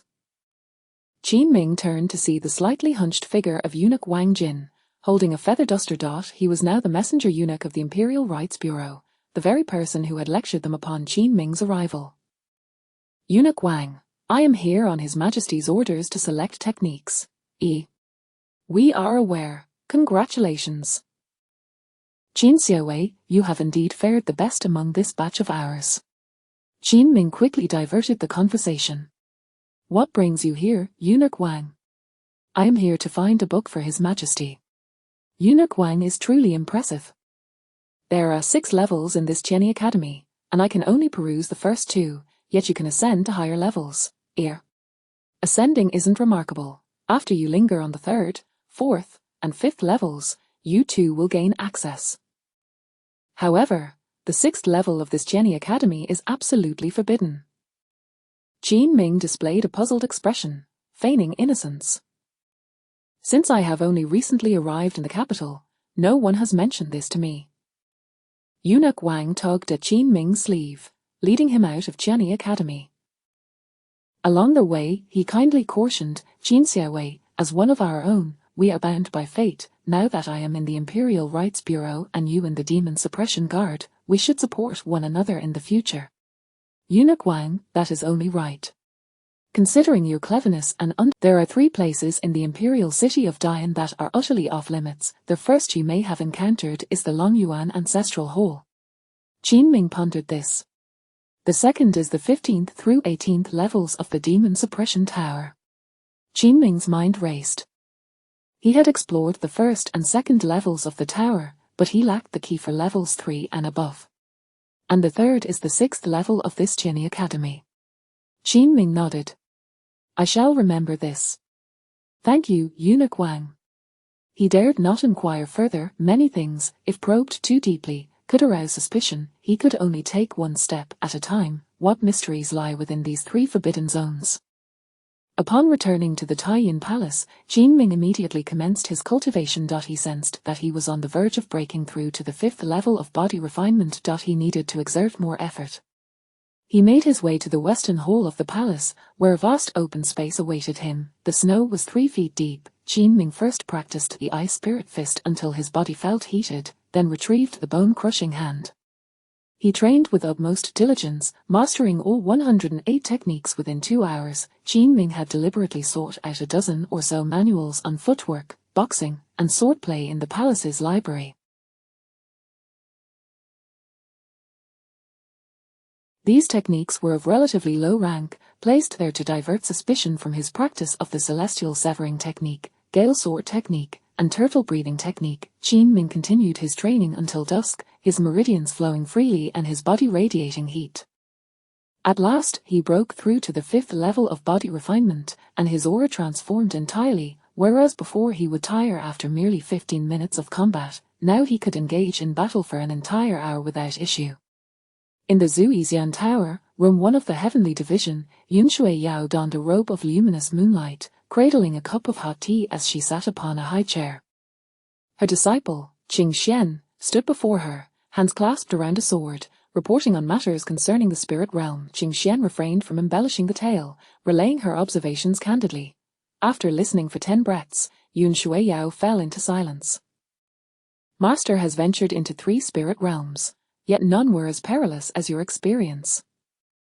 Had it not been for Jinming's unwavering calmness and quick wit, you would have struggled to escape. Qing Xian nodded in agreement. Master, brother has saved me at least twice within that realm, where I was otherwise doomed. Once, at the outset, I nearly filled in my gender as female on the wedding invitation. Had I done so, I would have been slain instantly in the ghost bride's realm.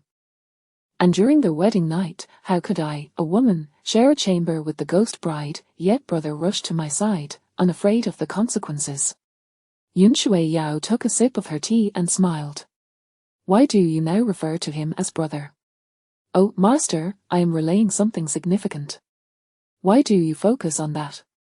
Yunshui Yao chuckled. This is precisely why your master and uncle hold Jinming in such high regard. He is not only intelligent but possesses a compassionate heart. He knew that if he did not come to your aid, you would surely perish. He also understood that by breaking the rules and leaving the room, he faced a high chance of death. Yet he still chose to help you. Qin Xian appeared momentarily stunned before nodding in acknowledgement.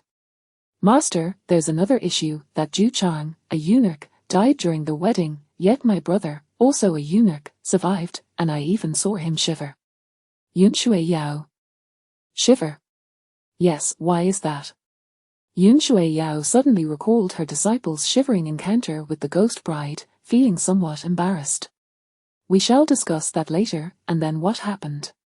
After the spirit realm concluded, he intended to return my essence, but I declined.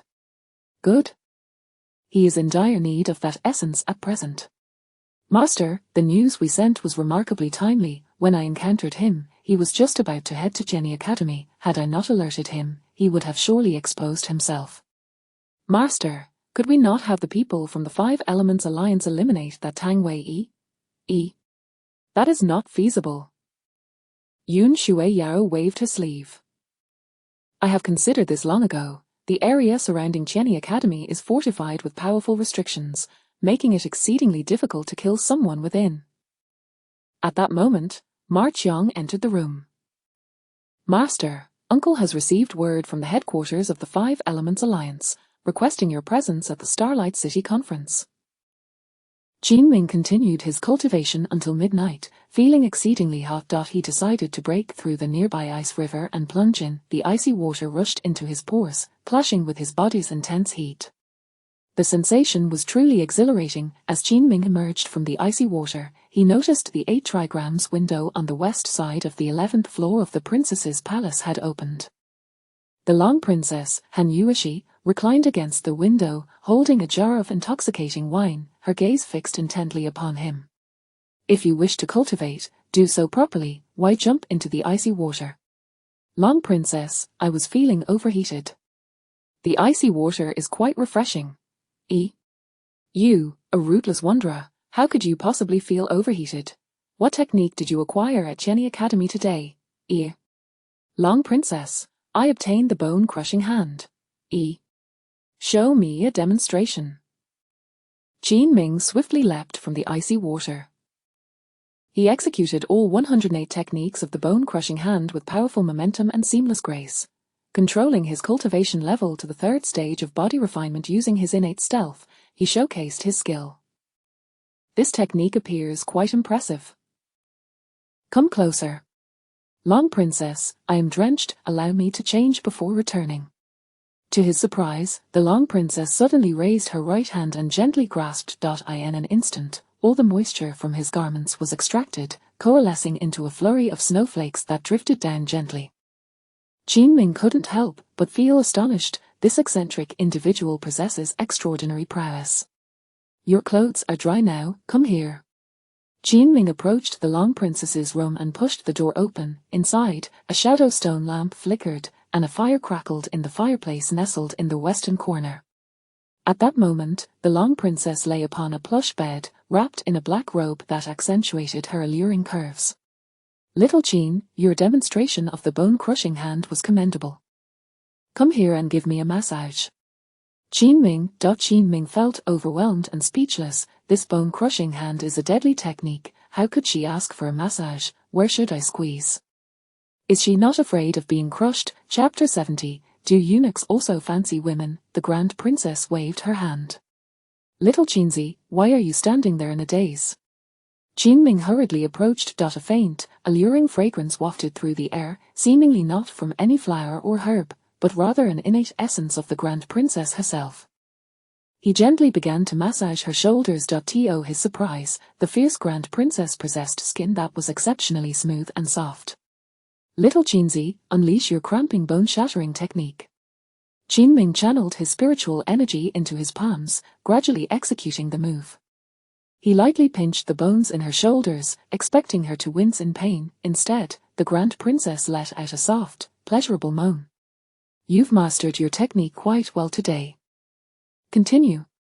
After he finished with her shoulders, he moved to her back. He could sense that the seemingly delicate woman had remarkably resilient muscles and bones. He couldn't help but ponder the connection between the natives and beasts. Little Qinzi, now give my legs a good thump. Understood.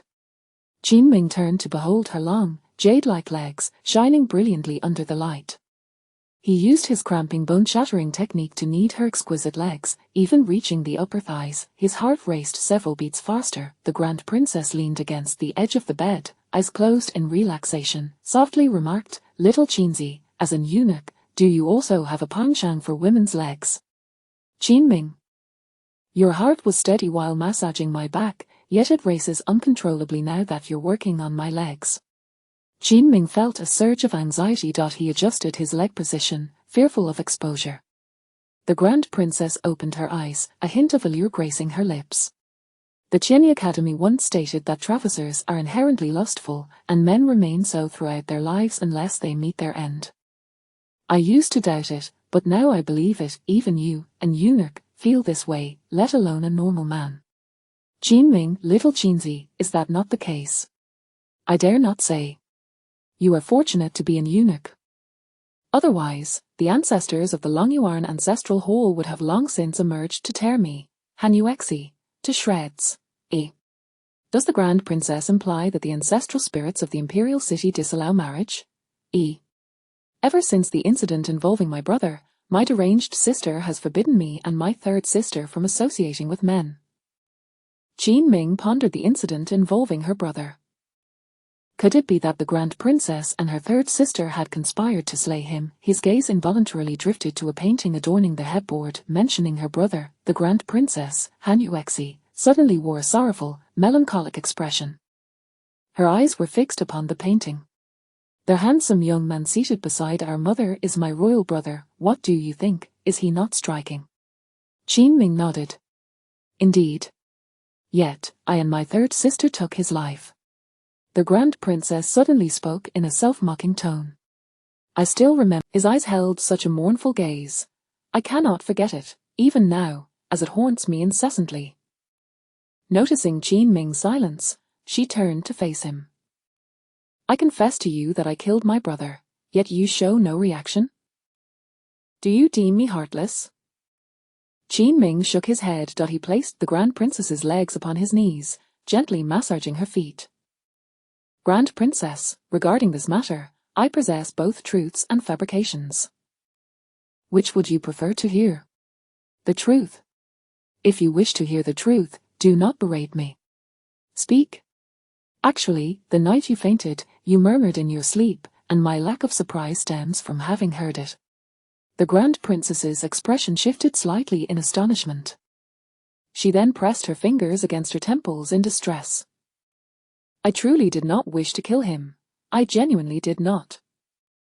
Suddenly, the Grand Princess retracted her legs. Her demeanor turned cold, her gaze sharp. I killed him not only at the behest of my sister, Hanueli, but also because he had to die. The Grand Princess abruptly turned her gaze upon Qin Ming.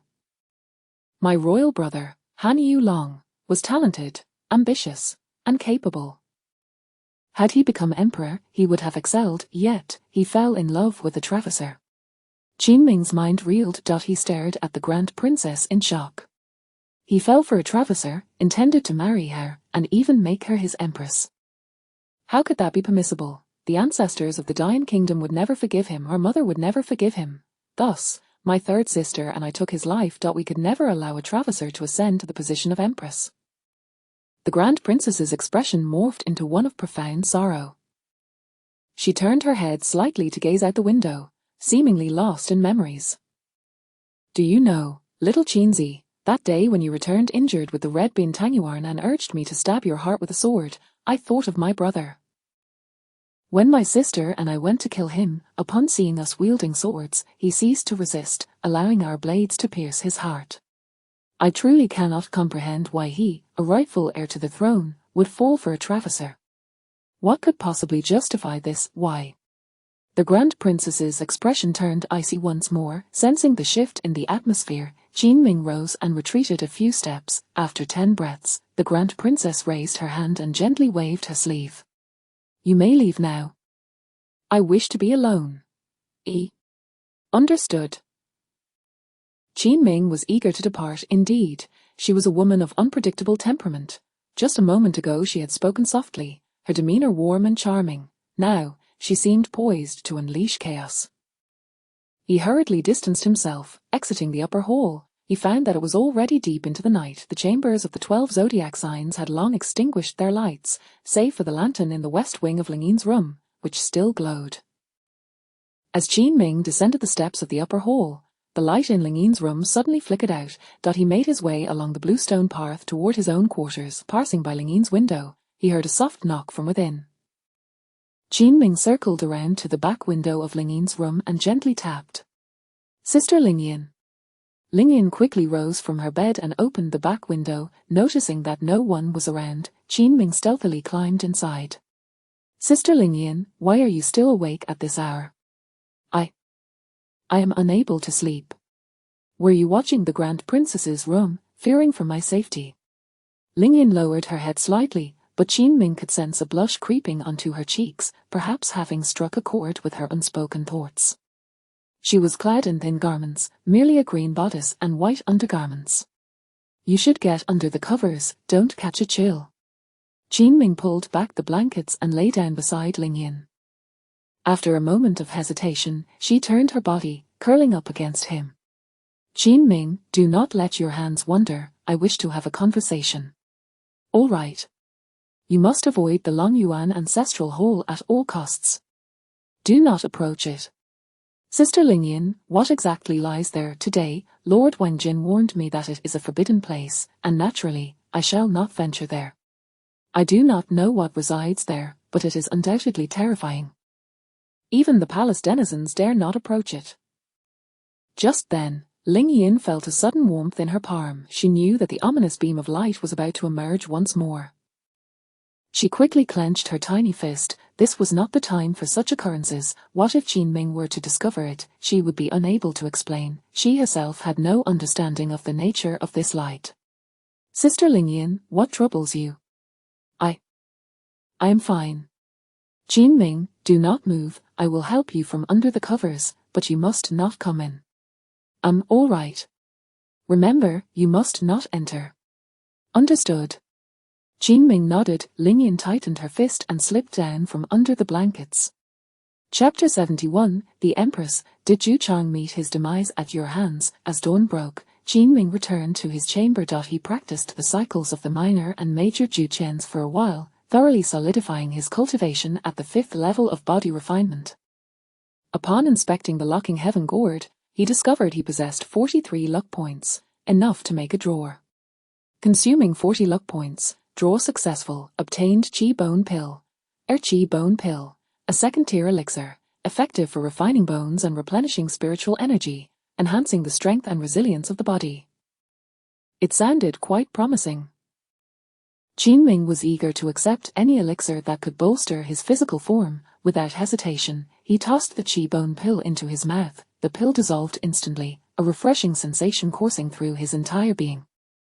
He felt as though his bones were being refined, creaking and cracking as the process unfolded. A wave of clarity washed over him, rejuvenating the energy he had expended in Ling Ying's chamber the previous night.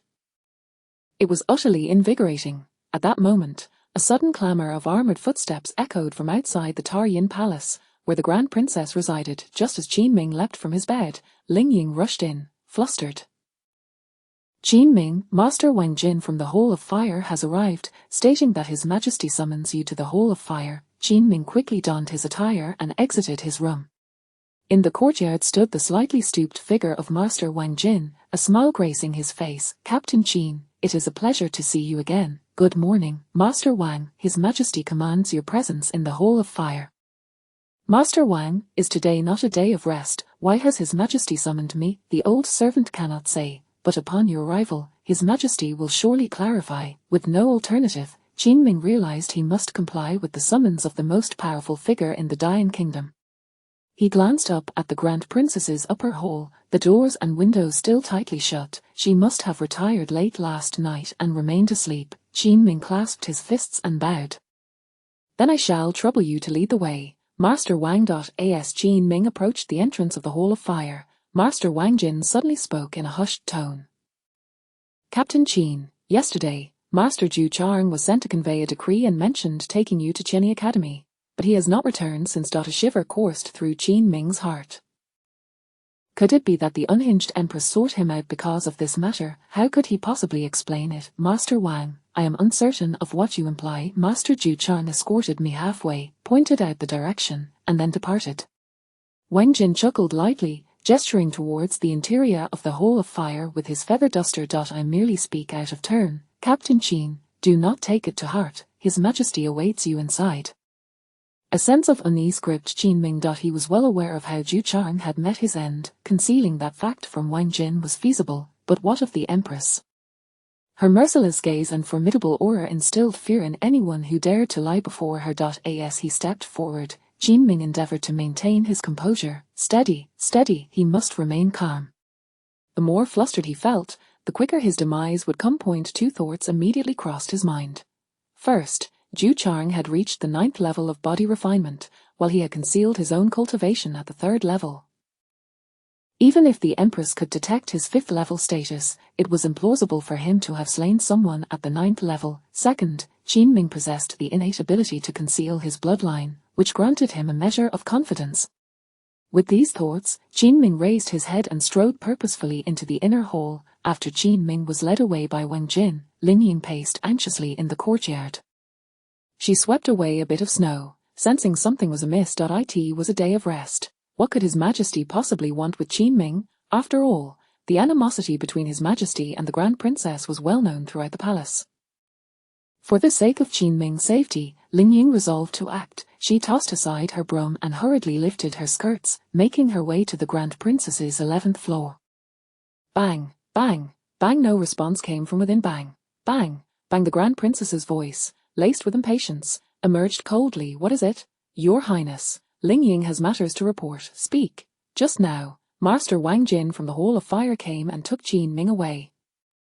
What? Within a breath's time, the door to the room swung open with a forceful crack. Ling Ying was taken aback by the suddenness. The Grand Princess was draped only in a delicate purple silk gown, her alluring figure and alabaster skin bare for all to see. What did you say? Han Yuli took little Qin away. Indeed, Ling Ying is uncertain of His Majesty's intentions, hence the report. The Grand Princess's gaze turned icy. She extended her hand, and with a swift motion, donned a flowing purple-black robe from the bed.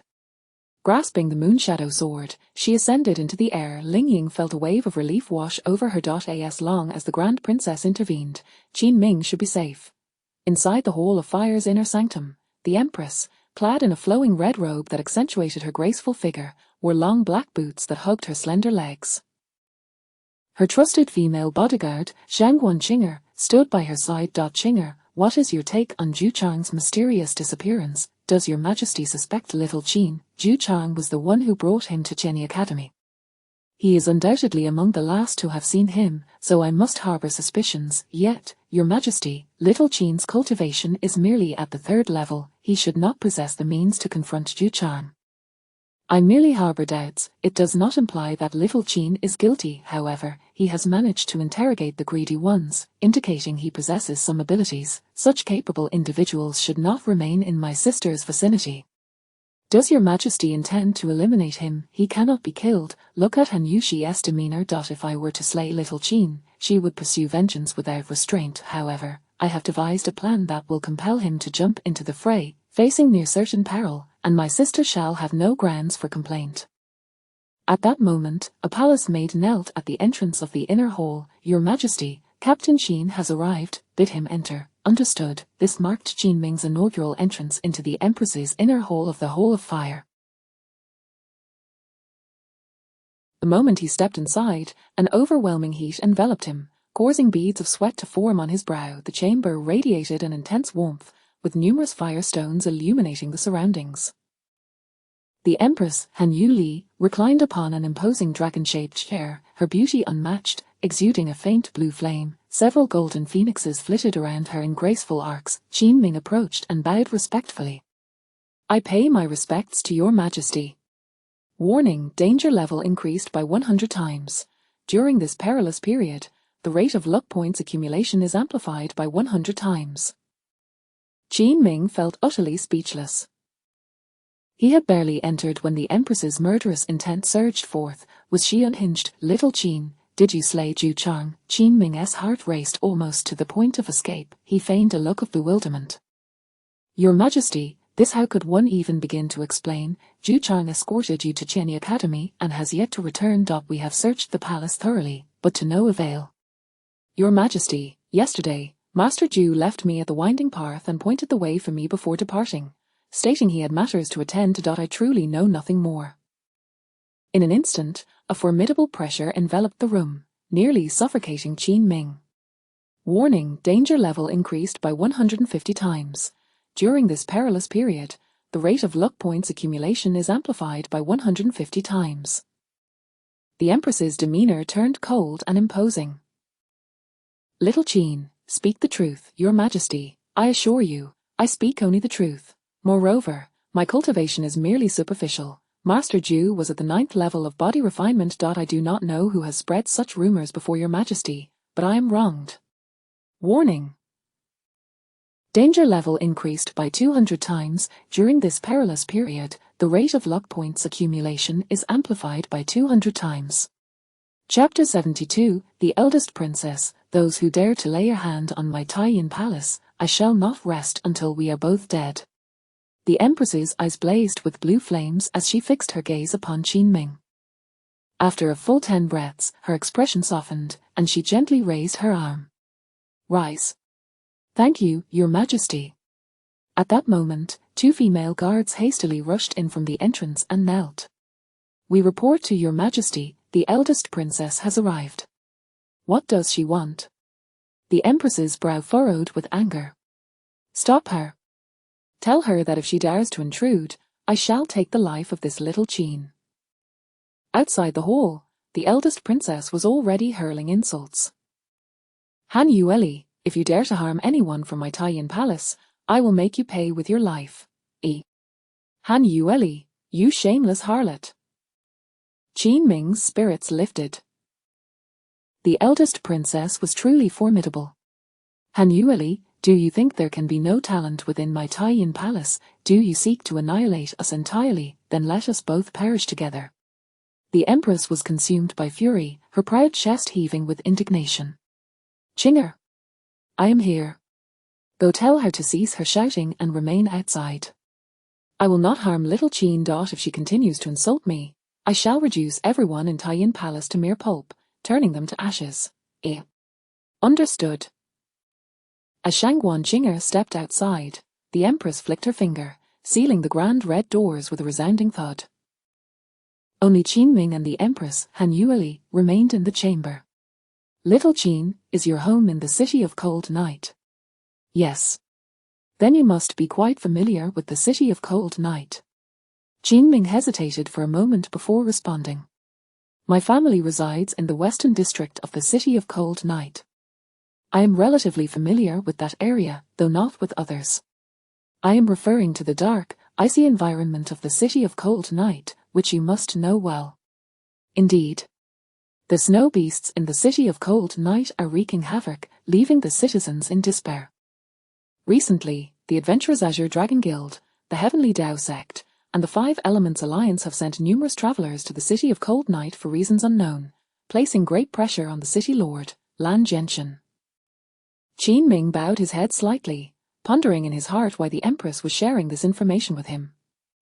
I am considering that, as you are a captain of the Demon Suppression Guard, you shall assist the court in delivering a shipment of supplies and firefly stones to the City of Cold Night.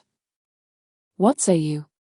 Qin Ming's mind raced. Why was the Empress entrusting him with this task? There were so many people in the Bayou Guard, the possibilities were limited to two. First, since he was currently aligned with the eldest princess, the Empress might be using this opportunity to undermine her and eliminate him. The Empress could not openly harm him, so she assigned him to the City of Cold Night, a journey fraught with peril that could very well lead to his demise. Second, few commanders in the Bayou Guard were familiar with the City of Cold Night. Knowing it was a trap, could he, Qin Ming, refuse? Of course not, before an emperor, especially one as tyrannical as this. Uttering a single refusal could mean the end of one's life, let alone a career in government. Moreover, Qin Ming learned that the adventurers from the Five Elements Alliance had all gone to the City of Cold Night. There might be something extraordinary there. Besides, the palace was perilous at present. Venturing outside offered a degree of freedom. I am but a captain of the Dayan Kingdom, and I shall naturally act according to your Majesty's command. Excellent, youthful and capable, your loyalty brings me great comfort. The Empress rose from her golden dragon throne, and several golden phoenixes took flight beside her. The Dayan Kingdom faces internal strife and external threats. The snow beasts wreak havoc while these wretched adventurers rampage unchecked, leaving the populace in misery. I am deeply troubled. If you can successfully complete this mission and deliver the supplies to Lan Genshin, I shall reward you handsomely. Understood. Do you have any other requests? Your Majesty, I humbly ask for a favor. The Demon Suppression Guard has not received military pay for 2 months. They toil to slay adventurers and maintain safety in the capital, and I implore your Majesty. The Empress stepped forward, her eyes flashing with a subtle fury as she regarded Qin Ming. You are quite adept at advocating for my sister. Very well, you speak with reason. Capturing adventurers and ensuring the safety of the capital is indeed taxing. I shall arrange for the military pay to be delivered, but only upon your departure. I thank your Majesty. There are 2,000 taels in silver notes on the table. Take them as remuneration for this task. Understood. I am grateful for your Majesty's kindness. Prepare yourself. You shall depart in 2 days. Qin Ming took a deep breath and nodded. Understood. As Qin Ming exited the Hall of Fire, the eldest princess stood in the swirling snow outside. Her long black cloak billowed in the wind, and her raven-black hair was dusted with snowflakes. Upon seeing Qin Ming emerge, the eldest princess turned elegantly, her hand resting behind her back as she strode away. Qin Ming hurried to follow her. As they walked along a stone path blanketed in snow, the eldest princess suddenly halted, turning her head to ask coldly, what did she say? Eldest princess, the Empress has tasked me with escorting a shipment of supplies to the City of Cold Night. What did you say? The eldest princess's face contorted with rage. The Empress has ordered me to escort a shipment of supplies to the city of Cold Night. Did you refuse? I agreed. The eldest princess stepped forward in an instant, furious. Are you foolish? Who gave you the authority to accept? Eldest princess, under such circumstances, I could not refuse. Han Yu as she stomped her foot, causing the snow beneath her to fly into the air with a loud crack. This Han Yueli is far too brazen. I shall confront her. As she took a step forward, Qin Ming quickly spread his arms to block her path. Do not go, eldest princess, the Empress's powers are far superior. What do you mean? Do you believe I cannot defeat her? That is not my intention, it is merely that you are injured, and it would be unwise to engage her. Step aside. I will not. Move aside. The eldest princess forcefully pushed Qin Ming aside, striding angrily toward the hole of fire. Qin Ming struggled to think of a way to stop her. He noticed the ground was covered in pristine white snow. Suddenly, an idea struck him. He scooped up a handful of snow and fashioned a small snowball. As the eldest princess marched forward, he hurled the snowball at her with a resounding thud. It struck her head, scattering snowflakes across her porcelain-like face. The eldest princess froze in disbelief, staring intently at Qin Ming. You dare to hit me with a snowball? Try it again. Qin Ming quickly formed another snowball and threw it again. This time, the eldest princess did not evade, allowing the snowflakes to settle atop her hair. Now, she was truly enraged. She raised her hand, summoning a flurry of snow to her grasp. Little Qin, I shall make you pay. Boom! A massive clump of snow hurtled toward Qin Ming, who swiftly dashed away. Smack!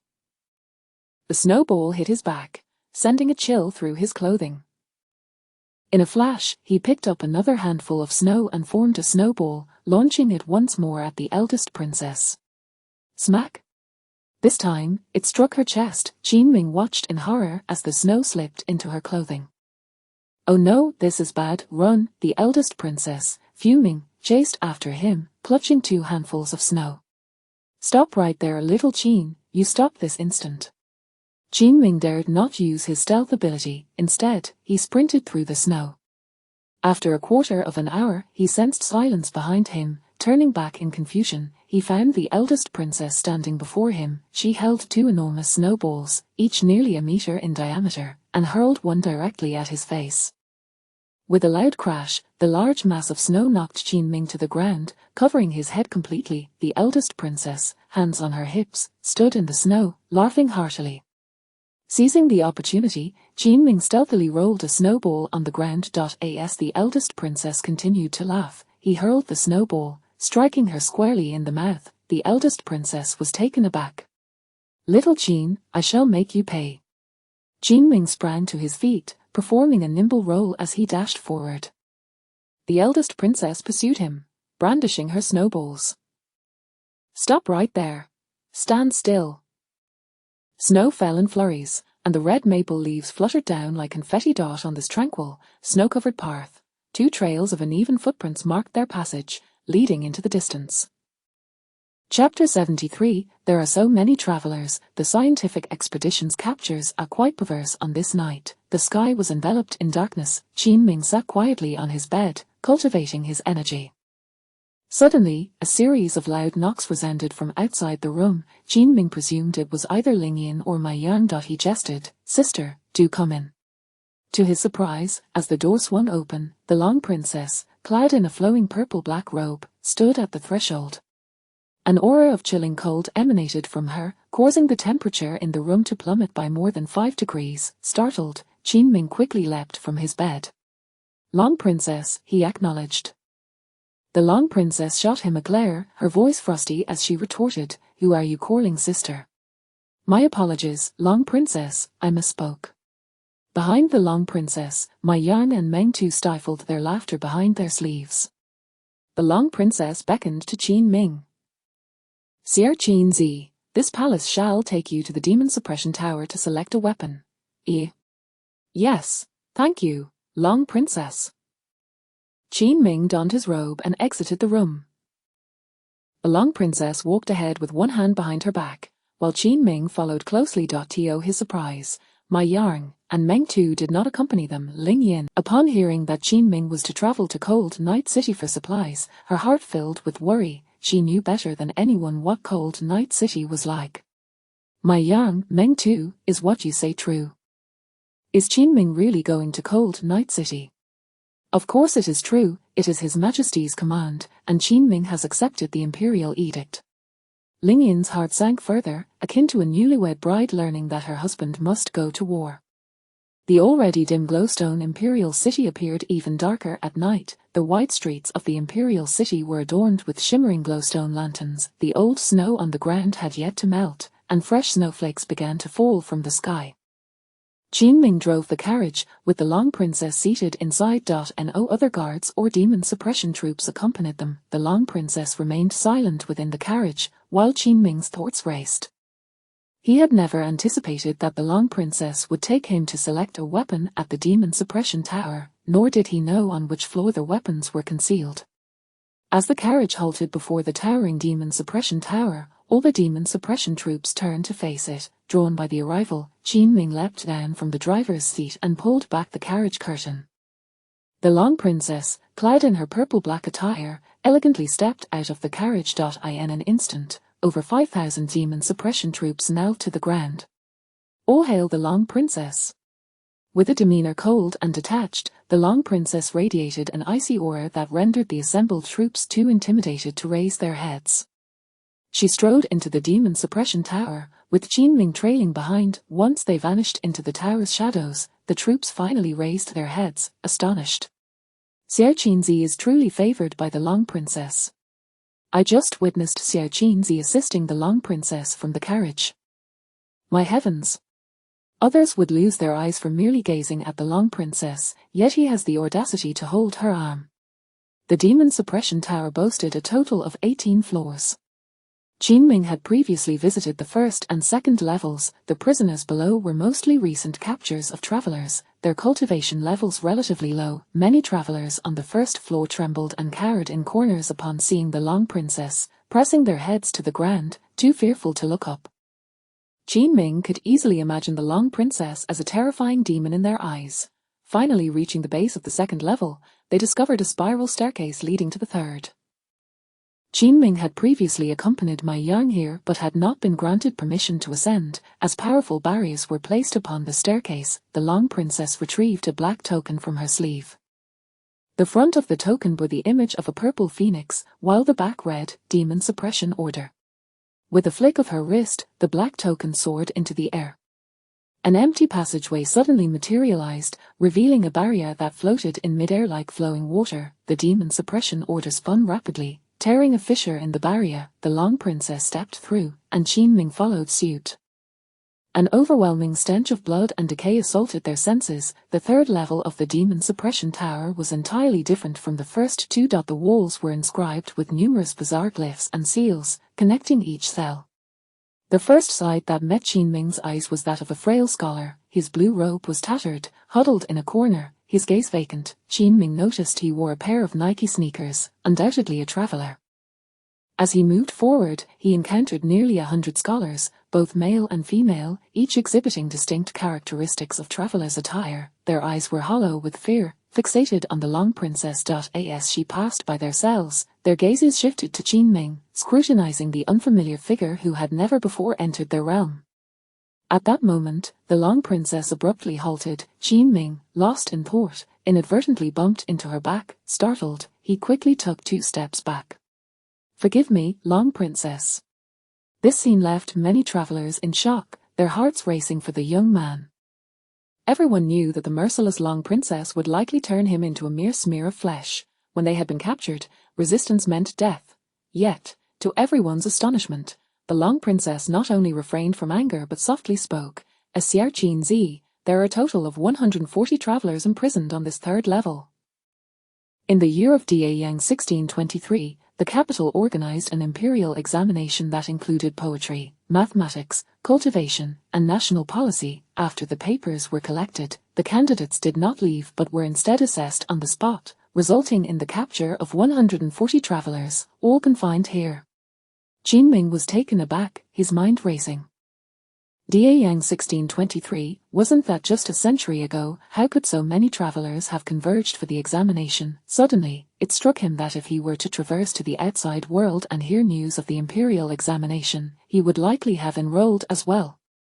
After all, most travelers would not quickly grasp the truth of this world, aspiring instead to become literary geniuses or mathematical prodigies. Little did they know that this world was so twisted as to capture travelers during the examination. Qin dared not inquire about the specifics of the captures, but there was one question he could ask. He caught up with the Long Princess and softly inquired, "Long Princess, I fail to comprehend, after 100 years, how do these travelers still live? This palace is equally perplexed. We, the natives, must cultivate and train our bodies to gradually extend our lifespans, yet, these travelers possess unique physiques, allowing them to live for 200 years or even longer. Thus, one reason for their captivity is to study them."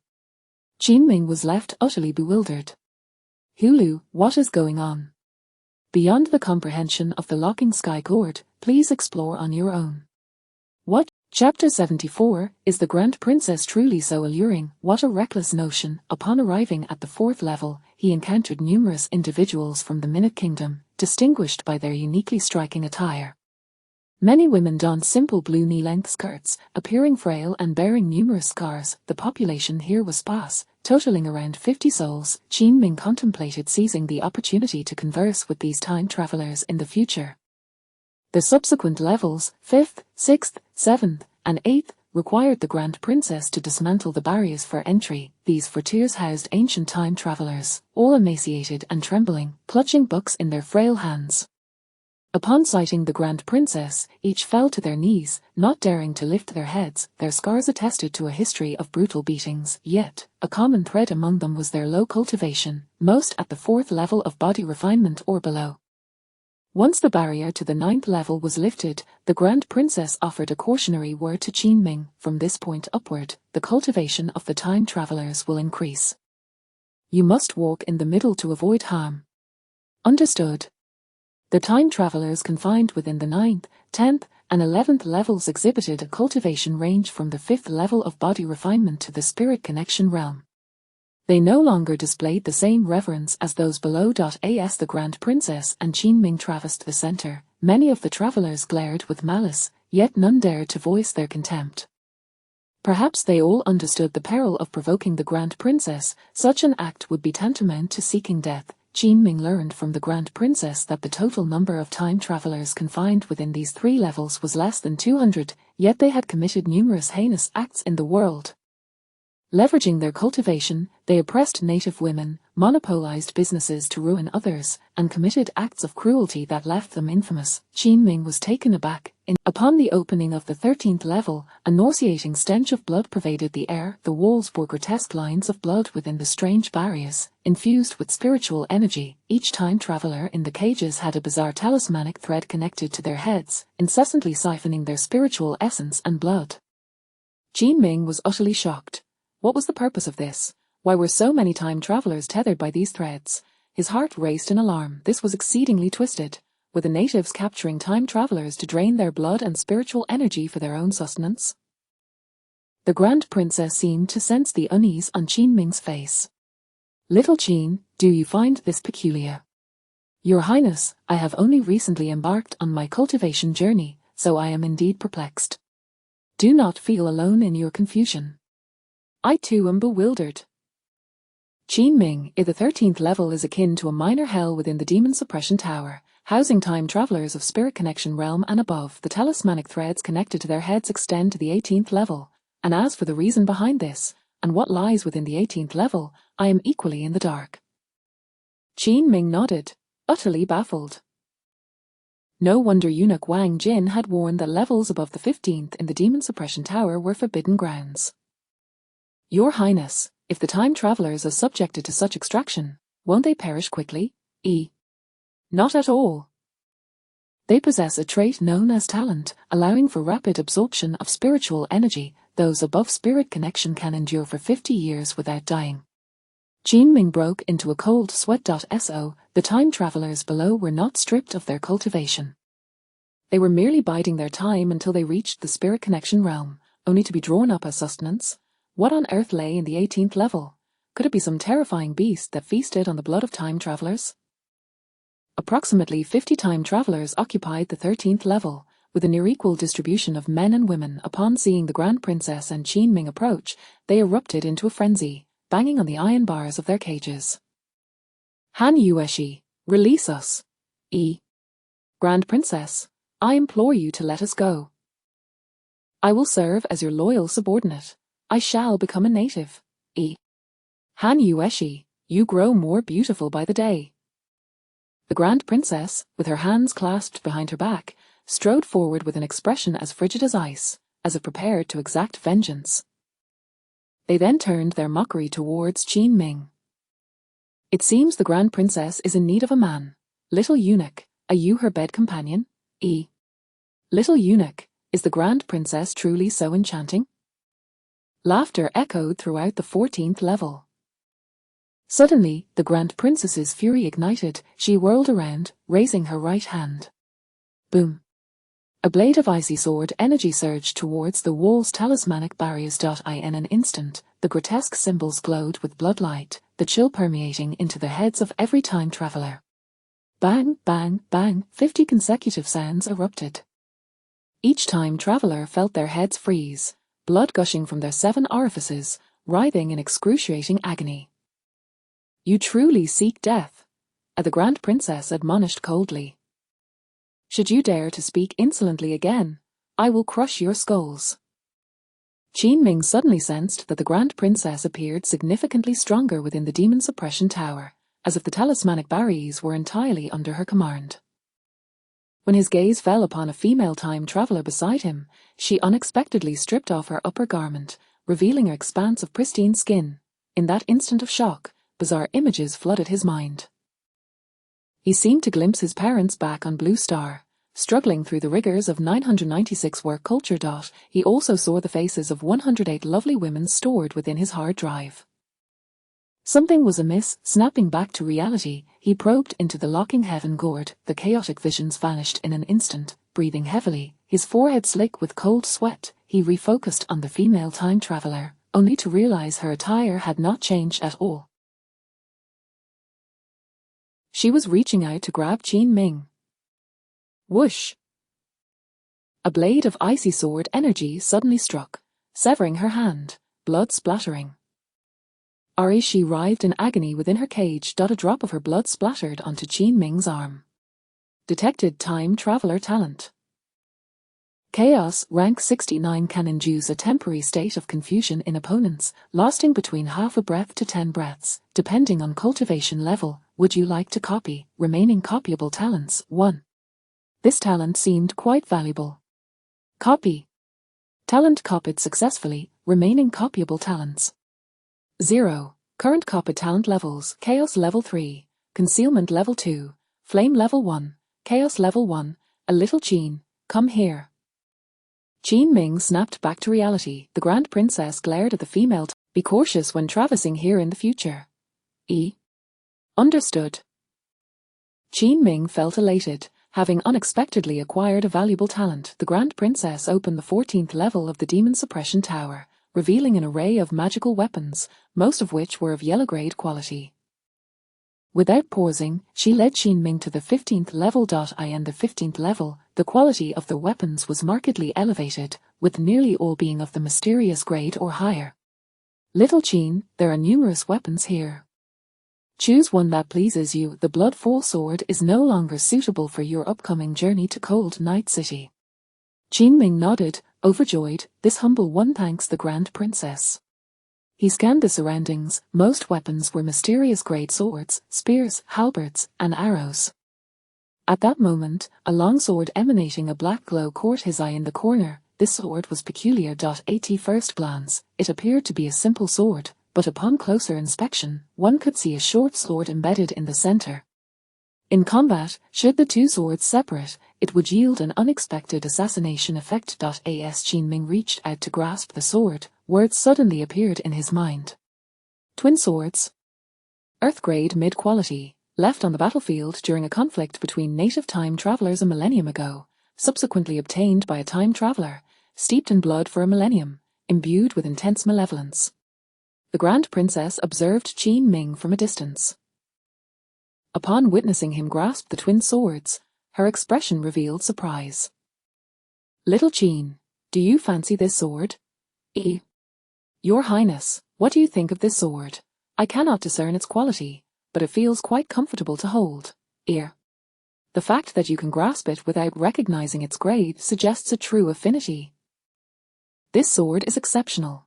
It was left behind by a time traveler of Master Realm whom I defeated long ago." Qin Ming. Chapter 75. Embracing the Eldest Princess, we depart, the mysterious being of the Demon Suppression Tower. My heavens, is not the Eldest Princess at the first level of the Master Realm? A traveler of the Master Realm cannot possibly defeat her. The traveler I killed was indeed. Had it not been for his wielding of this twin blade, I would have dispatched him with ease, requiring no more than 20 moves. In my view, that traveler barely unleashed 10% of the blade's true potential. If you truly wish to wield the twin blade, ponder it carefully. Thank you, Princess, I shall indeed choose this sword. The princess nodded and turned to the side, her hand gently pressed against the wall, causing the intricate patterns of the seals to tremble violently. After 10 breaths, a hidden compartment appeared in the wall. The eldest princess, Han Yuishi, retrieved a piece of black armor from within. "Little Qin, come here.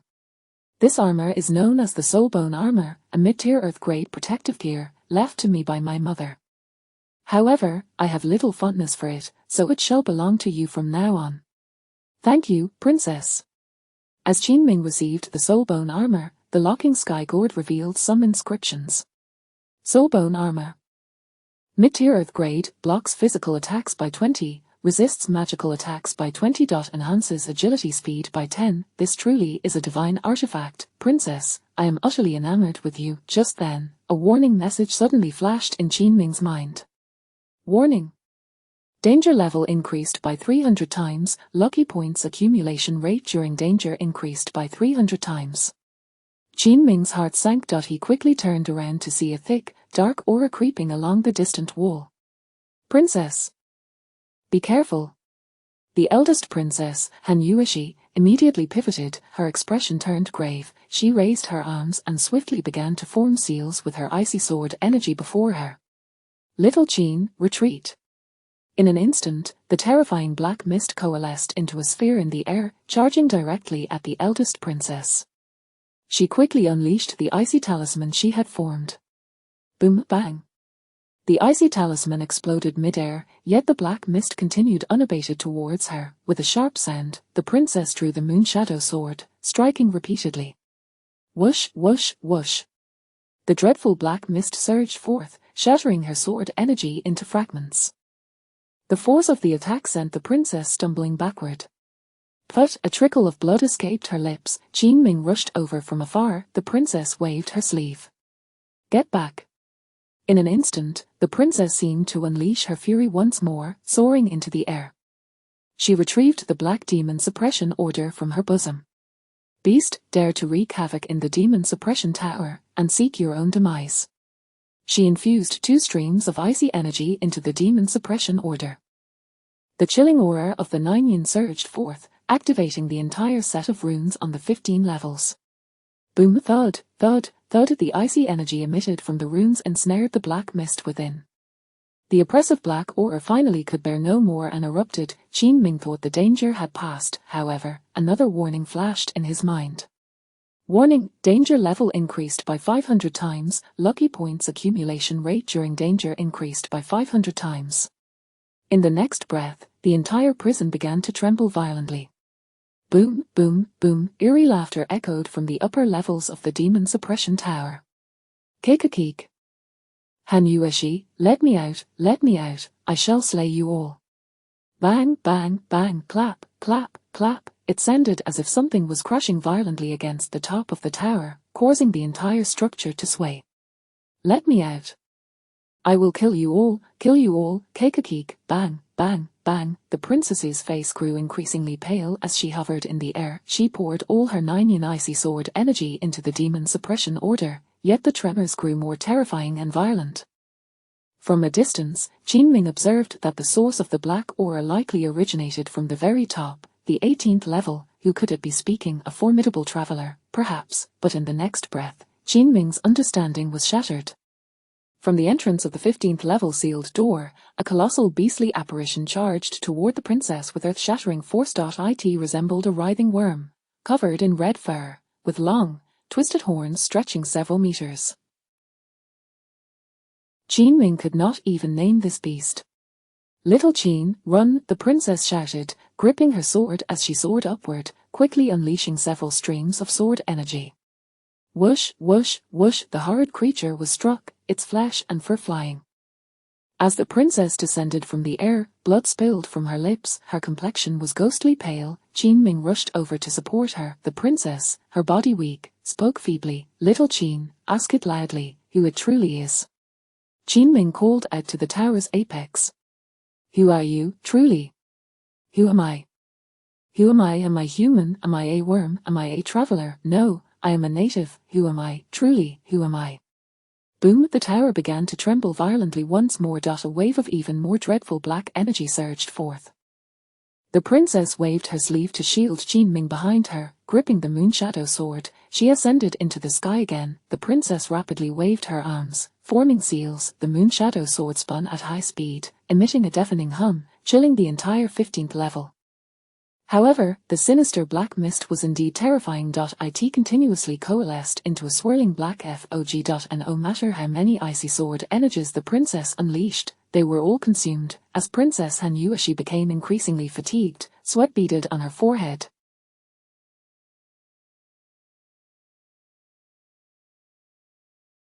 Suddenly, the moonshadow sword was knocked from her grasp. As she reached out to catch the sword, she was struck in the abdomen by the black mist and sent flying. As she fell from the air, she caught a glimpse of the sword, formed from the eerie black mist, piercing toward her heart.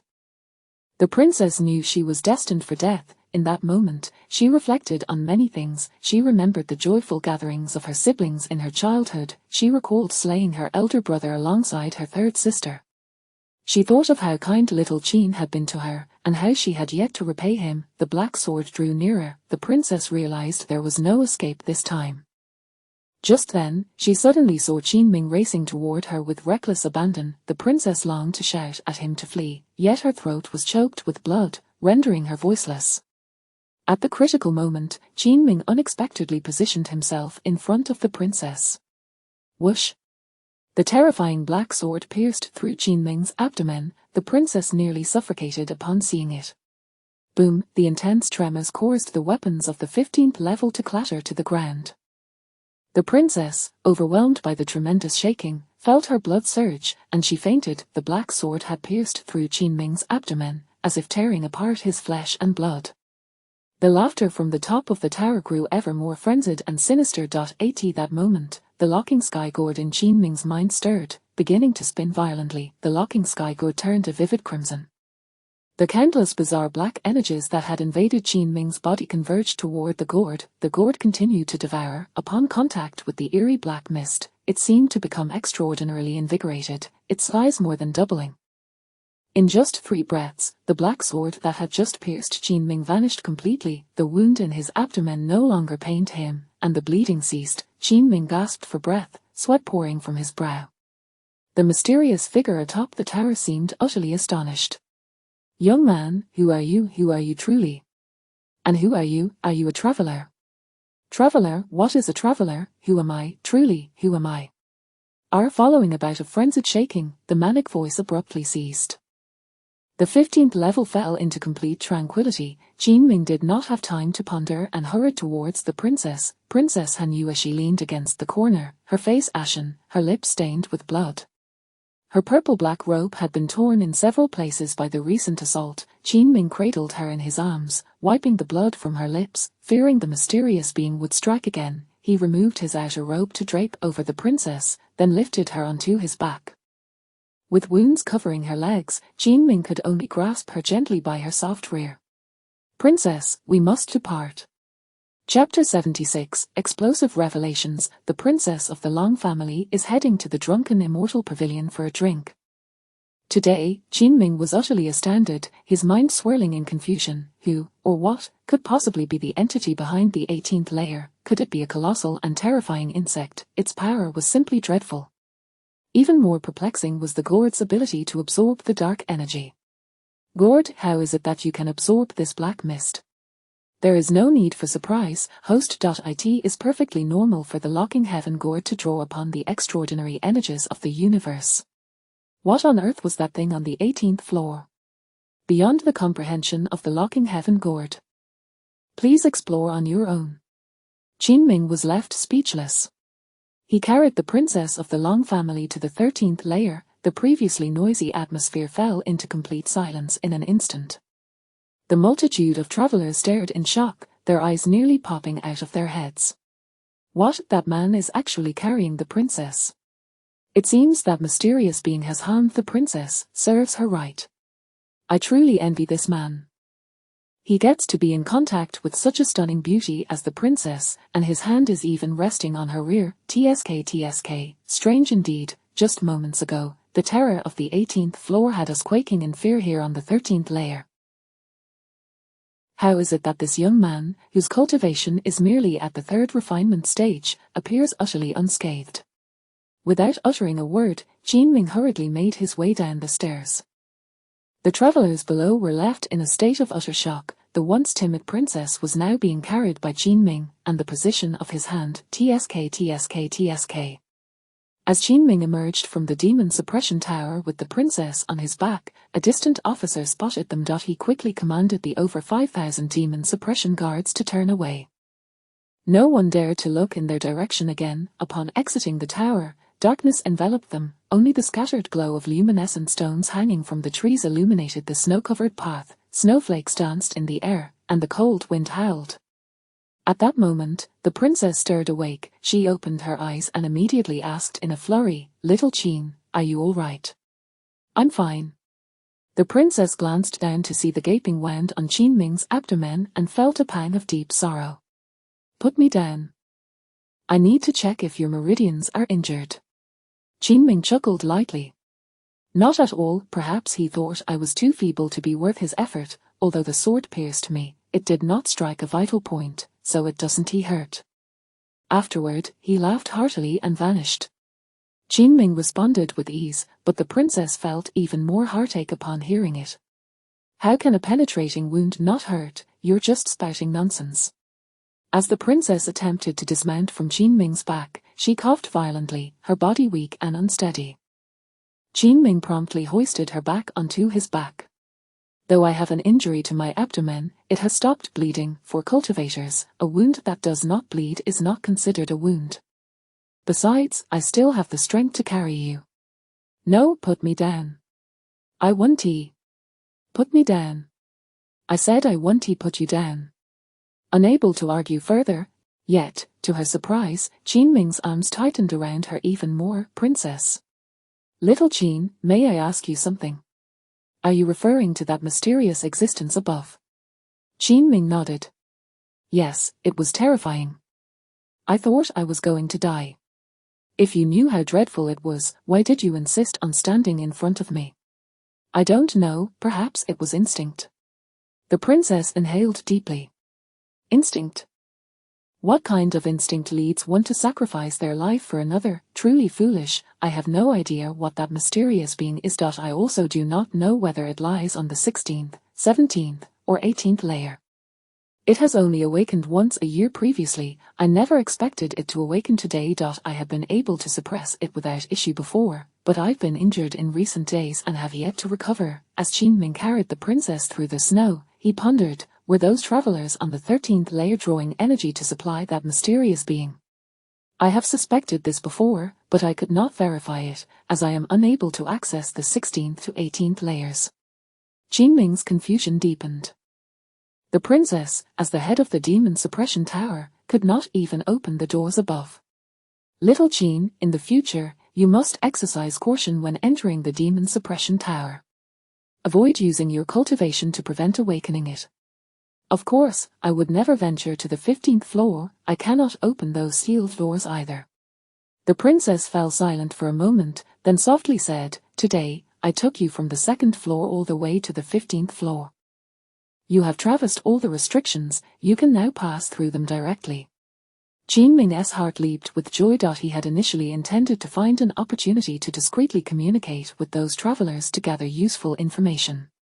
He never expected the princess to grant him access to the tower. This was simply marvelous. It seemed the princess, Han Yueshi, was growing increasingly trusting of him. Qin Ming helped the princess into a carriage. Originally, he had planned to drive the horse from the front, but the princess insisted he sit inside the carriage with her. The spirited white snow steed required no guidance, as it galloped toward the palace on its own. Once inside, the carriage space felt even more cramped, with Qin Ming and the princess barely half a meter apart. "Lift your clothing, I need to see your wounds." "It's nothing, I've already used my spiritual energy to stop the bleeding." "I insist on taking a look." "Princess, this strip." The princess suddenly glared at him.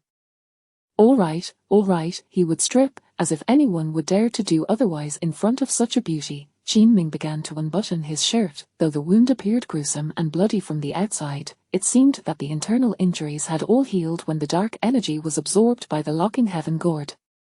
He felt not even a trace of pain. The princess retrieved a roll of white cloth from the corner of the carriage. "Here, let me bandage your abdomen." "I can manage it myself, princess." "Are you afraid of me?" "I'm not afraid. I just don't want to trouble you."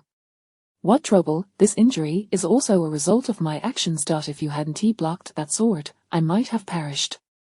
Qin Ming allowed the princess to wrap the white cloth around his abdomen tightly, securing the wound. "Done. Thank you, princess. With this tight bandaging, I could even drink without it leaking." His words elicited a chuckle from the princess, the corners of her mouth curling into a smile. "You speak nonsense. If drinking could cause it to leak, what a disaster that would be." Suddenly, the princess seemed inspired as she gazed out at the swirling snow. She pointed toward the distant glow of luminescent stones illuminating the drunken immortal pavilion. "Let us go indulge in some drunken immortal brew." "Princess, is it wise to go at this hour?" "Why not? Drinking the drunken immortal brew amidst heavy snowfall is quite an experience." "Then wait here, I'll go inside to buy some for you." "Absolutely not, we shall drink inside the establishment." Qin Ming. "Oh no, this is a disaster. Bringing the princess into the territory of my master would surely expose everything. If my master sees the native second boss injured, he would likely draw his sword in an instant. If the princess discovers my master is a traveler, she would undoubtedly attempt to cleave me in two. It would be a mutual catastrophe. Little Qin, I command you to proceed to the drunken immortal pavilion at once." "Understood." "But, princess, what if I disguise you first?" "Why would I need to disguise myself?" "Princess, in case we encounter any travelers." "If I meet any travelers, I can take them down with a single sword. They are not the terrifying existence of the 18th floor, what is there to fear?" "Princess, my point is that if that were to happen, it would surely disrupt the elegant enjoyment of drinking. Moreover, you, the princess, going to a tavern with a man at midnight, what if word spreads?" The princess Han Yueshi pondered for a moment. "Very well, I shall heed your advice and don a disguise." Qin Ming dressed the princess in a flowing black robe, using a hood to. He also donned a black mask himself, should they be recognized by the Five Elements Alliance while carrying the princess into the drunken immortal pavilion. Qin Ming's identity would be irrevocably exposed. He would be at a loss for how to escape. Chapter 77, Are You Making Me Work For You? Qing Xian, is my senior brother cavorting with women right under my nose? Though the hour was late, the drunken immortal pavilion thrived with business. Merchants and wandering heroes filled the upper and lower floors to capacity. At this moment, Yunshui Yao, clad in a flowing white robe, sat at the counter, deftly calculating on an abacus. Qing Xian stood behind her master, arms crossed, her gaze occasionally scanning the bustling tavern for any potential threats. "Master, why do you appear so troubled tonight?" Yun Shui Yao sighed heavily. Today I received a confidential report from the Five Elements Alliance that 3 more travelers have been captured by the Demon Suppression Guard outside the city. That princess of the Demon Suppression Guard is truly a merciless fiend. How many of our people has she apprehended thus far? Many have lost their heads at her hands. Qing Xian exclaimed indignantly. Master, why don't we simply lead a charge against the princess? What nonsense are you speaking? The princess of the Demon Suppression Guard cannot be approached within the Taiyin Palace. Furthermore, even if you stood before that demon, you wouldn't be able to strike her. At that moment, Qin Ming entered, carrying the princess on his back. The lively chatter in the tavern came to an abrupt halt as patrons caught sight of the 2 figures, both covered in snow. Who are these 2, a man and a woman, at this late hour? The man conceals his face, and the woman veils her features. It is obvious they must be a young master eloping with a lady from some noble family, sneaking out for a night of revelry. As soon as the words left his lips, the princess on Qin Ming's back became furious. She raised her hand, ready to unleash her wrath, but Qin Ming swiftly grasped her wrist. Stay calm, Your Highness. Qin Ming's eyes darted towards the counter where Master Yun Shui Yao and junior sister Qing Xian were watching intently. His heart raced with anxiety. He quickly made his way towards the stairs. The 2nd and 3rd floors were still filled with patrons drinking and laughing boisterously. I tell you, judging by her figure, that woman is undoubtedly a rare gem. Her proportions are exquisite. That man is in for a delightful night. The princess could no longer contain herself. She lifted her left hand once more. Qin Ming hastily seized it. Your Highness, please, listen to me. Qin Ming was at his wit's end.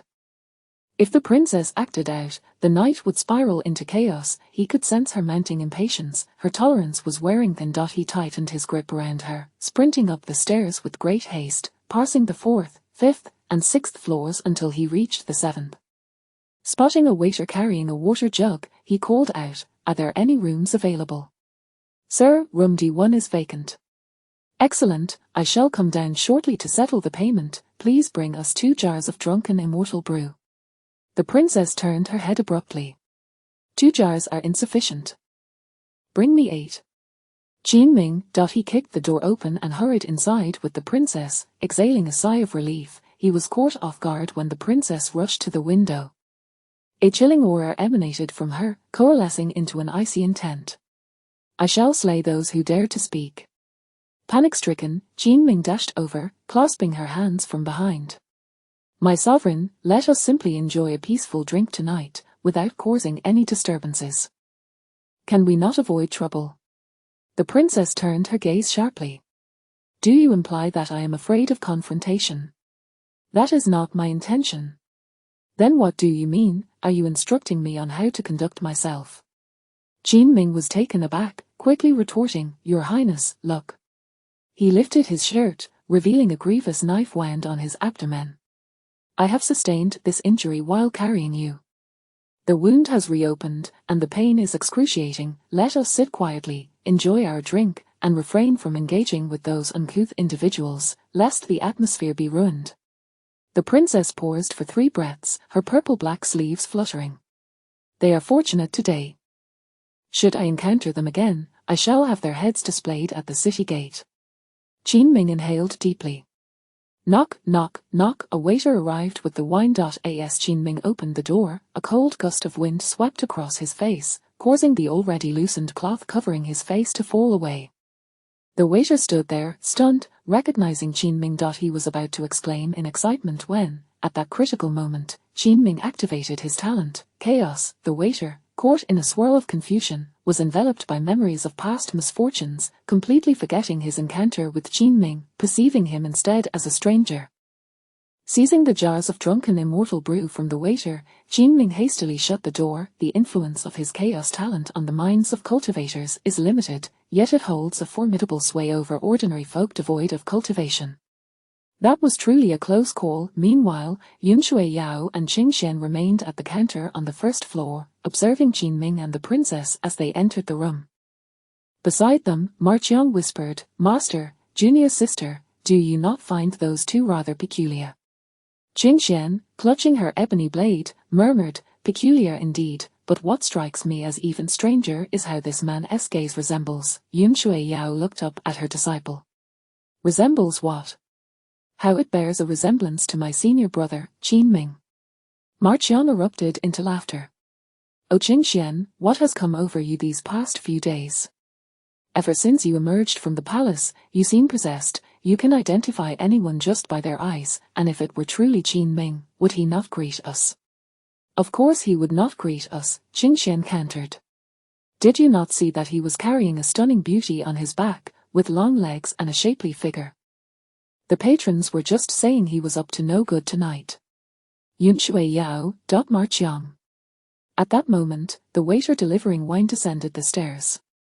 Qingxian quickly waved him over. I ask you, did you see the face of that man earlier? The waiter, his gaze vacant, murmured, my mother died a tragic death. Qingxian, what does that have to do with my question? Did you see that man? My father also died a tragic death. Qingxian was utterly bewildered. What is wrong with this waiter, I ask you, did you see that man or not? My sister died a tragic death as well. Qingxian. Go on, are you out of your mind? No, I must go take a look myself. Marqiang jested, if it truly is junior brother Qin Ming, why would you need to disturb him? What do you mean disturb him? Qingxian placed her hands on her hips. He brought a woman to our tavern in the dead of night, rented a room, and is up to no good. Indeed. Marqiang nodded, and so? What business is it of yours? Well, it doesn't concern me directly, but isn't it detrimental to the ambience of our tavern? Marqiang shook his head slightly. Detrimental to the ambience. There are over 100 rooms in this tavern, and every night, more than 90 of them host couples. I've never heard you complain about ambience before. You, Qingxian pouted in frustration. I shan't converse with you any longer, senior brother. Talking to you is dreadfully dull. Qingxian seized 2 small dishes from the waiter and dashed up to the 7th floor. Chapter 78. Master, may I borrow a bellaband? Alas, I am doomed. The princess drank with great fervor. She lifted the jar to her rosy lips and eagerly poured its contents down her throat. The clear wine cascaded down her fair neck. Drink slowly, there's no one vying for it, she admonished, setting the jar down and biting her plump lips as she fixed her gaze on Qin Ming. Impudent. Do you dare to speak to me in such a manner? What gives you the audacity? Qin Ming remained silent. He pushed all 6 unopened jars of wine towards the princess. Drink, indulge as you please. With that, he took 1 jar of wine and stood by the window. The princess realized she had spoken rather harshly. She turned to Qin Ming and softly said, Little Qin. Qin Ming did not respond. Little Qin, you've given me so much, aren't you going to drink? No, I shall not. My belly has been pierced, if I drink, it will leak. The princess suddenly recalled the perilous moment when Qin Ming had risked his life to save her, imagining the sword that had pierced his body. Although practitioners of the path could mend their internal injuries, the pain was inescapable. She approached Qin Ming with the wine jar in hand. Very well, I am accustomed to speaking in such a manner, and it is not directed at you. You are lofty princess. There is no need to address me in such a tone. I am merely a lowly eunuch of the Taiyin palace. What nonsense is that? The princess grasped Qin Ming's shoulders and turned him to face her, glaring into his eyes. How can a mere eunuch become my commander in the warding off of demons? How can a lowly eunuch accompany me to the 15th floor of the demon-suppressing tower? You must understand that even the 12 zodiac spirits have only ever accompanied me to the 8th floor. They have never seen those above. Qin Ming had just taken a large gulp of wine when, suddenly, he caught sight of a figure approaching from the window. A hazy silhouette of a beautiful woman, her high ponytail swaying. Qin Ming immediately recognized that it was his junior sister, Qingxian. Good heavens, Qingxian, what brings you here at this moment? He swiftly pulled the princess to the window to admire the distant snowy scenery. I am not unhappy. I am merely captivated by the scenery beyond. Look, how beautiful the fluorite lamps are near the imperial city. Following Qin Ming's gesture, the princess gazed into the distance. Under the vast night sky, the imperial city was blanketed in white snow. truly a magnificent and beautiful sight. At that moment, Qingming darted towards the door. Knock knock, Qingxian rapped on the door with a creak. She pushed it open. She immediately spotted her senior brother, Qingming, striding towards her. She also noticed a woman standing by the window behind him, though only her back was visible. Her graceful figure eclipsed countless others. Oh, my dear senior brother, how dare you bring a woman right under the noses of your master and junior sister? Just as she was about to speak, Qingming raised his hand and pointed at Qingxian, angrily reprimanding, I asked you to bring 2 dishes, why has it taken you so long? You have offended me, and you shall face the consequences. Qingming snatched the platter from her. What do you mean? You delivered the dishes too slowly, the wine today is bland and tasteless, and you dare to complain. Hurry and get out. With a loud bang, Qingming slammed the door shut. Qingxian stood outside, dumbfounded. Her heart was filled with indignation. Oh, Qingming, to bring a woman under the watchful eyes of your master and yet have the audacity to scold your junior sister. HMPH, I shall go tell master. As Qingming turned back with the dishes, he found the princess staring at him with clear eyes, a hint of confusion gracing her features. He assumed the princess had caught onto something and awkwardly placed the dishes on the table. Let us eat some dishes while they are hot. Little Qin, why are you so angry? Qingming was at a loss for words. I have never seen you so fierce with anyone, especially not a young girl. Aren't you usually fond of women? Qingming, what does the princess mean by that? I see you get along well with Lingyan from our Taiyin palace and the 12 zodiac spirits. I did not expect you to be so harsh with this little girl who brought the wine. Seizing the opportunity to elevate his status, Qingming took a large gulp of wine at the table. Liking someone comes with principles. A girl from this tavern who is slow to serve lacks depth and grace, who would take a liking to her.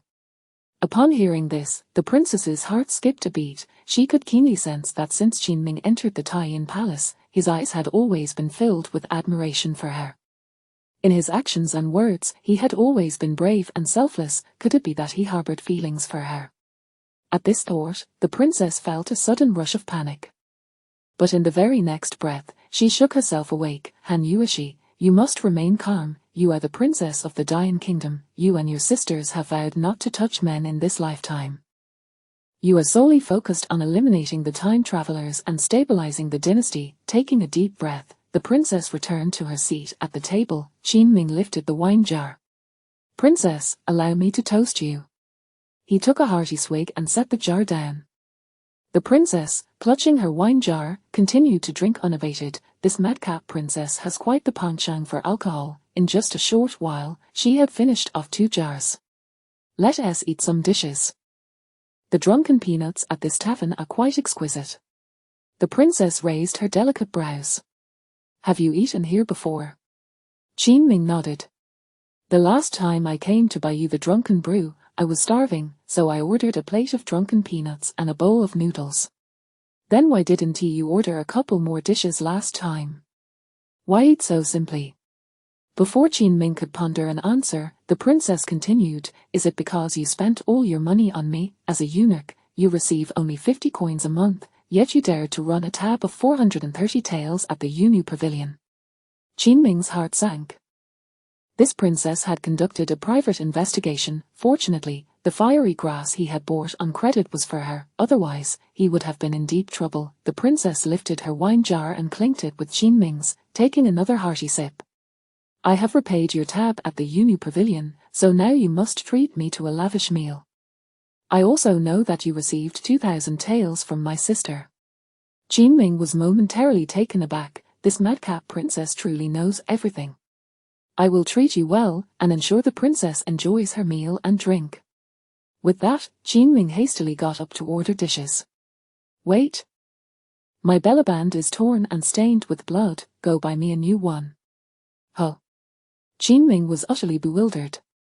Princess, at this late hour, where am I supposed to buy one? Shall we return instead? No. I intend to stay here tonight to watch the snow and rest. If you can't find one, then go borrow one. Qingming felt a headache coming on. Borrow a bellaband, which respectable maiden would lend out such an item? I just saw the tavern's manager. She is clean and lovely, and our figures are quite similar. Borrow one from her. Also, get a new quilt, make sure the bed is soft.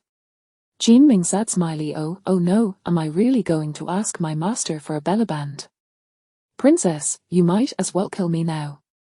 What are you dawdling for? Hurry. Princess, this doesn't seem appropriate.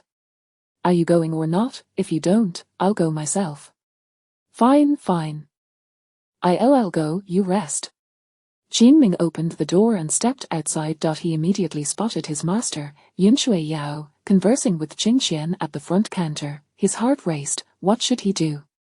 To ask directly would be awkward, and he might run into someone he knows on the way, which would expose him. Not to mention, how could he even broach the subject in front of his master? Forget it, I'll just be straightforward and shout. His master was clever, surely she would catch on. She wouldn't blame him, right? Just then, Qingxian happened to look up and instantly spotted Jinming on the 7th floor. Master, my senior brother has come out. Yunshui Yao raised her head in response, her eyes like autumn waters, serene as a celestial being. Your senior brother is an honorable man. How could he engage in such antics with that woman? He has come out now. In the next breath, Jinming shouted loudly at the front counter, Manager, bring forth the best dishes in the tavern. Also, get a new quilt, and a set of your bellabands. Hurry. Qingxian sat smiley. Oh, Yunshui Yao's gentle demeanor suddenly turned cold. Jinming inwardly cursed. It was over. I am doomed. I shall meet a tragic end. Chapter 79. My senior brother has gone mad. I must go chop him. With that, Jinming hurried back into the room. Heaven help me, my master must understand my plight. I truly did not intend to borrow your undergarment. At this very moment, Yunshui Yao and Qingxian, downstairs in the tavern, were utterly dumbfounded. The entire establishment was engulfed in a cacophony of confusion. Qingxian pouted and stamped her foot. Master, my senior brother has lost his mind. I shall assist you in dealing with him. Master, I too shall go chop him, that wretched junior brother of mine. Stop right there. Yunshui Yao's face flushed slightly. Marqiang, send someone to guard the staircase on the 5th floor. Do not allow outsiders to disturb. Yes, master. Qingxian, come with me. Yunshui Yao turned and entered the room. Her complexion was rosy, and her delicate brows were slightly furrowed. She recalled the earlier scene, which was utterly absurd. Disciple Jinming could not possibly be a madman. The only explanation must be that he could not reveal his situation and had no other recourse. Master, my senior brother demands your undergarment. It is simply outrageous. Yunshui Yao promptly retrieved a white undergarment from the cabinet. Qingxian, take this undergarment to him, and fetch a new quilt as well. Qingxian. Additionally, as per Jinming's request, deliver him some dishes promptly. Remember, you must act as if you do not recognize him. The woman accompanying him is surely a demon suppression guard. Do not reveal his identity. Understood, master. Qingxian quickly grasped the situation.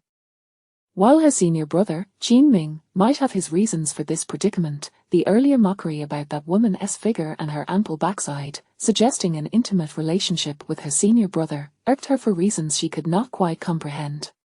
Before long, a lavish spread of dishes adorned the table in the room, accompanied by a large bowl of nourishing pearl soup. Qingxian approached with the undergarment and tossed it into his arms. The innkeeper says this is clean. But do not borrow undergarments in public again, it's utterly shameful. Qingxian was being deliberately provocative. If someone were to borrow an undergarment and remain calm, that would be truly abnormal. Today's circumstances forced me to borrow it. I shall apologize to the innkeeper at a later date. Jinming closed the door behind him and exhaled deeply. This day had been nothing short of harrowing. The crown princess observed Jinming's flustered demeanor, a smirk playing at the corners of her mouth. Little Qin, so anxious over borrowing an undergarment. Jinming hastily replied, I have never seen a girl in such attire since childhood. How could I shamelessly ask someone publicly for it? The crown princess chuckled heartily. Jinming stepped closer and offered the undergarment to her. I suddenly have no desire to wear it, you keep it. Jinming, crown princess, the crown princess, clutching the wine jar, laughed with unrestrained glee. You want me to borrow it when you don't intend to wear it. How mortifying. Feigning modesty, the Crown Princess softly lamented, I almost threw it in your face, how could I wear it now? If you complain further, I shall make you borrow another one. Goodness, this is utterly insane. Please, no. Crown Princess, if I borrow again, I shall never dare to return to this tavern, the women would surely flee at the sight of me. Har. The Crown Princess burst into laughter, sipping her wine. Crown Princess, let us eat.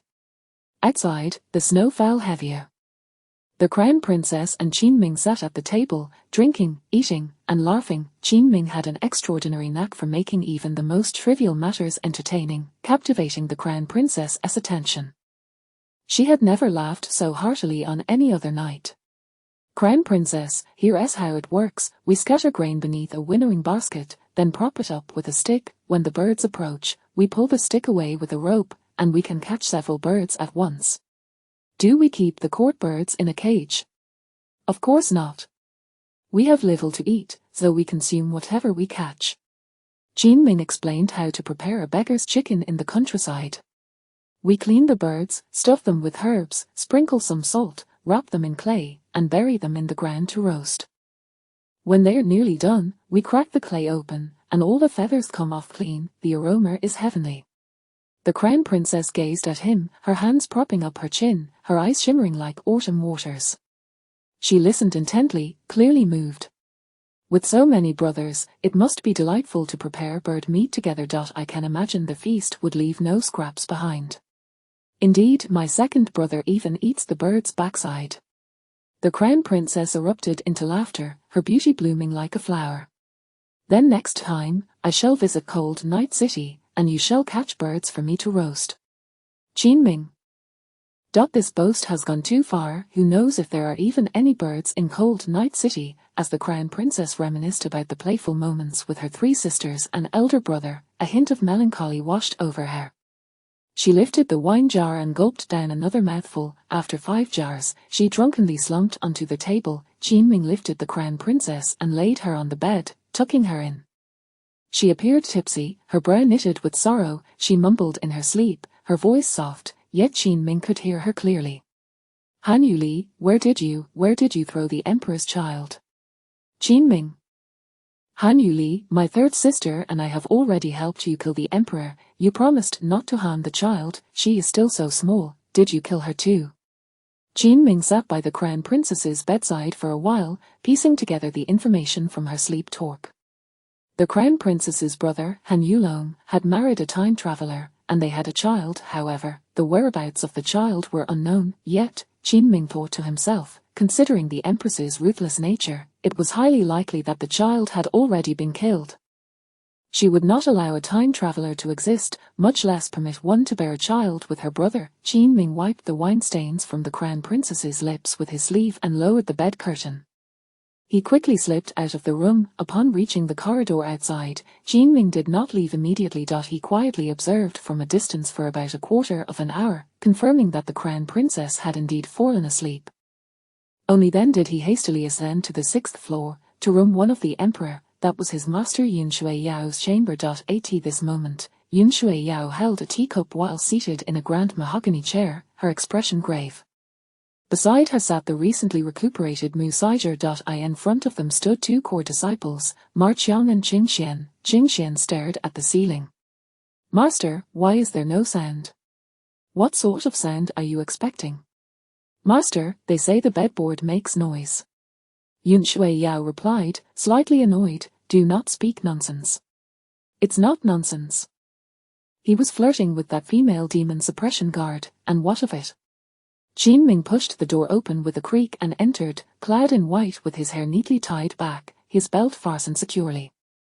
Qingxian was startled and retorted, weren't you playing with her, why did you come back? Qin's expression turned serious as he gestured for silence.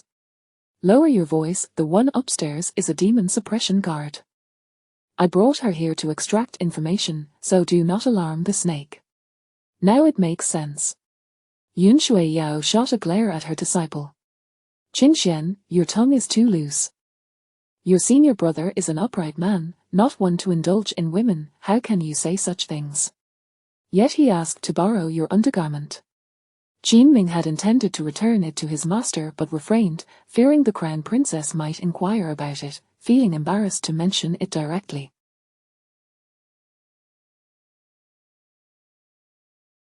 He observed that Mu Seizure appeared much better. Master, how are you feeling? Qin Ming, I have yet to thank you. Mu Seizure rose and bowed. Your life-saving grace, I shall remember always.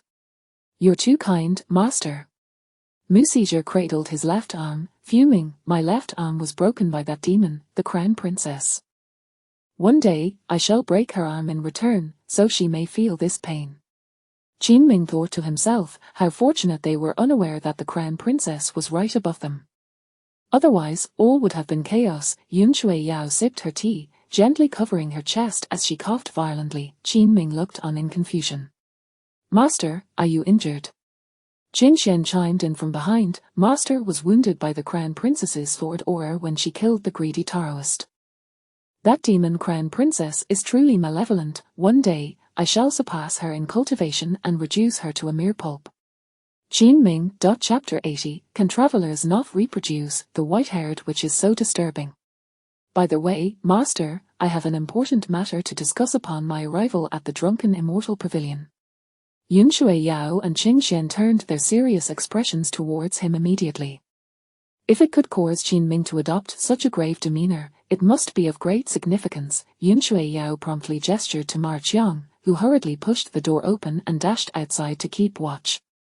Master, I shall depart for Cold Night City the day after tomorrow at dawn. What?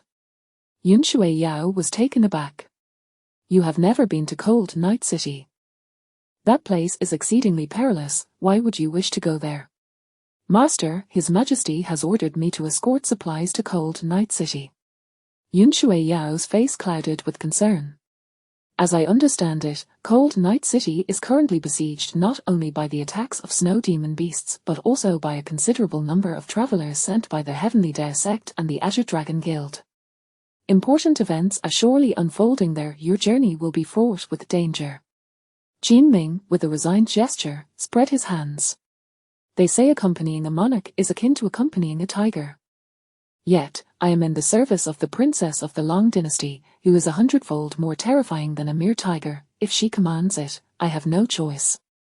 Qin Xian immediately felt sympathy for his elder brother, recognizing the trials he faced within the palace, and hurriedly offered him a cup of hot tea. Yun Shui Yao frowned slightly and addressed Qin Xian, fetch me paper and ink. Qin Xian spread a sheet of rice paper on the table while preparing ink beside her. Yun Shui Yao, with a steady hand, began to sketch on the rice paper. Master, what are you doing? As she continued to draw, Yun Shui Yao gently replied, You hail from Cold Night City. Acquiring a map may not be prudent. I visited Cold Night City 5 years ago. I shall draw the route and notable buildings from memory for you. Memorize it well, it will aid you in avoiding mishaps. Understood, master. Qin Ming nodded with delight.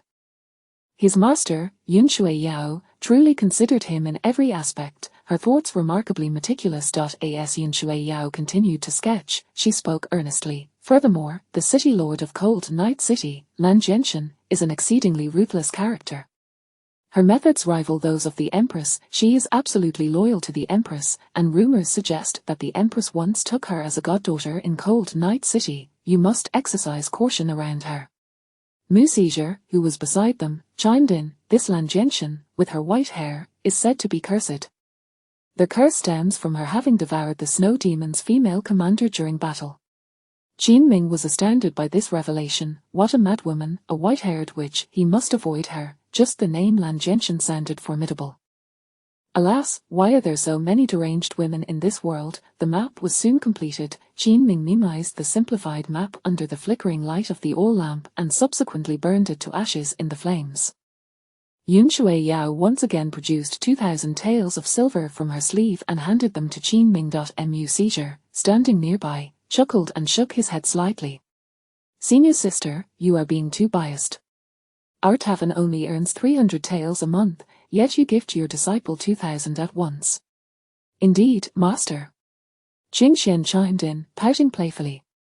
I am always by your side and wish to buy some rouge, yet you refuse to purchase it for me. But for my elder brother, you give 2,000 at a time. What do you know? Yun Shui Yao placed the silver gently in Qin Ming's palm. Qin Ming, remember, while in the lair of the beasts, if you can resolve matters with silver, do not resort to combat. Your safety is paramount. Qin Ming, holding the silver, felt a touch of emotion. Thank you, Master. I shall remember. By the way, I have another question. If a native and a traveler were to conceive a child, would it be a human or a beast? Mu Sijie immediately responded with a laugh, what you inquire does not exist. Natives and travelers may wed and conceive, but the offspring are always stillborn. I have never heard of a live birth. Qin Ming sat smiley. Did the princess truly speak of her imperial brother having children? Not only that, Yun Shui Yao continued, travelers cannot reproduce with one another either. They also yield stillborns. Qin Ming. This is utterly absurd. How shocking. But why? The prevailing theory among travelers is that this world is dominated by natives, and we travelers are under a curse of infertility. Qin Ming was left in a state of bewilderment. How bizarre. Master, it is getting late, I must return with that demon suppression guard. Exiting the room, Qin Ming swiftly ascended to the 7th floor. He entered to find the princess still peacefully asleep in bed. The curtain was drawn exactly as it had been when he left. This was a deliberate detail he had left behind. Sitting beside her, he gazed at the princess, whose face bore a slight flush. If he were to inform his master and uncle that the princess lay here asleep, and that she bore grave injuries, she would likely be killed in no time. After all, her enmity with travelers was irreconcilable. Yet, Qin Ming refrained from doing so, his heart reminding him not to be so ungrateful. The first crow of the rooster echoed from outside. Time was of the essence. Qin Ming lifted the princess from the bed. Princess, I shall take you back to the palace. The princess, in a haze, was pulled by both arms and placed upon his back. Qin Ming then tossed his black cloak over his shoulders, tightly wrapping the princess's face and body within its folds. He did not exit through the front door but instead leaped out the window. After running approximately 300 meters, Qin Ming was taken aback to discover that the carriage that had been parked by the roadside had been stolen. Alas, what a strange and dreadful world this is. With no choice, Qin Ming trudged through the snow, carrying the princess on his back, step by step towards the palace. The heavy snowfall made his pace slow, and the chill emanating from the princess's body sent shivers down his spine. What manner of woman is she? How can she be so cold? On the rooftop pavilion of the drunken immortal pavilion, Yun Shui Yao, Mu Sijie, Qingxian, and Ma Qiang watched Qin Ming's retreating figure in the distance. Master, who exactly is the person on elder brother's back? I suspect it may be if Qin Ming dared to carry any of them, he would be cut into pieces. Mu Sijie stroked his short beard with a chuckle. However, I must say, the tavern patrons are correct. What do you mean by that? From the contours of this woman's silhouette, she truly appears to be exquisite. Yun Shui Yao. Qingxian turned to glare at Mu Sijie. Uncle, at your age, how can you still be so lecherous? Har har har, it is human nature, Mu Sijie replied, glancing at Ma Qiang. Isn't that right, Ma Qiang? Ma Qiang, grinning foolishly, nodded.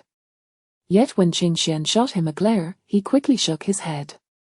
Uncle, don't ask me, I know nothing.